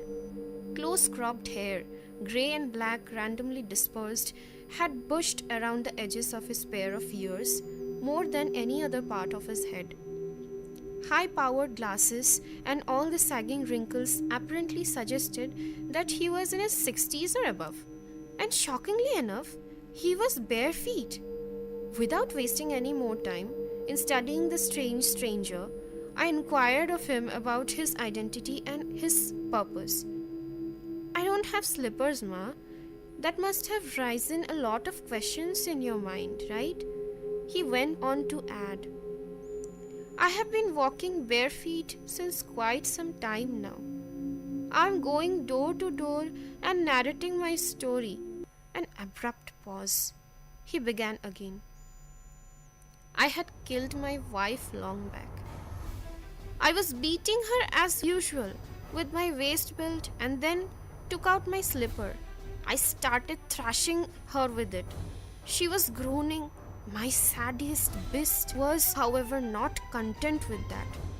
So I kept on weeping and lashing and smacking. And that was the last day I bit her. Nevertheless, I love my daughter. I had from her a lot. The slightest hint of her pain caused me intense agony. She has been tortured the same way at her in-laws' place. Now she is battling with death in the hospital. I didn't register any complaint against her in-laws yet. How could I? I wasn't punished either. My wife didn't have her parents to get her justice after her demise. God forbid, nothing happens to my daughter. So, I have pledged not to wear slippers until my daughter gets well, and on barefoot I'm going door to door and narrating my story. I can understand your presumption induced from my appearance. You probably thought that I must be here for begging alms of you. And yes, you were right. I have come here to beg, not to beg alms, to beg prayers, to beg blessings. With tears rolling down his cheeks and voice suffused with pain, in a trembling voice he groaned, "Ma, pray for my daughter. Please, I beg of you, pray for my daughter. I am a sinner. How could I pray for my daughter to be endowed with fortitude to endure the same pain I had caused my wife all these years back? He won't listen to my prayers. God won't listen. God won't. He won't." I stared blank. I still couldn't comprehend the scenario, and eliciting a reaction was not nearly possible. Ma came out running, all startled by the cry. Having no clue about what was going on, she got impatient and started inquiring me of what all had happened. I couldn't reply. I asked the man, who was on his knees at our doorsteps, to get up and leave. His face turned pale.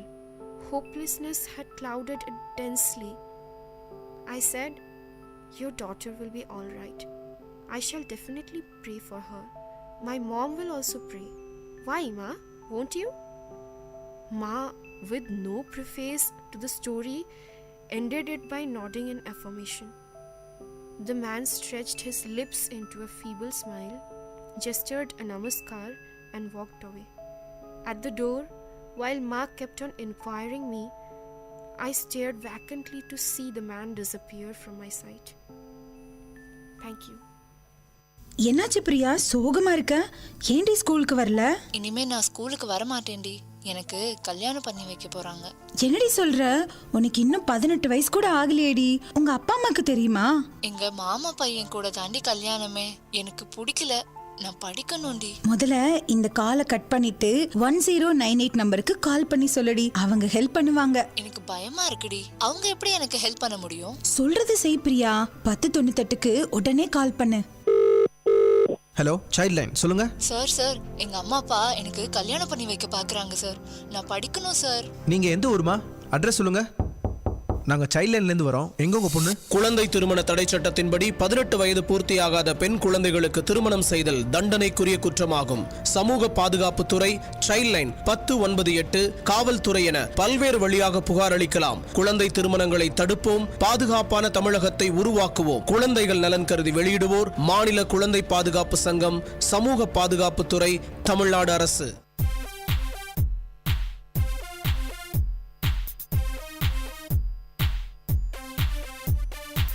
Chintu, did you close all the windows and door properly before coming out? Yeah, I did. And did you switch off all the lights and all the electricals?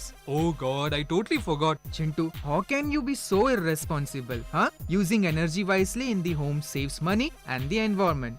So let's start doing our own share. Sorry, I'll go and switch off all the lights and come back. Go green!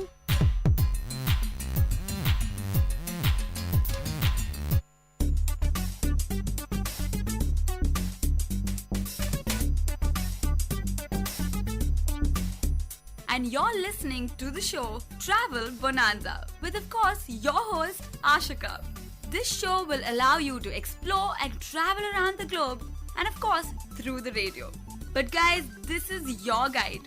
Where to go, what to do, how to go, what to eat, and where to stay.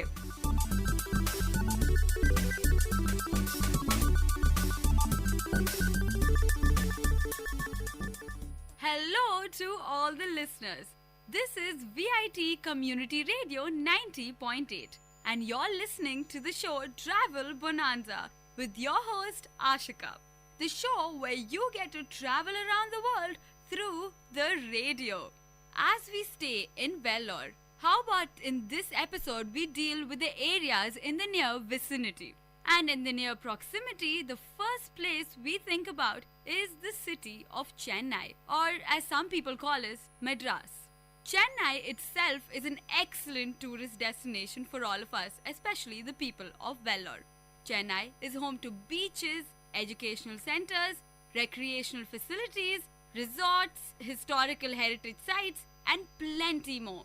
We definitely require more than one episode to feature this city. Thus, we could probably call it part 1 of Chennai. The later sessions we can explore as we visit the places further.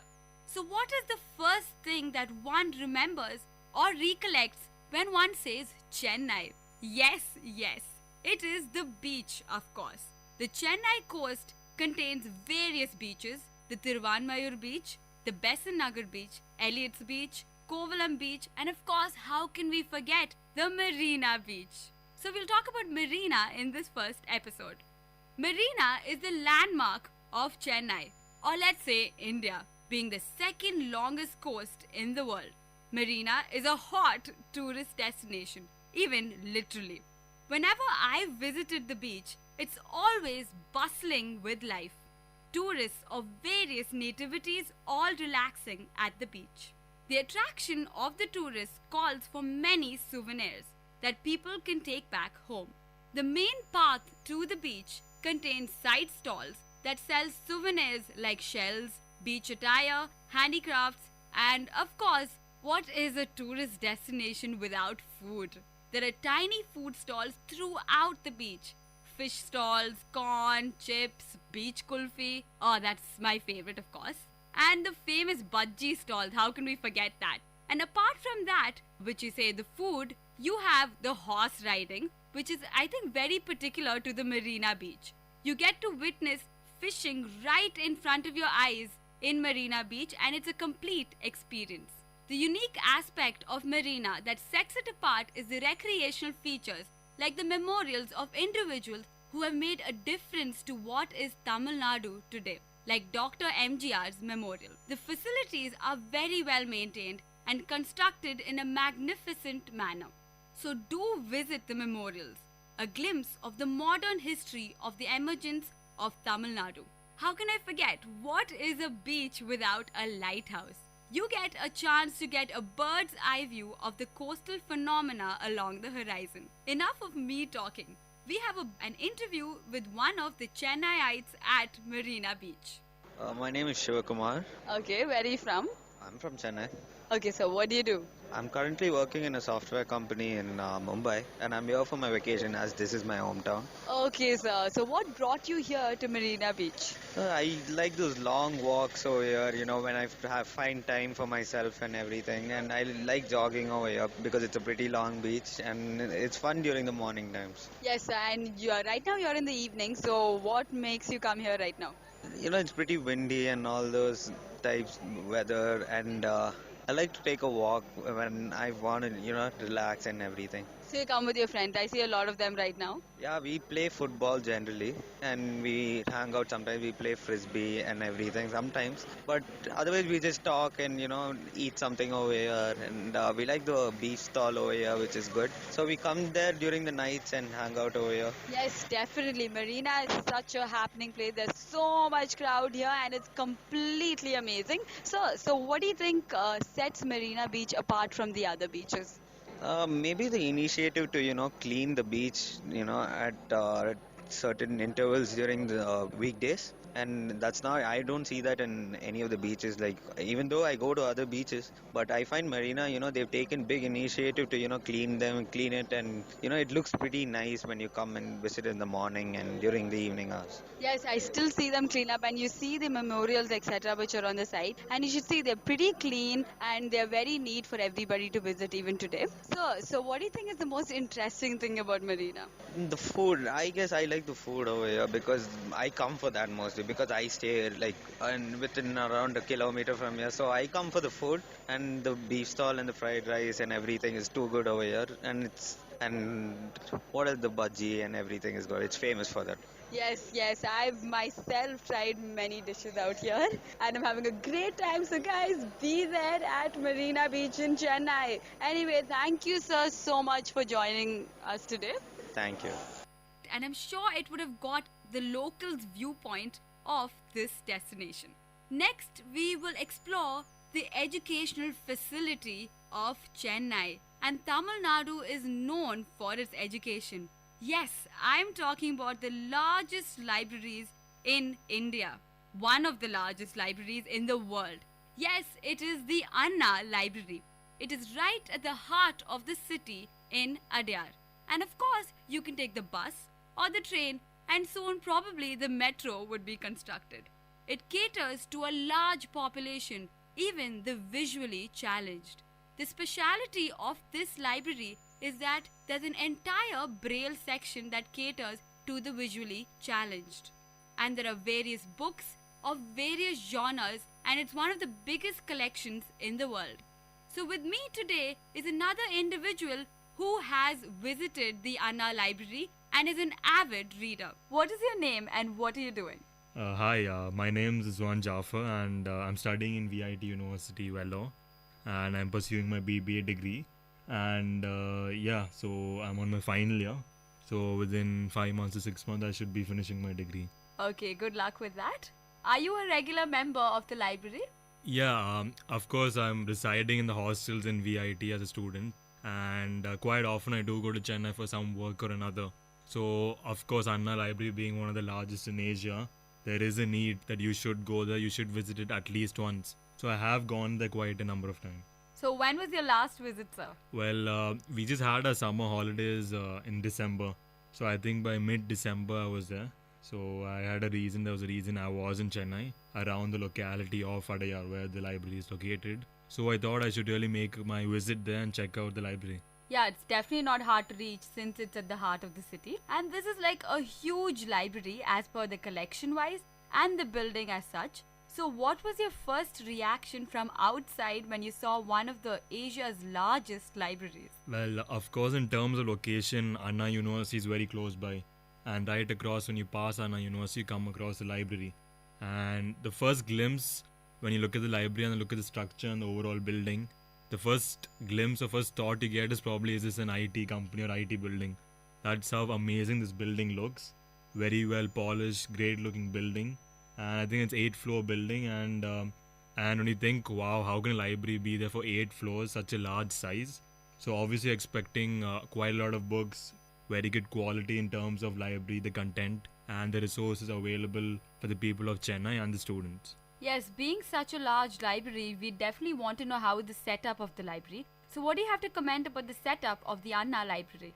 Well, as soon as you enter the library itself, right at the starting, the entrance, you have like a large hoarding in front. That's almost like an index of the content of the library in terms of what's there on each floor. Like one floor you have just on management, another floor on arts, another floor on sports, another floor on engineering, sciences. So you have a whole lot of diversity, and each floor is specialized into category, a specialization into one particular course or another. And that's there for 6 floors, sorry. And on the 7th and 8th floor, it's 7th floor's journals, research papers, and a lot of resources for every single user who comes to the library. And 8th floor is the management and the authority, the officials who run the library. Okay, so there is a well laid out plan as you enter the library itself. Yep. So it obviously helps in navigating through the library since it's Yeah. very large. So sir, what do you think sets apart the Anna Library from the other libraries? Well, there are several components which actually distinguish this library from any other library across India or even in VIT. In fact, VIT has a very good library. But if you look at Anna Library, it's a massive building. It's in the heart of the city. Therefore, it has to cater to the population. Therefore, it has to have a very big library. So, there's a lot of differences, and it's very well maintained inside, a very good quality. And of course, all your needs are met, whether you're in the science stream, management stream, sports stream. So, every single component is covered. And of course, even if you're a researcher, you have all the resources you need. So, in terms of the structure of the building, the quality of the building, the resources for a user, and the location and the size of the building, It's way better, way superb, and sets it apart from any other library in Tamil Nadu or across country or even in Asia. Yes, that's true. And what is special about this library? That it has a complete braille section for the visually challenged. Yep. So would you like to say something about that? Yeah, in the ground floor, as soon as you enter, there are several components or several departments subdivided. You have a braille section, of course, for the visibly challenged students. And of course, their needs have to be met. They're just as normal as every single one of us. And it's very nice that this particular library caters to everyone's need and they don't have any problems just because they are visibly challenged. So it's very nice initiative from the government of Tamil Nadu. And that particular section for the braille readers, they have a very large diversity of books and everything is there for their convenience. So it's very nice, very good initiative. And right opposite to it, you have a separate section just for any examinations to be conducted. And of course, permissions have to be taken from the library authority. But you have a very good setup for examinations to be conducted, a braille section, and you also have a canteen for anyone who comes to the library and spends almost the whole day in the library. Yes, due to the large collection, most people end up in the library right from the early morning till the late evening, till the library actually closes. So, sir, the next question, of course, the collection in Anna Library is huge and the library is known for that in the world. So, what about the collection? Well, for my needs, what I go to the library is for either management or sports.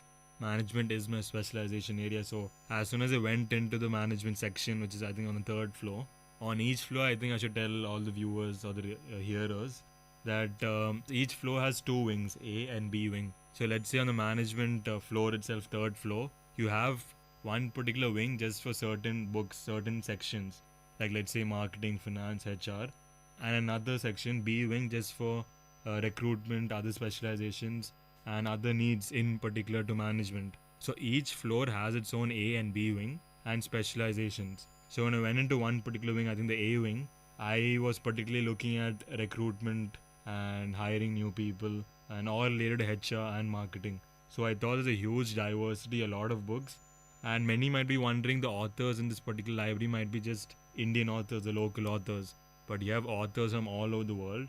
The best books are available and all the resources are there which you probably cannot buy online.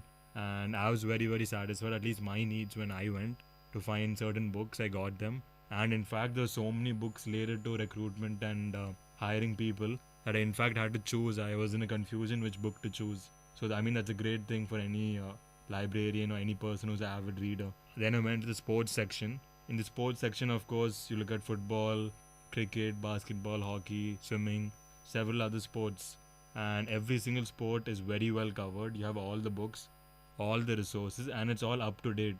Even let's say if I'm a Manchester United fan and I follow soccer, the latest editions of the yearbook of the club and latest reviews and magazines about the club, autobiographies of players, every single thing is there in the library. And most importantly, it's very well organized and very well maintained, and it meets the need for every single avid reader and encourages every single person to come to the library and spend their time in the library. Yes. And we as students require journals for our research. So how do you think the library caters to that need? Well, on the 7th floor is the section for all the research journals and all the collections, all the resources we need for any specialization, any course we are pursuing. So every single journal or every single category, let's say management or science, has a lot of subdivision journals or publications. So there's a lot of variety in terms of journals, a lot of publications, and it's very well organized, as I mentioned before. So all the journals you need for references are there, so you can use the best of the resources, and that in turn helps your publication or your research project. So there's an entire floor for the journal section. Exactly. So I'm sure us VITians would find it very interesting and definitely a need for us. So, sir, what about the integration of technology in the whole facility? Well, first thing when I went into the library, I thought there would be Wi-Fi. There isn't Wi-Fi in this library, but they have computers in some floors, especially in the kids section. Of course, there are a lot of books for them. Along with the books, you have computers, like you have CDs which will enhance their learning, make the learning experience much more better, more comfortable, more fun. So as per the needs, computers are placed in certain places, but it's not there in every single floor. And of course, I think it is there for a reason, and the management has done that for a reason. Because of course, if you have Wi-Fi and you have computers everywhere, quite naturally people would misuse it for the wrong reasons. And therefore, computers are placed at the right, select, and appropriate places. Yes, and because it'll be a free open source, I'm Yeah. sure they have to monitor it. And it could be a suggestion also for their further use. So, sir, this is such a huge educational opportunity, of course. Do you think the Chennaites actually utilize the resource very well? Well, I'll be honest, like when I went there, the number of people there were very less. Probably that could be because that was during the holidays period. But I think other than that, from even my friends who have talked to and the people of Chennai, very few people even use the library. And I really don't know what could be the excuses because the location wise is very good. You have every single resource there. So there isn't really any excuse for the people of Chennai. And I don't think you get any better source of learning, better source of enhancing your knowledge. And in this world, this century where everything is knowledge and how you develop yourself, I think there isn't any other place better than being at the library. And I think probably one suggestion which I have to the authority or the government who's running the library, they could probably, do the marketing of the library to create awareness about the library's existence. That in turn will create awareness and people will come to the library. So I think that is one suggestion which the government can incorporate over the period of time. Yes, that's very understandable. Do you have any other suggestion to the library authorities in terms of maintenance or further facilities, etc.? Yes. Thanks for pointing that out because, the whole library is air conditioned, it's very well organized, and it's very clear for any person who enters the library on where their books are. But one suggestion is it's a beautiful structure, beautiful building, but there's a lot of scope for improvement in terms of, the hygiene and the health and the way the building is maintained. There's a lot of dirt, lot of dust, the glasses need to be cleaned, and probably the air conditioners need to be serviced. There's a lot of things which I notice wherever I go. So I think when the library is such high standards in terms of the content of books, there is always a need to improve on the quality and standards of the library in terms of basic cleanliness, health and hygiene. That is one big area of improvement which the library authorities can do. But if you look at it from their side, the library has been old and has been running for quite a long time. So if you look at that span and the number of years the library has been running, it's not bad the way they've maintained it. But always there is scope of improvement because the number of people which I saw at least that particular day in the housekeeping department, there were quite a number of people. So in fact, when you have so many people, you expect their work to be done. So of course there probably is a mistake in the way the work is being done by that particular department. So that is one big area of improvement. Yes, of course. For the efficiency, any suggestions are welcome.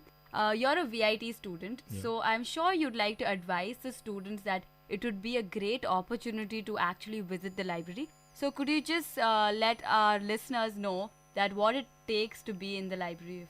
Well, I know like all my friends and fellow students in VIT, we have time to spend on movies, games, going out with our friends, but I think we have a superb library in campus, and even that itself not many of us utilize.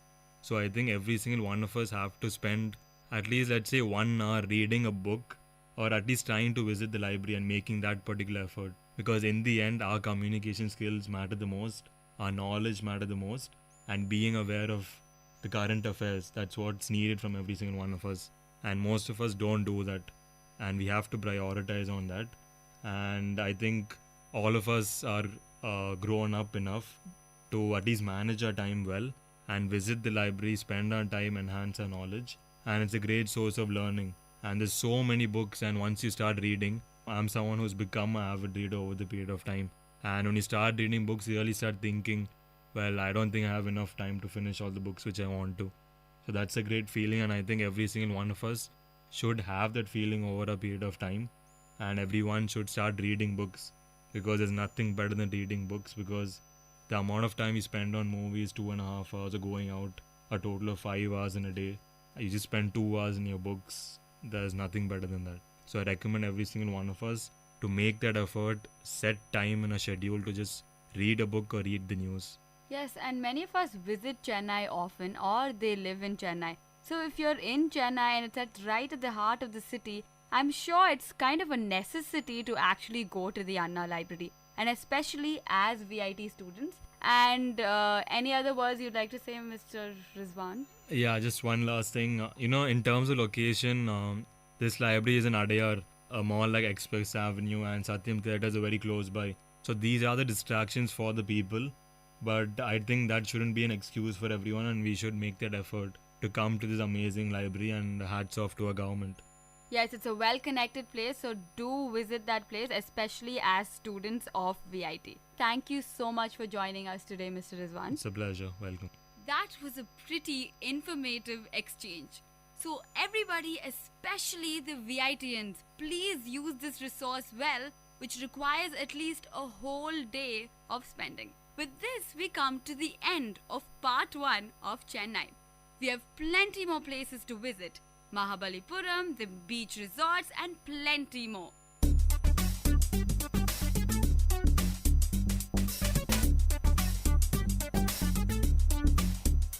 This was Travel Bonanza with your host Ashika. So stay tuned to VIT Community Radio 90.8.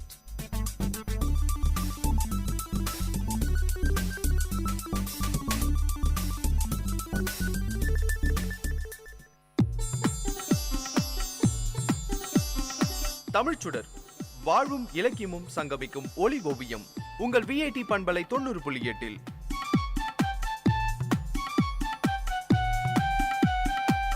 இன்றைய தமிழோவியம் தீட்டுபவர் ஜெயஸ்ருதி. வணக்கம். எல்லாருக்கும் நன்றாம் பணிதல் அவருள்ளம் செல்வர்க்கே செல்வம் தகைத்து.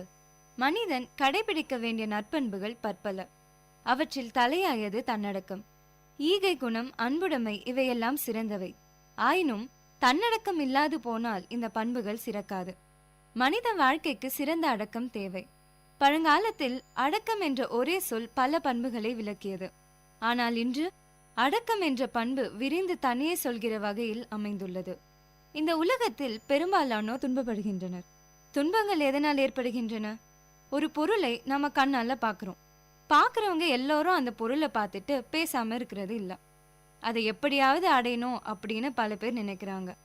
அந்த நினைப்பு ஆசையா வளருது. அதை பெற முயற்சி செய்யறாங்க. அந்த முயற்சியின் விளைவாக பல துன்பங்களை அடைகிறாங்க.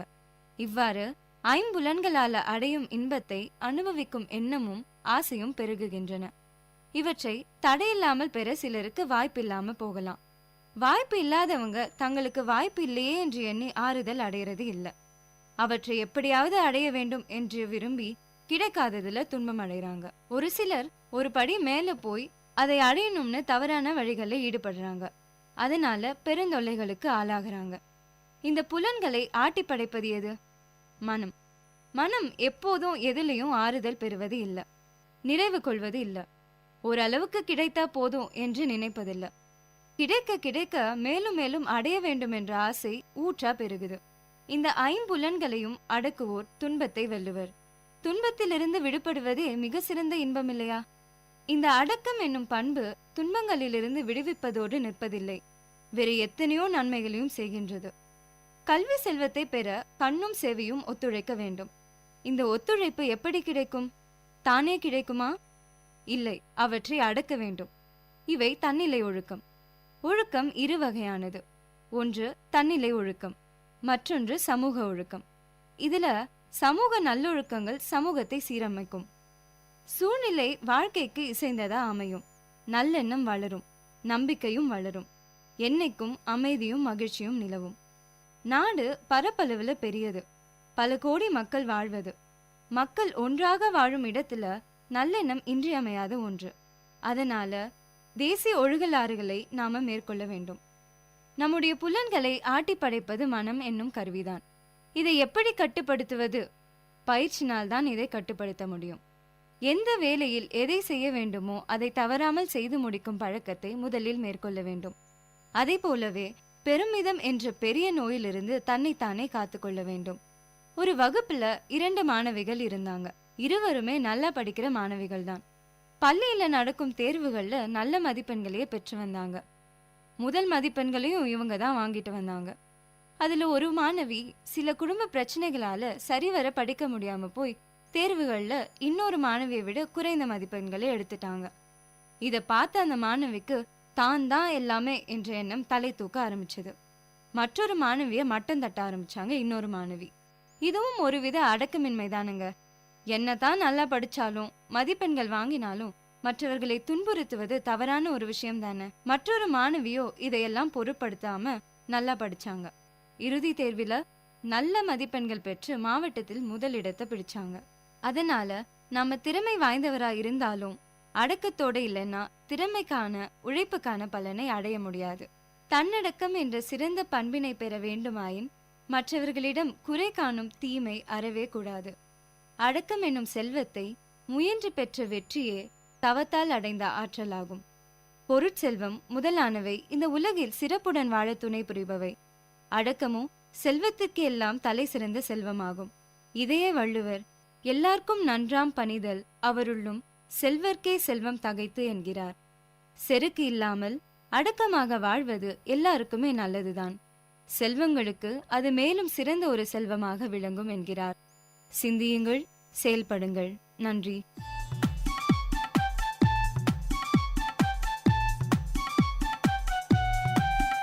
நேயர்கள் இதுவரை கேட்டது வாழ்வையும் இலக்கியத்தையும் இணைத்த ஒளி ஓவியம் தமிழ் சுடர். இன்றைய தமிழ் ஓவியம் தீட்டியவர் ஜெயஸ்ருதி. இது உங்கள் விஐடி பண்பலை 90.8.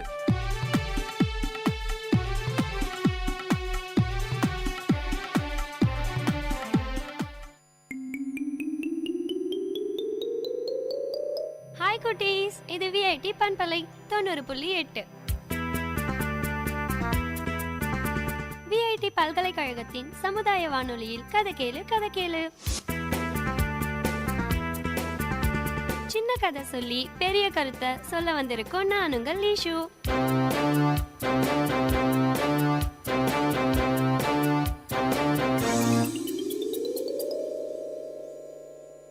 அந்த காலத்துல மகாபாரத போர் நடந்துட்டு இருந்தப்ப போர்க்களத்துக்கு ஒரு மாவீரன் வந்துட்டு இருந்தான். அவனை பார்த்த கிருஷ்ணருக்கு அவனுடைய நேர்பார்வையும் வீர நடையும் நிமிர்ந்த நெஞ்சும் ரொம்ப பிடிச்சிருந்தது. உடனே கிருஷ்ணர் என்ன பண்ணாரு தெரியுமா? தன்னோட கையில வச்சிருந்த புல்லாங்குழலையும் தலையில வச்சிருந்த மயில் இறகையும் தூக்கி போட்டுட்டு சாதாரண மனுஷனை போல தன்னோட உருவத்தை மாத்திக்கிட்டு அந்த வீரன் கிட்ட போய் எதுக்கு இங்க வந்தேன்னு கேட்டார். அந்த வீரனும் நான் போர்ல கலந்துக்க வந்தேன்னு சொன்னான். கிருஷ்ணர், என்னது போர்ல கலந்துக்க வந்தியா? உனக்கு என்னப்பா தகுதி இருக்குன்னு கேட்டாரு. அதுக்கு அவன் கிட்ட இருக்கிற வில்லையும் 3 அம்புகளையும் காட்டி இதுல 1 பாண்டவர்களையும் 2வதா கௌரவர்களையும் 3வதால அந்த கிருஷ்ணனையும் கொல்ல திறமை இருக்குன்னு சொன்னான். அதுக்கு மாறுவேடத்துல இருந்த கிருஷ்ணர் எப்படி உன்னை நம்புறதுன்னு கேட்டாரு. அதுக்கு அவரை மேலும் கீழும் பார்த்துட்டு தூரத்துல இருக்கிற ஒரு மரத்தை காட்டி அதுல இருக்கிற இலைகளை எல்லாத்தையும் ஒரே அம்புல வீழ்த்தி காட்டுறேன்னு சொன்னான். கிருஷ்ணரும் சரி விளையாடி பாத்துருவோம்னு முடிவு பண்ணி செய்யன்னு சொன்னாரு. அவர் கடவுளாச்சே, அதனால முதல்ல அவனுக்கு தெரியாம மரத்துல இருந்த 5 இலைகளை தன்னோட காலுக்கு கீழே மறைச்சு வச்சுக்கிட்டாரு. அந்த வீரன் வில்ல எடுத்து அம்பு விட்டப்ப அவன் சொன்னது போலவே மரத்துல இருக்கிற எல்லா இலைகளும் கீழே விழுந்துருச்சான். அது மட்டும் இல்லாம அந்த அம்பு திரும்ப திரும்ப 5 முறை கிருஷ்ணரோட காலுக்கு கீழே குத்துச்சான். அப்புறமா வீரன் அவரை கடவுள் கிருஷ்ணன்னு தெரிஞ்சுக்கிட்டு கும்பிட்டான். கிருஷ்ணரும் அவனுடைய திறமைய பாராட்டினாரு. சரி, நீ யாருக்காக போர்ல சண்டை போட வந்திருக்கன்னு கேட்டாராம். அதுக்கு வீரனும் என் திறமைக்கு சவாலா நான் எப்பவுமே தோக்குற கட்சிக்கு ஆதரவா தான் போராடுவேன்னு சொன்னான். கிருஷ்ணருக்கு குழப்பம் ஆரம்பிச்சது. இவன் சண்டை போட்டா இவன் பக்கம் இருக்கிற கட்சி ஜெயிக்க ஆரம்பிக்கும், திரும்பவும் இவன் எதிர்கட்சிக்கு போயிடுவான், அப்புறம் அது ஜெயிக்க ஆரம்பிக்கும். இது முடியவே முடியாதே, இப்படியே போனா போருக்கு ஒரு முடிவே வராதுன்னு கிருஷ்ணர் ரொம்ப யோசிச்சு ஒரு முடிவுக்கு வந்தாரு. வீரனே, நீ எனக்கு ஒரு உதவி பண்ணணும்னு சொன்னாரு. அந்த வீரனும் சரின்னு தலை வணங்கினான். இந்த போருடைய முடிவை பாதிக்கிற மாதிரி சக்தியுள்ள ஒரு வீரன் இருக்கான், அவனுடைய தலை எனக்கு வேணும்னு கேட்டாராம். அதுக்கு அந்த வீரனும் யார் சொல்லுங்க, இப்பவே அவன் தலைய வெட்டி உங்க காலடியில வைக்கிறேன்னு சொன்னான். கிருஷ்ணர், வீரனே, நீ போரோட முடிவுக்கு உழைக்க நினைக்காம உன் திறமைக்கு சவாலா போர்ல சண்டை போட வந்த நீ தான் அந்த ஆளுன்னு சொன்னாராம். அவனும் உடனே தலைய கொடுக்க சம்மதிச்சான். கிருஷ்ணர் அவனோட பக்தியை பார்த்து அவனுக்கு ஒரு வரம் கொடுத்தாரு. அவனும் தான் இறந்து போனதுக்கு அப்புறம் கூட மகாபாரத போரை பார்க்கணும்னு ஆசைப்பட்டான். கிருஷ்ணரும் வரத்தை கொடுத்து தலைய எடுத்துக்கிட்டாரு. இந்த கதையில இருந்து என்ன தெரிஞ்சுக்கிட்டீங்க குட்டி? எந்த பக்கமும் சாயாம மதில் மேல் பூனையா சுயநல சிந்தனையுடன் இருப்பவர்கள் எவ்வளவு திறமையாக இருந்தாலும் காரியத்துக்கு உதவ மாட்டார்கள்.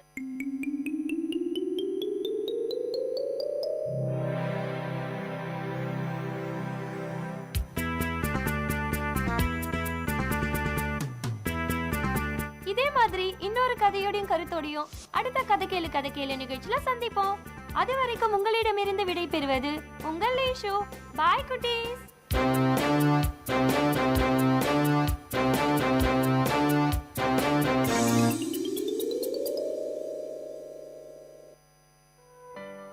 மகிழ்ச்சி நிறைந்த அறிவு சார்ந்த நிகழ்ச்சிகளால் உங்கள் மனங்களை கவர்ந்த இன்றைய ஒளிபரப்பு இனிதே நிறைவு பெறுகிறது. மீண்டும் எமது அடுத்த ஒளிபரப்பு நாளை காலை.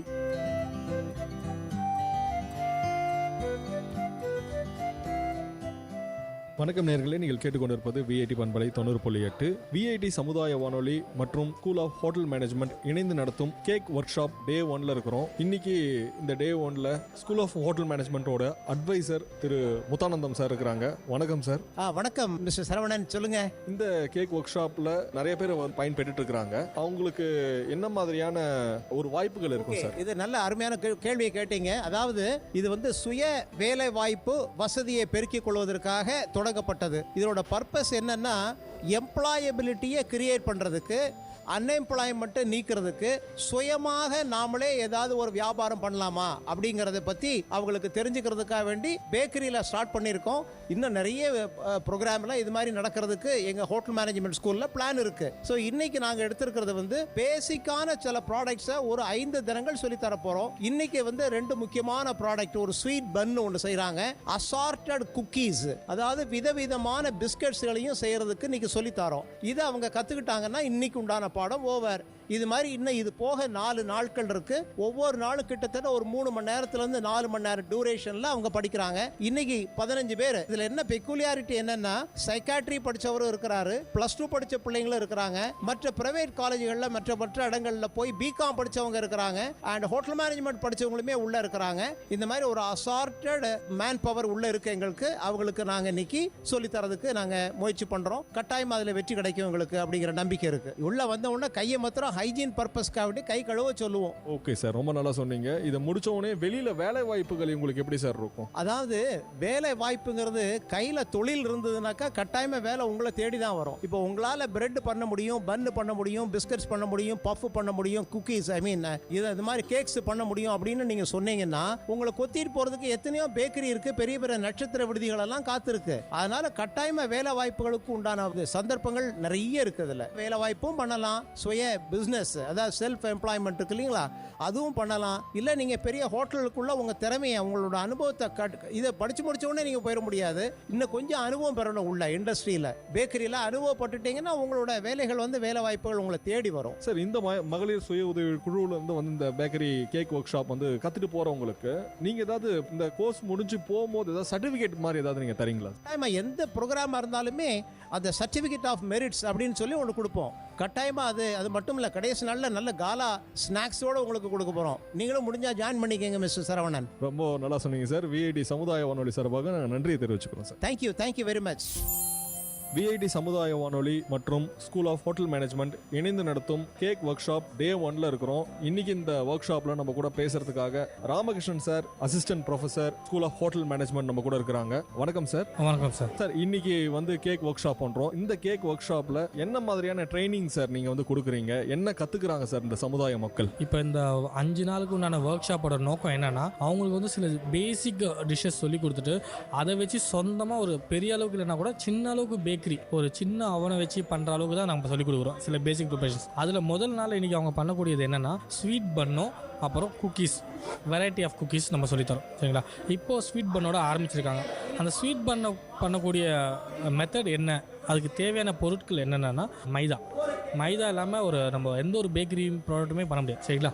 ஸோ ஸ்வீட் பன்னுக்கு தேவையான மெட்டீரியல்ஸ் என்னென்னா மைதா, சால்ட்டு, சுகரு, ஈஸ்ட், அது போக ஃபேட்டுன்னு சொல்லுவோம், மார்ஜரின். சரிங்களா, இந்த இன்க்ரீடியன்ஸ் தான். இப்போது ட்ரை இன்க்ரீடியன்ஸை வச்சு வாட்டரை கொஞ்சம் கொஞ்சமாக ஆட் பண்ணி 200 grams ஆஃப் மைதா ஃப்ளாருக்கு வந்து 170 ml ஆஃப் வாட்டர் கொஞ்சம் கொஞ்சமாக போட்டு டோ ஆக்கிட்டு, நம்ம வீட்டில் சப்பாத்தி டோ ஆகும் தெரியுமா, அந்த மாதிரி சாலிடாக டோ ஆக்கிட்டு அதுக்கப்புறமா ஃபேட்டை ஆட் பண்ணி மறுபடியும் நீடு பண்ணி மறுபடியும் அந்த டோவை வந்து சாஃப்ட் ஆகும். ஆக்கினதுக்கப்புறமா என்ன பண்ணுவோம்னா, அதில் நம்ம ஒரு இன்க்ரீடியன்ட் ஆட் பண்ணிக்குவோம், ஈஸ்ட்னு ஒரு இன்க்ரீடியன்ட். அதோட வேலை என்னென்னா அந்த டோவோட வால்யூமை வந்து பெருசாகும். சரிங்களா, ஸோ அப்போ அது பெருசாகக்கூடிய டைம் நம்ம தரணும். அந்த டைம் பேர் வந்து ஃபெர்மெண்டேஷன் நம்ம சொல்லுவோம். ஸோ ஃபெர்மெண்டேஷன் வந்து மினிமம் ½ an hour. இப்போ ஹோட்டல் டிஷ்லாம் பார்த்தோன்னா 1 hour தருவாங்க. ஸோ நம்மளுக்கு அவ்வளோ நேரம் இல்லாதனால மினிமம் ஒரு ½ an hour நம்ம தரோம். ஸோ இந்த ½ an hour என்ன ஆகும்னா, அந்த டோ வந்து பெருசாகும், வால்யூம் வந்து இன்க்ரீஸ் ஆகிடும். ஆனதுக்கப்புறம் இந்த ½ an hourக்கு அப்புறம் என்ன பண்ணோம்னா, நாக் பேக்னு நம்ம ஒன்று பண்ணுவோம். என்ன பண்ணோம், மறுபடியும் நீட் பண்ணோம். நீட் பண்ணுறப்ப என்ன பண்ணோம், உள்ளே ப்ரெசென்ட் பண்ணியிருக்க ஏர் எல்லாமே வெளியில் போயிட்டு மறுபடியும் நார்மல் டெக்ஸ்டருக்கு அது வந்துடும். அது பேர் வந்து நாக் பேக். அது கொடுத்ததுக்கப்புறமா நம்மளுக்கு அந்த பிரெட்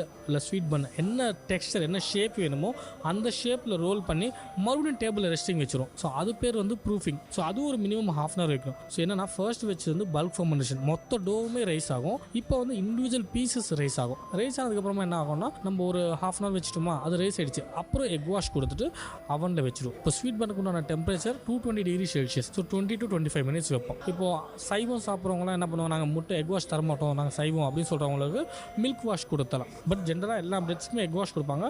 ரொம்ப ரேராக சில வெஜ் சாப்பிட்றவங்களுக்கு மட்டும் மில்க் வாஷ் கொடுப்பாங்க. அது எது கொடுக்குறாங்கன்னா, மேலே இருக்க அந்த ஸ்கின் டெக்ஸ்சருக்கு ப்ரௌன் ஆகிறதுக்காக தான், கிறிஸ்பியாக இருக்கும். ஸோ 20 minutes 220 degrees Celsius வச்சு எடுத்துட்டா நமக்கு ஸ்வீட் பண்ண வந்துடும். நெக்ஸ்ட்டு குக்கீஸ் பண்ணுறாங்க.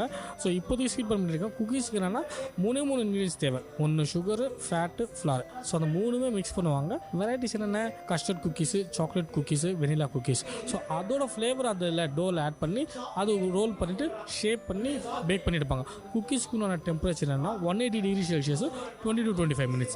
அவ்வளோதான். இந்த 2 ப்ராடக்ட் இன்றைக்கி பண்ண போகிறாங்க. ஸோ ஒவ்வொரு நாளும் இவங்க வந்து 2 சின்ன சின்ன பேசிக் ப்ராடக்ட்ஸ் பண்ணுவாங்க. ஈஸியாக வீட்லேயும் பண்ணக்கூடிய ப்ராடக்ட்ஸ் நம்ம சொல்லித்தரோம். ஸோ அதை வச்சுக்கிட்டு இவங்க வெளியில் வந்து ஓனாகவே ஒரு பேக்கரி ஓப்பன் பண்ணலாம். இது கேட்குறவங்க கூட வந்து கொஞ்சம் ஈஸியாக புரியுற மாதிரி நீங்கள் விளக்கி இருக்கிறீங்க. விஐடி சமுதாய வானொலி சார்பாக நாங்கள் நன்றியை தெரிவிச்சுக்கிறோம் சார். தேங்க்யூ, ரொம்ப தேங்க்யூ. எங்கள் ஸ்கூலுக்கும் சரி இல்லை விஐடிக்கும் சரி நாங்கள் ரொம்ப தேங்க்ஸ் சொல்லியிருக்கோம். எப்போவுமே ரெகுலராக நாங்கள் நம்ம ஸ்டூடெண்ட்ஸ்க்கு மட்டுமே சொல்லி கொடுத்துட்டு அதே ப்ராசஸில் போனவங்களுக்கு இப்போ மறுபடியும் புதுசாக வெளியிலேருந்து ஒரு ஆடியன்ஸை கூட்டிகிட்டு வந்து அவங்களுக்கு நம்மளால் ஒரு ஹெல்ப் நடக்குதுன்னா அது ரொம்ப சந்தோஷம். ஸோ விஐடி மேனேஜ்மெண்ட்டுக்கு நாங்கள் ரொம்ப கடமைப்பட்டிருக்கோம். ரொம்ப தேங்க்யூ சார். நன்றி சார். தேங்க்யூ. இந்த கேக் ஒர்க் ஷாப்பில் பங்கேற்றுட்டு இருக்கிற விஜயலட்சுமி மேம் நம்ம கூட இருக்கிறாங்க. மேம், நீங்கள் சொல்லுங்கள், உங்களுக்கு இந்த கேக் ஒர்க் ஷாப் இங்கே நடக்குதுன்னு எப்படி தெரிஞ்சது? கேக் ஒர்க் ஷாப் எந்த வகையில் உங்களுக்கு பயனுள்ளதாக இருக்குது மேம்? நாங்கள் வந்து இயற்கை விவசாயிகள் ஒன்றாக இணைஞ்சு வந்து ஒரு மார்க்கெட் வந்து 20 மாதமாக மக்கள் நல சந்தைன்னு சொல்லிட்டு நாங்கள் நடத்திட்டு இருக்கோங்க காந்தி நகரில். அந்த மக்கள் நல சந்தை மூலமாக வந்து விஐடியில் பொங்கல் விழாவுக்காக நாங்கள் வந்து ஸ்டால் அமைச்சிருந்தோம். அப்போ வந்து எங்களுக்கு இங்கே கன்ஃபெக்ஷனரி கிளாஸஸ் நடக்குது அப்படின்றது வந்து தெரிய வந்தது. இப்போ இதை நாங்கள் வந்து இந்த பேசிக்ஸை நாங்கள் கற்றுக்கிட்டோம்னாக்கா எங்களோட ட்ரெடிஷ்னல் மில்லட்ஸ் அண்ட் ரைஸ் இதெல்லாம் இருக்கு இல்லைங்களா, அதை வந்து எப்படி வந்து இம்ப்ரூவைஸ் பண்ணி நாங்கள் வந்து ஒரு தொழில் முனைவராக நாங்கள் டீமாக வந்து எப்படி செய்கிறது அப்படின்றதுக்காக இந்த பேசிக்கை வந்து நாங்கள் இப்போ கற்றுக்கிட்டு வந்திருக்கோம். இது எங்களுக்கு ரொம்ப ஹெல்ப்ஃபுல்லாக இருக்கும் அப்படின்னு நாங்கள் நம்புகிறோம். கண்டிப்பாக மேம். இன்றைக்கி இந்த கேக் ஒர்க் ஷாப் டே 1ல் என்ன கற்றுட்டு இருக்கிறீங்க, அதை பற்றி சொல்லுங்கள். இப்போ வந்து முதல்ல எடுத்தோடனே எங்களுக்கு ஸ்வீட் பண்ணுக்காக வந்து எல்லா மாவெல்லாம் வந்து எப்படி ப்ரிப்பேர் பண்ணுறது, எப்படி அதை பிசையிறது, அதை வந்து ஒரு டெக்னிக்கலாக சொல்லித்தராங்க. வீட்டில் நாங்கள் இல்லத்தரசிகளாக வந்து மாவு வந்து பிசைவோம், நாங்கள் இல்லைன்னு சொல்லலை. பட் இங்கே வந்து அந்த நுணுக்கங்களை தெரிஞ்சுக்க தான் நாங்கள் இங்கே வந்திருக்கோம். இப்போ செகண்ட் ஸ்டெப்பை வந்து குக்கீஸ் பண்ண போகிறோம். ஓகே, இந்த குக்கீஸ் இதுக்கப்புறம் இந்த ஸ்வீட் பன் இதெல்லாம் செஞ்சுருக்கிறீங்க, வீட்டில் போய் செஞ்சு தருவீங்களா? இருக்காது? கண்டிப்பாக சார், கண்டிப்பாக. நாங்கள் சின்ன அளவில் வந்து எப்போவுமே வந்து கொஞ்சம் எனக்கு இன்ட்ரெஸ்ட் உண்டு. அதனால் நாங்கள் அவன் வச்சுருக்கோம். இங்கே கற்றுக்கிட்டு போய் இன்னும் கொஞ்சம் நல்ல அது வந்து டேஸ்டியாக அந்த பதத்தோடு செஞ்சு தர்றதுக்கு எங்களால் முடியும். அது இல்லாத நாங்கள் விமன் ஆண்டர்பிரனராக வந்து நாங்கள் 18 பேர் இருக்கோம். இந்த 18 பேருமே வந்து ஏதாவது இன்னோவேட்டிவாக செய்யணும் அப்படின்றதுல வந்து ரொம்ப இன்ட்ரெஸ்டாக இருக்காங்க. இந்த பேக்கிங் கிளாஸ் வந்து எங்களுக்கு வந்து எப்படி வந்து பாரம்பரிய அரிசி அல்லது சிறுதானியம் சேர்த்து செய்யணும், அதாவது குழந்தைங்களுக்கு வந்து நஞ்சில்லாத உணவு கொடுக்கணும் அப்படின்னும் போது அதெல்லாம் இல்லாமல் பண்ணுறதுக்கு எங்களுக்கு இந்த பேசிக் வந்து விஐடியில் வந்து கொடுக்கறது ரொம்ப ஹெல்ப்ஃபுல்லாக இருக்கும். நல்லா சொன்னீங்க மேம். விஐடி சமுதாய வானொலி சார்பாக நாங்கள் நன்றியை தெரிவிச்சுக்கிறோம். நன்றி. வணக்கம் நேயர்களே, நீங்கள் கேட்டுக்கொண்டிருப்பது விஐடி பண்பலை 90.8 விஐடியின் சமுதாய வானொலி. விஐடி சமுதாய வானொலி மற்றும் ஸ்கூல் ஆஃப் ஹோட்டல் மேனேஜ்மெண்ட் இணைந்து நடத்தும் கேக் ஒர்க் ஷாப் டே 1ல இருக்கிறோம். வணக்கம், உங்களை அறிமுகப்படுத்திக்கோங்க. வணக்கம் விஐடி, என்னோட பேர் சுரேன். நான் கொம்பும் திமிலும் அப்படின்ற பிராண்டு இங்கே வெள்ளூர், சென்னை அண்ட் பெங்களூர் ஃபுல்லாக நான் ப்ராடக்ட்ஸ் சப்ளை பண்ணிட்டு இருக்கேன். ஆர்கானிக் ப்ராடக்ட்ஸையும் தாண்டி நேச்சுரல் ப்ராடக்ட்ஸ் நாங்கள் கொடுத்துக்கிட்டு இருக்கோம். நேச்சுரல் ப்ராடக்ட்ஸ் இந்த சென்ஸ் மரச்செக்கு எண்ணெய்கள், நாட்டு சர்க்கரை, தேன், பனக்கற்கண்டு, கருப்பட்டி, சிறுதானியங்கள், ஹேண்ட்மேட் சோப்ஸ், இந்த மாதிரி பொருட்களை நாங்கள் த்ரூ அவுட் தமிழ்நாடு டெவலப் பண்ணிகிட்டு இருக்கோம். இப்போது நாங்கள் மக்கள் நல சந்தை ஆரம்பித்து 20 மாதங்களாக நாங்கள் சந்தை போட்டுக்கிட்டு இருக்கோம். Thanks to G V Selvam sir, அவர் தான் வந்து திறந்து வச்சார். அது இதோட தொடர்ச்சியாக தான் இந்த கிளாஸ்க்கு நாங்கள் வந்திருக்கோம். சார், இந்த கேக் ஒர்க் ஷாப்பில் வந்திருக்கிறீங்க. இந்த ஒர்க் ஷாப் உங்களுக்கு எப்படி தெரிய வந்துச்சு, அதை பற்றி சொல்லுங்கள் சார். எங்களோட மக்கள் நல சந்தை அவரோட ஆர்கனைசர்ஸ் மூலியமாக தான் எங்களுக்கு தெரிய வந்துருச்சு. ஸோ இந்த 5 நாள் வகுப்புக்கு அதன் மூலியமாக தான் நாங்கள் வந்திருக்கோம். இந்த டே 1 கேக் ஒர்க் ஷாப்பில் இன்னைக்கு நீங்கள் என்ன கற்றுட்டு இருக்கிறீங்க சார், அதை பற்றி சொல்லுங்கள். இப்போது நாங்கள் ஃபஸ்ட்டு டேன்றதுனால எங்களுக்கு கிராஜுவலாக ஆரம்பிச்சிருக்காங்க. ஸ்வீட் பன்லேருந்து குக்கீஸ்லேருந்து அப்படி ஆரம்பிச்சிருக்காங்க. ஒவ்வொரு நாளுக்கு காலையிலையும் வந்து உடனே டெய்லி மெனு கொடுத்துட்றேன் அப்படின்னு சொல்லியிருக்காங்க.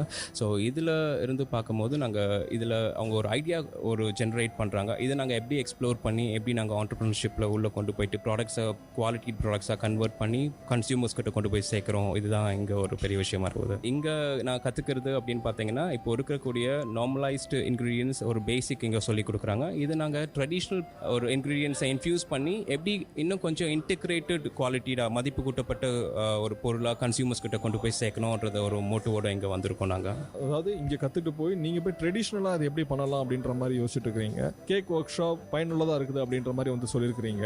ரொம்ப நன்றி sir. Thank you so much VIT. உங்களால் தான் இது இவ்வளோ பெரிய ஒரு விஷயம் நடந்துகிட்டு இருக்கு. நான் எங்களை மாதிரி நிறைய ஆண்டர்ப்ரனர்ஸ்க்கு ஒரு முன் உதாரணமாகவும் ஒரு முக்கிய ஒரு பென் பாயிண்ட்டாகவும் இருக்கிறீங்க நீங்கள்.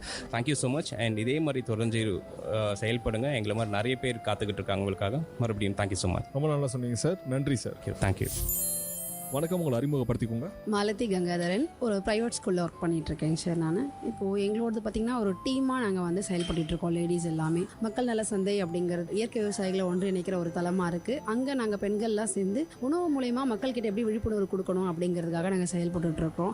அதனோட ஒரு அங்கமாக தான் நாங்கள் இன்றைக்கி வந்து பேக்கிங் கிளாஸ்க்கு வந்து பேக்கிங்கும் கற்றுக்கிட்டு இதிலிருந்தும் எங்களோட இளைய சமுதாயத்துக்கான உணவு வந்து எப்படி நம்ம தரமானதாக கொடுக்கணும் அப்படிங்கிறத கற்றுக்கிறதுக்காக தாங்க சார் வந்திருக்கோம். இங்கே நல்லா சொன்னீங்க. இந்த கேக் ஒர்க் ஷாப் டே 1ல இன்னைக்கு என்ன நீங்கள் கற்றுட்டு இருக்கிறீங்க, தெரிஞ்சுக்கிட்டீங்க, அதை பற்றி சொல்லுங்கள். ஸோ ஃபஸ்ட்டு பேக்கிங் ரூம் எப்படி இருக்கும் அப்படிங்கிறத பார்த்தோம். அது ரொம்ப எக்ஸைட்டடாக இருந்தது எங்களுக்கு. ஸோ ரொம்ப ஃப்ரீயாக இருந்தது, பார்க்க முடிஞ்சது எங்களால். அண்ட் தென் இப்போ ஃபஸ்ட்டு வந்து ஸ்வீட் பனுக்கு ஸ்டார்ட் பண்ணியிருக்கோம். அது ஒரு டோம் முடிச்சு வச்சுருக்கோம். அண்ட் தென் இப்போ குக்கீஸ்க்காக பிளான் பண்ணிட்டு நிறைய வெரைட்டி குக்கீஸ் இருக்குது. ஒவ்வொருத்தருக்கும் ஒரு விதமாக எல்லாமே கேட்குறத சொல்லி கொடுக்குறாங்க சார். பார்த்துட்ருக்கோம். அதுதான் புதுசாக வந்தவொடனே இந்த இடத்துல வந்து இந்த விஷயங்கள் பார்த்தவொடனே உங்களுக்கு வந்து ஒரு பிரமிப்பாக இருந்திருக்கும். இப்படிலாம் சொல்லி தருவாங்களா அப்படின்ற மாதிரி. இங்கே சொல்லித்தர விஷயத்தில் உங்களுடைய என்டர்பிரனர்ஷிப்பில் எப்படி நீங்கள் வந்து புகுத்த போகிறீங்க?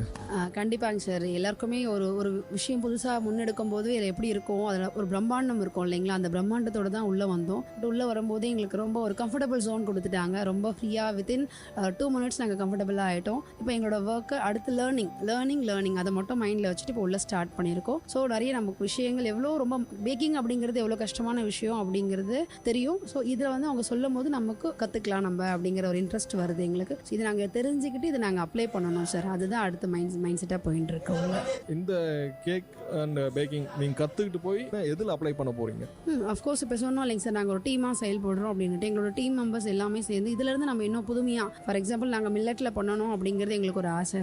அதை கொடுக்கணும். அந்த ஹெல்த்தியான ஃபுட்டை குழந்தைங்களுக்கு கொடுக்கணுங்கிறதுக்காக ஸ்டார்ட் பண்ணியிருக்கோம் இல்லைங்களா? ஸோ அதில் இன்னோவேட்டிவாக என்ன கொடுக்க முடியும், குழந்தைங்களுக்கு பிடிச்ச மாதிரியான விஷயங்களை என்ன கொடுக்க முடியும் அப்படிங்கிறது தான் சார் அடுத்த புதுசாக நாங்கள் புகுத்த போகிறது. அந்த விஷயத்தை தான் புகுத்த போகிறோம். கடையில் ஒரு கேக் வாங்கி தரத்தோட அந்த கேக்கை நாங்கள் வீட்டிலேயே செஞ்சு தர போகிறோம். அதுவும் வந்து சிறுதானியம்லாம் கொஞ்சம் போட்டு இதில் மிக்ஸ் பண்ணி செஞ்சால் அப்படி இருக்குன்ற மாதிரி நீங்கள் சொல்கிறீங்க. கண்டிப்பாங்க சார். அதுதான் இப்போ நாங்கள் வந்து நாங்கள் எங்கள் டீம்லேருந்து நாங்கள் இப்போ ஸ்நாக்ஸ்லாம் பண்ணி கொடுக்குறோம் சார். எல்லாரோட மைண்ட் செட் எப்படி இருக்குன்னா, அம்மா பண்ணி கொடுத்த ஒரு ஸ்நாக்ஸ், ஆன்ட்டி பண்ணி கொடுத்த ஒரு ஸ்நாக்ஸுன்ற ஒரு ரீச் வந்து நாங்கள் ரீச் பண்ணிட்டோம். வெறும்னே ஆன்ட்டியும் அம்மாவும் முறுக்கு தட்டை மட்டும் கொடுக்க மாட்டாங்க, அவங்களால கேக்கும் கொடுக்க முடியும் அப்படிங்கிறது நாங்கள் நிரூபிக்கணும் அப்படிங்கிறதுக்காக தான் சரிங்க வந்திருக்கோம். ஸோ நாங்கள் அதை பண்ணுவோம் அப்படிங்கிறது இந்த ஹோப் வந்துருச்சு. விஐடி வந்ததும் வந்துருச்சுங்க சார். ரொம்ப நல்லா சொன்னீங்க. விஐடி சமுதாய வானொலி சார்பாக நாங்கள் நன்றியை தெரிவிச்சுக்கிறோம். Thank you sir. Thanks a lot.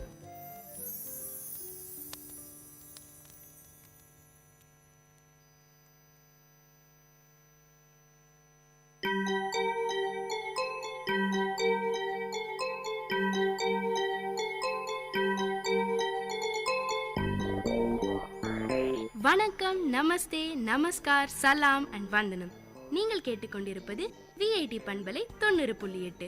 இது விஐடி பல்கலைக்கழகத்தின் சமுதாய வானொலி. உங்க எல்லோரையும் புதுமை பெண்கள் நிகழ்ச்சிக்கு வரவேற்கிறேன். நான் உங்க அட்டானா. இந்த நிகழ்ச்சியில எவ்வளோ கடினமான சூழ்நிலையும் தனக்குன்னு ஒரு பாதையை அமைச்சுக்கிட்டு அதுல அவங்க பயணத்தை தொடர்ந்து அதுல வெற்றியும் அடைந்த பெண்களை பத்தி தான் நான் உங்களுக்கு சொல்ல போறேன்.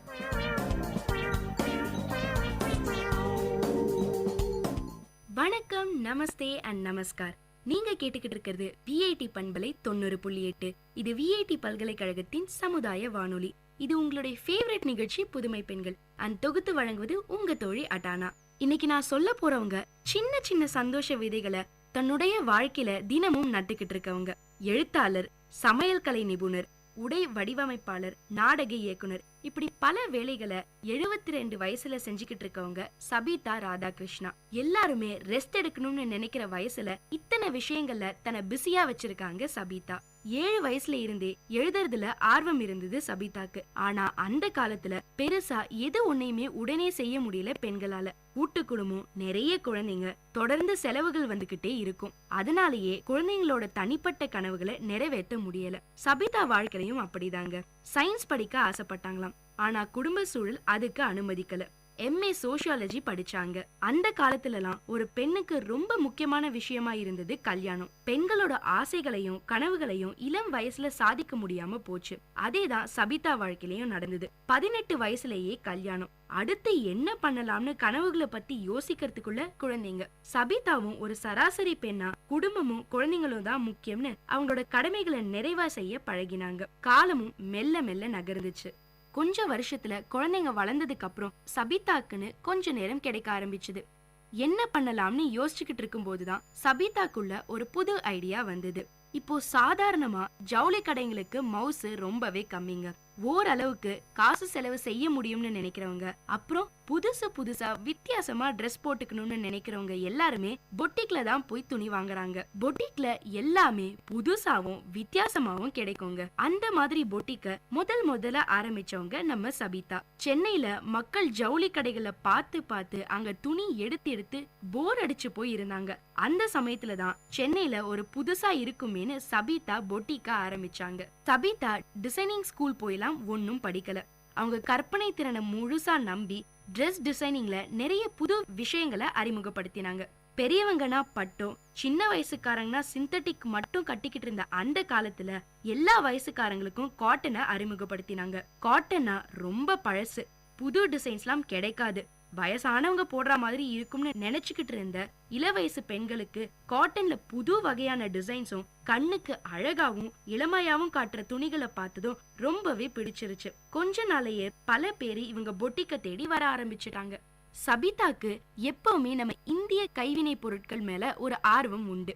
ஏன்னா பரம்பரையா அந்த பொருட்களை செய்யறவங்க மட்டும்தான் அந்த பொருட்களை செய்ய முடியும். பயிற்சி இல்லாம சுலபமா எல்லாராலையும் செய்ய முடியாது. ஆனா இன்னைக்கு அந்த மாதிரி பல கைவினை பொருட்களை செய்யறவங்க எண்ணிக்கை ரொம்பவே குறைஞ்சிடுச்சு. இதுக்கு முக்கிய காரணம் நம்ம மாடர்னா ஆகுறோங்கிற பேர்ல நல்லதையெல்லாம் இழக்கிறோம். இந்த மாதிரி அருமையான கைவினை பொருட்களை செய்யறவங்களை வாழ்க்கையில மேல கொண்டு வரணும்னு யோசிச்சாங்க.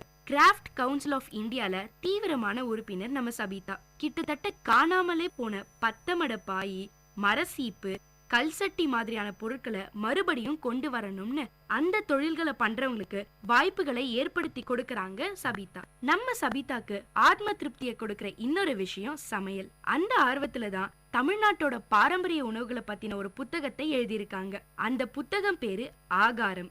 இந்த புத்தகத்துல கிட்டத்தட்ட எல்லா உணவுகளை பத்தியுமே எழுதியிருக்காங்களாம். அதுக்காக சிறந்த சமையல் கலை புத்தகங்களுக்கான சர்வதேச விருதும் கிடைச்சிருக்கு. The quick cook, 60 minutes menu, kids kitchen வரிசையா எழுதியிருக்காங்க. இது மட்டும் இல்லைங்க, நம்ம நடிகர் திலகம் சிவாஜி ஐயாவோட சுயசரிதை உள்ளடங்கிய புத்தகத்தை ஆங்கிலத்துல எழுதி கொடுத்திருக்காங்க. இன்னும் கொஞ்ச நாள்ல டெக்ஸ்டைல்ஸ் பத்தின ஒரு புத்தகமும், தமிழ்நாட்டுல இருக்க வேற சமூகத்தோட சேர்ந்த மக்களோட பழமையான பாரம்பரியமான சமையல் குறிப்புகளையும் வச்சு ஒரு புத்தகமும் சீக்கிரமே வெளிவருதுங்க. இந்த மாதிரி பல துறைகள்ல ஆர்வமா இருக்க நம்ம சபிதா சுவாரஸ்யமான இன்னொரு விஷயத்தையும் செய்யறாங்க. சென்னைக்கு வர பயண குழுக்களுக்கு நம்ம பாரம்பரிய பெருமையை சொல்ற ஜவுளிய பத்தி பவர் பாயிண்ட் பிரசன்டேஷன் மூலமா விளக்கி மரபு மாறாத நம்ம உணவோட சிறப்புகளையும் சொல்றாங்க. இது கூட பிரபல ஆங்கில பத்திரிகைகளுக்கு உணவு, டெக்ஸ்டைல்ஸ் பத்தின கட்டுரைகளை எழுதுறது, ஏழை குழந்தைங்களோட கல்விக்கு உதவுறது, சமூக கருத்துள்ள நாடகங்களை இயக்குறதுன்னு தன்னை விளம்பரப்படுத்தி கொள்ள விரும்பாத பல விஷயங்களை செய்யறாங்க சபிதா. இவங்க செய்யற விஷயங்கள் மட்டும் சுவாரஸ்யமா இல்லைங்க, இவங்களே ஒரு வித்தியாசமான மனுஷியா தெரியறாங்க பார்க்க. மடிப்பு கலையாத காட்டன் சேலை, கண்களை உறுத்தாத செயற்கை நகை, பளிச்சுன்னு முகம், நேர்த்தியா விட்டிருக்க ஹேர் கட்னு சபிதாவோட தோற்றமும் கவனத்தை ஈர்க்குது. நம்ம வீட்ல இருக்க பெரியவங்க அடிக்கடி சொல்றது, எனக்கு என்ன வயசாயிடுச்சுப்பா, இதவே வச்சு ஓட்டிக்கிறேன்னு. ஆனா வயசாயிட்டா என்ன, நல்லா ட்ரெஸ் பண்ண கூடாதான்னு இவங்க கேக்குறாங்க. அவங்கள பொறுத்த வரைக்கும் நல்லா ட்ரெஸ் பண்றது கூட ஒரு வகையில தன்னம்பிக்கையை அதிகரிக்குமா. வயசாகிறத நினைச்சு சபிதா பயந்ததே இல்லைங்க. சபிதாக்கு எல்லாமா இருந்து பாத்துக்கிட்ட அவங்க அம்மாக்கு இப்ப 90 வயசு ஆகுது. அவங்கள சபிதா தான் பாத்துக்கிறாங்க. ஃபிட்டா வச்சுக்க ஜிம்முக்கும் போறாங்க. ரசிச்சு ரசிச்சு சமைக்கிறாங்க. ரொம்ப பிரமாதமா வர சமையல உடனே எழுதி வைக்கிறாங்க. சுருக்கமா சொல்லணும்னா சபிதா ரிட்டையர்மெண்ட் நாட்களை அணுவணுவா என்ஜாய் பண்ணி வாழ்ந்துகிட்டு இருக்காங்க. உதவிங்கிற பேர்ல சீனியர் சிட்டிசன்களுக்கு ஒரு நெட்வொர்க் ஆரம்பிச்சிருக்காங்க. முதுமையில தனிமைங்கிறது ரொம்பவே கொடுமையான விஷயங்க. பிள்ளைங்களோட துணை இல்லாம, வயசான காலத்துல பேச்சு துணைக்கு ஆள் இல்லாம, அவசர தேவைகளுக்கும் ஒத்தாசைக்கும் ஆள் இல்லாம தவிக்கிறவங்க எத்தனையோ பேர் இருக்காங்க. உதவி மூலமா இப்படி தனிமையில வாடுற வயசானவங்களுக்கு சின்ன சின்ன சந்தோஷங்களை கொடுக்கற முயற்சி தான் சபிதா எடுத்திருக்காங்க. இது சில வருஷங்களுக்கு முன்னாடி தவறி போன சபிதாவோட பொண்ணு ஞாபகமா ஆரம்பிச்சிருக்காங்களாம். வயசானவங்க கிட்ட அன்பு செலுத்துறதும் அவங்களுக்கு உதவி செய்யறதும் அவங்க பொண்ணுக்கு ரொம்பவே பிடிக்குமாங்க. அவங்க பொண்ணு பண்ண விஷயங்களுக்கு வயசானவங்க தங்களோட அன்பை திருப்பி காட்டும் போது நெகிழ்ந்து போயிருக்காங்களாம் சபிதா. அவங்க மகளோட அந்த ஆசைய உதவி மூலமா தொடரணும்னு நினைச்சாங்களாம் சபிதா. 45 வாலண்டியர்களும் சபிதாவோட நெருங்கின ஃப்ரெண்ட்ஸ் சிலரும் சபிதாவோட கை கோர்த்திருக்காங்க. வயசானவங்களை அடையாளம் கண்டுபிடிச்சு வாலண்டியர் அவங்க இருக்கிற இடத்துக்கு போவாங்க. அவங்க கூட பேசிக்கிட்டு இருக்கிறது, அக்கம் பக்கத்துல இருக்க கோயில், கடை மாதிரியான இடத்துக்கு வாக்கிங் கூட்டிட்டு போறது, ஆஸ்பத்திரிக்கும் சினிமாக்கும் கூட்டிட்டு போறதுன்னு சில விஷயங்களை செய்யறாங்க. முதல் முறை சபிதாவோ இல்ல உதவி டீமோ சேர்ந்த சபிதாவோட ஃப்ரெண்ட்ஸோ நேர்ல போய் வாலண்டியரை அறிமுகப்படுத்தி வச்சுட்டு வருவாங்களாம். அதுக்கப்புறம் வாரம் ஒரு முறையோ இல்ல 2 முறையோ இவங்க ஆளுங்க அவங்கள சந்திச்சு தேவையான உதவிகளை செய்யறாங்க. உதவியோட இன்னொரு அங்கமா முதியவர்களுக்கு அவசியமா தேவைப்படுற மருத்துவமனைங்க, நர்சிங் உதவி, வீட்டுக்கே வந்து பாக்குற டாக்டர்ஸ், கடைகள்னு முக்கியமான தகவலை சேமிச்சுக்கிட்டு இருக்காங்க. தேவைப்படுற வயசானவங்க இவங்களை அணுகி பதிவு பண்ணிக்கிட்டா அவங்களுக்கு சபிதாவோட டீம் உதவ ரொம்பவே ரெடியா இருக்காங்க. முதுமைங்கிறது சாபம் இல்ல, வரம்னு தான் உணர்ந்தத மத்தவங்களும் உணரணும்னு நினைக்கிறாங்க சபிதா ராமகிருஷ்ணன். இந்த வயசுலயும் சுறுசுறுப்பாவே ரொம்ப உற்சாகமா செயல்படுறாங்கங்க.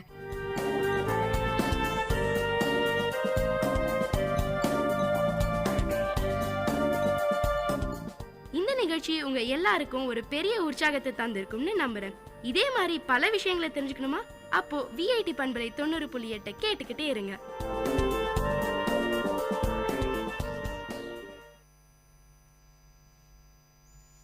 Hello everyone, this is Sailina from Vit Community Radio. I'm going to recite a poem written by me, a piece of me. A thoughtless rejection, an incomprehensible pain, a marred laughter, a disguised hope, an unforgettable reminiscence, a faded nostalgia, a shattered dream, 1,000,001 pieces of broken trust, a cosmic longing, a hopeless expectation, an unanswered beacon, an unwrapped attachment, a futile investment, a boastful mistake, an embellished scar, an addictive torture, an unfathomable deep altogether, a piece of me that still breathes in you. Give that back, and down my path I shall walk. Thank you. The story of a soft heart. Everyone has a heart. Every heart has its own language. Every heart has something to speak. Every heart wants its listener. But the irony is dramatic. Every heart knows only its own fine language and fails to interpret the rest. Every heart expects to be listened and never chooses to play the listener.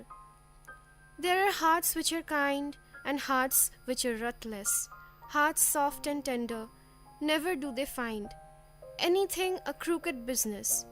Hearts are as merciful as the nature, embrace one and all. Stones replace some hearts, and every little creature do they appall. And above all, we all know the irony is dramatic, that a soft heart is always destined to be trampled over by a stone, that the softness remains no more, it gets too scarred to expose its scars, and it fortifies itself with high-rise steel bars. It realizes the necessity of protecting itself. It trains itself not to care anymore. It changes and changes until it becomes steel, so the next time no stone dares tread. And thus, apparently, no soft heart does exist. The rest do remain, though, proud and unstirred, the heart, stone and steel. Thank you. Only a few people. Hundreds of millions of people share this planet. The predominant fraction is incognizant of your existence. Of the handful of people that you know, are the bulk fraction who don't bother about your existence, followed by the ones who are averse to your existence. Then comes the insignificant count, for whom what matters is only your existence. This insignificant count makes your life really significant and worth living. Don't you ever forget to make them feel special. Don't you ever ignore their existence. Thank you. Fish knows water the last. Traveling since quite some time, down the unfathomable yards of pain, luggage packed on the back, so heavy of miserable disdain. You are tired, your thirst reasons fine. You survive on water, you drink it, and it takes you to cloud 9. As dear as gold and meaningful unto life, serves you the nectar when life and death do strive. Fish swims, survives in water, takes it for granted and knows it the last, until hits the pitch-dry plank with a spine-fracturing thrust. One nurtured, cared and loved does not perceive love as love, until the day when love does relinquish, does he split with an unsettled soul, that restless forgery does vanquish the truth and plainness of love. He is that fish that knows water the last. Thank you.